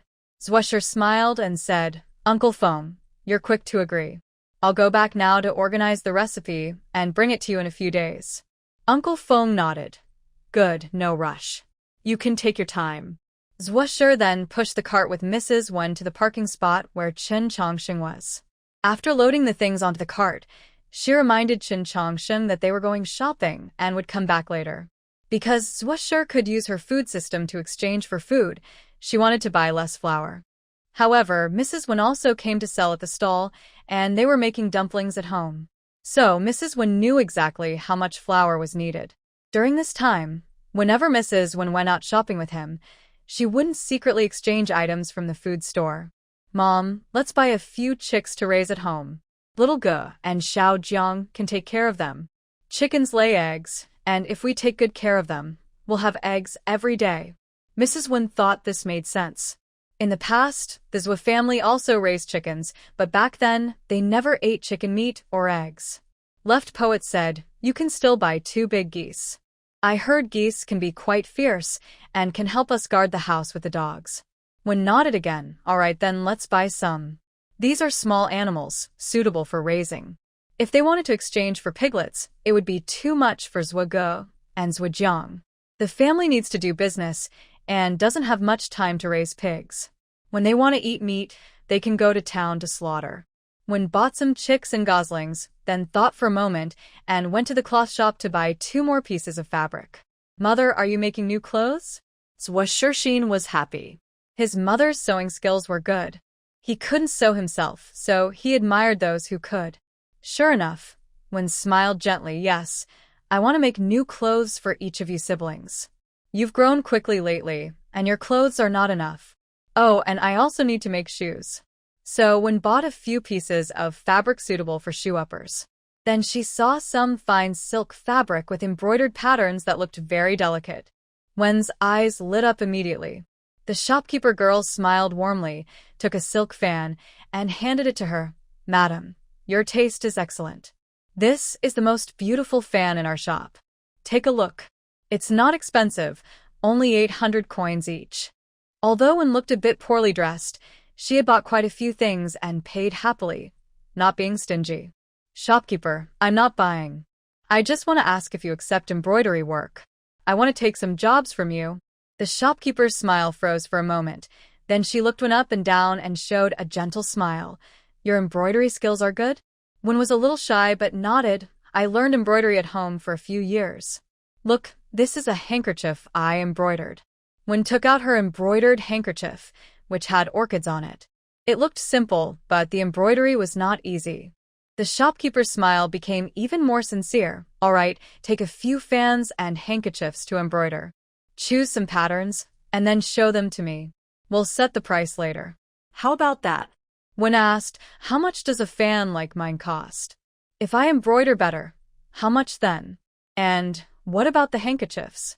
She was unsure. If she took them home to embroider and the shopkeeper offered a very low price, she wouldn't know where to complain. Besides making dumplings and buns every day, she had some free time. She couldn't just leave everything idle and hand over the burden of supporting the family entirely to her daughter. She also wanted to earn more money to buy good food and useful things for her children. The shop owner frowned and thought for a moment, then said, handkerchiefs cost 10 coins each, and these round fans are 25 coins each. Even if they are well embroidered, they sell for about 30 or 35 coins. The price depends on the design and quality. Do you have any objections? Mrs. Wen nodded, considering the price reasonable, similar to what she had paid for previous work. Then Wen Shi carefully selected a few designs and round fans from the shop, wrapped them in cloth, and took them home. Mother, after finishing the embroidered round fans, you could try embroidering screens. Larger items sell for more, and the profit is higher. It's a bit slower, but overall, it's more worthwhile, suggested Swisher. Mrs. Wen smiled and said, let's finish the handkerchiefs and round fans first. I want to take on a screen embroidery project, but people might not believe I can do it. Plus, embroidery on screens is slow. We need money quickly, so smaller items are easier to sell. Swisher saw that she was confident and nodded, saying no more. There will be another update later. Everyone remember to check it out. Today's extra update, 4,000 words, Manhwa. After buying their things, the two of them went to Chin Chongchun's side, waiting for the villagers to come back one after another so they could all ride home together. Chin Chongchun's carriage was steady, but it was crowded, and the two of them with their big and small bags looked very noticeable. Ma Shi saw them and noticed their baskets, which were bulging and covered with a sack, hiding what was inside. But seeing Mrs. Wen's gentle, beautiful, and charming appearance, Ma Shi felt a surge of jealousy. Why does Mrs. Wen have it so good? A widow without a man. Why does she seem to be doing better than her? She thought about her house, her trips to the market, and buying whatever she wanted. She had no mother-in-law above her, only herself in charge. Her family was rich, and her children were obedient and capable. She heard that her daughter was selling things in town and making good money. Why isn't her daughter as capable? Should she also send her daughter to town to do business? Unfortunately, her daughter was dull and stubborn. She had told her daughter to play with the girls from the Zhou family, but that girl just wouldn't understand. From the beginning, she was pulled twice to the Zhou family, and no matter what, she refused to go there willingly. It made her so angry. Big sister, what's inside your basket? It's packed so tightly. Is there something good you can't let others see? Ma Shi started to find fault. Wen Shi said, it's nothing much, just some rice and flour. My family doesn't own land, so we have to find ways to buy food here. Otherwise, my daughters and I won't have enough to eat. The person sitting on the ox cart perked up their ears. Hearing Wen Shi's answer, their curiosity eased a bit. Ma Shi sneered. Why is the big sister so cautious, covering herself so tightly? Do you have something valuable or something you shouldn't show? Afraid we might see it? Swisher chuckled. Having your belongings searched and your house checked just because you're riding in a cart? They're buying things, so what does that have to do with you? Why are you mocking them? Wen Shi also looked cold. Valuable things are paid for with money. There's nothing shameful about that. Ma Shi, what are you always thinking about? Why are you so focused on other people's affairs? Since they were already being rude to her, She felt it was better to stand her ground rather than show weakness. Humph. Feeling guilty. Ma Shi was hit back, but she didn't care. Wen Shi's words sounded tough, but she couldn't stop herself from wanting to bother Wen Shi. Moreover, when she thought about Lai Shi going to find Lu Daku and being refused, Ma Shi felt her desire to trouble Wen Shi was unfulfilled. Wen Shi was truly a clever woman. As soon as she arrived in Qingchuan village, she attracted all the men's attention. Don't think she didn't know those men spoke highly of Wen Shi behind her back. They wished their wives were like her. She heard that some single men, including widowers and young men who hadn't married yet, wanted to propose to Wen Shi. Hearing this made her furious. Before Wen Shi arrived, she was the most charming wife in the village. Men often looked at her, intentionally or not. Now, with Wen Shi here, all the men stopped paying attention to her. Not to mention, even her own husband occasionally stole glances at Wen Shi. Why was such a woman not taken away and kept in a pigpen? Instead, she was out here attracting attention. Hey, Wen Shi, your family doesn't have a man and you buy so many things. People know you used to be wealthy, but those who don't know might think you're trying to make money through some shady means. Ma Shi sneered. I heard you all ran away from hardship to come to Qingchuan village. But everyone knows that fleeing hardship is a serious matter. How could you, as orphaned women and widows, have so much silver? I suspect your money comes from illegal sources. The people on the cart were startled by what Ma Shi said, but after thinking carefully, they felt that she made a lot of sense. Everyone looked toward the Wen family, hoping to hear her response or some exciting news. Wen sneered. Where does my money come from? Do I need to report to you? Why don't you tell everyone how your family got their money? You're talking nonsense. Living in the same village as someone like you really is frightening. Everyone has their own troubles, but you just focus on others and poke at their wounds. Whether there's something going on or not, you always look for trouble and argue. Ma Shi, aren't you afraid of trouble? Or are you afraid of turning gray early? Haha. Zhua Shi couldn't help but laugh. One was right. So Zhua Shi wanted to cheer for her mother and support her. Aunt Ma, my mother means that many problems in this world can be solved with just 2 sentences. If people do their own work well, they'll have fewer worries. Ma Shi was stunned and asked, What do you mean? Zhua Shi smiled meaningfully, her clear voice loud and bright. First sentence, what's it to you? Second sentence, what's it to me? Ha ha ha. Everyone on the cart started laughing loudly, tears streaming down their faces. They all looked at Ma Shi's darkened face, laughing happily. Yes, Ma Shi, you're just meddling in other people's affairs. If you're so eager to worry about others, you should think about how to handle your own matters. You're just jealous that others have money to buy nice things. You want to look into their baskets and say they're not decent. You're good at stirring trouble. Always acting so important, thinking that just because of your face, you can take advantage of others.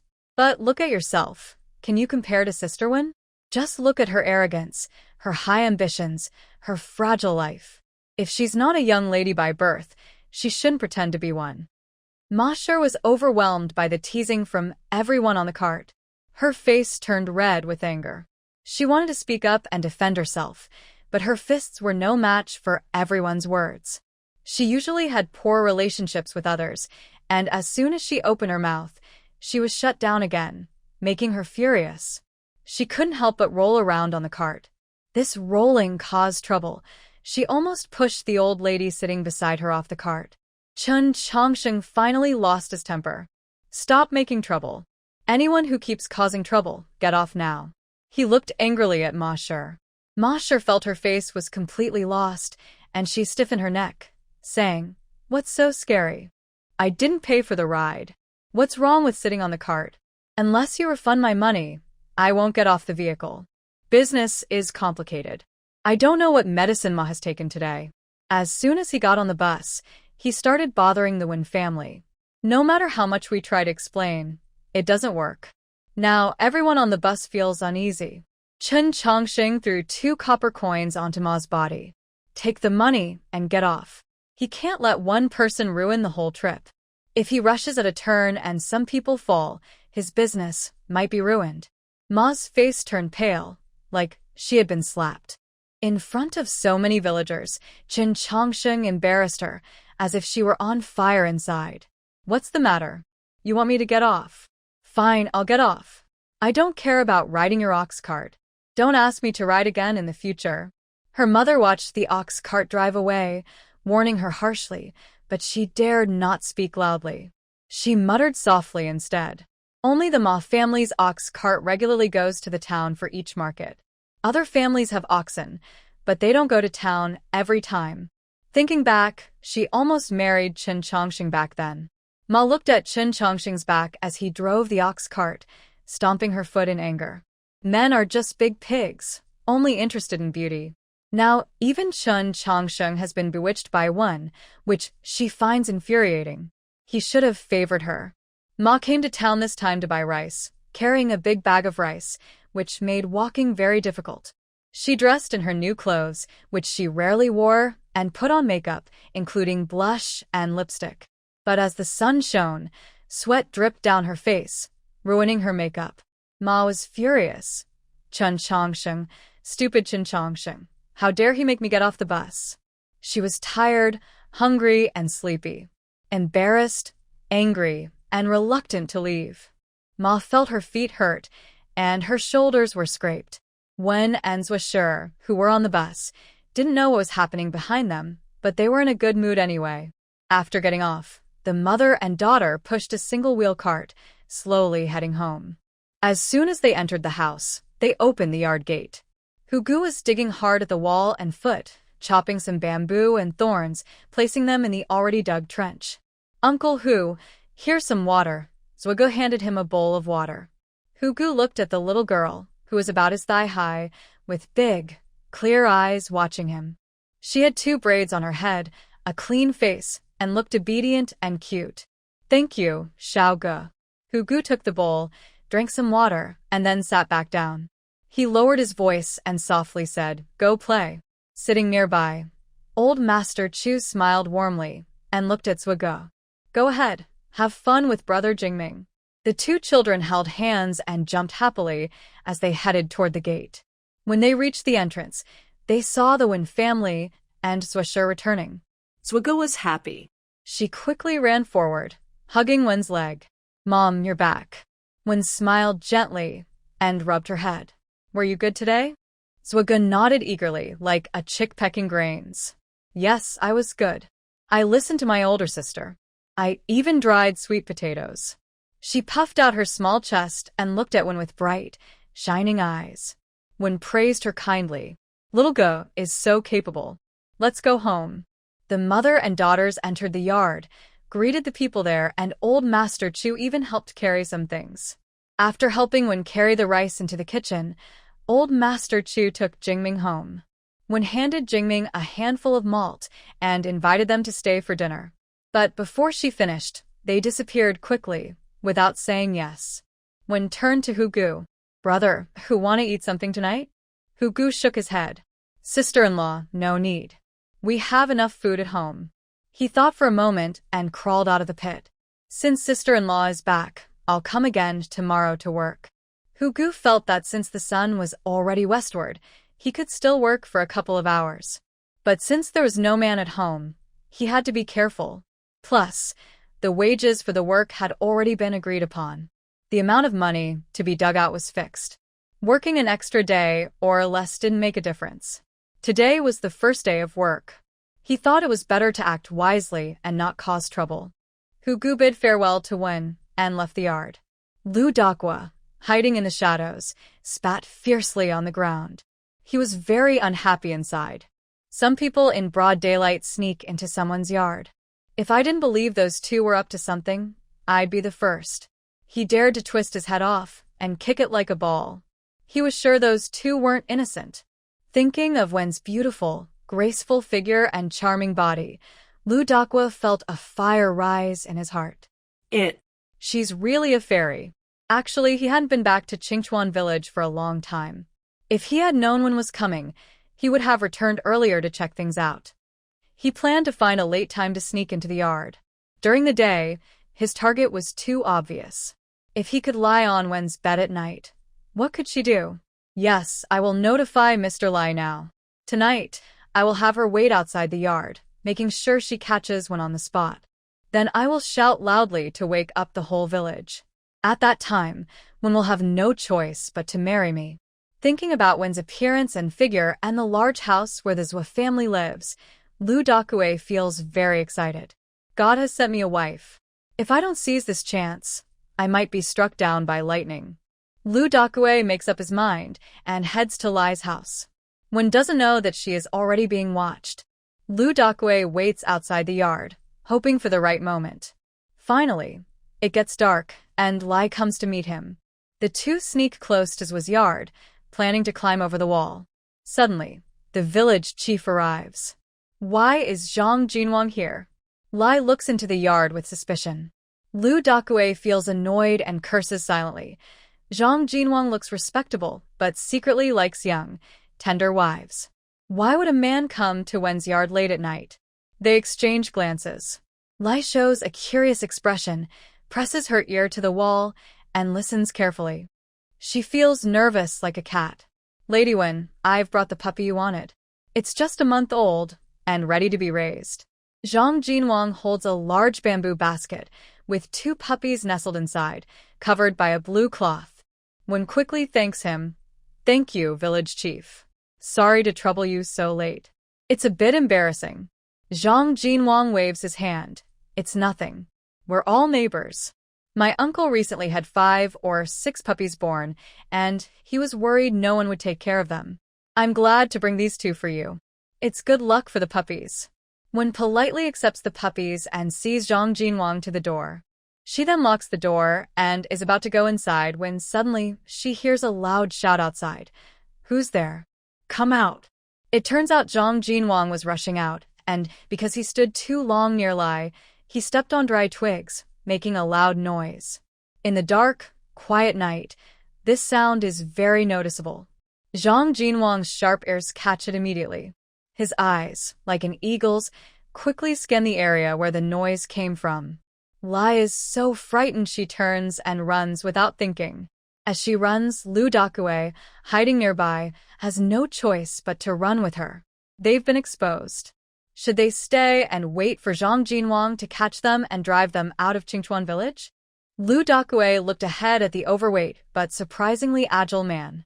Lai was furious and clenched his teeth in anger. An old woman who often causes more problems than she solves. She can't even handle this small matter properly, and her mistakes are obvious even from the side. Today was such a good opportunity, but she ruined it. Not only did she waste a lot of time, but she also scared the prey away. It will be even harder to get into the Lu family in the future. She is intentionally making things difficult for him. Zhang Jinwang was angry. Stop right there. Don't run. Who's the little thief? How dare you cause trouble in our Clear Spring village? He was almost furious. They had already seen the person and shouted, yet these people still dared to run. They clearly didn't take him seriously. If he didn't teach these 2 troublemakers a lesson today, he wouldn't be Zhang. Zhang Jinwang quickly ran after them, using all his skills, which were just as good as when he was a thief back in the day.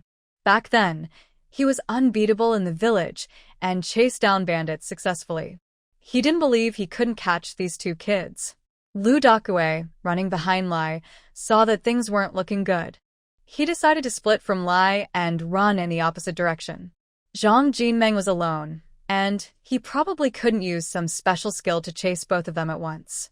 So Lu Dakue chose a different path, heading down another road. Seeing this, Lai was furious and stomped her feet, glaring at the 2 people ahead. In an instant, she made a decision and chased after the person in front. Lai felt the person behind her getting faster and faster. She could almost hear their breathing. Stop. I told you to stop. Do you hear me? Lai didn't reply and kept running forward desperately. Zhang Jinwang quickly caught up and blocked her. Stop right there. But Lai was running too fast to stop. She accidentally bumped into Zhang, causing him to stumble. He staggered back 5 or 6 steps before steadying himself. Lai herself was pushed to the ground by Zhang and rolled several times before stopping. Only then did Zhang see clearly who was on the ground, and his nose flared with anger. Lai, why are you running? Why won't you stop? Unbelievable. Sitting by someone's wall late at night, do you have no shame? Lai quickly got up and spat. Shame on me? Do you have any? Late at night, you, a grown man, sneaking into the Wen family's house. Don't you know she's a widow with no men at home? And you're the village chief. Don't you know to keep a low profile? Instead, you're here criticizing me. It's like only the officials can do wrong and common folks can't. I think you're even more shameless than I am. Zhang Jinwang was so angry, he almost fainted, feeling all his blood rushing to his head. His temper flared, and he started trembling. Lai Shi saw he couldn't speak and thought her words made sense. She dropped her victorious attitude and continued to mock him. Village chief, you're the village head, but you don't do things properly. Does your wife, Hong Shi, know about this? Nonsense. Zhang Jinwang couldn't hold back anymore and wished he could go and slap her. You're so mean-spirited, seeing bad in everyone. You even say things like that, which shows your family has bad manners. No wonder no one in the village wants to deal with you. You're just a useless, lazy person. Today, I was just taking 2 little dogs to watch over the house. My wife brought them from her brother's place. Because of a delay on the way, I only delivered them at night. I was just taking them to the Zhao family. It was a good thing, but you turned it into something bad. Who are you sitting with in the corner, and what are you trying to do? Lai Shi's face changed. She didn't expect Zhang Jinwang to know she was sitting with someone else. That was bad. But he didn't seem to know the other person was Lu Daqua, nor did he know her plan with Lu Daqua. As long as she stayed silent and denied everything, what could he do? Lai Shi tried to change the subject. Zhang Jinwang asked her questions for a long time, but Lai Shi kept arguing and changing the topic, refusing to say who the other person was or her real reason for sitting in the corner. I just saw the village chief go into Wen's house. I was afraid he'd meet some troublemaker, so I stayed outside to listen. If something was wrong, I wanted to go in and help her. Zhang Jinwang. I don't believe you. It made her look like she was the only smart one, while everyone else seemed foolish. But Zhang Jinliang couldn't do anything. Since Lai Shi wouldn't say, he couldn't force her open. Now, he couldn't catch her even if he tried. He forgot about it and turned to leave. He went home and complained to Hong Shi about it. That Lai Shi has a foul mouth. She's so hateful. He was determined to find a chance to teach her a lesson. Hong Shi also got angry when she heard, and she kept a grudge against Lai Shi. Not only was Zhang's family upset, but the Zhao family was also unhappy. Wen Shi felt very dangerous. Who is watching us outside? Zhua Shi frowned and said, We need Uncle, who to finish digging the trap quickly. Tonight, we must lock all the doors and windows. Tomorrow, we'll ask the village chief who that person is. Late at night, someone was lurking in the corner, spying. They definitely had bad intentions, especially since their family was weak and could be easily overpowered. Just one slightly stronger man could defeat them all. Should we go to town and buy someone? Zhua Shi suggested. Buy a tall, strong man, sign a contract with him, and have him help guard our home. That sounds good, but it's not convenient, Wen Shi replied. We don't have that much money now, and in the countryside, buying a servant is impossible. If they had money, they'd buy someone to help with work. At most, they might be jealous of us, but we just ignore them. Zhuahua rolled her eyes and said, I agree with Xiao Shi. We're just buying a servant. Poor rural families can't afford one. If they had money, they'd buy someone to work for them. They probably just envy us, but we don't care. Zhua Shi looked at Zhuahua with satisfaction. She didn't expect her sister to have such good judgment and brains. At her age, not having experienced much, thinking of these ideas was already impressive. Zhuo asked, Do we have enough money?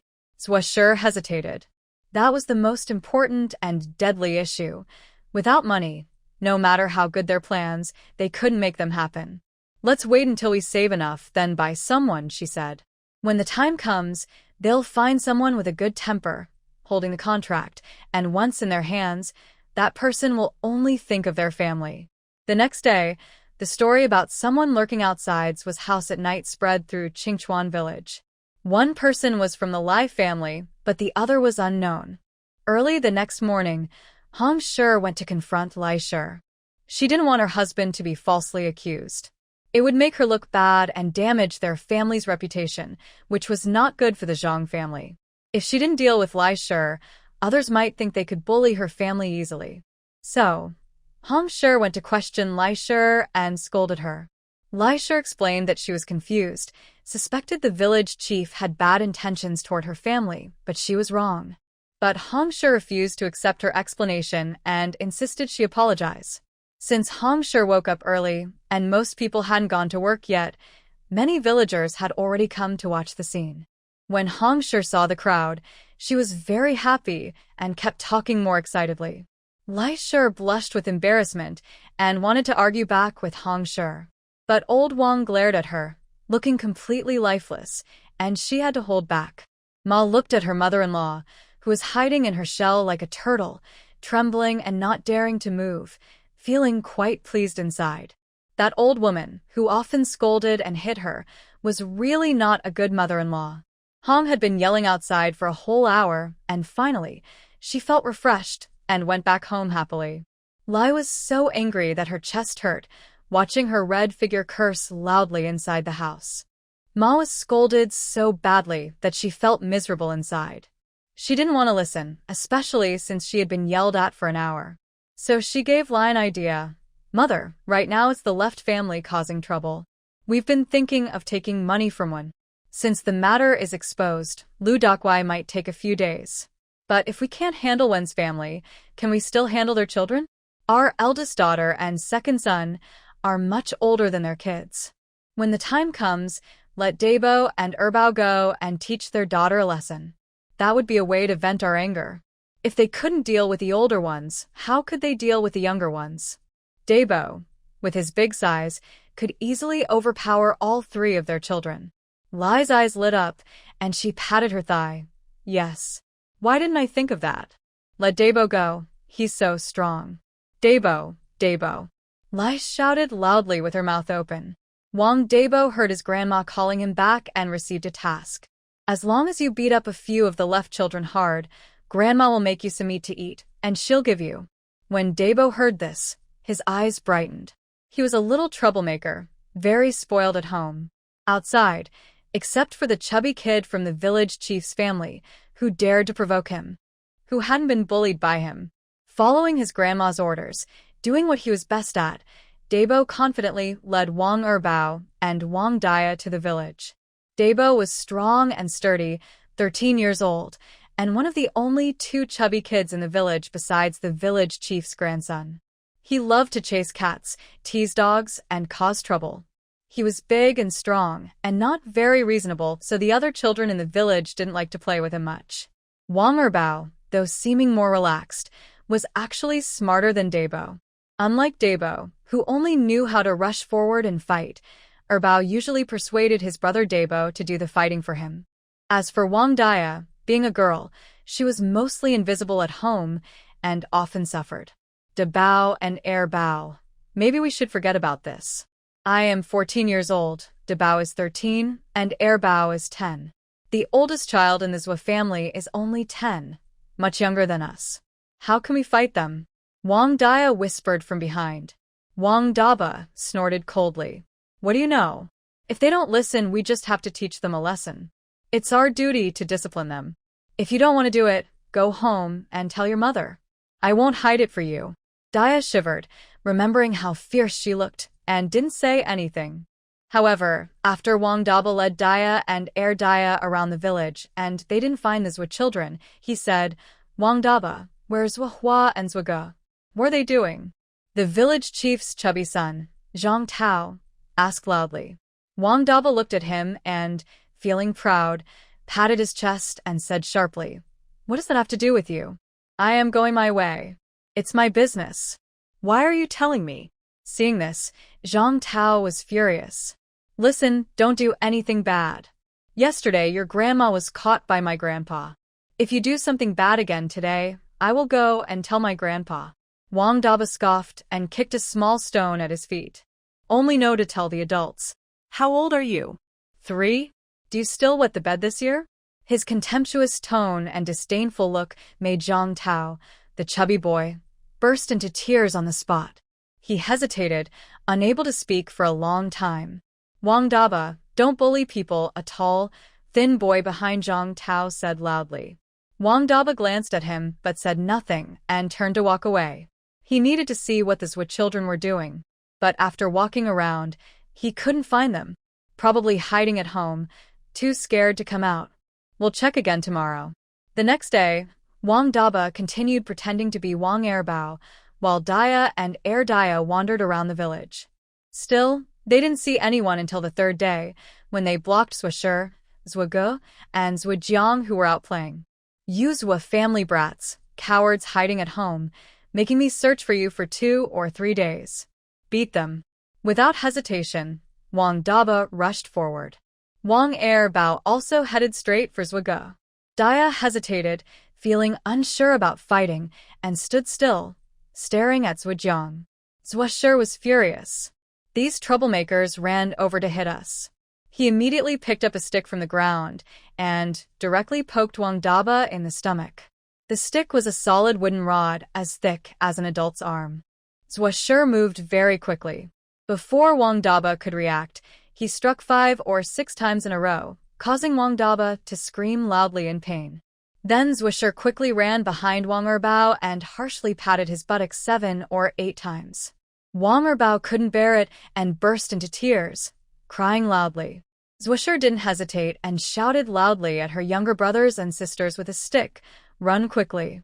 At first, Zwa and Zwijian didn't react until Zwa called out again, then they quickly ran home with Zwa.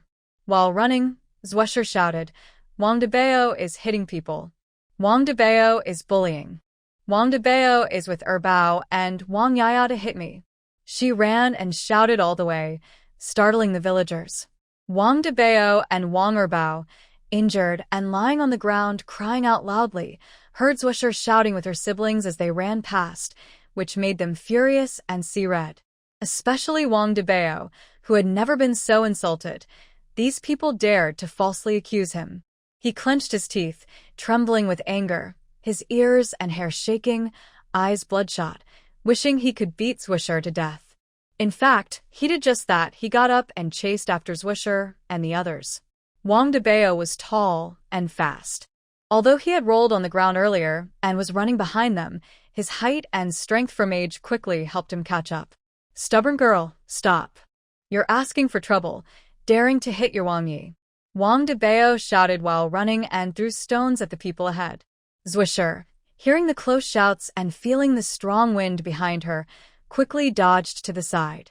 Then she slowed down, then sped up again, observing Zwa and Zwijian's slower pace, and formed a plan in her mind. While responding to Wang Dabao, she clenched her wooden stick tightly, secretly gathering strength. "Wang Dabao, your family bullies the small. A 13-year-old boy fighting against us little kids. Are you serious? Come challenge me alone." Wang Dabao was furious at her words. "Stubborn girl, just now you clearly ambushed me, and now you have the nerve to say I bullied you." He stumbled, and the chef seized the opportunity, hitting his ankle with a stick. "Ow!" Wang Dabao cried out painfully, hopping on one foot. Taking advantage of his pain, she aimed to hurt him more. She knew this was the best moment. She wanted to hurt Wang Dabao badly, so he couldn't chase them. While he was lying on the ground, clutching his chest in pain, Zwa fiercely stabbed at his ankle again. Zwa's movements were quick, steady, and accurate, showing adult judgment and decisiveness. Sometimes, she took advantage of others' unpreparedness to gain the upper hand, quickly knocking Wang Daba to the ground. When Erbao, who was following behind, saw Wang Daba in such a miserable state, he was just about to step in. After a few quick pokes to Wang Daba's backside, he shrank back, afraid to go forward. Zwa turned around, looked at Erbao coldly without saying a word, then quickly ran ahead to chase her younger brother and sister. Wang Daya follovet behind. Seeing Wang Daba rolling on the ground and crying loudly, he went over to help him up. "Daba, what's wrong? Where does it hurt? Let's go home and put some medicine on it." "Get lost." Wang Daba angrily pushed Wang Yi away, pointed at her nose, and scolded loudly. Where did you run just now? You're my sister, but I think you're more like a stranger. Seeing me get hit and not helping at all, how can you be proud to be part of our Wang family? No wonder Grandma said you're a useless burden. Wang Yi was pushed and sat down on the ground, tears welling up in her eyes. Daba, I didn't mean not to help you. You didn't help me either. Now go and give that girl a good lesson, Wang Daba ordered. Wang Yi hesitated. If you don't help, I'll tell Grandma and she won't give you food for 3 days, Wang Daba threatened again. Wang Yi nodded with a difficult expression and pulled Wang Daba, saying, Let's go now. If she didn't eat for 3 days, her stomach would hurt. Last time, she didn't eat for 3 days because Wang Daba was fighting outside. She watched but didn't help, and when they went back, Wang Daba reported her. Grandma punished her by not giving her food for 3 days. That feeling was terrible. Wang Yi didn't want to starve, but she also couldn't just watch Wang Daba bully others. So, she decided that later, when Wang Daba was acting fierce and hitting someone, she would do her best to hold back and not hit too hard.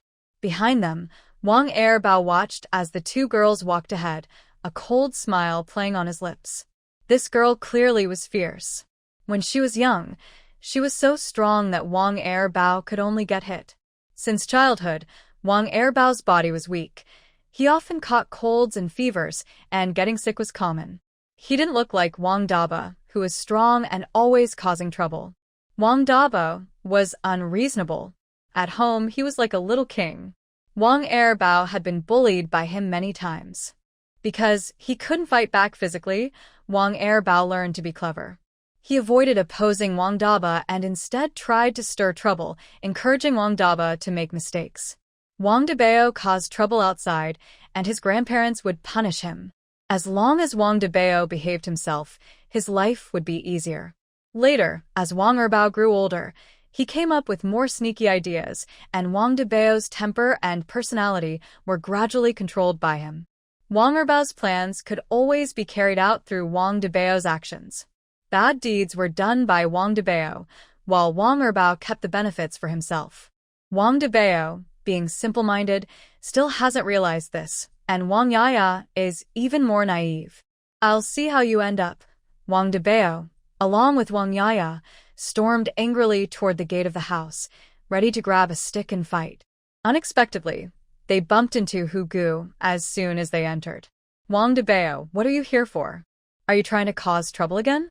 Hu Gu frowned, looking at Wang Dabao with a fierce expression. Wang Dabao didn't care about Hu Gu's questions and went straight to find Zhuo Shi and the others. Zhuo Shi, come out. Come out. If I don't beat you to death today, I won't be called Wang anymore. His arrogant attitude made Hu Gu frown. Wang Dabao, what are you talking about? Who told you to come to someone else's house to fight? I think you're out of line. After saying that, Hu Gu stepped forward, grabbed Wang Dabao, and tried to drag him outside. Behind them, Erbao saw Wang Dabao being recognized and sneered, knowing that things wouldn't go well. But Wen Dabao refused to leave and kept causing a scene, which attracted people.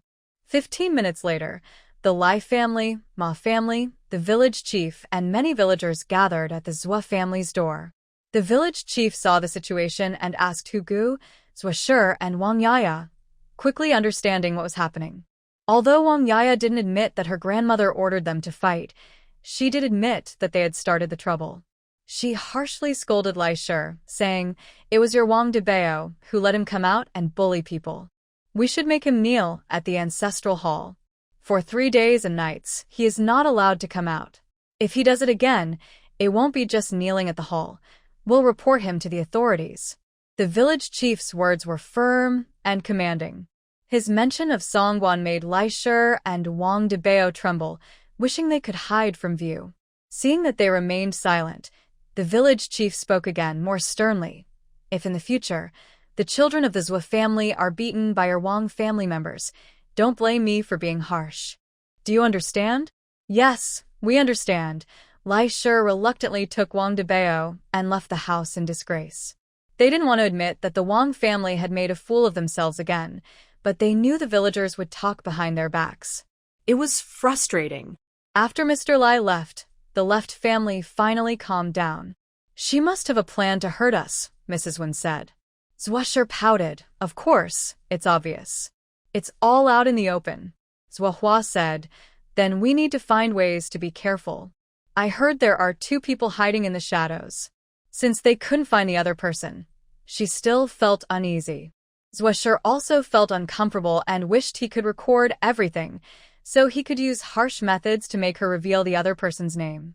Knowing someone wants to harm you, but not knowing who it is feels terrible. Zhuo said, when enemies come, we block them. When water flows, we cover it. We just need to be prepared, so they can't catch us off guard. I'll go feed the little dogs, Zhuo said. He wished he could grow up overnight, just like Hu Gu, who could quickly chase away Wang Daba and protect everyone. Zhuo felt deep sadness. After learning about their family's troubles, Hu Gu decided to speed up his trap-making. Over the next 2 or 3 days, he stayed at the Left house, digging a deep trench around their yard wall. That night, before leaving, Hu Gu told Mrs. Wen, tomorrow, I should finish the traps. Once they're ready, I'll plant some thorny bushes around your house, and that will be enough. Mrs. Wen watched his progress and appreciated his hard work, not knowing if he was working overtime. She said gratefully, thank you, Brother Hu. Our family has been having a tough time lately. It's thanks to your help that we can sleep peacefully now. The traps protect us, and we really thank you. Hu Gu was a young man with a strong sense of justice. Hearing her words, he blushed. Although he knew he was doing good and deserved praise, he still felt a bit shy. After a moment, he came back to himself and said, Auntie, you're too kind. It's what I should do. He took his payment, feeling it was his duty to help others.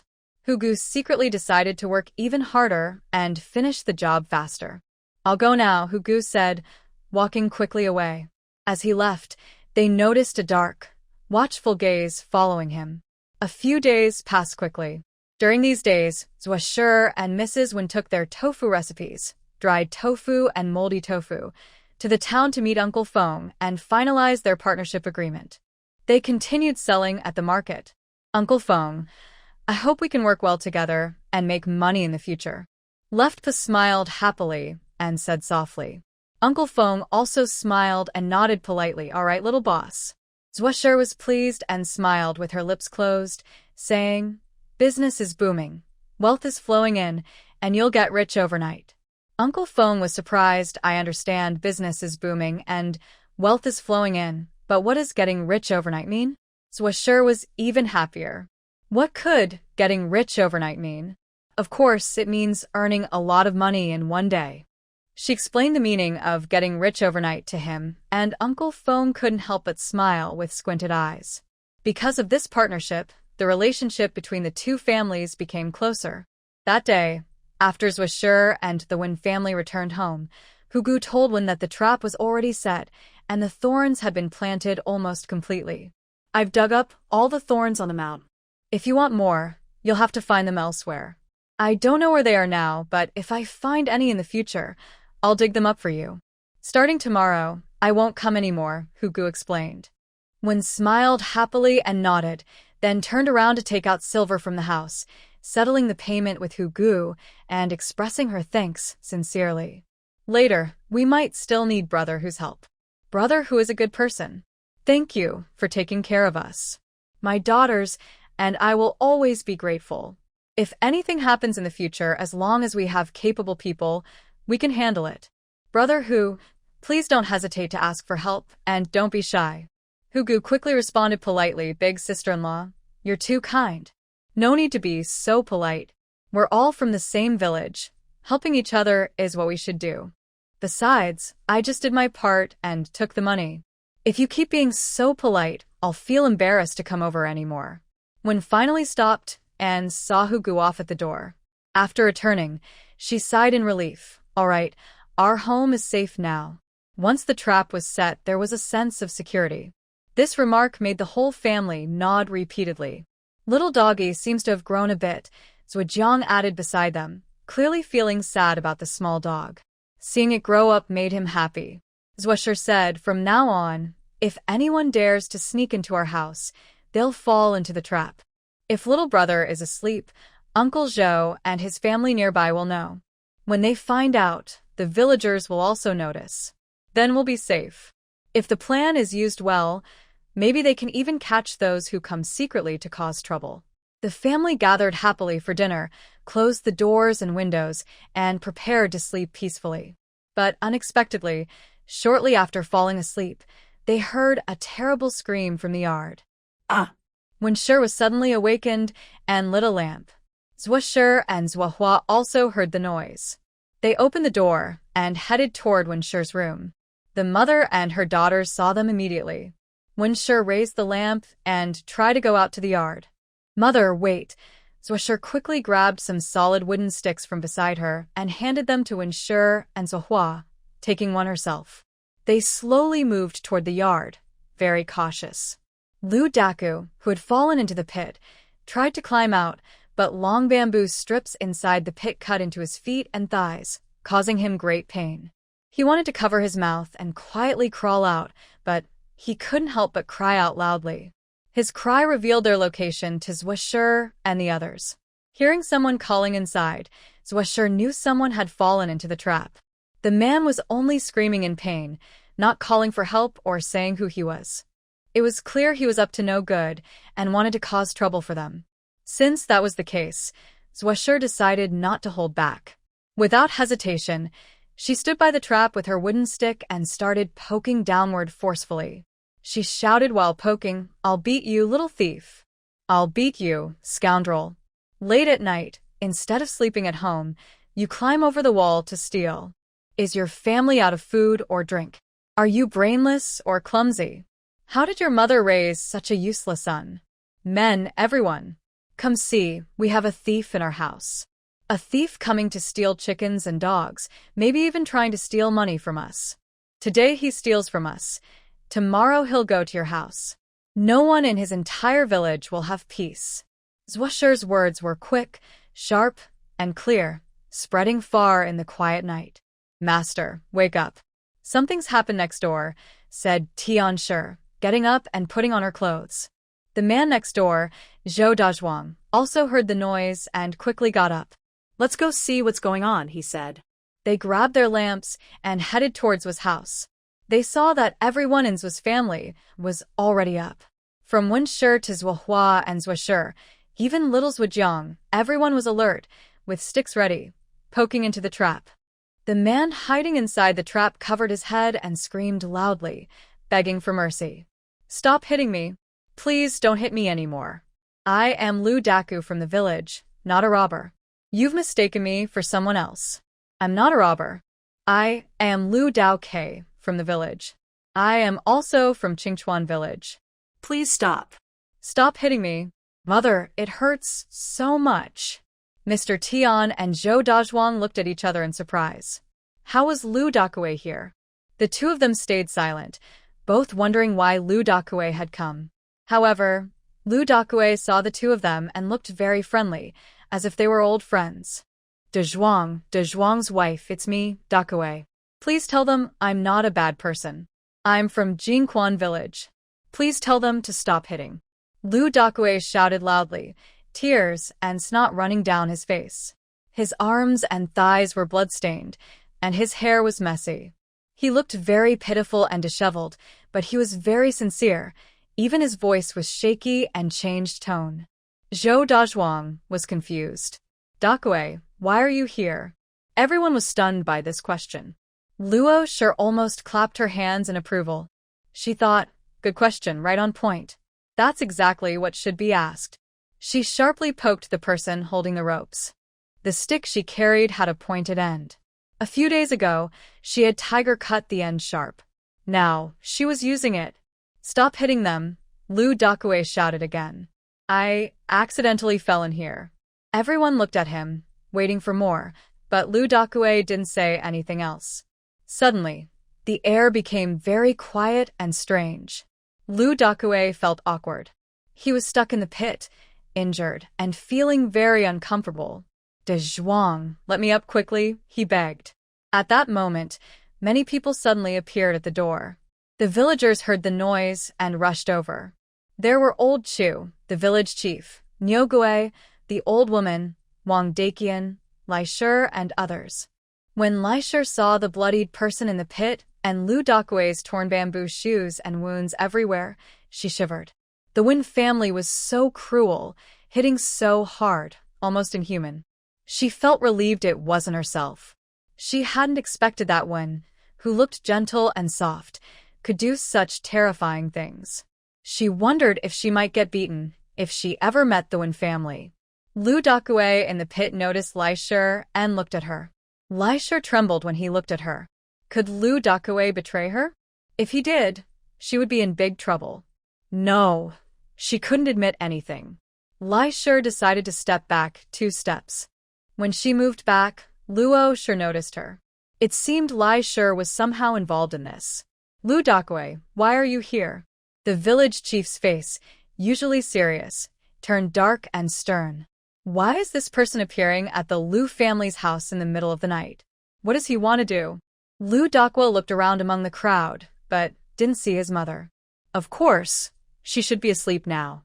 His worries eased a little, knowing he wouldn't be able to leave without giving an explanation today. His mind raced, trying to think of what to say. The village chief and 2 others pulled Lu Dakue out of the pit. Tell me, why are you here? If you don't give a reason, I'll lock you in the ancestral hall for half a month, said the village chief, his tone stern. Lu Dakue remembered the village chief's words, which sounded very unforgiving. Village chief, you can't do that, Lu Dakue wailed. I just wanted to visit their house. I didn't know there were traps everywhere. I accidentally stepped in. I feel wronged, and you want to punish me? That's not fair. Mrs. Wen sneered, coming to my house in the middle of the night? Lu Dakue's face stiffened. After thinking for a moment, he said, actually, I came with Aunt Lai. We didn't mean to be careless. Aunt Lai almost fell into the trap, and I jumped in to save her. That's why I fell in too. You can ask her if you don't believe me. Everyone looked at Lai. Lai's face changed. She didn't expect Lu Dakue to involve her, but luckily, his words weren't too damaging, so there was still room to explain. Lai quickly thought of a good excuse. Yes, I came with him. He saved me when I fell into the trap. I was just trying to find some people to help rescue him. We just got here. Everyone was silent, their minds swirling with different thoughts, and their eyes kept moving. Mrs. Wen looked at Lai with a cold gaze. So, you 2 came to my house in the middle of the night, alone, without knocking or saying anything, and appeared directly in my big trap. Why are you here so late at night? Lai was choked. She felt a cold shiver as Wang Daqian, her husband, stared intensely at her. Wang Daqian was a narrow-minded man. Usually, he was very macho and disliked her causing trouble outside. He also disliked her being close to other men. After their wedding, once she was near a man and fell, he saw her being held by him and beat her badly. Since then, she dared not get close to men in front of Wang Daqian. I didn't expect Lu Dakue to say that today. Although Lu Dakue is about 15 or 16 years younger than her and not from the same generation, he knows Wang Daqian's temper. This time, when he goes home, there will definitely be a scolding. Lai Shi secretly complained and said, We came to buy buns from you. Isn't your family in the food business? Really? Zhuoshi stepped out, with a look of doubt in her eyes. Grandma Lai, you like eating buns and are willing to buy them. How many do you want to buy? Everyone. Wang Daqian looked very unhappy.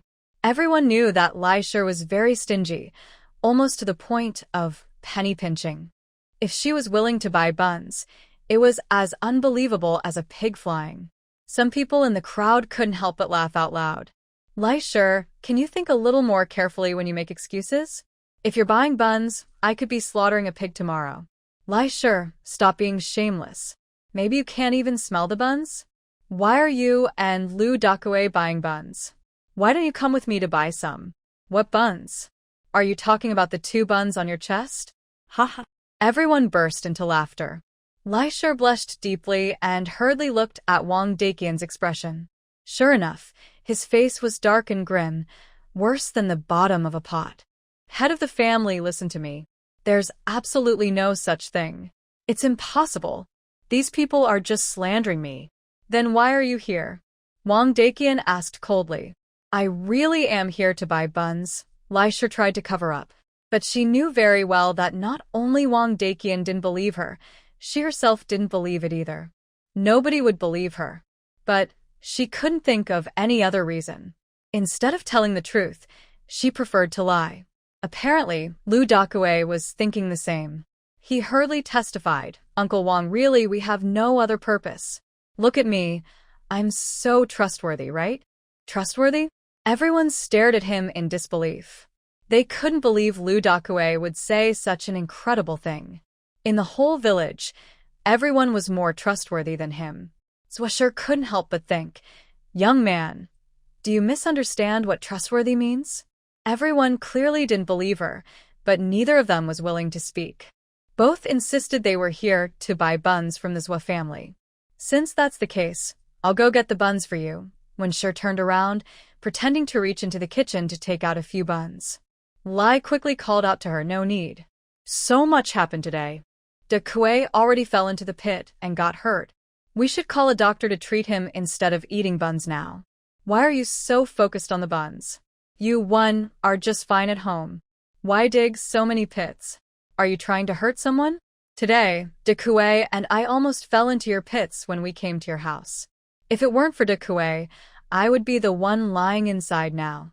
Lai spoke quickly and urgently, smooth and confident, unlike before when he hesitated and seemed choked. It was clear he was after money. Zhua Shixin immediately understood. This was extortion. How could they allow that? When immediately responded, I don't know if you're here to buy buns. It's the middle of the night. Why come to buy buns now? Buns don't run away. If you want to buy, come in the daytime. Everyone nodded in agreement. Who would buy buns at this hour? They saw through the lie, trying to trick them like they were fools. When continued, I can dig pits or build pig pens at my own house. I didn't invite you here. If you walk and fall into a pit, why should I pay for your injuries? It's not right. If you fall and break a bone on the road, should the village pay for your medical bills? Of course not. Everyone shook their heads in agreement. Tian stepped forward and said, Lai, you need to be reasonable. Don't cause trouble here. Yudaku was unhappy. Today, he came in hoping to take advantage of one and get some money. Now he fell and couldn't get anything from her. Of course, he wanted to get some money. Otherwise, how long would his injuries take to heal? His mother had no money to support him. Tian, what are you talking about? My lifelong injuries happened at her house. Who digs big pits and puts sharp bamboo inside? Look at my foot. It's been pierced. They're treating me like an animal to hunt. If I end up disabled for life, how can I live? I haven't married yet, and I haven't left a family heirloom for Lu's family. If I get hurt here today, I'll be a forever. If one doesn't take responsibility, will you? Pa. So that's your plan. A toad dreaming of eating swan meat. Wen's girl isn't someone like you who's not worthy. You sneaky and cunning little person, not only trying to extort money but also wanting to rely on others, shameless. Village chief, you can't be so confused. Look at what they did. It's like they want to force Wen's sister to the brink of death. Tian felt her chest swell with anger, almost exploding with rage. These people are so shameless, openly coming to steal. Lu Dakue sneered, I don't care. Anyway, I got hurt here. They used beast-taming tools against me, so it's their fault. If they don't pay today, I won't leave. He wanted to pretend to be stubborn. Wen's eyes reddened, tears streaming down her beautiful face. Then she bowed to the village chief and said, Please, village chief, decide for me. Zhang Jinwang felt very headache. From today's events, he knew clearly that Lu Dakue and Lian's people had planned something bad to try to take advantage of Wen. But Wen's people had already prepared a trap and caught them in the act. They didn't get what they wanted, and now they wanted to blackmail money. Zhang Jinwang felt his face burning with shame. He absolutely wouldn't allow the villagers to do such things. It would shame the whole village.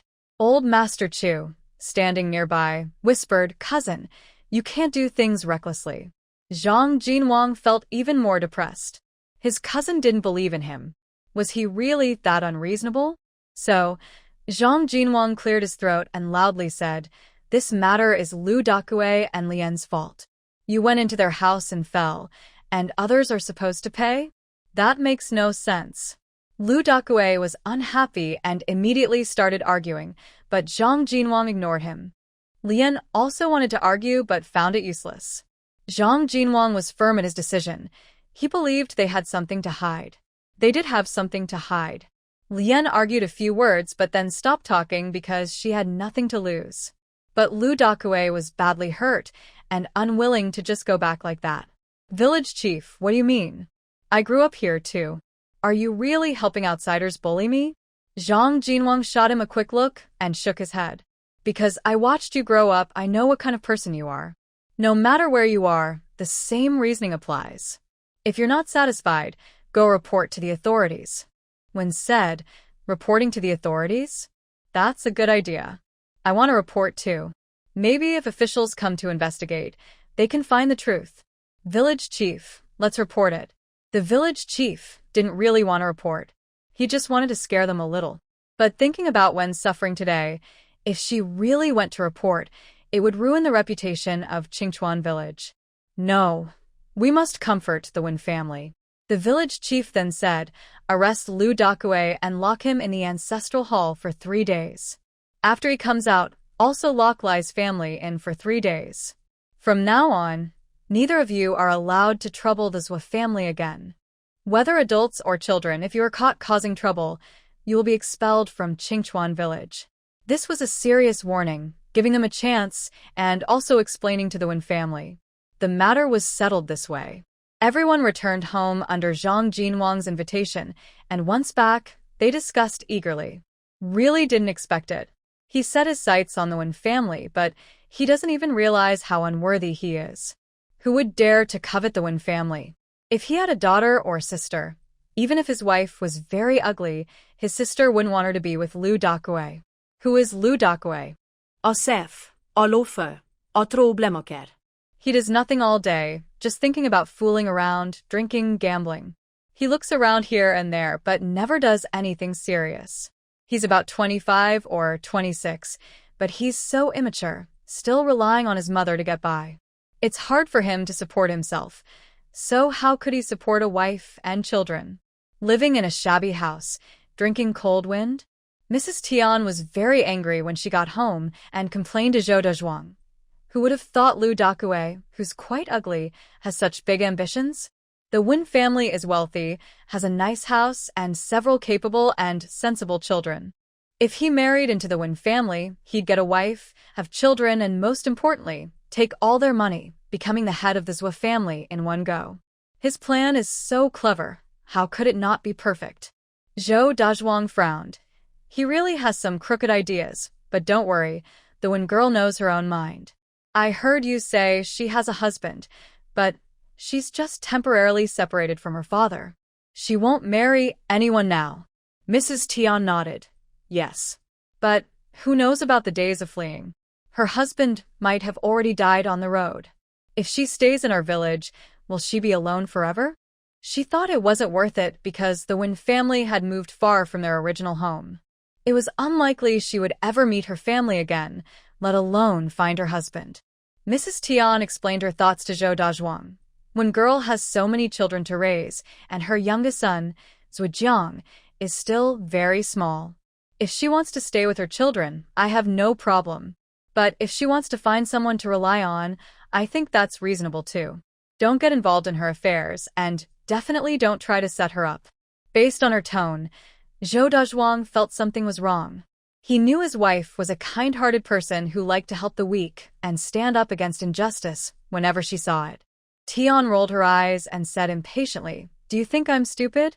Every family has its own problems, and I barely have time to handle my own. Now you're rushing to play matchmaker. Am I supposed to be a matchmaker?" It's true. In cases like the Wen family, unless Wen herself asks someone to speak for her, she would never take the initiative. This man is simple-minded, and if others are just as simple, it's no wonder they get along. Zhou Dezhuang didn't say anything and gave Tian a look that said, "You can teach him." Tian was so angry she wanted to kick him off the bed. Many families talk about similar things, including the village chief's family. Hong spoke at length and finally said, although Lu Daku is not a good person, and Lai is not much better, the Wen family isn't exactly trouble-free either. A young, beautiful, and wealthy widow with a child in our village is like a treasure. If she were a bit poorer, it wouldn't be a problem, but now, there are constant conflicts. Listen, head of the household, you need to find a way. Don't let anything happen to our village. You can't afford to have problems because of one. If Zhang Jinwang offends everyone in the village because of one, it will be hard for him to stay as village chief. Zhang Jinwang sneered. What if the Zhou family isn't involved? We used to have troublemakers in the village too. When did they ever listen to me?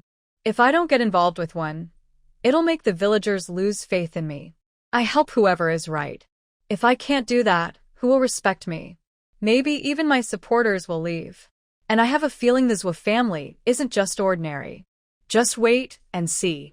When they succeed, those trying to get close to them will have nowhere to go. If Zhou heard Zhang Jinwang say this, he would probably tell him, Village Chief, you're amazing. You even know our current motto. Today you ignore me. Tomorrow I'll make you regret it. Mom, I'm very happy, Zhou Jiang said, holding two puppies inside the house. He looked at Wen with a big smile. Just now, Black and White barked loudly at Lu Daku. Wen rubbed his forehead and smiled. Yes, Black and White are very well behaved. The villagers came so quickly and in such large numbers partly because of the barking dogs. Once they grow up, they'll become very brave and protect Mom, Zhou Gus said while holding little White. Zhou Hua smiled and said, and today, they caught someone and made them kneel at the ancestral hall. They also told them not to bother us again. Does that mean we're safe now? As long as their family lives peacefully here and no one causes trouble, Zhou Hua believes they will soon have a good life. However, Zhou was less optimistic. That's unlikely. Wherever there are people, there will be conflicts. We must stay alert at all times. Still, I believe most people around us are good. She didn't want her family to become overconfident and lose caution towards the villagers. Wenshi nodded, feeling a bit scared.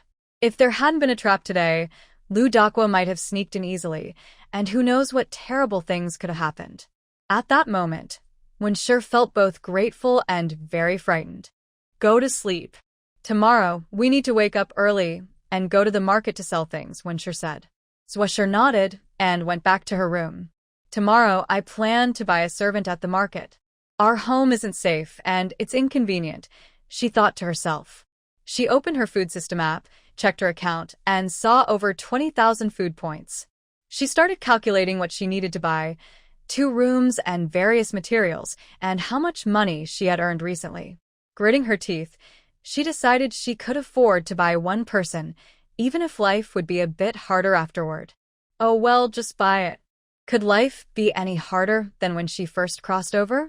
The next day, Zhou and Wenshi went to the market as usual.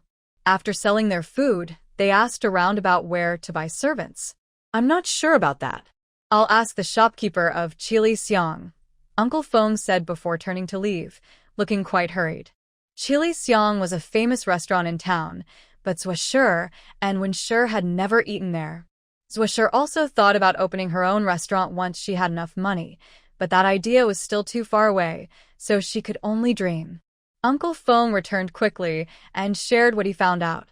There's a marketplace on the west side of town where officials buy and sell people. If you want to buy someone, you can check there. The 2 women thanked Uncle Feng and headed toward the west. Watching their figures, Uncle Feng silently sighed, feeling a strange mix of emotions he couldn't quite describe. They are all able to buy people, but his life is still a mess. It seems he needs to work harder. People really can't be compared. He has already come to terms with it. When Uncle Feng just heard the reason for buying people, he felt sympathy for them. He hopes that after buying someone, their lives will improve. Zhou and Wenshi went to the west side of the crowded market. They left the local manager, Antia. Antia is in her 40s, neat and tidy. She looks very dignified. She has a round face, round eyes, a round nose, and a round mouth. Her whole appearance is round, giving a feeling of good fortune and humor. Especially when she smiles, she gives a warm and friendly feeling. When Antia learned they wanted to buy someone, she smiled very kindly at them. Madam and Miss, what kind of person are you looking to buy? Do you have any requirements? Just tell us, and we will do our best to help. Zwasher has a good impression of Antia, at least her first impression is positive. She looks like a businesswoman. Although this kind of business is completely illegal in modern times, this is ancient times. Talking about equality, banning buying and selling, abolishing slavery, these are things even emperors can't do. She shouldn't think about it too much. Adapt to local customs. For things that can't be changed, don't overthink. Focus on making your life better. That's what she should consider now. The only thing she can do is treat the person she buys a little better. Zwasher thought for a moment and said, I want to buy a healthy man of working age, someone who can go back to farm. It would be best if he has some skills, martial arts, can drive a cart, hunt, cook, and preferably can read and write. His temper should be good too. Sure. That's a high standard. What kind of person do you want to buy? Seeing Antia's expression, Zwasher also felt her requirements might be a bit high. If he really is as versatile as she said, would he end up being sold into slavery by her? Thinking for a moment, Zwasher added, it's okay if he doesn't have all those skills.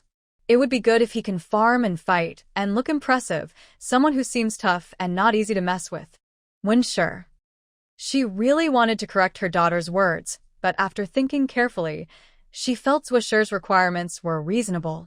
So, after hesitating for a moment, she said nothing and looked at Antia with her eyes. Antia showed a relaxed smile. That's good. We have that here. After speaking, she hesitated for a moment, looked at the Wen family, then at Zwasher, and said, actually, the person Miss just mentioned doesn't quite fit several of our criteria. But this person is a bit special. Special?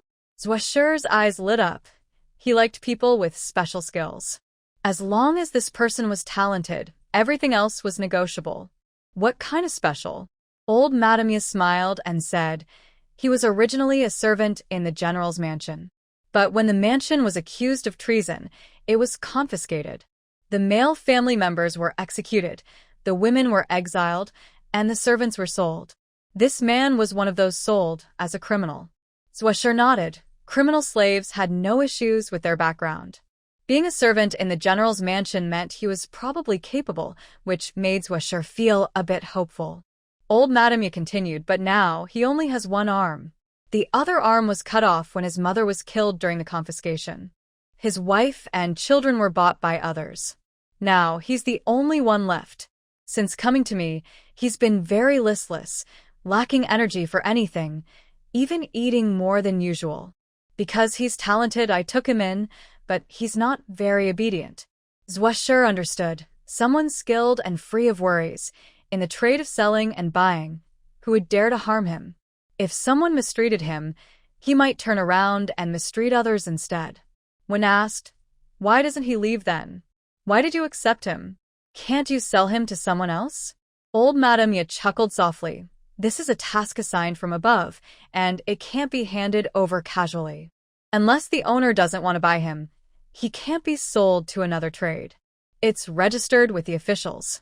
I've had this person for 7 or 8 years and haven't been able to sell him. Zwasher understood. So, is he easy to get along with? Does he cause trouble? Old Madame said, as long as you don't provoke him, he's quite good-tempered. Zwasher asked, is he easily angered? Old Madame shook her head. No. He usually doesn't speak much, but he just stares at you. It's quite intimidating. She accidentally told the truth, feeling a bit regretful, but then she thought it was okay.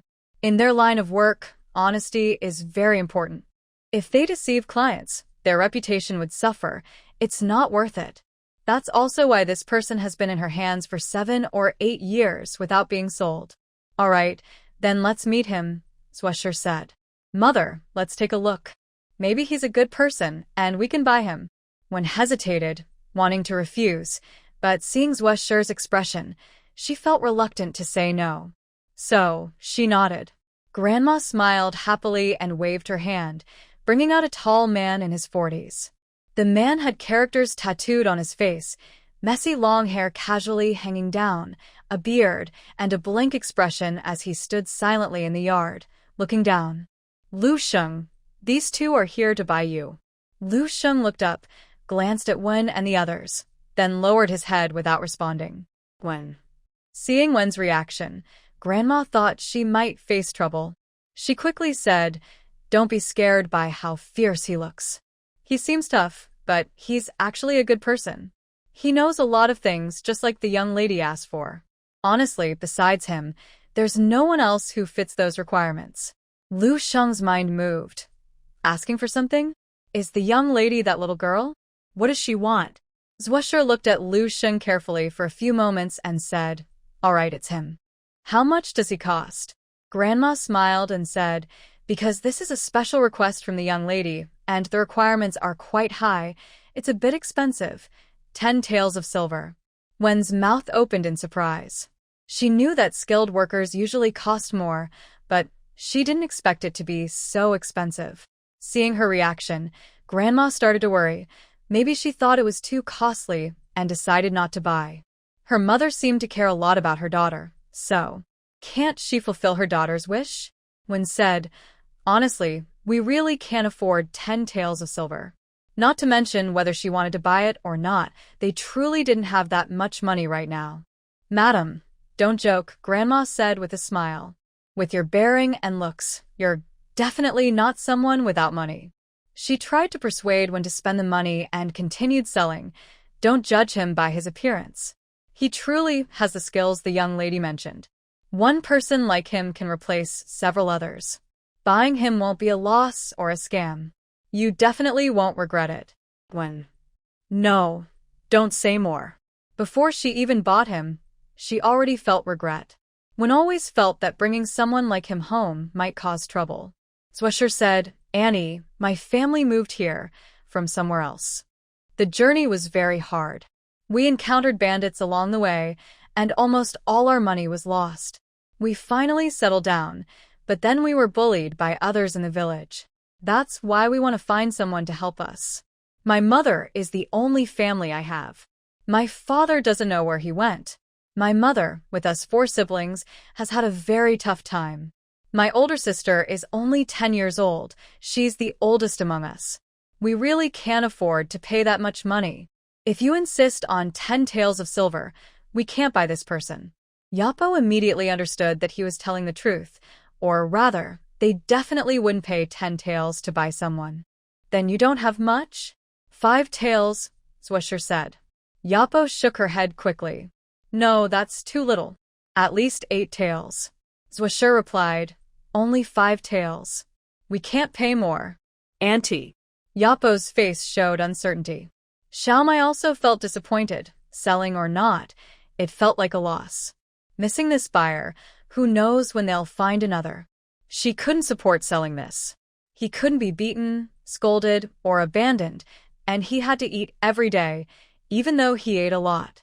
But he was still useful. As long as he was out buying or selling, there were no safety issues. "Then we won't buy him," Zhuosher said. "Find me a maid instead, someone quick and cheerful, with no bad intentions." Yapo quickly picked out a few candidates for Wen and Zhuosher to choose from. This time, Zhuosher stayed silent, watching Wen pick. When asked about their ages and reasons for selling themselves into slavery, chose 2 who looked good and finalized the selection. They agreed on a price of about 1.5 taels of silver. Then Zhuosher pointed to Lu Sheng. "Auntie, he and Rong Auntie are together. How about 7 taels of silver?" Yapo hesitated a little. Zhuosher said, "That's all the money my family has. If Auntie doesn't want to sell, then we won't buy." After saying that, she pulled Wen and Rong Auntie to leave, walking a few steps ahead. Behind them, Yapo called out, "All right, you can take him." Zhuosher turned to Wen, smiling warmly. "Thank you for choosing. It's good to pick people. Auntie, I hope everything goes well for you and your wealth increases." Yapo was so touched by her words that she couldn't help but smile. "Forget it, I'll take your good wishes. If it weren't for your little girl being so adorable, I wouldn't sell him. Just a good deed, and I'll break even by selling someone." Zhuosher smiled again and praised Yapo. saying she'd come back for more business if she had any, and would also recommend her to anyone looking to buy servants. Yapo was very happy to hear that.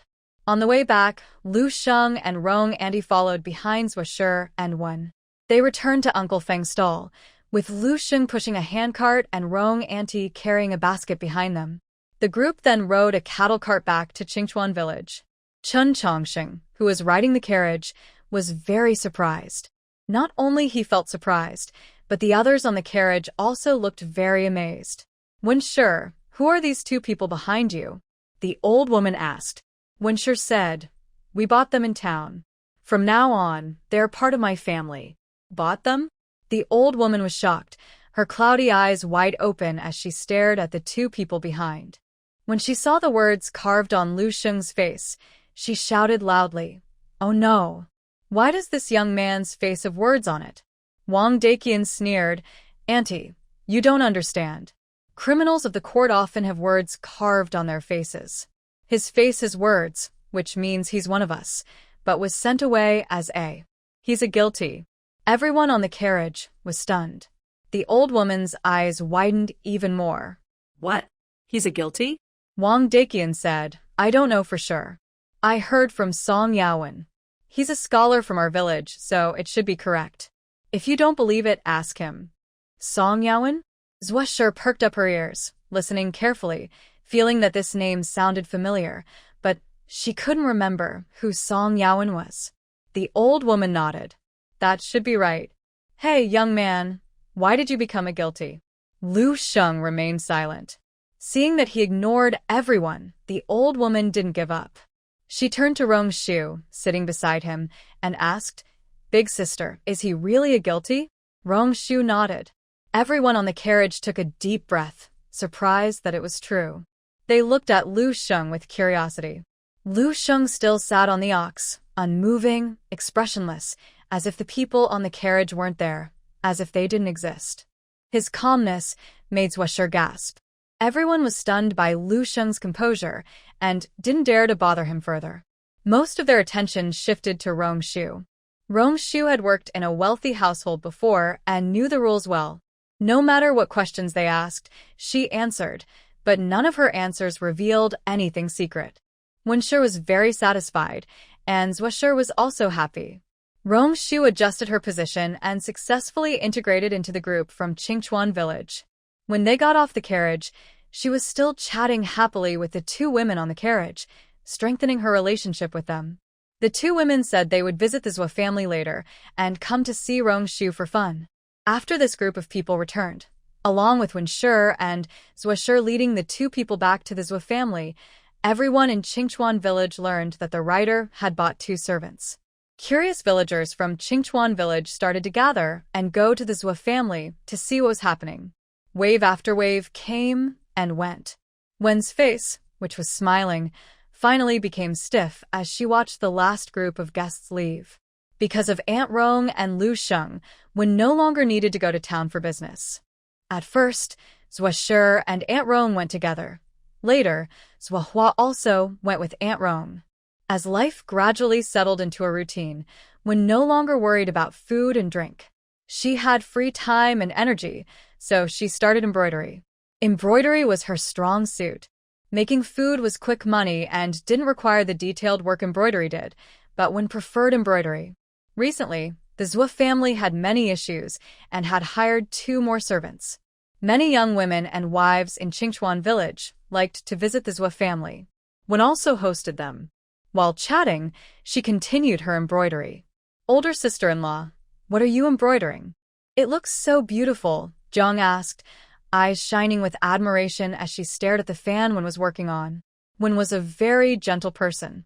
She was pretty, good at embroidery, and capable. Why wasn't she as capable now? Recently, her mother-in-law kept criticizing her in front of her. Zhang wanted to laugh. If Wen was so bad, why did they call her here? It was because someone said embroidery was profitable and they hoped she could learn by watching more. Maybe after seeing enough, she could master it. How naive. Embroidery is something you can't learn just by watching. That's a big joke. No matter how much Jiang tried to explain, her mother-in-law didn't believe her and kept forcing her to come. If she came, so what? She didn't have to do housework here. She could just rest, chat with Wen, and relax. But her mother-in-law was worried, and even brought Huang over. Her sister-in-law was clever, but appeared simple-minded. She always spoke impulsively and looked straightforward, but that was just the surface. When serious matters arose, she was sharper than anyone. Jiang had been tricked by Huang several times before finally realizing the truth. Like when Jiang and her sister-in-law visited the Zhua family, chatting with Wen, but secretly trying to learn embroidery. Actually, she also wanted to learn embroidery because it was a profitable craft. Every time she talked to Wen, she stared at her hands, watching her every move so carefully she almost went blind. But after Huang went back and said something, all her efforts were wasted. You see, sister-in-law and sister Wen have been talking happily. They seem very close, almost like sisters. Then Mrs. Hung called her over and scolded her. Are you a fool? I told you to secretly watch embroidery, but you go ahead and talk to her every day. Do I want you to be lazy? If you focus all your attention on talking, how can you learn embroidery? Jiang thought to herself with a sneer, watching Huang hiding behind Mrs. Hung, and saw Zhou Li flattering the mother-in-law again. Mother, I am trying my best. First, I build a good relationship with one, then she can teach me gradually. That way, I'll learn.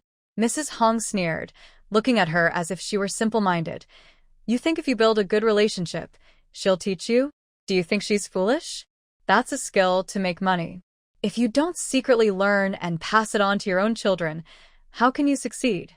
Jiang couldn't help but retort. Ningning also knows it's hard. If you know that, why do you still want us to go?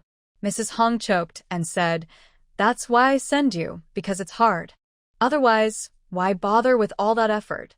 Effort is useless if no one teaches you. Watching others read and recognize characters over and over doesn't make you learn if no one shows you. Just sitting nearby won't teach you to read. Jiang said, Mother, I think we should just ask Wen directly. If she's willing to take on apprentices, we'll pay the fee. No more sneaking around or doing useless things.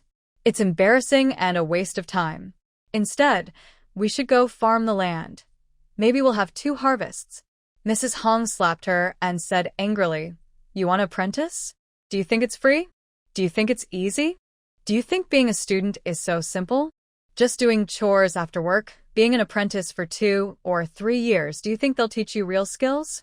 Even if you're an apprentice for a few years, what if you don't have the talent for embroidery? That's just wasted effort. If you don't learn embroidery, you lose money and time. We still have to support you with food and drink. Do you want to be the boss? Don't even think about it before you become a mother-in-law. Even if you learn, can you make money? Even if you become an apprentice, will the master teach you all the secret skills? If the master teaches you everything, they'll go hungry. If you were the master, would you teach your best skills and money-making tricks to your apprentice? Jiang shook her head repeatedly. Huang's gaze flickered behind the Hong family, and a certain plan in her heart had already failed. It seemed her mother-in-law was very clear in her mind. Learning embroidery is very difficult. But why did she have to send both of them to the Wen family? Could she be hoping they would learn by watching? The next day, a very exciting news spread through Qingchuan village. The Wen family was going to teach the villagers embroidery. There would be no tuition fees. Anyone interested could go to the Wen household to watch her sew. If they didn't know how, they could ask for help. Talented people in Qingchuan village could learn. No one knew where the message came from, but once it spread, it caused a big stir in the village. Everyone believed it. Young women and married women in the village, whether busy or free, all loved to go to the Wen family. Xinguang family, why are you here too? What about your little grandson? Don't you have 3 grandsons? Asked Lai. The Xinguang family belonged to Gao. She looked at her and said with a faint smile, What's the big deal? My grandsons are all 3 years old now, and their older brothers and sisters are taking care of them. Besides, someone is at home and the old man is there too. It's easy to bring them along. This is a rare opportunity.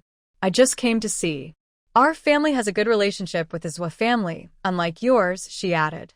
Lai kept bothering Wen family repeatedly. No one knew how she had the nerve to come and ask if she could learn embroidery here, thinking she could get something for nothing. Gao married into the Zhang Xinguang family. Zhang Xinguang was Zhang Jinwang's younger brother, and he was related to the village chief's family. The village chief treated Wen and Zhua families well. He was quite kind to them. She had a good reason to come and see, but what about Lai? Was it just because she was shameless? Actually, Gao was right. Lai came purely because she was shameless. She didn't believe Wen wouldn't teach her. Even if she didn't, she could listen and learn. If she couldn't understand, her daughter-in-law could. So she also called her daughter-in-law to come along. Lai turned the tables and mocked. My relationship with Wen is closer than yours. Our families are neighbors and help each other. We've dealt with each other many times. Unlike you, who never visits. I heard someone here is learning embroidery, and you just showed up. Who knows what you're really thinking? You're here sneering and mocking others, but you don't look at yourself. Do you have the nerve? Gao was so angry she leaned back. Lai was so irritating. Everyone in the village knew what kind of person she was. So, the Gao family member angrily retorted, "You're neighbors with him, but with neighbors like you, it's better if you weren't here. Everyone knows you've caused her trouble several times. First, you try to hurt her. Now you're just trying to flatter her. It's shameful you can do such things. And you still dare to criticize others? Truly unbelievable." Her face was as thick as a city wall.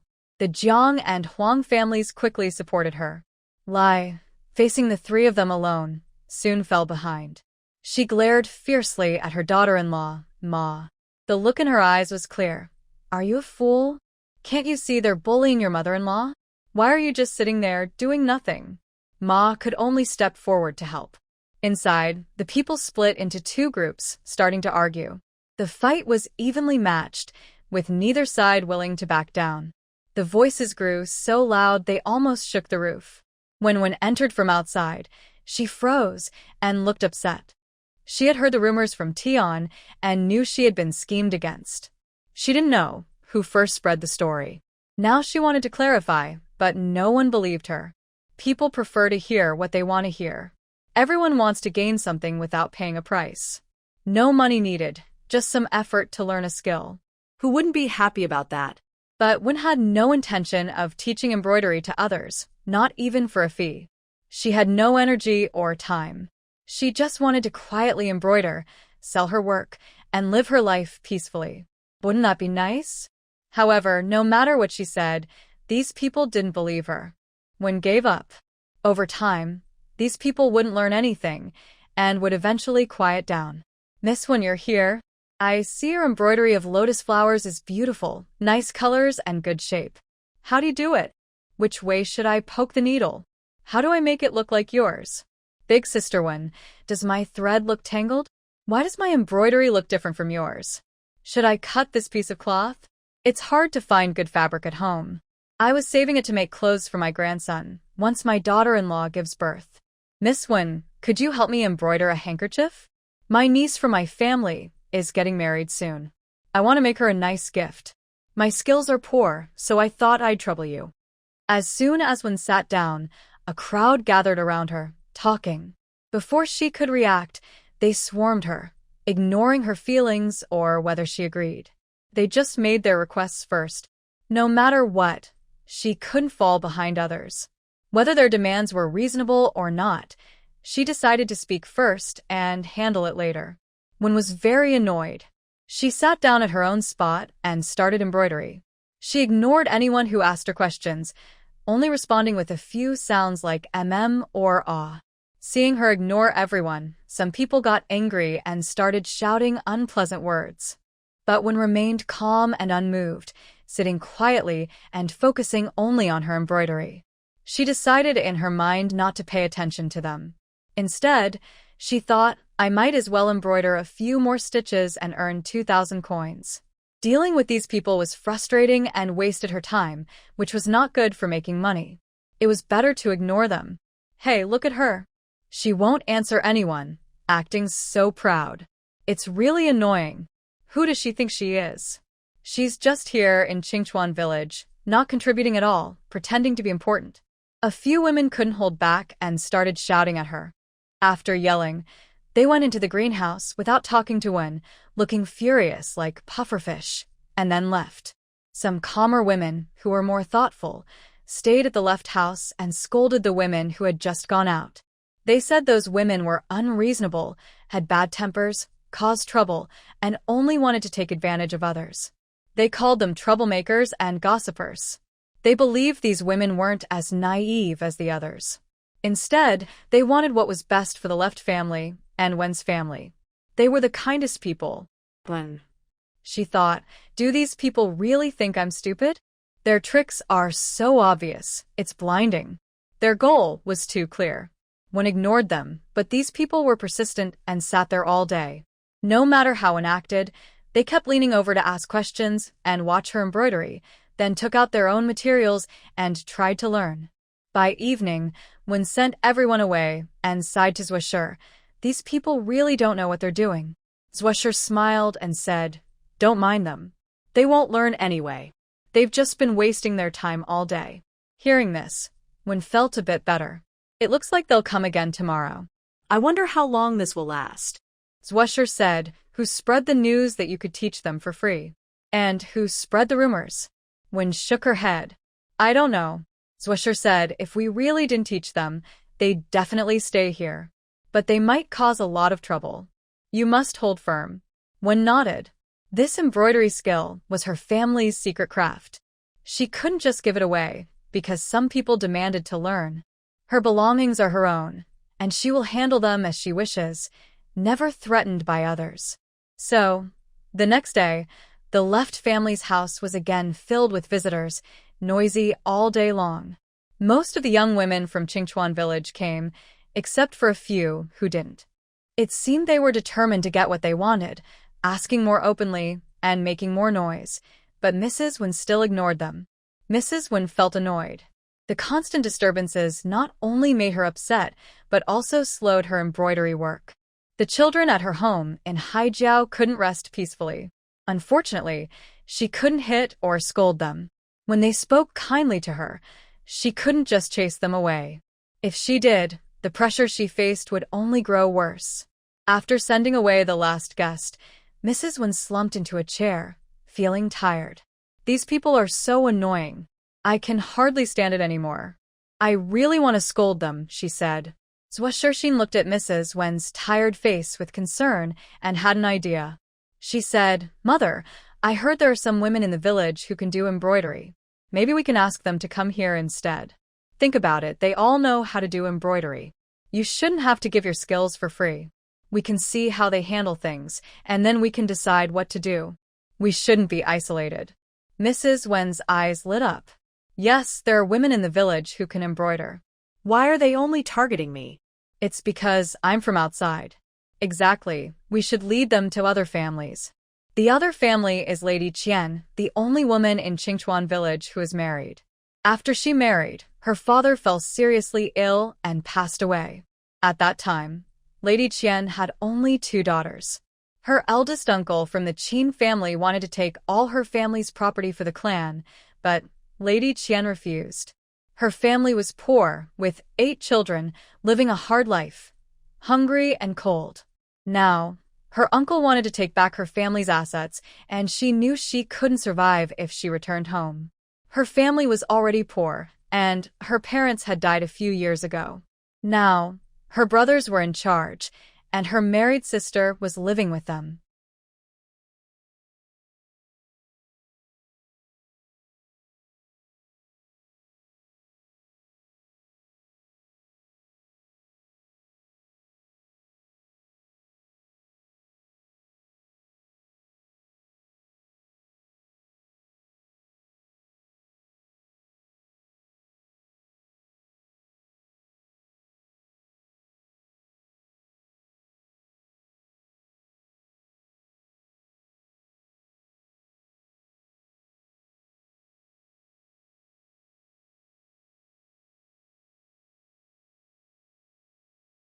She tried to make arrangements and ask for help, but nothing worked.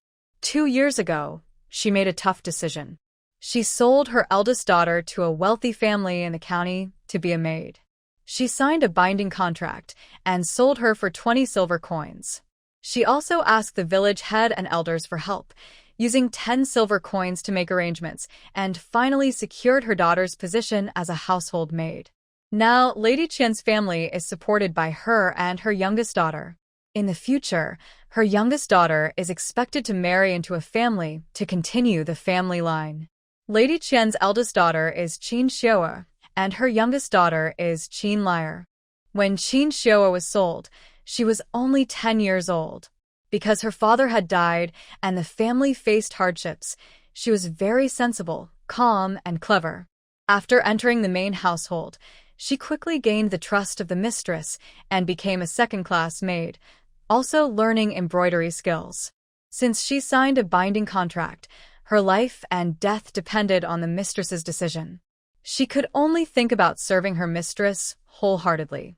Qin Xiao'er performed very well, and the county lady was very pleased. She allowed Xiao'er to go home once every 2 months. So, Xiao'er would return to Qingchuan village every 2 months. Everyone in Qingchuan village knew Qin Xiao'er was working as a maid in the Daguang family. They knew she came back every 2 months and even sent her monthly gifts. They also taught Qin Liar embroidery, and everyone was very envious. But they didn't know that Qin Xiao'er's contract was a death contract. Her life was in someone else's hands, and her death was in someone else's ghostly grasp. She had no right to buy her freedom. However, Lady Qian never told the villagers about this. First, she couldn't bear to reveal the truth about that person, and second, she felt guilty for Qin Xiao'er. When she sold her daughter into slavery, Qin Xiao'er was 10, and Qin Liar was only 5. She decided to sell her eldest daughter and keep her youngest. She always felt she owed her eldest daughter, so she wouldn't openly tell the villagers about the death contract. The villagers in Qingchuan village didn't know about Qin Xiao'er's situation. They even went to Lady Qian's house to propose marriage, hoping that after Qin Xiao'er finished her maid duties, she could marry into their family. But Lady Qian refused one by one, saying that her Xiao'er would marry into the city in the future and would never return to the village to live, working hard under the sun. Everyone in the village envied her greatly and praised her good fortune. They said she would marry into the city someday. However, they didn't know that Qin Xiao'er's marriage was not decided by her, but arranged by Madame Wei from the county. These matters were too distant for the villagers to understand. They only knew that Qin Xiao'er went out to serve as a maid, received a monthly allowance, and could save up a lot of dowry to get married. Something very fortunate. Before Madame Qian, there were no families in Qingchuan village that sold children or servants.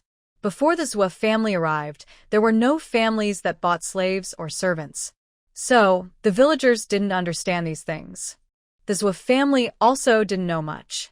They only knew that Qin Liar from Madame Qian's family was good at embroidery. Madame Qian was very fierce, so no one from Qingchuan village dared to trouble her. Zhou Hua said, "Maybe we should forget it. We can't persuade them. If they wanted to go, they would have gone already." Zhuo thought for a moment and nodded. "Maybe, mother, you should be a little fiercer, like Madame Qian." After saying that, she laughed. It's quite different for a gentle person to suddenly become fierce. That's almost like a fairy tale. Unexpectedly, Madame Wen nodded and said, "You're right. When people bully you, it's like a horse being beaten. People see you as easy to push around and try to take advantage." Hearing this, Madame Wen looked very discouraged. Why is it that only those who can embroider come to bother her? Isn't it obvious they think she's easier to bully? Anyway, I won't teach them, Madame Wen declared. "All right, mother, as long as you decide," they replied. The next day, when they arrived, Madame Wen sat in her usual spot, carefully embroidering her handkerchief, steady as a mountain. She ignored anyone who asked her questions. When someone pressed her hard, she said, "I won't teach anyone. If you want, go learn from Madame Qian." Everyone was surprised to hear this. They didn't expect her to say that. "Madame Wen, you don't know that Madame Qian is very unlucky. She's cursed. If you get too close to her, your luck might turn bad," said Ma. Exactly. "Madame Qian is a complicated person, very stingy," said Jiang. "How is she stingy?" Madame Wen asked. genuinely unaware of her reputation. Jiang hesitated for a moment and then explained, "Let me give you an example. If a fly from their house steals a grain of rice, she'll chase after it for miles. That's what kind of person she is." Madam Wen was speechless. Ma chuckled and said, "That's quite a fresh and unusual comparison. I've never heard anything like it. However, these words are quite true." Mrs. Wen understood, but felt even more unhappy. Does she think that being generous means she should just give things away? Is that what generosity means? Mrs. Wen directly said, "No matter what she does, I won't teach you embroidery. Don't come here again. If you can't learn, it's just a waste of time." "Madam Wen, why do you say that?" Mrs. Ma hurriedly asked. "What do I need to do for you to teach us? Should I become your apprentice?" If becoming an apprentice means she will teach and guide her, then maybe it's possible. "Can I become your apprentice?" Mrs. Ma asked. Mrs. Lai looked at Mrs. Ma in surprise. This reckless woman, who gave her the courage to ask to be an apprentice.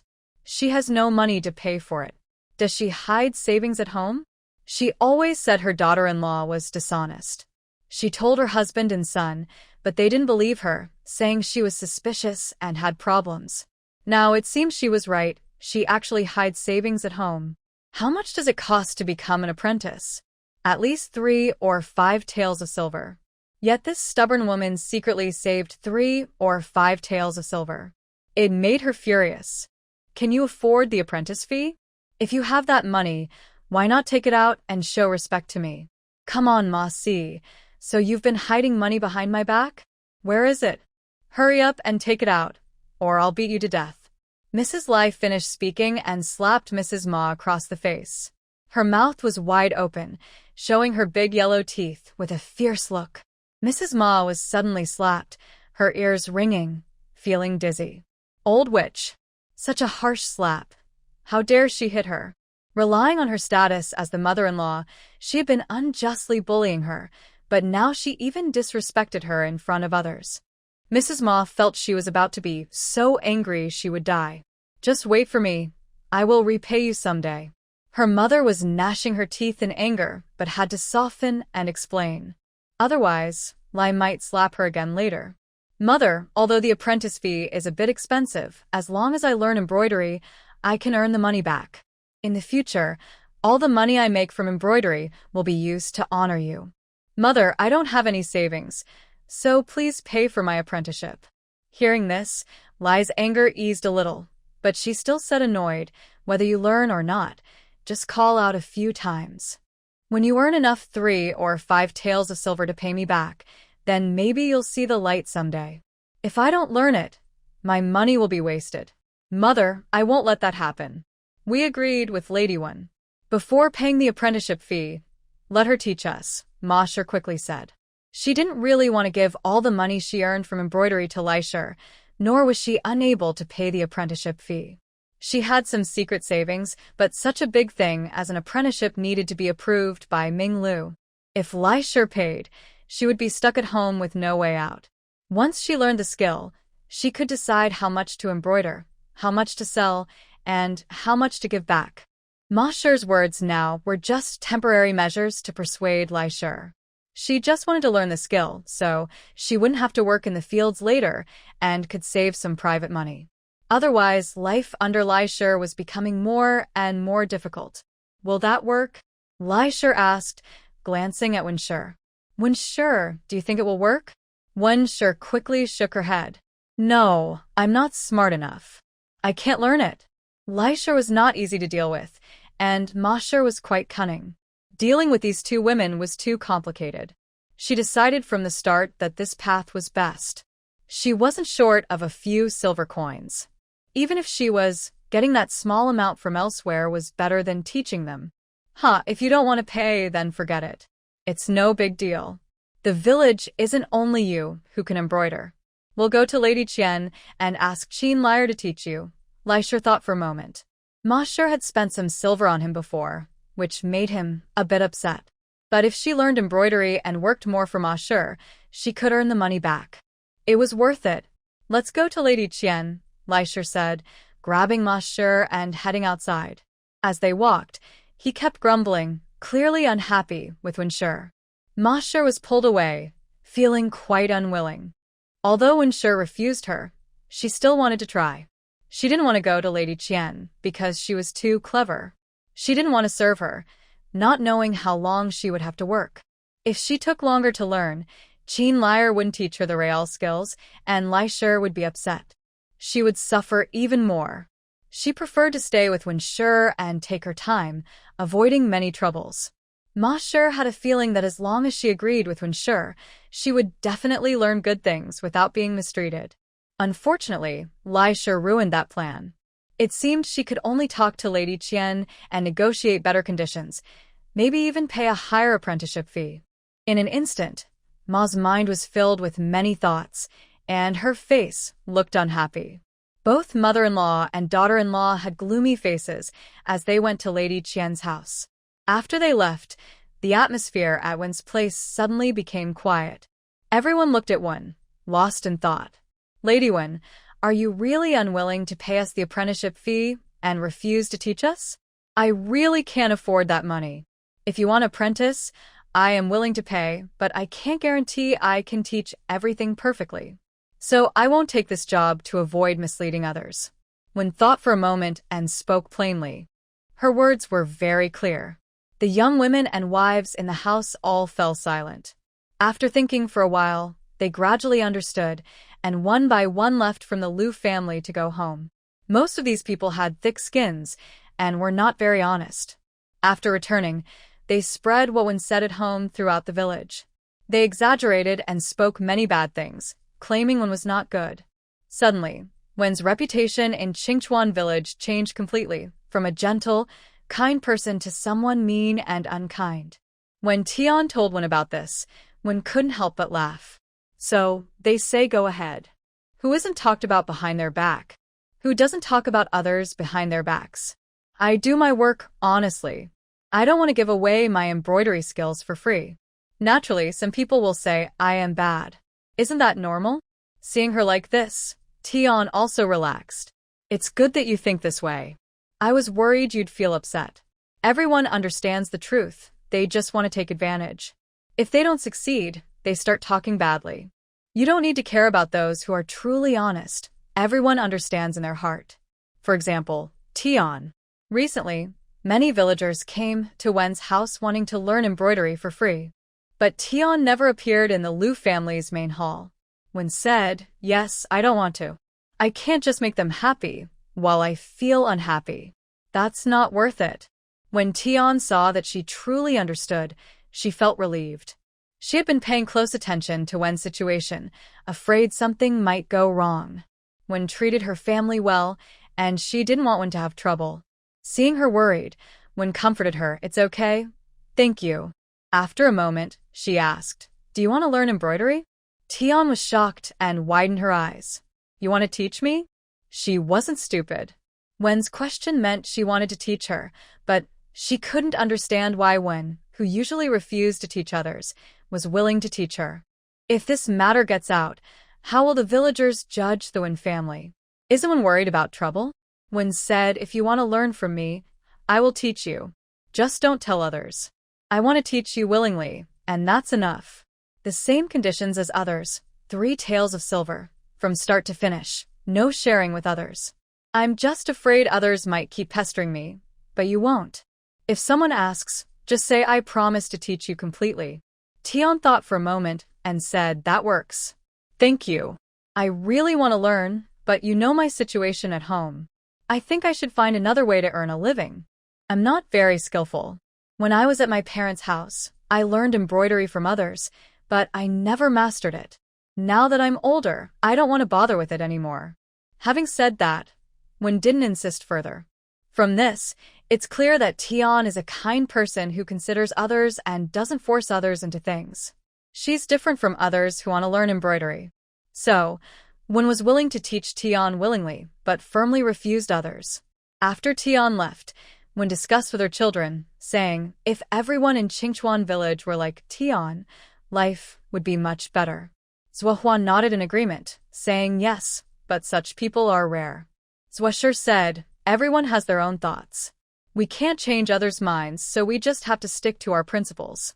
Zhuge and Zhujiang nodded, their faces serious, saying Meanwhile, after Lai arrived at Qian's house and negotiated, they finally agreed on the terms. 7 taels of silver, guaranteed to teach completely, skipping the apprentice stage, directly teaching the skills so Ma could learn embroidery quickly and sell in the town's embroidery shop. If Ma's talent isn't enough and she can't learn, Lai will return 5 taels of silver. Lai was able to agree to such terms, which surprised Ma. Even though she might not learn and would get 5 taels back, losing 2 taels was like cutting into Lai's own flesh. Lai's personality is such that she would never agree to this, and Ma couldn't understand her actions, feeling a bit nervous. Mother, don't worry. I will learn well and definitely won't let those 2 taels go to waste, Ma said loudly, patting her chest to promise. Although she didn't understand why Lai agreed, this was beneficial to her, so she was in a good mood. Good that you understand. I've spent so much on this. If you don't learn, I'll beat you to death. Then Daming will divorce you. You seem clever normally, but you can't be as dumb as a pig. Don't worry, even if I were a pig, I would work hard. Early birds catch the worm. As long as he is willing to teach me well, I will study from morning till night.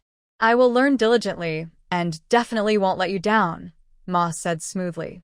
Anyway, I must learn embroidery from the money lady. Mother, why did you suddenly agree? Is there some benefit in the money lady's family that I don't understand? Mother, you're my mother. Please give me some good advice. Ma expressed her loyalty humbly, then flattered him, making Lai feel proud and a little boastful.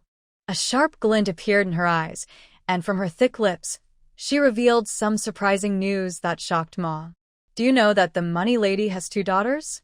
Ma was stunned, her eyes wide with disbelief. She couldn't believe Lai was eyeing the money lady's daughters.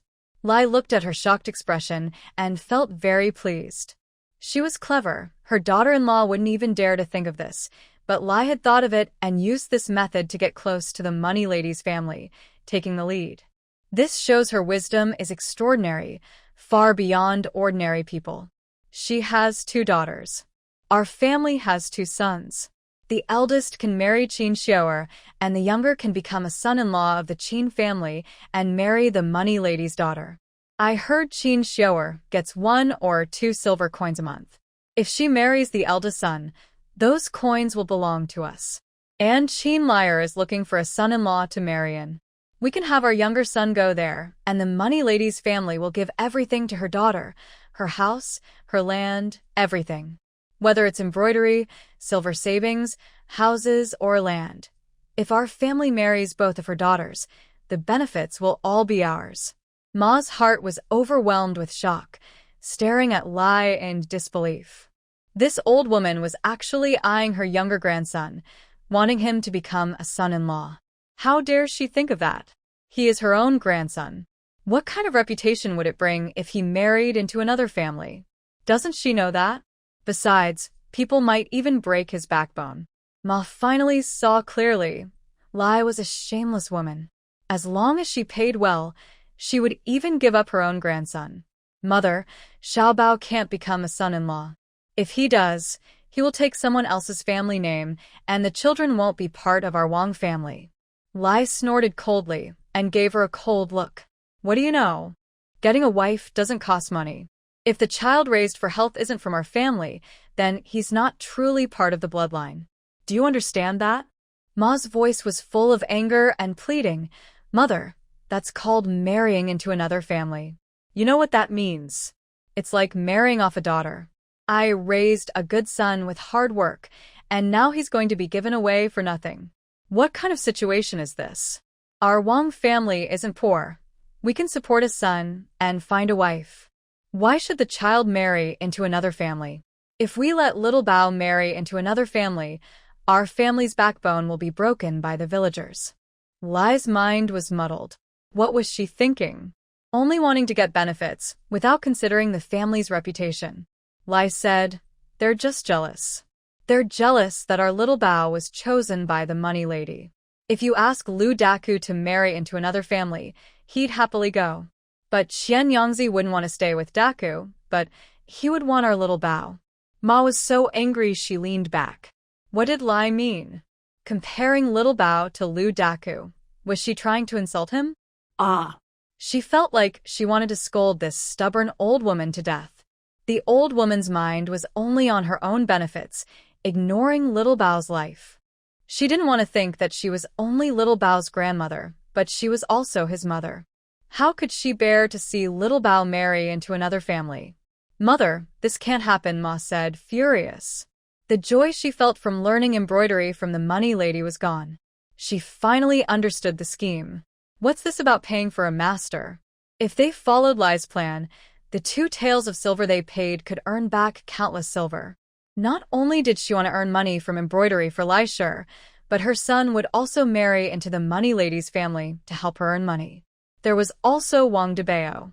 She wanted Wang Debao to marry Qin Xiu'er. Ma didn't mind if Wang Debao married Xiu'er. She'd be happy just to see him do that. But little Bao marrying into another family, no way. She had to find a way to stop Lai from thinking that absolutely no marrying little Bao into another family. And her father, her eyes lit up.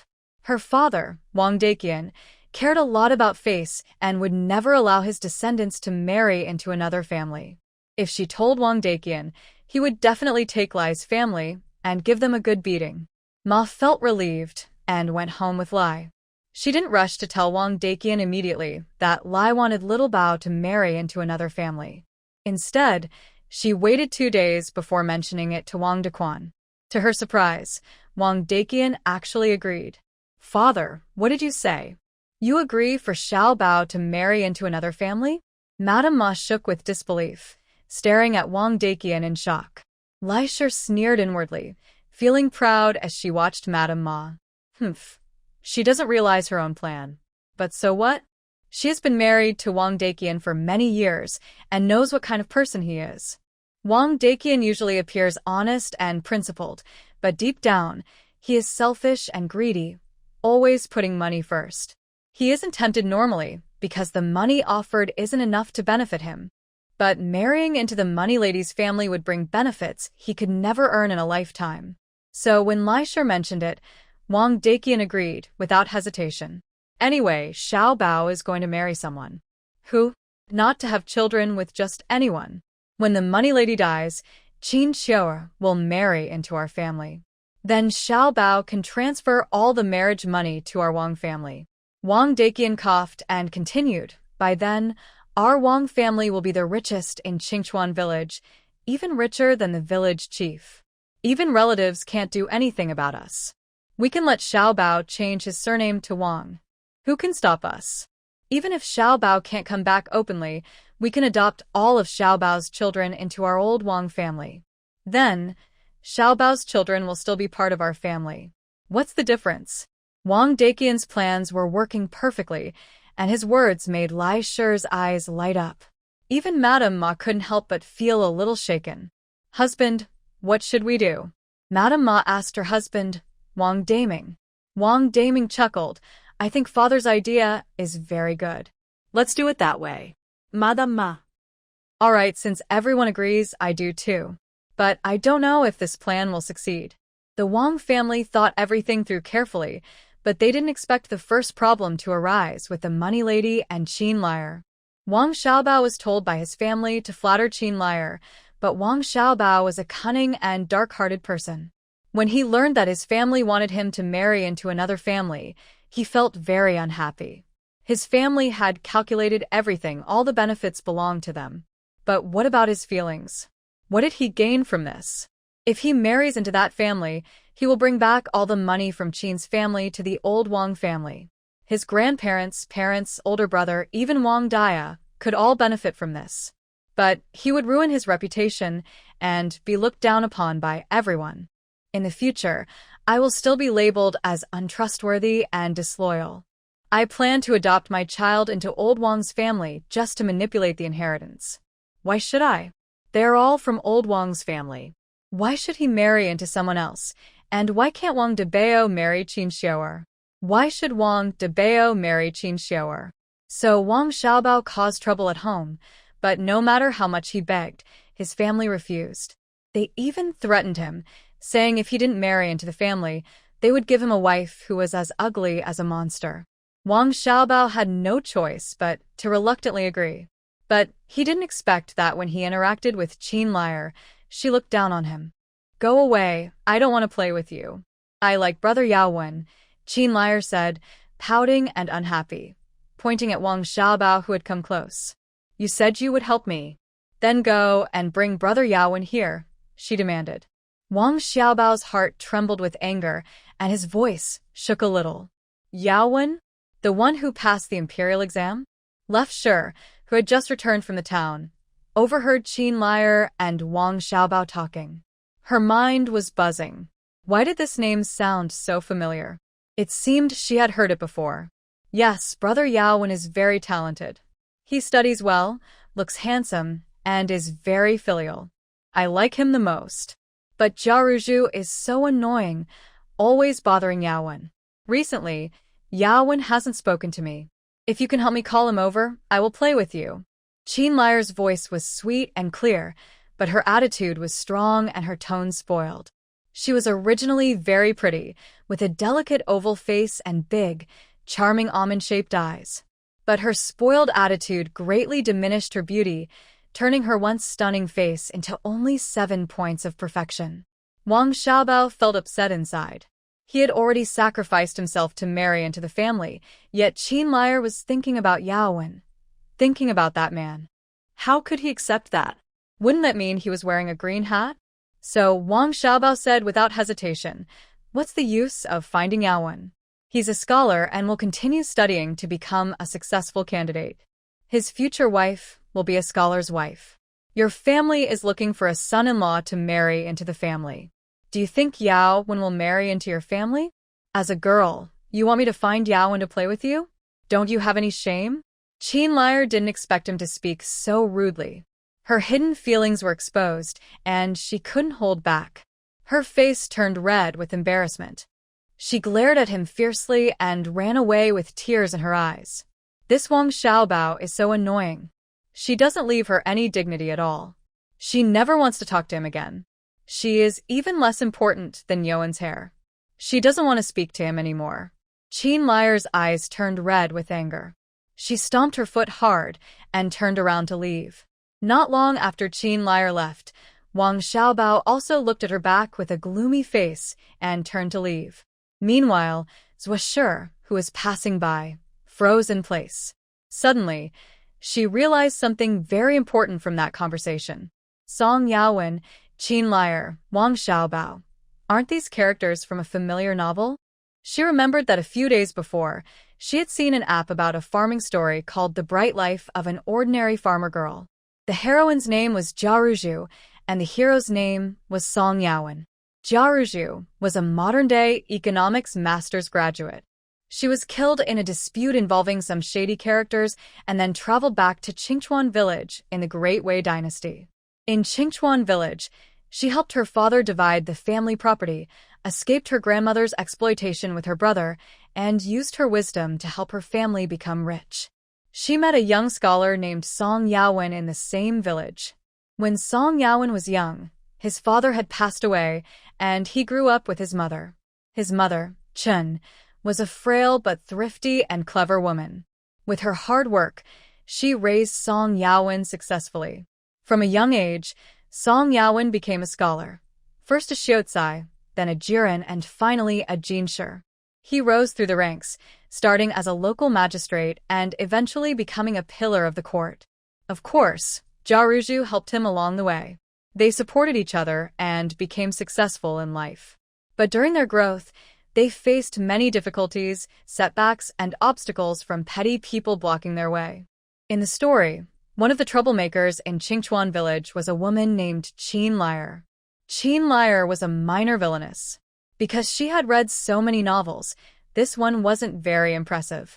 Many characters and plot points were unfamiliar to her. So, after a long time, the name Song Yao Wen kept appearing, and today's mention of Qin Liar left a deep impression on her. That's when she remembered some of the story's plot. It turned out she had traveled into a book. Shi felt cold inside. She didn't understand what was happening before, so she just ignored it. Now, she knew she must stay far away from the female lead and the male lead, and also keep away from those reckless female supporting characters. Otherwise, with the main character's aura, she might get caught up in trouble. She wasn't sure if her entire Zwa family appeared in the original story. She hadn't seen their names before. Maybe she skipped over them when reading, or perhaps they were just unnamed background characters. They weren't even considered canon fodder, not worthy of having names. But since she had traveled here and become a character in the story, someone who can breathe, speak, and feel, she wouldn't see this world as fake anymore. She wanted to treat this place as real, and also to help herself and her family avoid danger and live better lives. Wang Xiaobao wanted to marry into the Qin family, but Qin Liar liked Song Yawen and didn't want to marry someone else. She wanted to marry Song Yawen. Of course, Song Yawen wouldn't agree. He liked Jia Ruzhu and definitely wouldn't marry Qin Liar. Qin Liar didn't know this. She happily went to confess her love to Song Yawen, but was coldly rejected. Unwilling to give up, Qin Liar kept trying to win him over. Song Yawen declared he only loved her and was determined to marry her. He repeatedly refused, saying he would never marry her. Qin Liar had no choice. Her mother insisted she find a husband to marry into the family. She also wanted to marry Song Yawen. So Qin Liar came up with a foolish plan to drug Song Yawen. She succeeded, but didn't expect that after taking the drug, Song Yawen met Jia Ruzhu. If only there was space inside the world, with spiritual springs. Jia Ruzhu helped Song Yawen recover from the drug, and they started to develop feelings for each other. Song Yawen ran away and was saved by Jia Ruzhu. When Qin Liar found out, she was furious and went directly to find Jia Ruzhu to cause trouble. In the end, Qin Liar's ending was very tragic. She was taken to a remote place by the female lead and sold to an old widower, never returning. She couldn't remember all the details clearly. She disliked Qin Liar's actions and didn't care about what happened to her in the end. But she could use this story to recall the plot of the novel. Back home, Zwa Shixin opened her food system again and comforted herself. Don't be afraid. Even if the female lead is lucky, she's not a villainous supporting character or a cannon fodder extra. She has a system and is the daughter of the heavenly Tao. As long as she doesn't recklessly approach the female lead, she will be safe. Since I am here, I will accept it calmly. Since everything is now in the world of the book, she realizes she must become an important person in this world. It's okay if she can't become a big figure, but she wants to live a long, good, and safe life. She also finds it strange that she only now understands this after so long of being transported here. She used to read books very roughly. She knew nothing about the stories, characters, names, personalities, or plots. Because of that, she can't even pretend to predict the story in advance. Living like this feels like a failure. No wonder she performed poorly in exams and barely got into a second-tier university. Oh, it turns out she wasn't paying attention in class and didn't focus on the important points, which led to her problems. Zwa Shi, feeling annoyed, scratches her head and says, I wonder if the heroine has already crossed over? No, I need to go ask the Jia family. She can't sit still anymore and doesn't notice the dried sweet potatoes in the kitchen. Madame Rong, please check the dried sweet potatoes. I need to go out. After saying this, Zwa Shi hurriedly leaves. Zwa Hua, seeing her go out, calls her. Xiao Shi, where are you going? Didn't you say you would tell me about going to the town? Recently, Zwa Shi has been going with Madame Rong to sell things at the market, but they already agreed that starting tomorrow, Zwa Hua will go with Madame Rong instead. So today, they decided to discuss and share important matters. They had already made the plan, but now Zwa Shi is leaving. Wait until I come back to talk. I have some things to do now. I'm leaving, Zwa Shi says as she turns around. Xiao Shi, where are you going? It's so late, Zwa Hua calls out. But Zwa Shi moves so quickly that she only leaves her a silhouette. Zwa Hua can't stop her. What's wrong with Xiao Shi? Why is she rushing out like that? When Shi comes in from outside and looks at Madame Rong. Madame Rong, where did Xiao Shi go? About 5 minutes after Zwisher left, she arrived in front of a thatched hut, trying hard to recall the scene when the heroine crossed over. It seemed that the heroine was driven out by her biased grandmother and told to wash clothes by the river. Jiaruju, who hadn't eaten for 3 days and was dizzy from hunger, had to wash clothes. She accidentally fell into the river and hit a big rock, and that was how she died. Now, Jiaruju has just crossed over here. Is she still in the process of crossing over now? If she hasn't crossed over yet, then what day is it? Zwisher is now standing in front of Jia's house, feeling a bit hesitant. Their families don't have much contact, and recently, because of embroidery issues, they had a small disagreement with Jia's family. If she tries to get involved now, Jia's family might see an opportunity and bother Wen's family again tomorrow. What should she do? Her mother has finally had some peace, and she doesn't want to cause trouble again. A cool breeze blows, making Zwisher feel a sudden chill, and her mind clears instantly. No matter what, the heroine will travel through time. Whether she confirms it or not doesn't matter. She just needs to stay away and live her life well. After returning home, Zwisher hesitated for a long time but finally told Wen's family about her homesickness. Jia's family is a complicated mess. Especially Jiaruju, the daughter, tends to cause trouble. People who get involved with her usually don't have good endings. So we shouldn't get involved with her or her family. Wen's family frowned. What if they come to visit us? Not long ago, Jia's family brought their wife, daughter, and granddaughter to learn embroidery at our house. Although we sent them away, some people still haven't given up. Worried that Wen's family might be affected by Jia's family, Zwisher spoke firmly. Jia's family isn't a big problem, but if Jiaruju gets involved, we must stay clear. Zhuohua didn't understand. Why? Because anything related to Jiaruju tends to favor her. She can benefit from it, and anyone associated with her, whether friends or enemies, might get caught in her trouble and end up with bad results. For example, if you walk with her and someone throws stones at her, the stones won't hit her, but will hit you. Do you understand what I mean? Zhuohua nodded thoughtfully, then shivered. In that case, we should stay away from her. Zhuogu asked, is it really that powerful? Who would still want to be her friend then? She looked at Zwisher with suspicion, thinking how could someone be like that, taking all the good things for herself and letting others suffer the bad. Zwisher said, others don't know about this. It's quite mysterious. If I tell you now, you probably won't believe it either. People won't believe it themselves, and they might be the ones to suffer. Yes, I understand, Zhuojiang nodded. Mr. Wen. Soon after Zwisher spoke, the villagers started talking about Jiaruju falling into the river. Her father, Jia Junhua, wanted to buy medicine to treat her injuries, but Grandma Jia disagreed. Grandma Jia scolded harshly. Look at yourself. What kind of situation are you in? You only had a girl. Over the years, you haven't even found a wife. You married 2 women, and the first one gave birth to a girl like you. That's enough. The second wife has been here for a long time, but she hasn't had a child.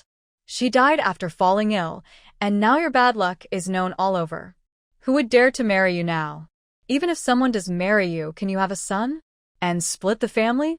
Are you just going to take your girl and wait to die? Don't think I don't care about you. You are my second son. If we don't split the family, there's still a place for you to eat. If we split, you'll be outside starving and I won't look at you. For a girl, you cause trouble and want to split the family, even abandoning your parents. How can you be so cruel? I raised you with my own blood and tears, and this is how you repay me? What good is a girl? She's just going to get married someday. Can she take care of you when you're old? Later, you'll have to rely on your older brother, your third brother, or your nephews. A girl, she can't even wash clothes properly. She fell into the river and got hurt. I didn't hit her, scold her, or abuse her. She's just useless herself. You want to split the family over such a useless thing? Have you lost your mind? Old Mr. Jia took a puff of dry tobacco, tapped the pipe on the ground, and frowned deeply, his wrinkles more pronounced. Second son, you know the family's difficulties. We really can't afford it. Jia Junhua was silent for a while, then finally said, I want to split the family. His voice was steady and firm, unlike usual. Not splitting the family while parents are alive. Old Mr. Jia took a deep breath and tried to reason with his second son. Your parents raised you so big. You haven't repaid us yet, and now you want to split the family. Where do you put our face? Jia Junhua replied, I'm not refusing to support my parents. I send money for their living every year. Old Mr. Jia looked at his honest and kind second son, feeling uneasy. It seemed he was determined to split the family. He looked at Grandma Jia with resentment. Everyone said not to give all the household chores to the second son, and not to be so harsh on her. This made the second daughter have opinions about her parents. If the second son really wanted to split the family, who would do the chores at home? Old Jia is healthy, and third Jia is lazy and idle. Usually the chores are done by old Jia and the second son. But old Jia is getting too old to work in the fields, so the second son is the one who does the farm work now. Go get some money and ask a doctor to see Ru Zhu, old Jia said, then comforted the second son. Second son, don't think too much. Your parents still love you. Please don't think about splitting the family. Grandma Jia wanted to object, but before she could speak, Jia Junhua said, Dad, I want to take the money and split the family. No matter what, I am going to split. Hearing this, Grandma Jia was furious. She slapped him hard across the face. You unfilial son. If you dare to split the family, I will say you are unfilial. Let's see how you can live in Qingchuan village. Seeing Grandma Jia hit and scold him without holding back and saying such hurtful words, he believed that if he insisted on splitting the family, Grandma Jia would really do those things. This is his own mother. In an instant, Jia Junhua's face darkened like a pot bottom. Mother, I am also your son. Can't you just love me a little? Every year, I do all the chores at home. I work myself to exhaustion for whom? As long as I have enough to eat, that's enough to live. Since I raised you, I should repay you. But after all these years, I've paid enough, right? At this point, a tall man suddenly teared up. Every time, you make me work for big brother, and third brother raises their children. Fine, I accept it. They are my nephews and nieces, and I am willing to raise them. But raising nephews and nieces doesn't mean I can't raise my own daughter. You want me to only raise nephews and nieces and watch my daughter die? I can't do that. Even if he had the best intentions, he couldn't let his daughter starve while raising nephews and nieces. Moreover, he could see how his daughter was living at home every day. Although he felt sorry for his daughter, he couldn't go against his mother. He could only watch helplessly as Ru Zhu was bullied at home. Washing clothes, cooking, sweeping, feeding pigs, chopping firewood, gathering pig grass, working in the fields. All the chores were hers. And sometimes his older brother would do a little work, sometimes he wouldn't come home all day. His third brother's work was so poor that even a 3-year-old could do better. Since I was young, I wasn't the oldest, so I wasn't valued. I wasn't the youngest, so I wasn't spoiled. The wife, I remember, told you all this, but you didn't agree and insisted on giving me a small bride price. After I married her, it was hard to have children. She had a difficult labor, heavy bleeding, and you all refused to hire a midwife or a doctor. Because of that, she lost the baby. I feel sorry for you, Zhu. She was born without a mother. Later, you all wanted to save face and found a poor widow for me, but you treated her so badly that she was worn out. Now my daughter is about to be worn out by you again. She was badly hurt, and you won't even give her any money. What am I supposed to do? Work like a beast for you all? If you don't split the family today, I will die right here. Everyone was stunned by Jia Junhua's words. Old Jia's face turned purple. He kept pounding the ground with his pipe, coughing non-stop, unable to speak. Old Jia's wife looked at Jia Junhua in disbelief. She never expected him to say such things. She realized that he had seen everything all along, but because he was honest and suppressed by her since childhood, he never spoke out. Now he was really going all out, speaking every word logically, every sentence piercing, leaving no mercy. Old Jia's eldest son looked at his second brother, thinking that finally, this simple, honest guy had woken up. The third son looked at his second brother, feeling a surge of pride. From now on, they couldn't bully him anymore. A person is weak and easy to bully because they allow it. Once they change their attitude, others can't treat them the same way anymore. The third son thought to himself that this was his second brother. If he had given up earlier and stopped serving these blood relatives, things might have been better. But now that his second brother had changed, he would have to support himself and his children. That didn't benefit him, and he felt unhappy. He wanted to say something to stop his second brother, but he knew his words wouldn't help and might only embarrass himself. So, he decided not to speak up for now, waiting for others to say something. When the time comes, it wouldn't be his fault. Sure enough, old Jia was the first to speak up. I raised you, and you need to repay me properly. If you don't, you're unfilial. Without me, there'd be no you. If you had died early, how could you have a daughter, earn money, and speak so loudly to me here? I tell you, if you want to split the family, don't even think about it. Life and death issues are not to be taken lightly. If you want to die, you should ask for my permission first. Jia Junhua felt a cold chill in his heart. He had already spoken clearly, yet his mother still disagreed. It was as if she was forcing him to die. Since that's the case, he no longer needed to worry about the bond between mother and son. Dad, what do you say? He turned his head to look at old Jia. Old Jia's hand trembled as he held the dry tobacco pipe. After a long pause, he finally said, "Fine, split the family. But every year, you must give us, the two elders, 2 ounces of silver each for our retirement." Usually, in rural areas, elders live with the eldest son and other sons give some money each year for their parents' support. Because earning money in the countryside is hard, the retirement money is usually not very high.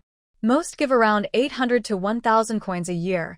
Better-off families give 1 or 2 silver coins, and poorer families give about 500 coins.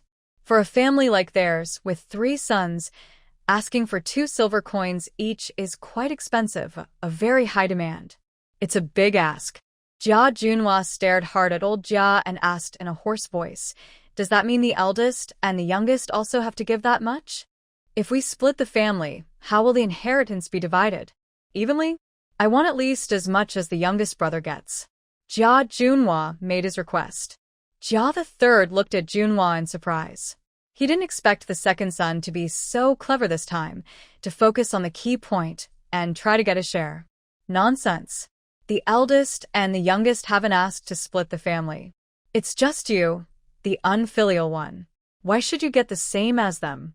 Old Jia's mother jumped in, pointing at his nose and scolding loudly, spitting right in his face. If you don't want to pay support money, then don't split the family. The retirement money for the eldest and the youngest isn't your concern. The money is for taking care of us old folks. Find out what that money is for. And don't even think about getting more. The eldest and the youngest both have sons. You only have a daughter-in-law. I've never heard of any family splitting and sharing inheritance with a daughter-in-law. That's just not how it works, no matter what anyone says. Jia the second, I tell you, either you come back obediently and do your part, or you leave with nothing. No inheritance at all. Old Jia's mother stood with her hands on her hips, stomping her foot, looking very fierce and arrogant. Everyone in the house fell silent. The eldest and the youngest sons naturally had no objections. Old Jia felt that this was not very good, but since dividing the family this way was most beneficial to him, he said nothing. Jia Junhua was very shocked. He realized that in their eyes, he was just an old ox, working hard without asking for anything in return. "Ha ha ha, I see now," he suddenly laughed, his voice filled with sadness and frustration. "All right, this is my good parents, my good eldest brother, and my good younger brother." Jiaruju suddenly said from the ground. Dad promised them to find the village head and make a formal agreement. From now on, the 2 of us will share everything with them, and we will have no more ties. To Jiaruju, this group of people in the Jia family was worse than leeches, only knowing to cling to her father and herself to blood. Now, being able to get rid of this big family for just 2 silver coins a year was something she longed for. Leaving everything behind was fine as long as she made up her mind. Once this was settled, she would go to the village head, clarify everything, and spread the news. Not only would they gain sympathy from public opinion, but they could also free themselves from this family killing two birds with one stone. Why not? So the next day, when Jia Junhua approached the village head, the people of Qingchuan village were excited. Why are old Jia and Grandma Jia so cruel? They made Ruju faint and refused to pay for a doctor. No wonder Second Jia turned against them. They even have the nerve to say Second Jia is unfilial. They should look at how they treated him, abusing him since he was young and favoring the eldest and the youngest. Well, it's because Second Jia has no son. But this Second Jia is really brave. He's not afraid of being called unfilial. Even without a son, they shouldn't do this. If I were Second Jia, could I stand it? Zhou Shixin secretly nodded. Most villagers in Qingchuan village still supported Jia Junhua. Everyone knew it in their hearts. People's eyes are sharp. Old Jia and Grandma Jia went too far. Although they held the moral high ground as parents and could criticize Second Jia for being unfilial, even parents shouldn't go too far. There's a saying, a father is kind, and children are filial. A father is unkind, and children naturally are not filial. They cross the line. In the end, there will be resistance. Moreover, Second Jia is the father of the heroine. Even if he is stubborn now and refuses to change his mind, the heroine will make him see reason. In short, Second Jia's change is irreversible. Since you have already discussed and written the conditions in the agreement, just come up and put your fingerprint. This matter is settled. Zhang Jinwang holds the family division document and looks at the Jia family members. All the elders of the Jia clan are present, and now they are watching the village chief. Then they look at old Jia and old lady Jia, who are determined to split the family. For a moment, they feel mixed emotions and don't know what to say. Forget it. Since the others have made their decision, there's nothing we can do to change the outcome. Let it be. Under everyone's watch, the Jia family successfully divided, with no more sharing with old Second Jia, and old Third Jia also split. Old First Jia and old Third Jia both think that without old Second Jia, they will likely fight over interests if they stay together. Neither wants to let the other have an advantage, so it's better to split. Both of them agree on this idea, which makes old Jia fall silent for a moment. In the end, the Jia family split up. Old Jia and old lady Jia went to live with old First Jia, while old Second Jia left with nothing, giving 2 taels of silver and 500 jin of grain annually for support. Old Third Jia gives 500 copper coins and 500 jin of grain each year. The 2 elders want to live and eat with old First Jia and his family. Although respecting the younger Jin feels unfair, no one in the family says anything. Outsiders might gossip for a while, but they don't say much. However, the Jia family's division sparked a trend in the village. Some families, oppressed by elders and brothers, had never thought of splitting before, but from old Second Jia onward, everyone saw a way to leave their original family by splitting.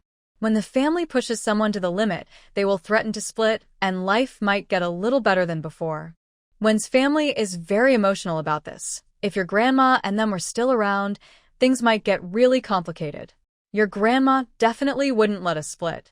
She'd make us do all the work and get enough dowry from you and your sisters to give to her grandchildren as wedding gifts. At this point, one doesn't know if losing contact with the Zhou family was a good thing or not. Luckily, we left, and Grandma can't find us anymore. It's just a pity that Father is not here, Zhuahua says.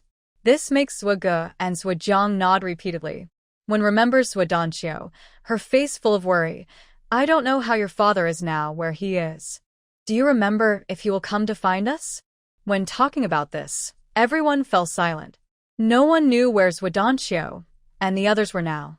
In the vast crowd, where could they possibly look for them? Zhuashir said, Mom, it's okay. When we grow up, we can spend these years looking for Dad. Wenshi heard this and finally relaxed her brow, smiling gently. All right, I leave the search for your father to you. I believe you will find him. Seeing her happy expression, Zhuashir thought for a moment and said, Mom, I'm not trying to discourage you, but from a realistic point of view, our chances of finding him are slim. Not to mention, transportation is difficult now, and traveling is hard and expensive. Even if we find him, we might have to live with Grandma and the others. With Grandma's temper, living with her wouldn't be easy. I don't want to work hard earning money only to give it all to Grandma. When the time comes, she might not even give us the dowry for Big Sister's wedding. If Grandma and the others are living poorly, maybe they would even sell us 3 sisters to pay for grandchildren as a gift. Mom, I actually don't want to find Grandma so soon. Winsher fell silent. She had to admit, Zwisher's words made sense. Lao Posey was just like that. If their escape to a poor place didn't go well, and the family had no skills to earn money, Zwidancio probably wouldn't be able to read, and life at home wouldn't get any better. In that case, their family would have to work hard for a big household, and they wouldn't get any good words. Zhuohua couldn't help but say, Mom, if we find Dad and the others, can we just not go back? Just call Dad over and live with us. She didn't want Grandma either. Grandma was always very strict. She would make her do chores, scold her, hit her, look down on her, and look down on her mother and sisters.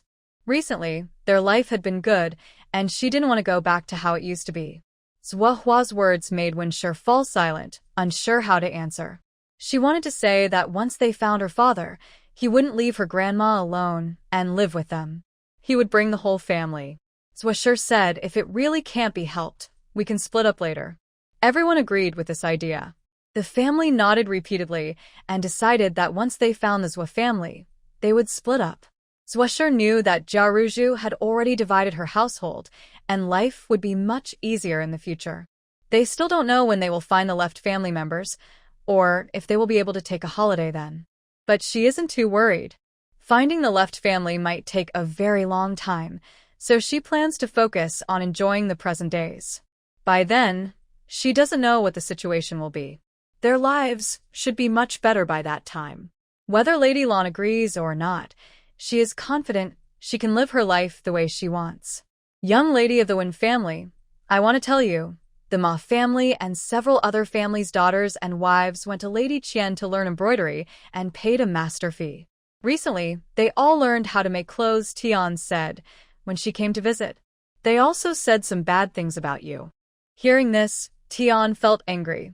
They can learn their skills, pay the master fee, and learn craftsmanship. But once they are good at it, they start criticizing you and spreading bad words. Thinking about what they said, Tian became even angrier. You don't know that they say your embroidery skills are poor and that your embroidered works don't sell. They pretend to be high and mighty, even though their family isn't wealthy and they don't have a man to support them. They refuse to accept your help, even though they could benefit from it. They are narrow-minded and mean, saying you're from outside the village and don't care about Qingchuan village, so they tell everyone not to help you in the future. Hey, look at what they said. It made me upset. What do they mean by not helping you? They just want to learn for free, and they don't care about the quality of their work. It's all their own fault. Mrs. Wen shook her head and sighed. Actually, I did want to teach them, but their family has too many problems, so I refused.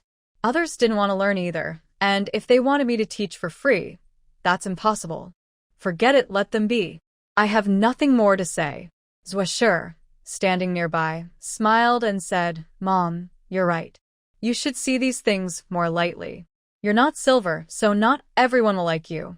Even if you were silver, some people wouldn't like you. Hearing this, Tian smiled and pointed at her nose, her hand trembling with laughter. Child, why do you talk so funny? If you really were silver, everyone would like you. Are there really people who don't like silver? Zwisher nodded with a smile. Yes, there really are. Tian was genuinely surprised and couldn't understand why anyone wouldn't like silver. She asked, really? Why is that? Left Poet said, if a person is very rich, or has enough money to buy what they want, then what they desire most isn't silver, but something else. For example, officials, they might prefer titles over silver. Scholars, they might value knowledge more than money. Her words were simple and easy to understand. Tian listened and nodded, saying, Little Poet is very clever.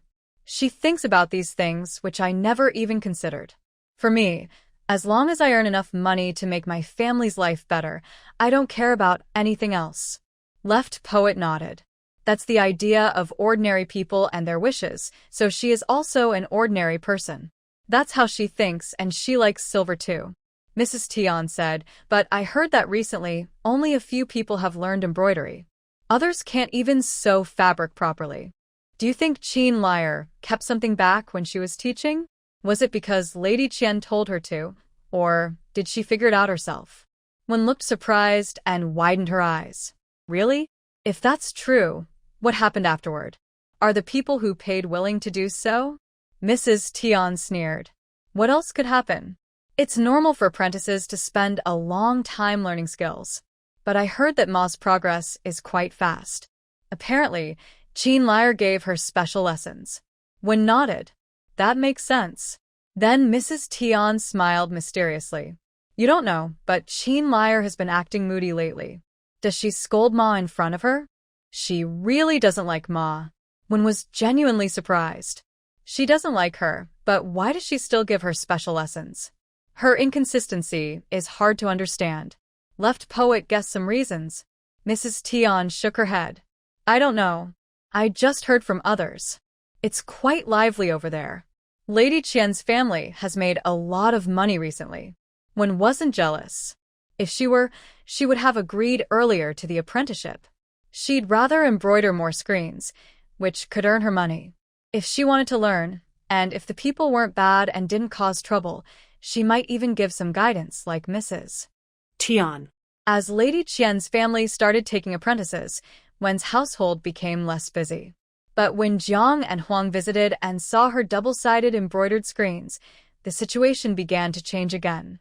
Jiang was immediately surprised and exclaimed, Lady Wen, your screen embroidery is so beautiful. One side looks like prosperity, with peony patterns that are well-colored and shaped beautifully. The other side features pine and crane symbols for longevity, with good meaning and excellent stitching, looking so lively, and without a single loose thread. How did you learn to embroider like this? Qin Liar is far behind you. She also wanted to create embroidery like Lady Wen's. This piece looks extraordinary and requires great skill. It's not something that can be done without many years of practice and craftsmanship. Mrs. Huang, standing nearby, was also very impressed and asked curiously, Lady Wen, where did you get this work? How much do you think such a screen embroidery could sell for? Jiang eagerly looked over, hoping to find out the value of the screen. Lady Wen smiled and said, it should be worth quite a bit, but the fabric, embroidery threads, and design were all provided by the master. I only did the handwork and arranged the entire screen. How much is it? Jiang asked. Lady Wen chuckled. It could be worth 20 or 30 taels, mainly depending on the skill, how good the embroidery looks, and whether it can fetch a high price. Jiang took a deep breath. So much? How long did it take you to embroider the screen? She didn't expect that just embroidering a screen could earn 20 or 30 taels. If she finished it quickly, she would be very rich. Recently, Jiang had been learning embroidery from Qin Liar, often bringing Mrs. Huang along. But her embroidery was not as good as Mrs. Huang's, and she learned more slowly. So her mother-in-law, Mrs. Hong, decided to send her back home. When she went, Mrs. Hong explained clearly, our family only paid 1 or 2 silver coins to send you to learn embroidery. You can only stay for a month. After that, we'll see if you have talent. If you have talent, you can continue learning. If not, come back home. Those with talent can stay. Let me be clear up front. Don't say I'm biased or that I didn't teach you. When someone learns, they should come back and teach the other girls in the family without hiding skills. Do you understand? Both Jiang and Mrs. Huang agreed, but they both wanted to learn themselves. Think about it. Learning embroidery is clean and respectable with future income, and they wouldn't have to do farm work at home. The person who returned was judged to have no talent. In the future, they would need to work more on farming and might achieve less in embroidery. Their daughter would also go to learn embroidery from others. Who knows if those people are dedicated or not and what they will learn? So both of them worked hard to learn. Tomorrow was the deadline after a month. Jiang was about to lose and decided to bring Huang to Wen's place to see if they could find a way out. Unexpectedly, they found a big surprise when they arrived. Little sister-in-law, I think we should learn from Lady Wen, Jiang said. Lady Wen's skills are much better than ours, and her embroidery might be different from Qin and I's. I think Chin Liar's teaching isn't very professional, so I didn't learn much. Huang slightly smiled and sighed, thinking, what does she mean by unprofessional? She's just not talented enough and blames others. She knew Zhang's plan. With a month almost over and the outcomes soon clear, Zhang was about to lose. Now she wanted to learn from Wen for a month, probably hoping to improve her embroidery skills and then compete for the same spot. But honestly, seeing how good Wen's skills were, Huang also felt tempted. She was confident in herself. Even if she learned for another month or half a year, Zhang wouldn't catch up. Her talent was obvious, and she believed she wouldn't lose in embroidery. Moreover, even if she objected, Zhang would find ways to ruin things in Hong's face after returning home, trying to get the opportunity. As long as Hong saw Wen's embroidery works, she would definitely agree. Wen said for a small screen like this, it takes about 2 weeks to half a month. In fact, if she worked quickly, it wouldn't take that long, about 10 days. But Swisher didn't want her to work so hard and often advised her that health was the most important and she shouldn't strain her eyes too much, as it wouldn't be good for the future. So Wen now spent less time on embroidery. It was much easier than when she was at Swiss family, but she earned more money. In the past, at Swiss family, all the money from her embroidery had to be handed over to Granny Lon. That's why she never embroidered screens before. First, Granny Lon didn't agree to give her money as a guarantee for such good work. Second, she knew that such detailed work was tiring, and since she couldn't keep the money, why bother? Now it was different. She could do whatever she wanted, and the money was hers to manage and decide how to use. Mrs. Huang said, "Sister-in-law, can we learn from you? You make so much money from this craft. If my embroidery is just half as good as yours, I could help my family earn a lot of money." Mrs. Jiang curled her lips and said, "You're everywhere." Originally, she wanted to say this herself, but after mentioning it in front of her and after gaining favor with Mrs. Wen, she accused her younger sister-in-law of hiding secrets inside. Usually, she seemed simple and dull, but at critical moments, she was smarter than anyone. However, Mrs. Jiang didn't say much and even tried to defend Mrs. Huang. "Yes, sister-in-law, we want to learn your diligent embroidery skills. You're better than us, and we want to learn well so we can earn more money and buy better clothes for our children. Don't worry, we won't cause you any trouble." Mrs. Wen hesitated. Refusing might offend them, especially since they are the wives of the village chief. The left family settlement here depends not only on the kindness of old Master Chu, but also on Zhang Jinwang. But agreeing could also cause problems. Mrs. Wen said that might not be good. Mrs. Qian's family might have opinions. If they hear about it, they might say I stole her student or her business, which wouldn't be good. Then she would be the subject of gossip. Mrs. Jiang patted her chest and assured her, "Wen, don't worry. There won't be any trouble. We approached you voluntarily. It's your choice. No one can blame you." Mrs. Huang also said from the side, "Yes, we agreed on the tuition and the learning period before. Now, if we decide not to learn from her and come to you instead, it's all voluntary, and everyone is earning their living by their skills." Mrs. Wen actually agreed with this explanation, but she didn't want to offend people just for a small fee for learning.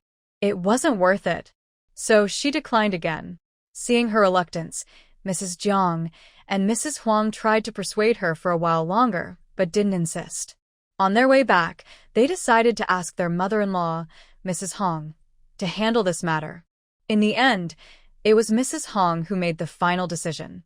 They believed that if Mrs. Hong saw the embroidered screen and knew the payment, she would agree. Sure enough, not long after they returned, Mrs. Hong came to visit Mrs. Wen in the evening. After seeing the double-sided embroidered screen and knowing the wages, Mrs. Hong immediately decided to let her 2 daughters-in-law learn from Mrs. Wen. Mrs. Wen said, "Annie, I don't mind teaching, but I have to be honest. Double-sided embroidery is a very difficult skill to learn. Not only do you need talent, but you also need practice. It takes many years to become skilled. Would you like to think about it again? Someone like her has been practicing since she was young, and it's not as simple as outsiders think." Mrs. Hong patted her hand and said happily, "Don't worry, I understand. I can see how much they've learned at Chin Liar's place this past month. As long as they study diligently with you, they won't be worse than at Qin liars. I believe in you. Mrs. Wen hesitated, but all right then. The next day, Jiang and Huang went to Mrs. Wen to learn embroidery. After leaving Qin liars, they were asked by Lady Qian, have you decided? Do you want to continue learning? If they continued, they would need to pay. Both refused. The next day, they appeared at Mrs. Wen's house, and Ma saw them leaving. Seeing the sewing kits and tools they carried, Ma couldn't help but sneer, aren't you supposed to stop learning? Why are you still carrying these things? I think your mother-in-law is really stingy. She knows you have talent but refuses to pay for your lessons. You've been working hard in the fields your whole life, suffering so much. Your mother-in-law's vision is really short-sighted. I'm different. I have a good mother-in-law and 2 good sons. Ma held her head high, feeling superior.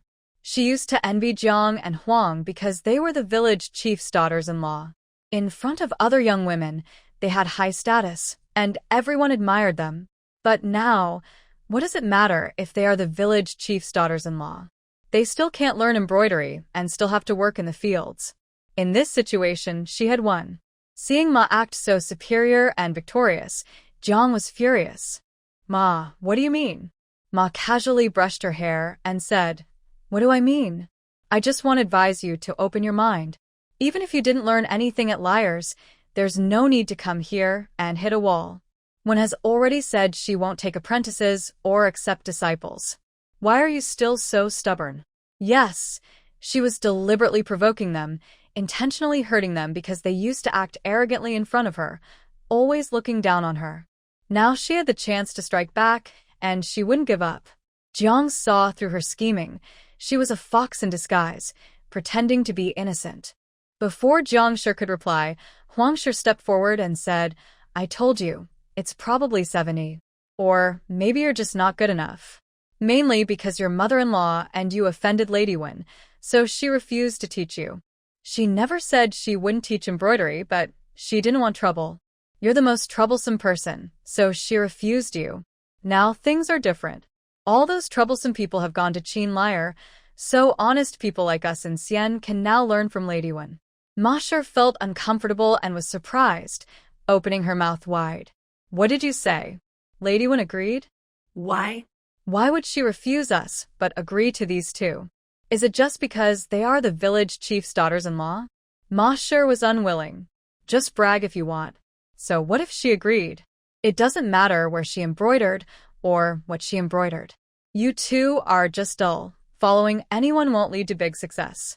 This past month, because of the special lessons from her boyfriend, she learned embroidery faster and better than everyone else, especially in front of Jiang Shi, which gave her confidence. Ma she sneered softly. I haven't seen how good Wen's embroidery really is. I only know she can do it, but I haven't seen her sell anything. Liar, on the other hand, has a good reputation in our village. She's been selling embroidery for years, unlike outsiders who don't have much skill and are always jumping around. Jiang Shi really wanted to argue and tell everyone that one could do double-sided embroidery, which would make Ma Shi furious. Huang Shi grabbed her arm. Big sister-in-law, why are we talking to these unreasonable people? She used to want to learn embroidery from one, but was refused. She was too ashamed to see anyone. Now, we shouldn't insult her anymore. Instead of wasting time talking, we might as well sew a couple of stitches. Then, the 2 of them walked ahead in front of Ma Shi. Ma Shi watched their backs, her face turning pale with anger. She threw 2 stones behind them. These 2 are really hateful. They've already left Qin Liar and come to learn from one, and Wen accepted them. Just thinking about it makes her mad. Just wait. When I finish my embroidery and sell it in town, I will throw the money in your faces. Then you'll see what I can do. After returning home, Ma Shi became angrier and more upset. She told her mother-in-law, Lai Shi. Lai Shi immediately got angry. What are Jiang Shi and Huang Shi doing? Why are they going to learn from Wen? Isn't that stealing business from Liar? Arguing with Liar over business is just that, arguing with her. The money that was originally in Liar's hands is now in the Wen family's hands, which makes her very angry. She says the Wen family is not good. First, they cause trouble in the village and ruin their family's reputation. Now, they're also trying to take her daughter-in-law, which she finds very hateful. Lai suddenly stands up and says, "No, tomorrow I will go to the village and tell everyone not to learn embroidery from the Wen family. They are outsiders, and I don't believe they have the skill to take on village work." I doubt the villagers will believe them, but they won't believe me either. Mao doesn't quite believe Lai's words. If the villagers really trusted her, they wouldn't avoid her. But Mao doesn't want to let the Wen family, Jiang, and Huang off easily. She wants to spread rumors and stir up trouble, even if it doesn't work, just to make things difficult for them. So Mao stays silent and waits to see what happens. After she leaves to talk about this, a big discussion starts in the village. Most people only talk about it at home and don't cause trouble for the Wen family, since it doesn't benefit them much. The person who really wants to cause trouble for the Wen family is Qian Yangzi. "Mother, forget it. It's not a big deal. You running out to cause trouble makes us look bad," Qin Xiaoer says. She holds Qian Yangzi's arm, speaking clearly but firmly. She says, "Mother, this isn't our business. They are the village chief's daughters-in-law. If they want to pay and learn embroidery somewhere else, why should we stop them? Why shouldn't they learn? It's not fair to say otherwise. We still live in the village, and many things depend on the village chief's family. We can't offend them. Don't you think so, Mother?" Qian Yangzi is pulled back and calms down. "You're right, but I just can't accept it. I'm not upset about the money they paid. I'm worried because they left here to go to Wen's place. That's like saying our liar's embroidery isn't as good as Wen's. So, how will liar stand in the village in the future? Our liar will marry into another family later. If her reputation gets worse, it will be harder for her to find a good match. It was already difficult for her to join the team early, and now it's even harder." Qian Yangzi feels angry and wants to rush out and catch those people to beat them up. Of course, the subconscious is very important. Without the Wen family, this money should belong to Liar's family. "Mother, I know this isn't good, but we have no choice. We just have to wait and see. Don't be too impulsive," Qin Xiaoer began to advise her. "Right now, the most important thing is to find a husband for Liar. Our family has a house and land. Liar is pretty and skilled. When you think about it this way, do you feel a bit better? Other families can't compare to us, so there's no need to worry too much." Qin Xiaoer's words made Mother calm down. She panted heavily and said after a while, "You're right, but I just can't accept it.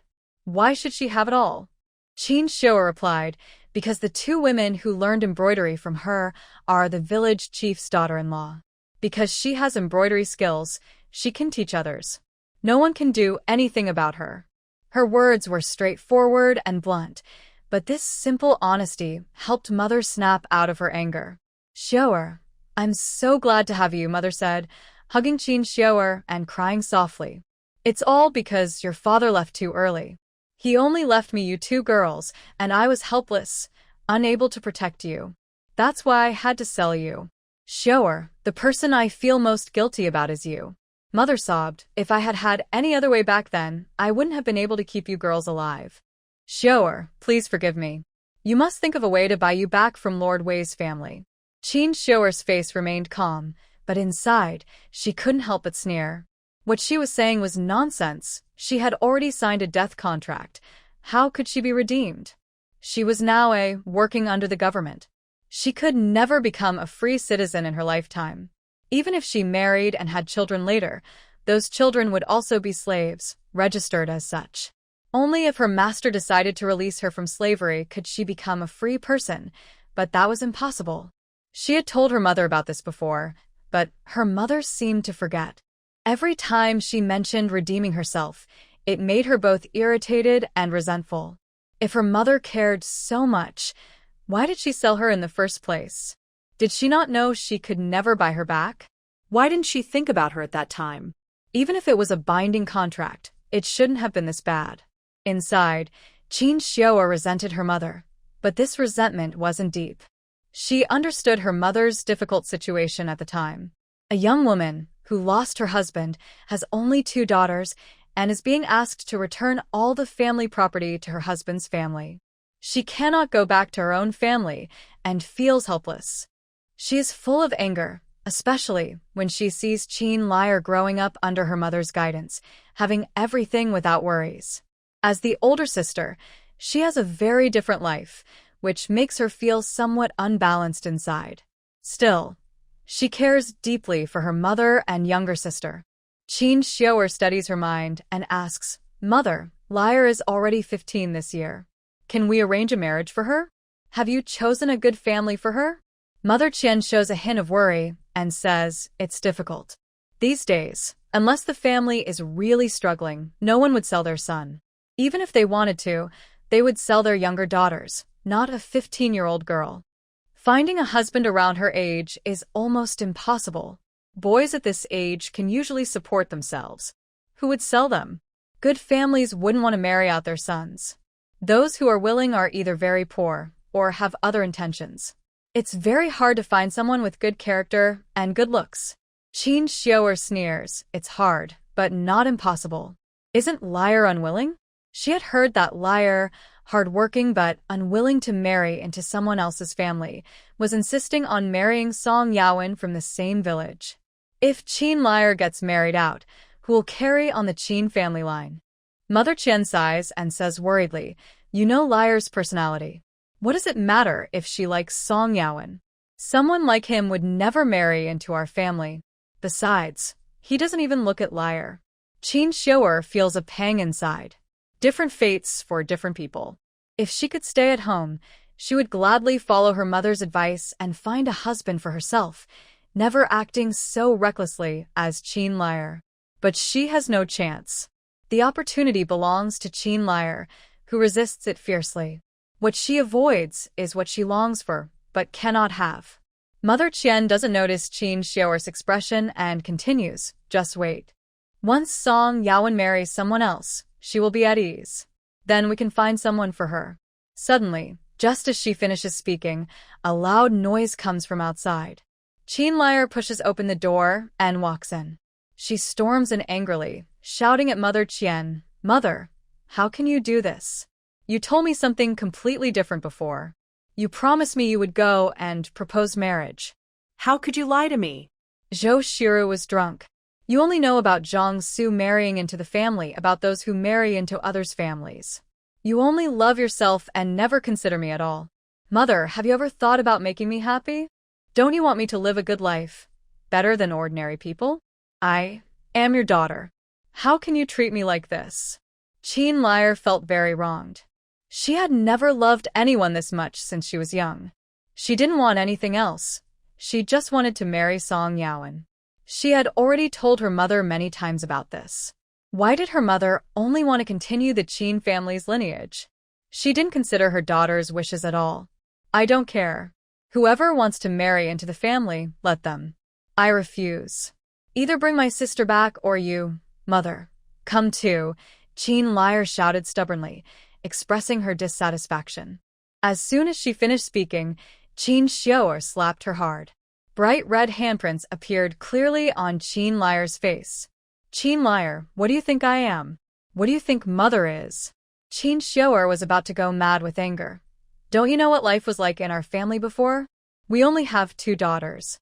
If I hadn't sold myself back then, we wouldn't have kept our house and land.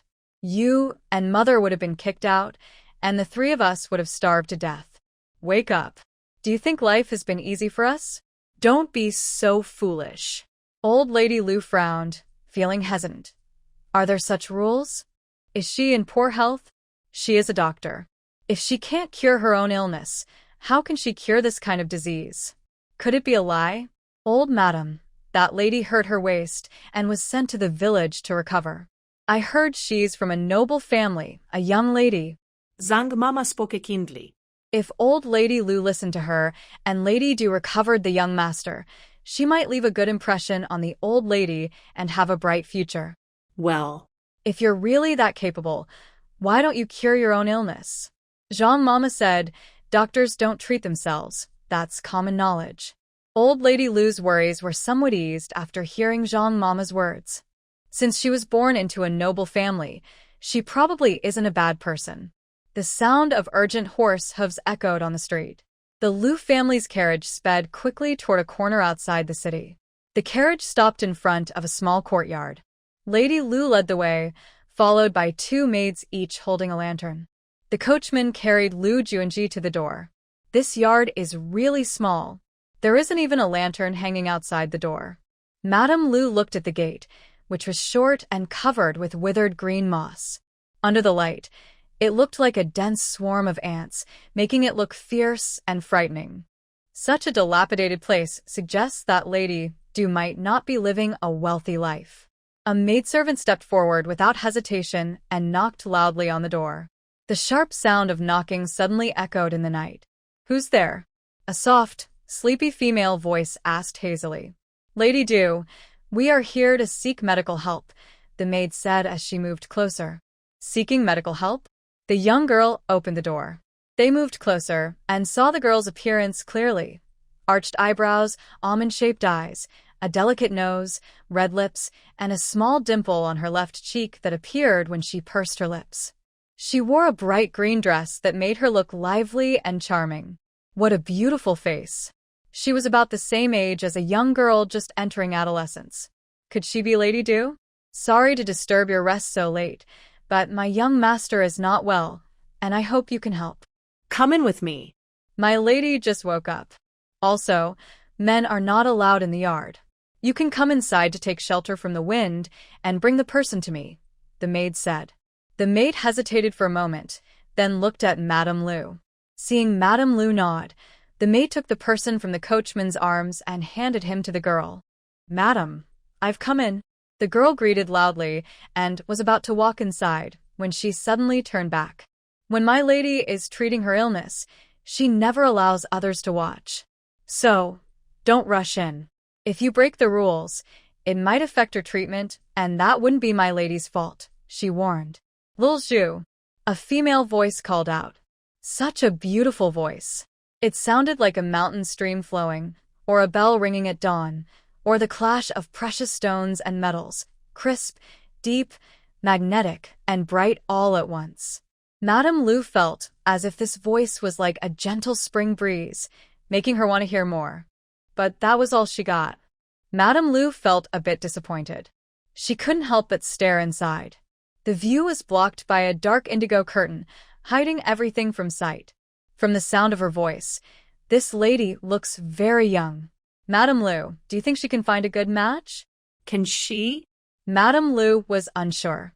Even her mother-in-law was just hoping for a miracle, so how could she dare to say, "Madam, your young master isn't sick. He's been bewitched. To be precise, he's affected by a sparrow curse. This curse causes pain inside the body, like sparrows pecking at him. If not removed in time, it can cause internal bleeding, failure, and death," the healer explained. Such a beautiful voice delivering such bad news. How ironic. Madame Liu was stunned. Bewitched? Who had cast a curse on her son? Before she could understand, someone asked again, "Do you want treatment?" "Yes, I want treatment, Lady Liu." Madame Liu hurriedly replied, "Please trouble Lady Liu. I charge a consultation fee for my treatment. For your young master's illness, according to my rules, it costs 10,000 taels. Do you want to proceed?" The maid was startled. 10,000 taels? Oh my, she really dares to say that.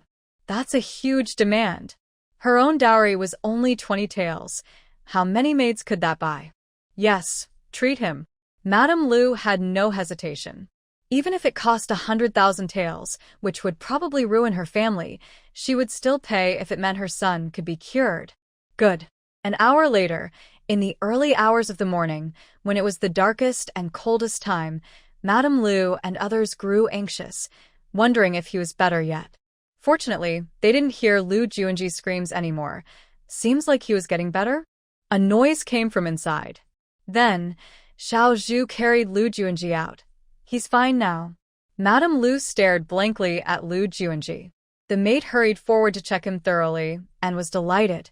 "Madam, he's really better." "Madam, my lady says that the person who cast the curse on the young master might be someone from the household. Since it's broken, the caster will suffer backlash and they will also feel pain in their stomach. You can check this when you go back." This type of curse comes from the southwest, and ordinary people find it hard to contact. Be careful when you return. Also, please send the consultation fee tomorrow. 10 taels of broken silver, 10 taels of gold, and the rest in silver notes. And please keep this matter secret. Don't spread it around. After all, such people exist in your family, and it's not good for your reputation. My lady doesn't want trouble. Madame Lu looked at Xiao Zhu's beautiful face and remembered that voice, feeling emotional. This Lady Du is truly extraordinary. Madame Lu looked at the inner room and Lu Juanji with complex emotions, a strong desire rising in her heart. She wanted to see Lady Du herself. If she just returned without seeing her, she'd feel regretful. Since she came all this way, she must meet her. Thinking about not seeing her now, she already regretted it. Miss Xiao Zhu, may I see your lady? Why? Someone like Lady Du, if I leave without seeing her, wouldn't I regret it? Xiao Zhu smiled and shook her head. The purpose of your visit has already been achieved. Why think so much? As my lady said, you ate a good egg, but you don't necessarily need to meet the hen that laid it. People often like to dig into the details, not realizing that curiosity can sometimes cause trouble. As long as the outcome is good, why bother with the details? Sometimes it's better to stay simple and not overthink. This is what Lady Lu thought carefully about. She realized that in the world, many problems are caused by unnecessary worries. She felt a bit naive herself, even less experienced than her maid Xiao Zhu. She also wondered what kind of person Lady Du really was. Never mind, let's go. Thank you, Miss Xiao Zhu. I'll take my leave. You're welcome. Xiao Zhu bowed and then stood up, gesturing politely. Lady Lu was about to leave when suddenly, loud knocking came from outside, pounding loudly as if it could break the door. Xiao Zhu's eyebrows twitched, showing worry. It was late at night, and the knocking was so loud. It must be someone seeking medical help. She thought, if not, it might be something worse. Xiao Zhu, go open the door. Yes, madam. Xiao Zhu was a bit annoyed but didn't dare disobey her mistress. She went out and opened the door to let the visitor in. When she saw who it was, Lady Lu's face changed dramatically. Elder sister-in-law. It was Lady Lu. Wasn't she at home giving birth? Why was she here? Lady Lu smiled faintly, her face pale and almost lifeless, looking as if she had lost a lot of blood. Third sister-in-law. I came to see Jir. How is he? Lady Lu stared intensely at Lady Lu, as if trying to gather all her strength, but she was actually very weak. Lady Lu was momentarily stunned. The maid holding Lu Juanji stepped forward and said, Madam, the young master is fine. Look. Really? Lady Lu's eyes lit up with hope. She looked at Lu Juanji with disbelief. Bring him here, so I can see him. The maid still held Lu Juanji and showed him to her. Lu Juanji was sleeping peacefully. Lady Lu gently touched his head. His face, her nose, the warm touch and steady breathing showed that he was saved. Lady Lu's worried heart finally relaxed. Once she felt relieved, her spirit also seemed to weaken. She had thought she might die from postpartum bleeding and wouldn't see Lu Juanji's last moment. She only wanted to stay with Jir, so he wouldn't be lonely on his journey to the afterlife. She forced her mother-in-law to agree to her visit. Now that she saw Lu Juanji was safe, she couldn't hold on any longer. Big sister-in-law. Lady Lu exclaimed. The maid supporting her hurriedly helped her. Is this lady just after giving birth? A slender figure leaned against a dark blue curtain and asked softly. The woman was about 11 or 12 years old, leaning against the wall, slightly bent, seeming too weak to stand. At the moment the woman appeared, everyone turned to look at her. She looked about 11 or 12 years old, wearing a pink dress with a dark robe over it. Her hair was simply pinned up with a hairpin, with black hair hanging down like ink. Her skin was fair and smooth, like jade, and her delicate features made her look like a fairy from the Moon Palace. Madam, why are you up? Xiao Zhu quickly walked to her side and looked at her with disapproval. Your body is still weak. How can you get up by yourself? Xiao Zhu will help you lie down. The woman waved her hand. It's okay. I want to see her first. help me over there. Xiao Zhu didn't want to go against her, but she couldn't refuse. She was just worried about her health. Lady Du? Madame Lu called out, surprised. Did this lady just give birth? Yes, Madame Lu replied, realizing it was the second time she was asked. Can she be treated? It can stop the bleeding, but she won't be able to have children again. Can she really save the lady? A maid hurried forward, excited to pull her sleeve, but Xiao Zhu stepped in quickly and said proudly, "My lady never makes false promises. If she says she can, then she can." The maid happily thanked Xiao Zhu. "Thank you, young lady. Thank you, madam." The doctor said the lady's bleeding is severe and difficult to treat. If she can save her, you will be greatly grateful. Did the big sister give birth to a boy? Madame Lu asked happily. Yes. The little prince was born safely, though early. The doctor said she needs good care. That's wonderful. Madame Lu smiled sincerely.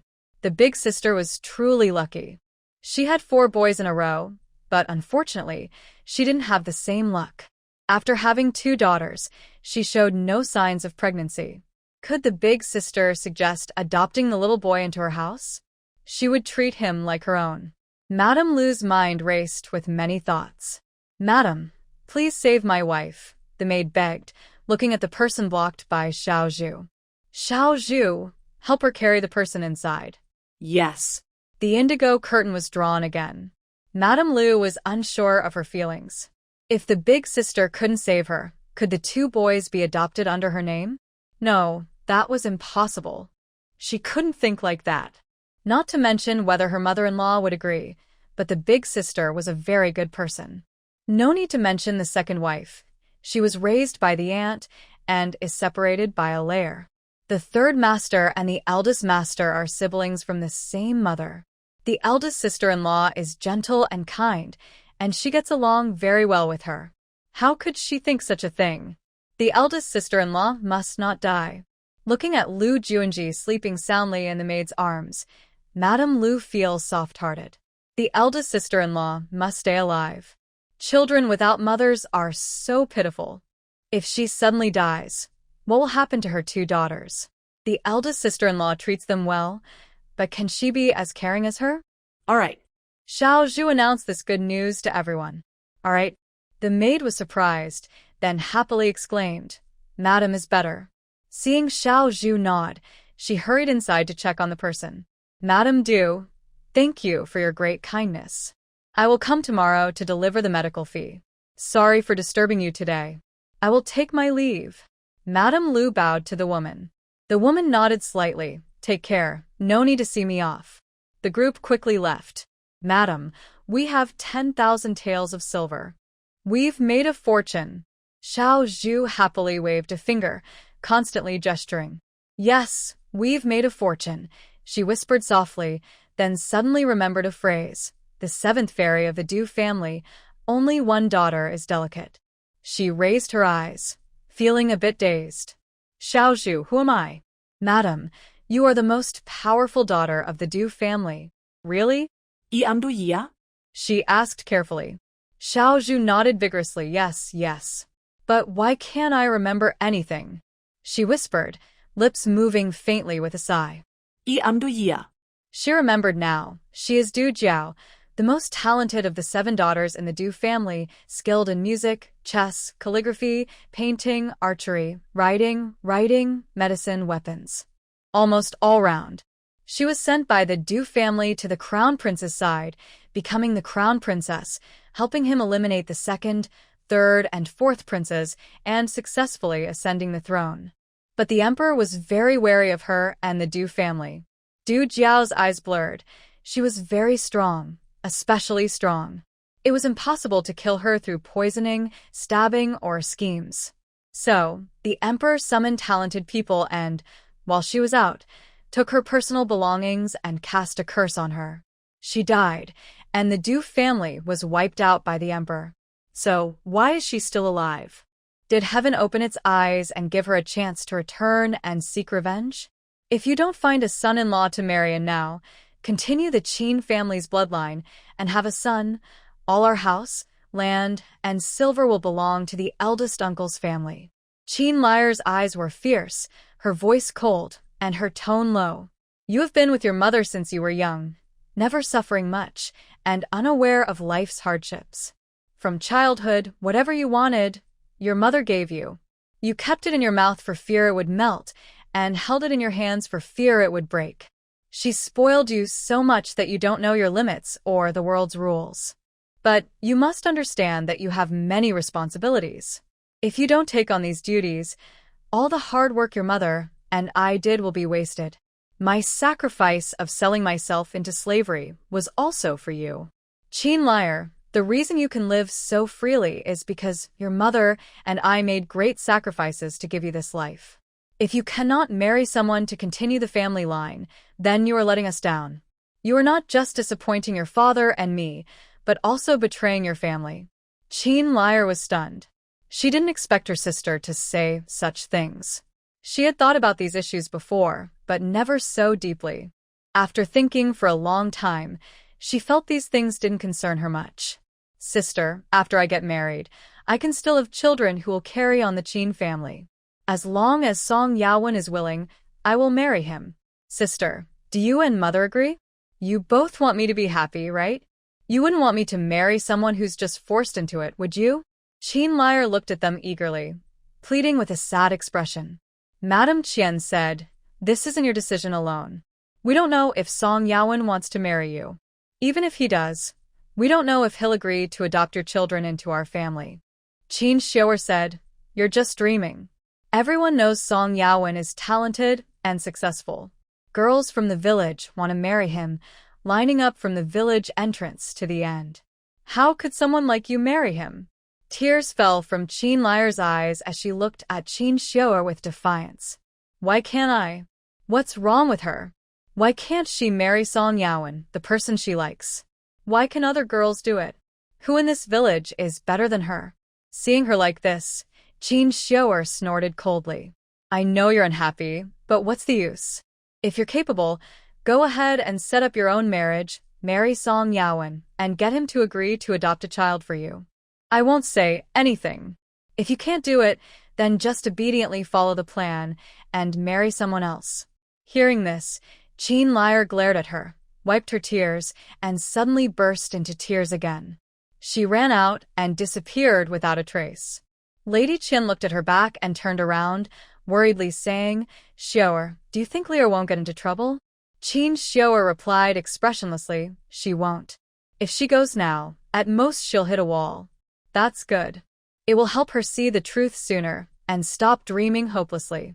Song Yaowen will never agree to that condition, and I don't think he likes her either. With Qin Liar's temper and personality, not only Song Yaowen but anyone else would overlook her. Lady Qian's still worried. That's exactly why I'm concerned. Xiuer, you don't know Liar's temper. Even if she hits a wall, she might not turn back. Sure enough, Qin Liar went straight to find Song Yaowen and happened to meet him in a small grove by the roadside. When Song Yaowen saw Qin Liar, he tried to dodge to the side. He didn't like Qin Liar. Although she looked nice, her personality wasn't pleasant, and she was very clingy to him. Every time they met, she would act shy and affectionate to get his attention. He really disliked her acting shy and was even less fond of her obsession with him. The woman he wanted to marry in the future was gentle, well-educated, and kind. Even if she wasn't from a noble family, she should be from a scholarly family. At the very least, she should be the daughter of a scholar, not a girl from a common household like Qin Di. He had made his intentions very clear, but Qin Liar still didn't give up. He didn't know how to make her stop, to avoid more trouble for himself. Yaowenji, wait, I have something to tell you. Qin Liar opened her arms and stood in front of Song Yaowen, afraid he would leave without listening. Song Yaowen, helpless, had to stop. What do you want to tell me? Yaowenji, can we talk somewhere private? Qin Liar whispered. I have something very important to tell you. Song Yaowen was extremely annoyed. He wanted to refuse, but he knew that even if he did, Qin Liar wouldn't give up. Instead, she would keep pulling at him, which would look bad for him. They walked into the grove and found a quiet spot away from people, but unexpectedly, Zwasher was just bringing Zhujiang up the mountain to pick mushrooms and saw them go in. Second sister, what do you think they're doing? I don't know. Maybe they have something important to talk about. Be careful. Don't let anyone see you, Zwasher warned. If these two find out they are eavesdropping behind their backs, it would be very awkward. They might become targets for blame or suspicion, which would be bad for everyone. Yes, Zhujiang nodded heavily. Qin Liar looked at the handsome face of Song Yawen and showed a look of infatuation. Song Yawen frowned and said, if there's something you want to say, just say it. I need to go to Winshu. He didn't have time to stay with her or waste time here. Qin Liar suddenly snapped out of her daze. Brother Yawen, my family is arranging a marriage for me. They want to find a husband for me, but I don't want that. I only want to marry you. Before Song Yawen could speak, Qin Liar hurriedly added, don't worry, my mother and sister agree. As long as you're willing to marry me, after we get married, one of our children will follow my personality and carry on the Qin family's legacy. I won't let you become a son-in-law. Rest assured. Brother Yawen, I like you. I've liked you for a long time. Would you be willing to marry me? Song Yawen's eyebrows furrowed tightly, and his gaze on Qin Liar was like looking at a fool. I don't want to. Hearing his rejection, Qin Liar's tears flowed uncontrollably like a fountain, falling down helplessly. She cried heartbreakingly, why my brother? What's wrong with me? Why don't you want to marry me? I like you so much. For you, I can marry anyone. I really don't want you to become a son-in-law or be looked down upon, or face gossip from the villagers. The door to love has been opened. Please subscribe, vote monthly. I love you all. I like you. I am willing to do anything for you. Tell me what's wrong. Whatever you say, I am willing to change. Am I not pretty enough? Are my embroidery skills not good enough? Is my dowry not enough? Do I not like you enough? Brother Yawen, why don't you like me? Why don't you want to marry me? Song Yawen. His hysterical behavior was very unlikable. He had no good feelings for Qin Liar.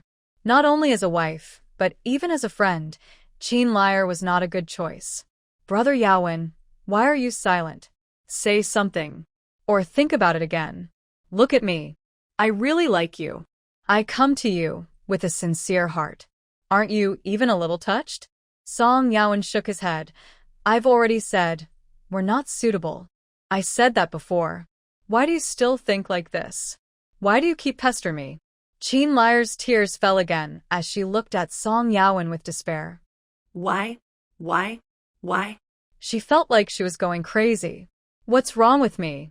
Tell me how to change to suit your liking. Song Yawen still shook his head, very coldly. If I don't like it, I don't like it. No matter how much you change, I won't like it. After thinking for a moment, Song Yawen reminded her, you're a girl. It's better to act with self-respect and consider your reputation. If this gets out, don't expect to find a good family. Although he disliked Qin Liar, he didn't want to ruin his own reputation. Whether out of personal or public reasons, he felt he should warn her. What reputation? Can someone like me find a good family?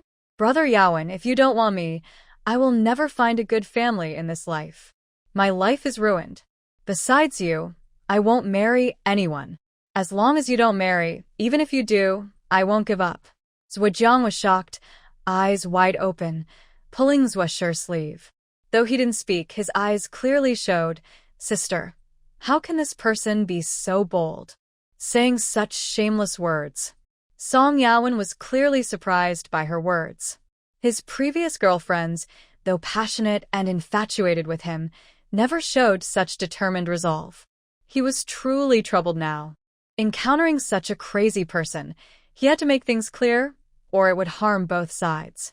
Qin Liar, I won't marry you. No matter who I go to, I won't marry you. Please forget it. After saying this, he turned and strode out of the small forest. He really didn't want to argue with Qin Liar anymore. If he continued, it would never end. Brother Yawen, wait. Stop. Do you hear me? Stop right there. Qin Liar shouted loudly from behind, her voice heart-wrenching, but Song Yawen kept walking quickly ahead, leaving only his tall back. Qin Liar stumbled after him, shouting as she ran, "Brother Yawen, I like you. Marry me." Song Yawen paid no attention, walking faster, as if chased by a ghost, afraid that Qin Liar behind him would catch up. Until he reached home and closed the door, he wiped the cold sweat from his forehead, and Ching Chung let out a sigh of relief. Song's mother saw him return, looking anxious and hurried, and asked in surprise, "Why did you come back so quickly? What's wrong? Did something happen?" Song Yawen hesitated for a moment and then told his mother everything about meeting Qin Liar. He sighed with a bitter smile and said, "I didn't expect Qin Liar to be like this. She's really difficult. I will never marry her." His mother's face grew darker as she looked outside coldly. "It's not just Qin Liar, but also Lady Qian and Qin Xiao. Didn't you hear? Her mother and sister both agree to let her marry you, and they want to adopt your child. This family's plans are more cunning than anyone's. They think everyone is stupid, but they don't realize their own limits or their own fate. Her son was raised carefully by her from a young age, becoming a talented and handsome young man. He was taught to be polite, kind, and loyal, with a bright future. Now he was being targeted by others who wanted to take what was hers." She was furious. She almost wanted to rush out and slap Qin Liar twice, pointing at her nose and scolding her harshly. But she had to consider her son's reputation and couldn't let this scheming woman ruin his name. "Stay away from them in the future," her mother advised. Song Yawen nodded. "Yes, mother. I've always kept my distance from them. I didn't expect Qin Liar to be so eager to get close. I didn't want to cause trouble or attract attention, so I only said a few words to her. But as soon as she came, she acted so strangely." His mother nodded. With their family's upbringing, what kind of good daughter can they produce? Stay far away from them in the future. For your reputation, once you pass the imperial exam and become a scholar, we'll move out of this village and never see them again. Song Yawen hesitated. "Mother, can we really afford to move out of this village?" His mother was silent for a moment, then smiled bitterly. "If we can't leave the village, then I'll arrange a marriage for you. No matter what, I won't let her come into our home. I refuse to accept such a daughter-in-law. I'd rather die than let her marry into our family." He nodded repeatedly. "Don't worry, mother. I understand. I will be careful and won't let her trick me." Meanwhile, Qin Liar, feeling lost and distraught, returned to Qin Liar's place. Hidden in the small woods, Zhuo and Zhuojiang looked at each other in shock. "Second sister, do you think we've discovered some big secret?" Zhuo nodded, then shook her head. "Probably not a big secret, but we must keep it to ourselves. We can't let anyone find out. We have to watch what we say, understand?" Left Zhang's small face turned bright red with excitement. "Are you saying someone knows the secret?" "So, it's not a big deal." Zhuo asked back. "We just go up the mountain sometimes to pick mushrooms and happen to overhear them talking. Do you think others might have also heard?" Left Zhang thought for a moment, and suddenly a smile appeared on his silver face. "Yeah, if we just do it once, we might discover something. If others come many times, they probably will too. So, everyone in the village might know, right?" Zhuo shook her head. "Not everyone, but most people probably do." Left Zhang couldn't help but feel sorry for Qin Liar. Qin Liar is so unlucky. She looks so embarrassed and so many people know. Will she go jump into the river? Zhuo patted his head and rolled her eyes silently. "What exactly are you imagining in that head of yours?" Left Zhang chuckled. "Sis, this is like what you call love brain. It's like nothing in the world matters more than his or her love. The sacrifices and efforts of others don't matter to him. You said that people with love brain have their brains squeezed by a door. Besides their loved ones, they're the most selfish and unkind to others." Zhuo said, "You're pretty good at summarizing." Left Zhang puffed out his chest proudly. "If you don't understand this, how can I keep studying? I want to study hard, pass the imperial exam, become a scholar, and be recognized by the emperor as a talented student." Zhuo patted his shoulder happily. "All right, my brother has ambition." Encouraged by her, Left Jiang felt excited and eager to finish all his studies in one day, pass the imperial exam, become a high official, and contribute to his family, so they could all enjoy happiness. Zwasher admired his determination and then explained the dangers of love brain to him. Finally, she warned, "Little brother, love is important, but it's not the only emotion in life. You should take all feelings seriously, but don't give up other emotions just because of one. Do you understand? Everything has a limit. Going beyond that is excess, and excess can bring disaster." Left Jiang nodded heavily. "Don't worry, second sister. I understand. When I saw Qin Liar being rejected just now, I felt so embarrassed for her. Doesn't she care about her dignity?" Zwasher shrugged and spread her hands. "It should be necessary, but for her, this thing inside isn't as important as Song Yaowen. So she chose something more important to him." Zhujiang couldn't understand. "You're still young. When you grow up, you'll understand. But second sister wants to warn you. Many things you can fight for in your heart, but when you hit a wall, you should turn back. You can't be stubborn to the end, because that's bad for both others and yourself. Do you understand?" Zhujiang nodded. Zwasher gently patted his head, feeling somewhat satisfied, then looked at his height, which was below her chest. She fell silent. Could he understand what she was saying? Suddenly, she felt guilty. What should she do? The brother and sister held hands and walked home together. When they got home, neither of them mentioned Qin Liar. It became their little secret. Because they shared the secret, their bond grew stronger.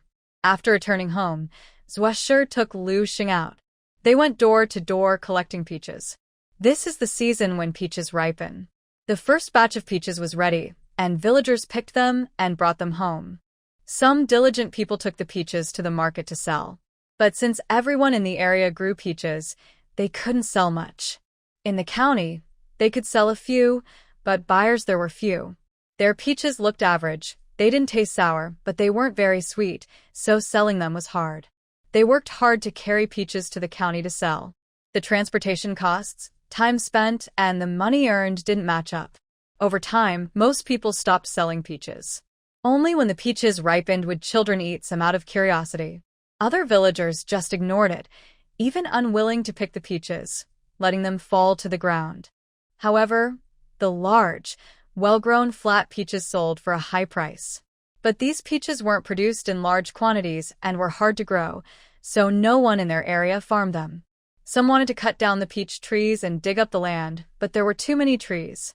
It seemed too much trouble, and it was easier to skip the peaches and plant vegetables in the fields below, which could also bring some harvest. So, the peach trees grew in large patches all over the mountain. Zwasher and Lu Xing first went to the village chief's house to explain their purpose. Zhang Jinwang was very excited. "Really? Your family is going to buy peaches? Are you serious? Not joking?" "Yes, 1 coin per pound. Whatever is needed, just take it." Left said, then thought for a moment and felt it might not be very reliable. "Village head, there probably aren't more than 10,000 jin of peaches in our village, right?" The village head shook his head. "Not that many. Our Qingchuan village's peaches look like they are quite a lot, maybe over 10,000 jin, but most are small and not very good to eat. If we gather all of them, probably a few thousand jin, at most 7 or 8,000 jin." Left relaxed. Her food systems points and the silver she currently had could help her get many good things from inside. "Okay, then please help collect the peaches, village head. They should be ripe, not rotten, and take as many as you can." Zhang Jinwang confirmed, with left several times. Seeing her very serious and not giving any feedback, and also giving him 10 taels of silver to go collect the peaches, he felt reassured and left happily. "All right, this is my responsibility. I promise to bring back all the peaches, not missing even 1 jin." Zhang Jinwang was very happy. Every year at this time, these peaches often rot in the ground. This year, with smuggling, collecting them will be a big income. Not to mention, his own peach orchard can yield a few hundred jin, which is worth a few hundred won. After seeing off Left Pe and Lu Xing, Zhang Jinwang was about to leave quickly, when Hong Shi stopped him. "Master, where are you going?" Zhang Jinwang smiled broadly and told Hong Shi about what Left Pe just asked him. "You're saying that the Left family just moved in, and already brought so many benefits to our village. Not only did they hire people to build houses, but also brought their brothers from their family to help. Now, they're bringing in such a big income for the village. It looks like our Jinquan village is better off than other villages. Next time there's a competition, I might get praise from the county magistrate. Just think about Hatsuin next door. Every time their village head sees me, he walks around proud. But after they see me, he'll have to lower his head. What are you so proud of? From now on, Hatsuin can't compare to Qingchuan village. All this is because the left family came, and we've seen the changes in our village. Seeing how happy he was, Hong sure looked at him with some helplessness. All right, go quickly. Don't get too excited. Finish this task soon, and maybe the villagers will be grateful. Our family's position will be more secure. Hong Shi's words touched Zhang Jinwang's heart. He quickly responded and headed outside.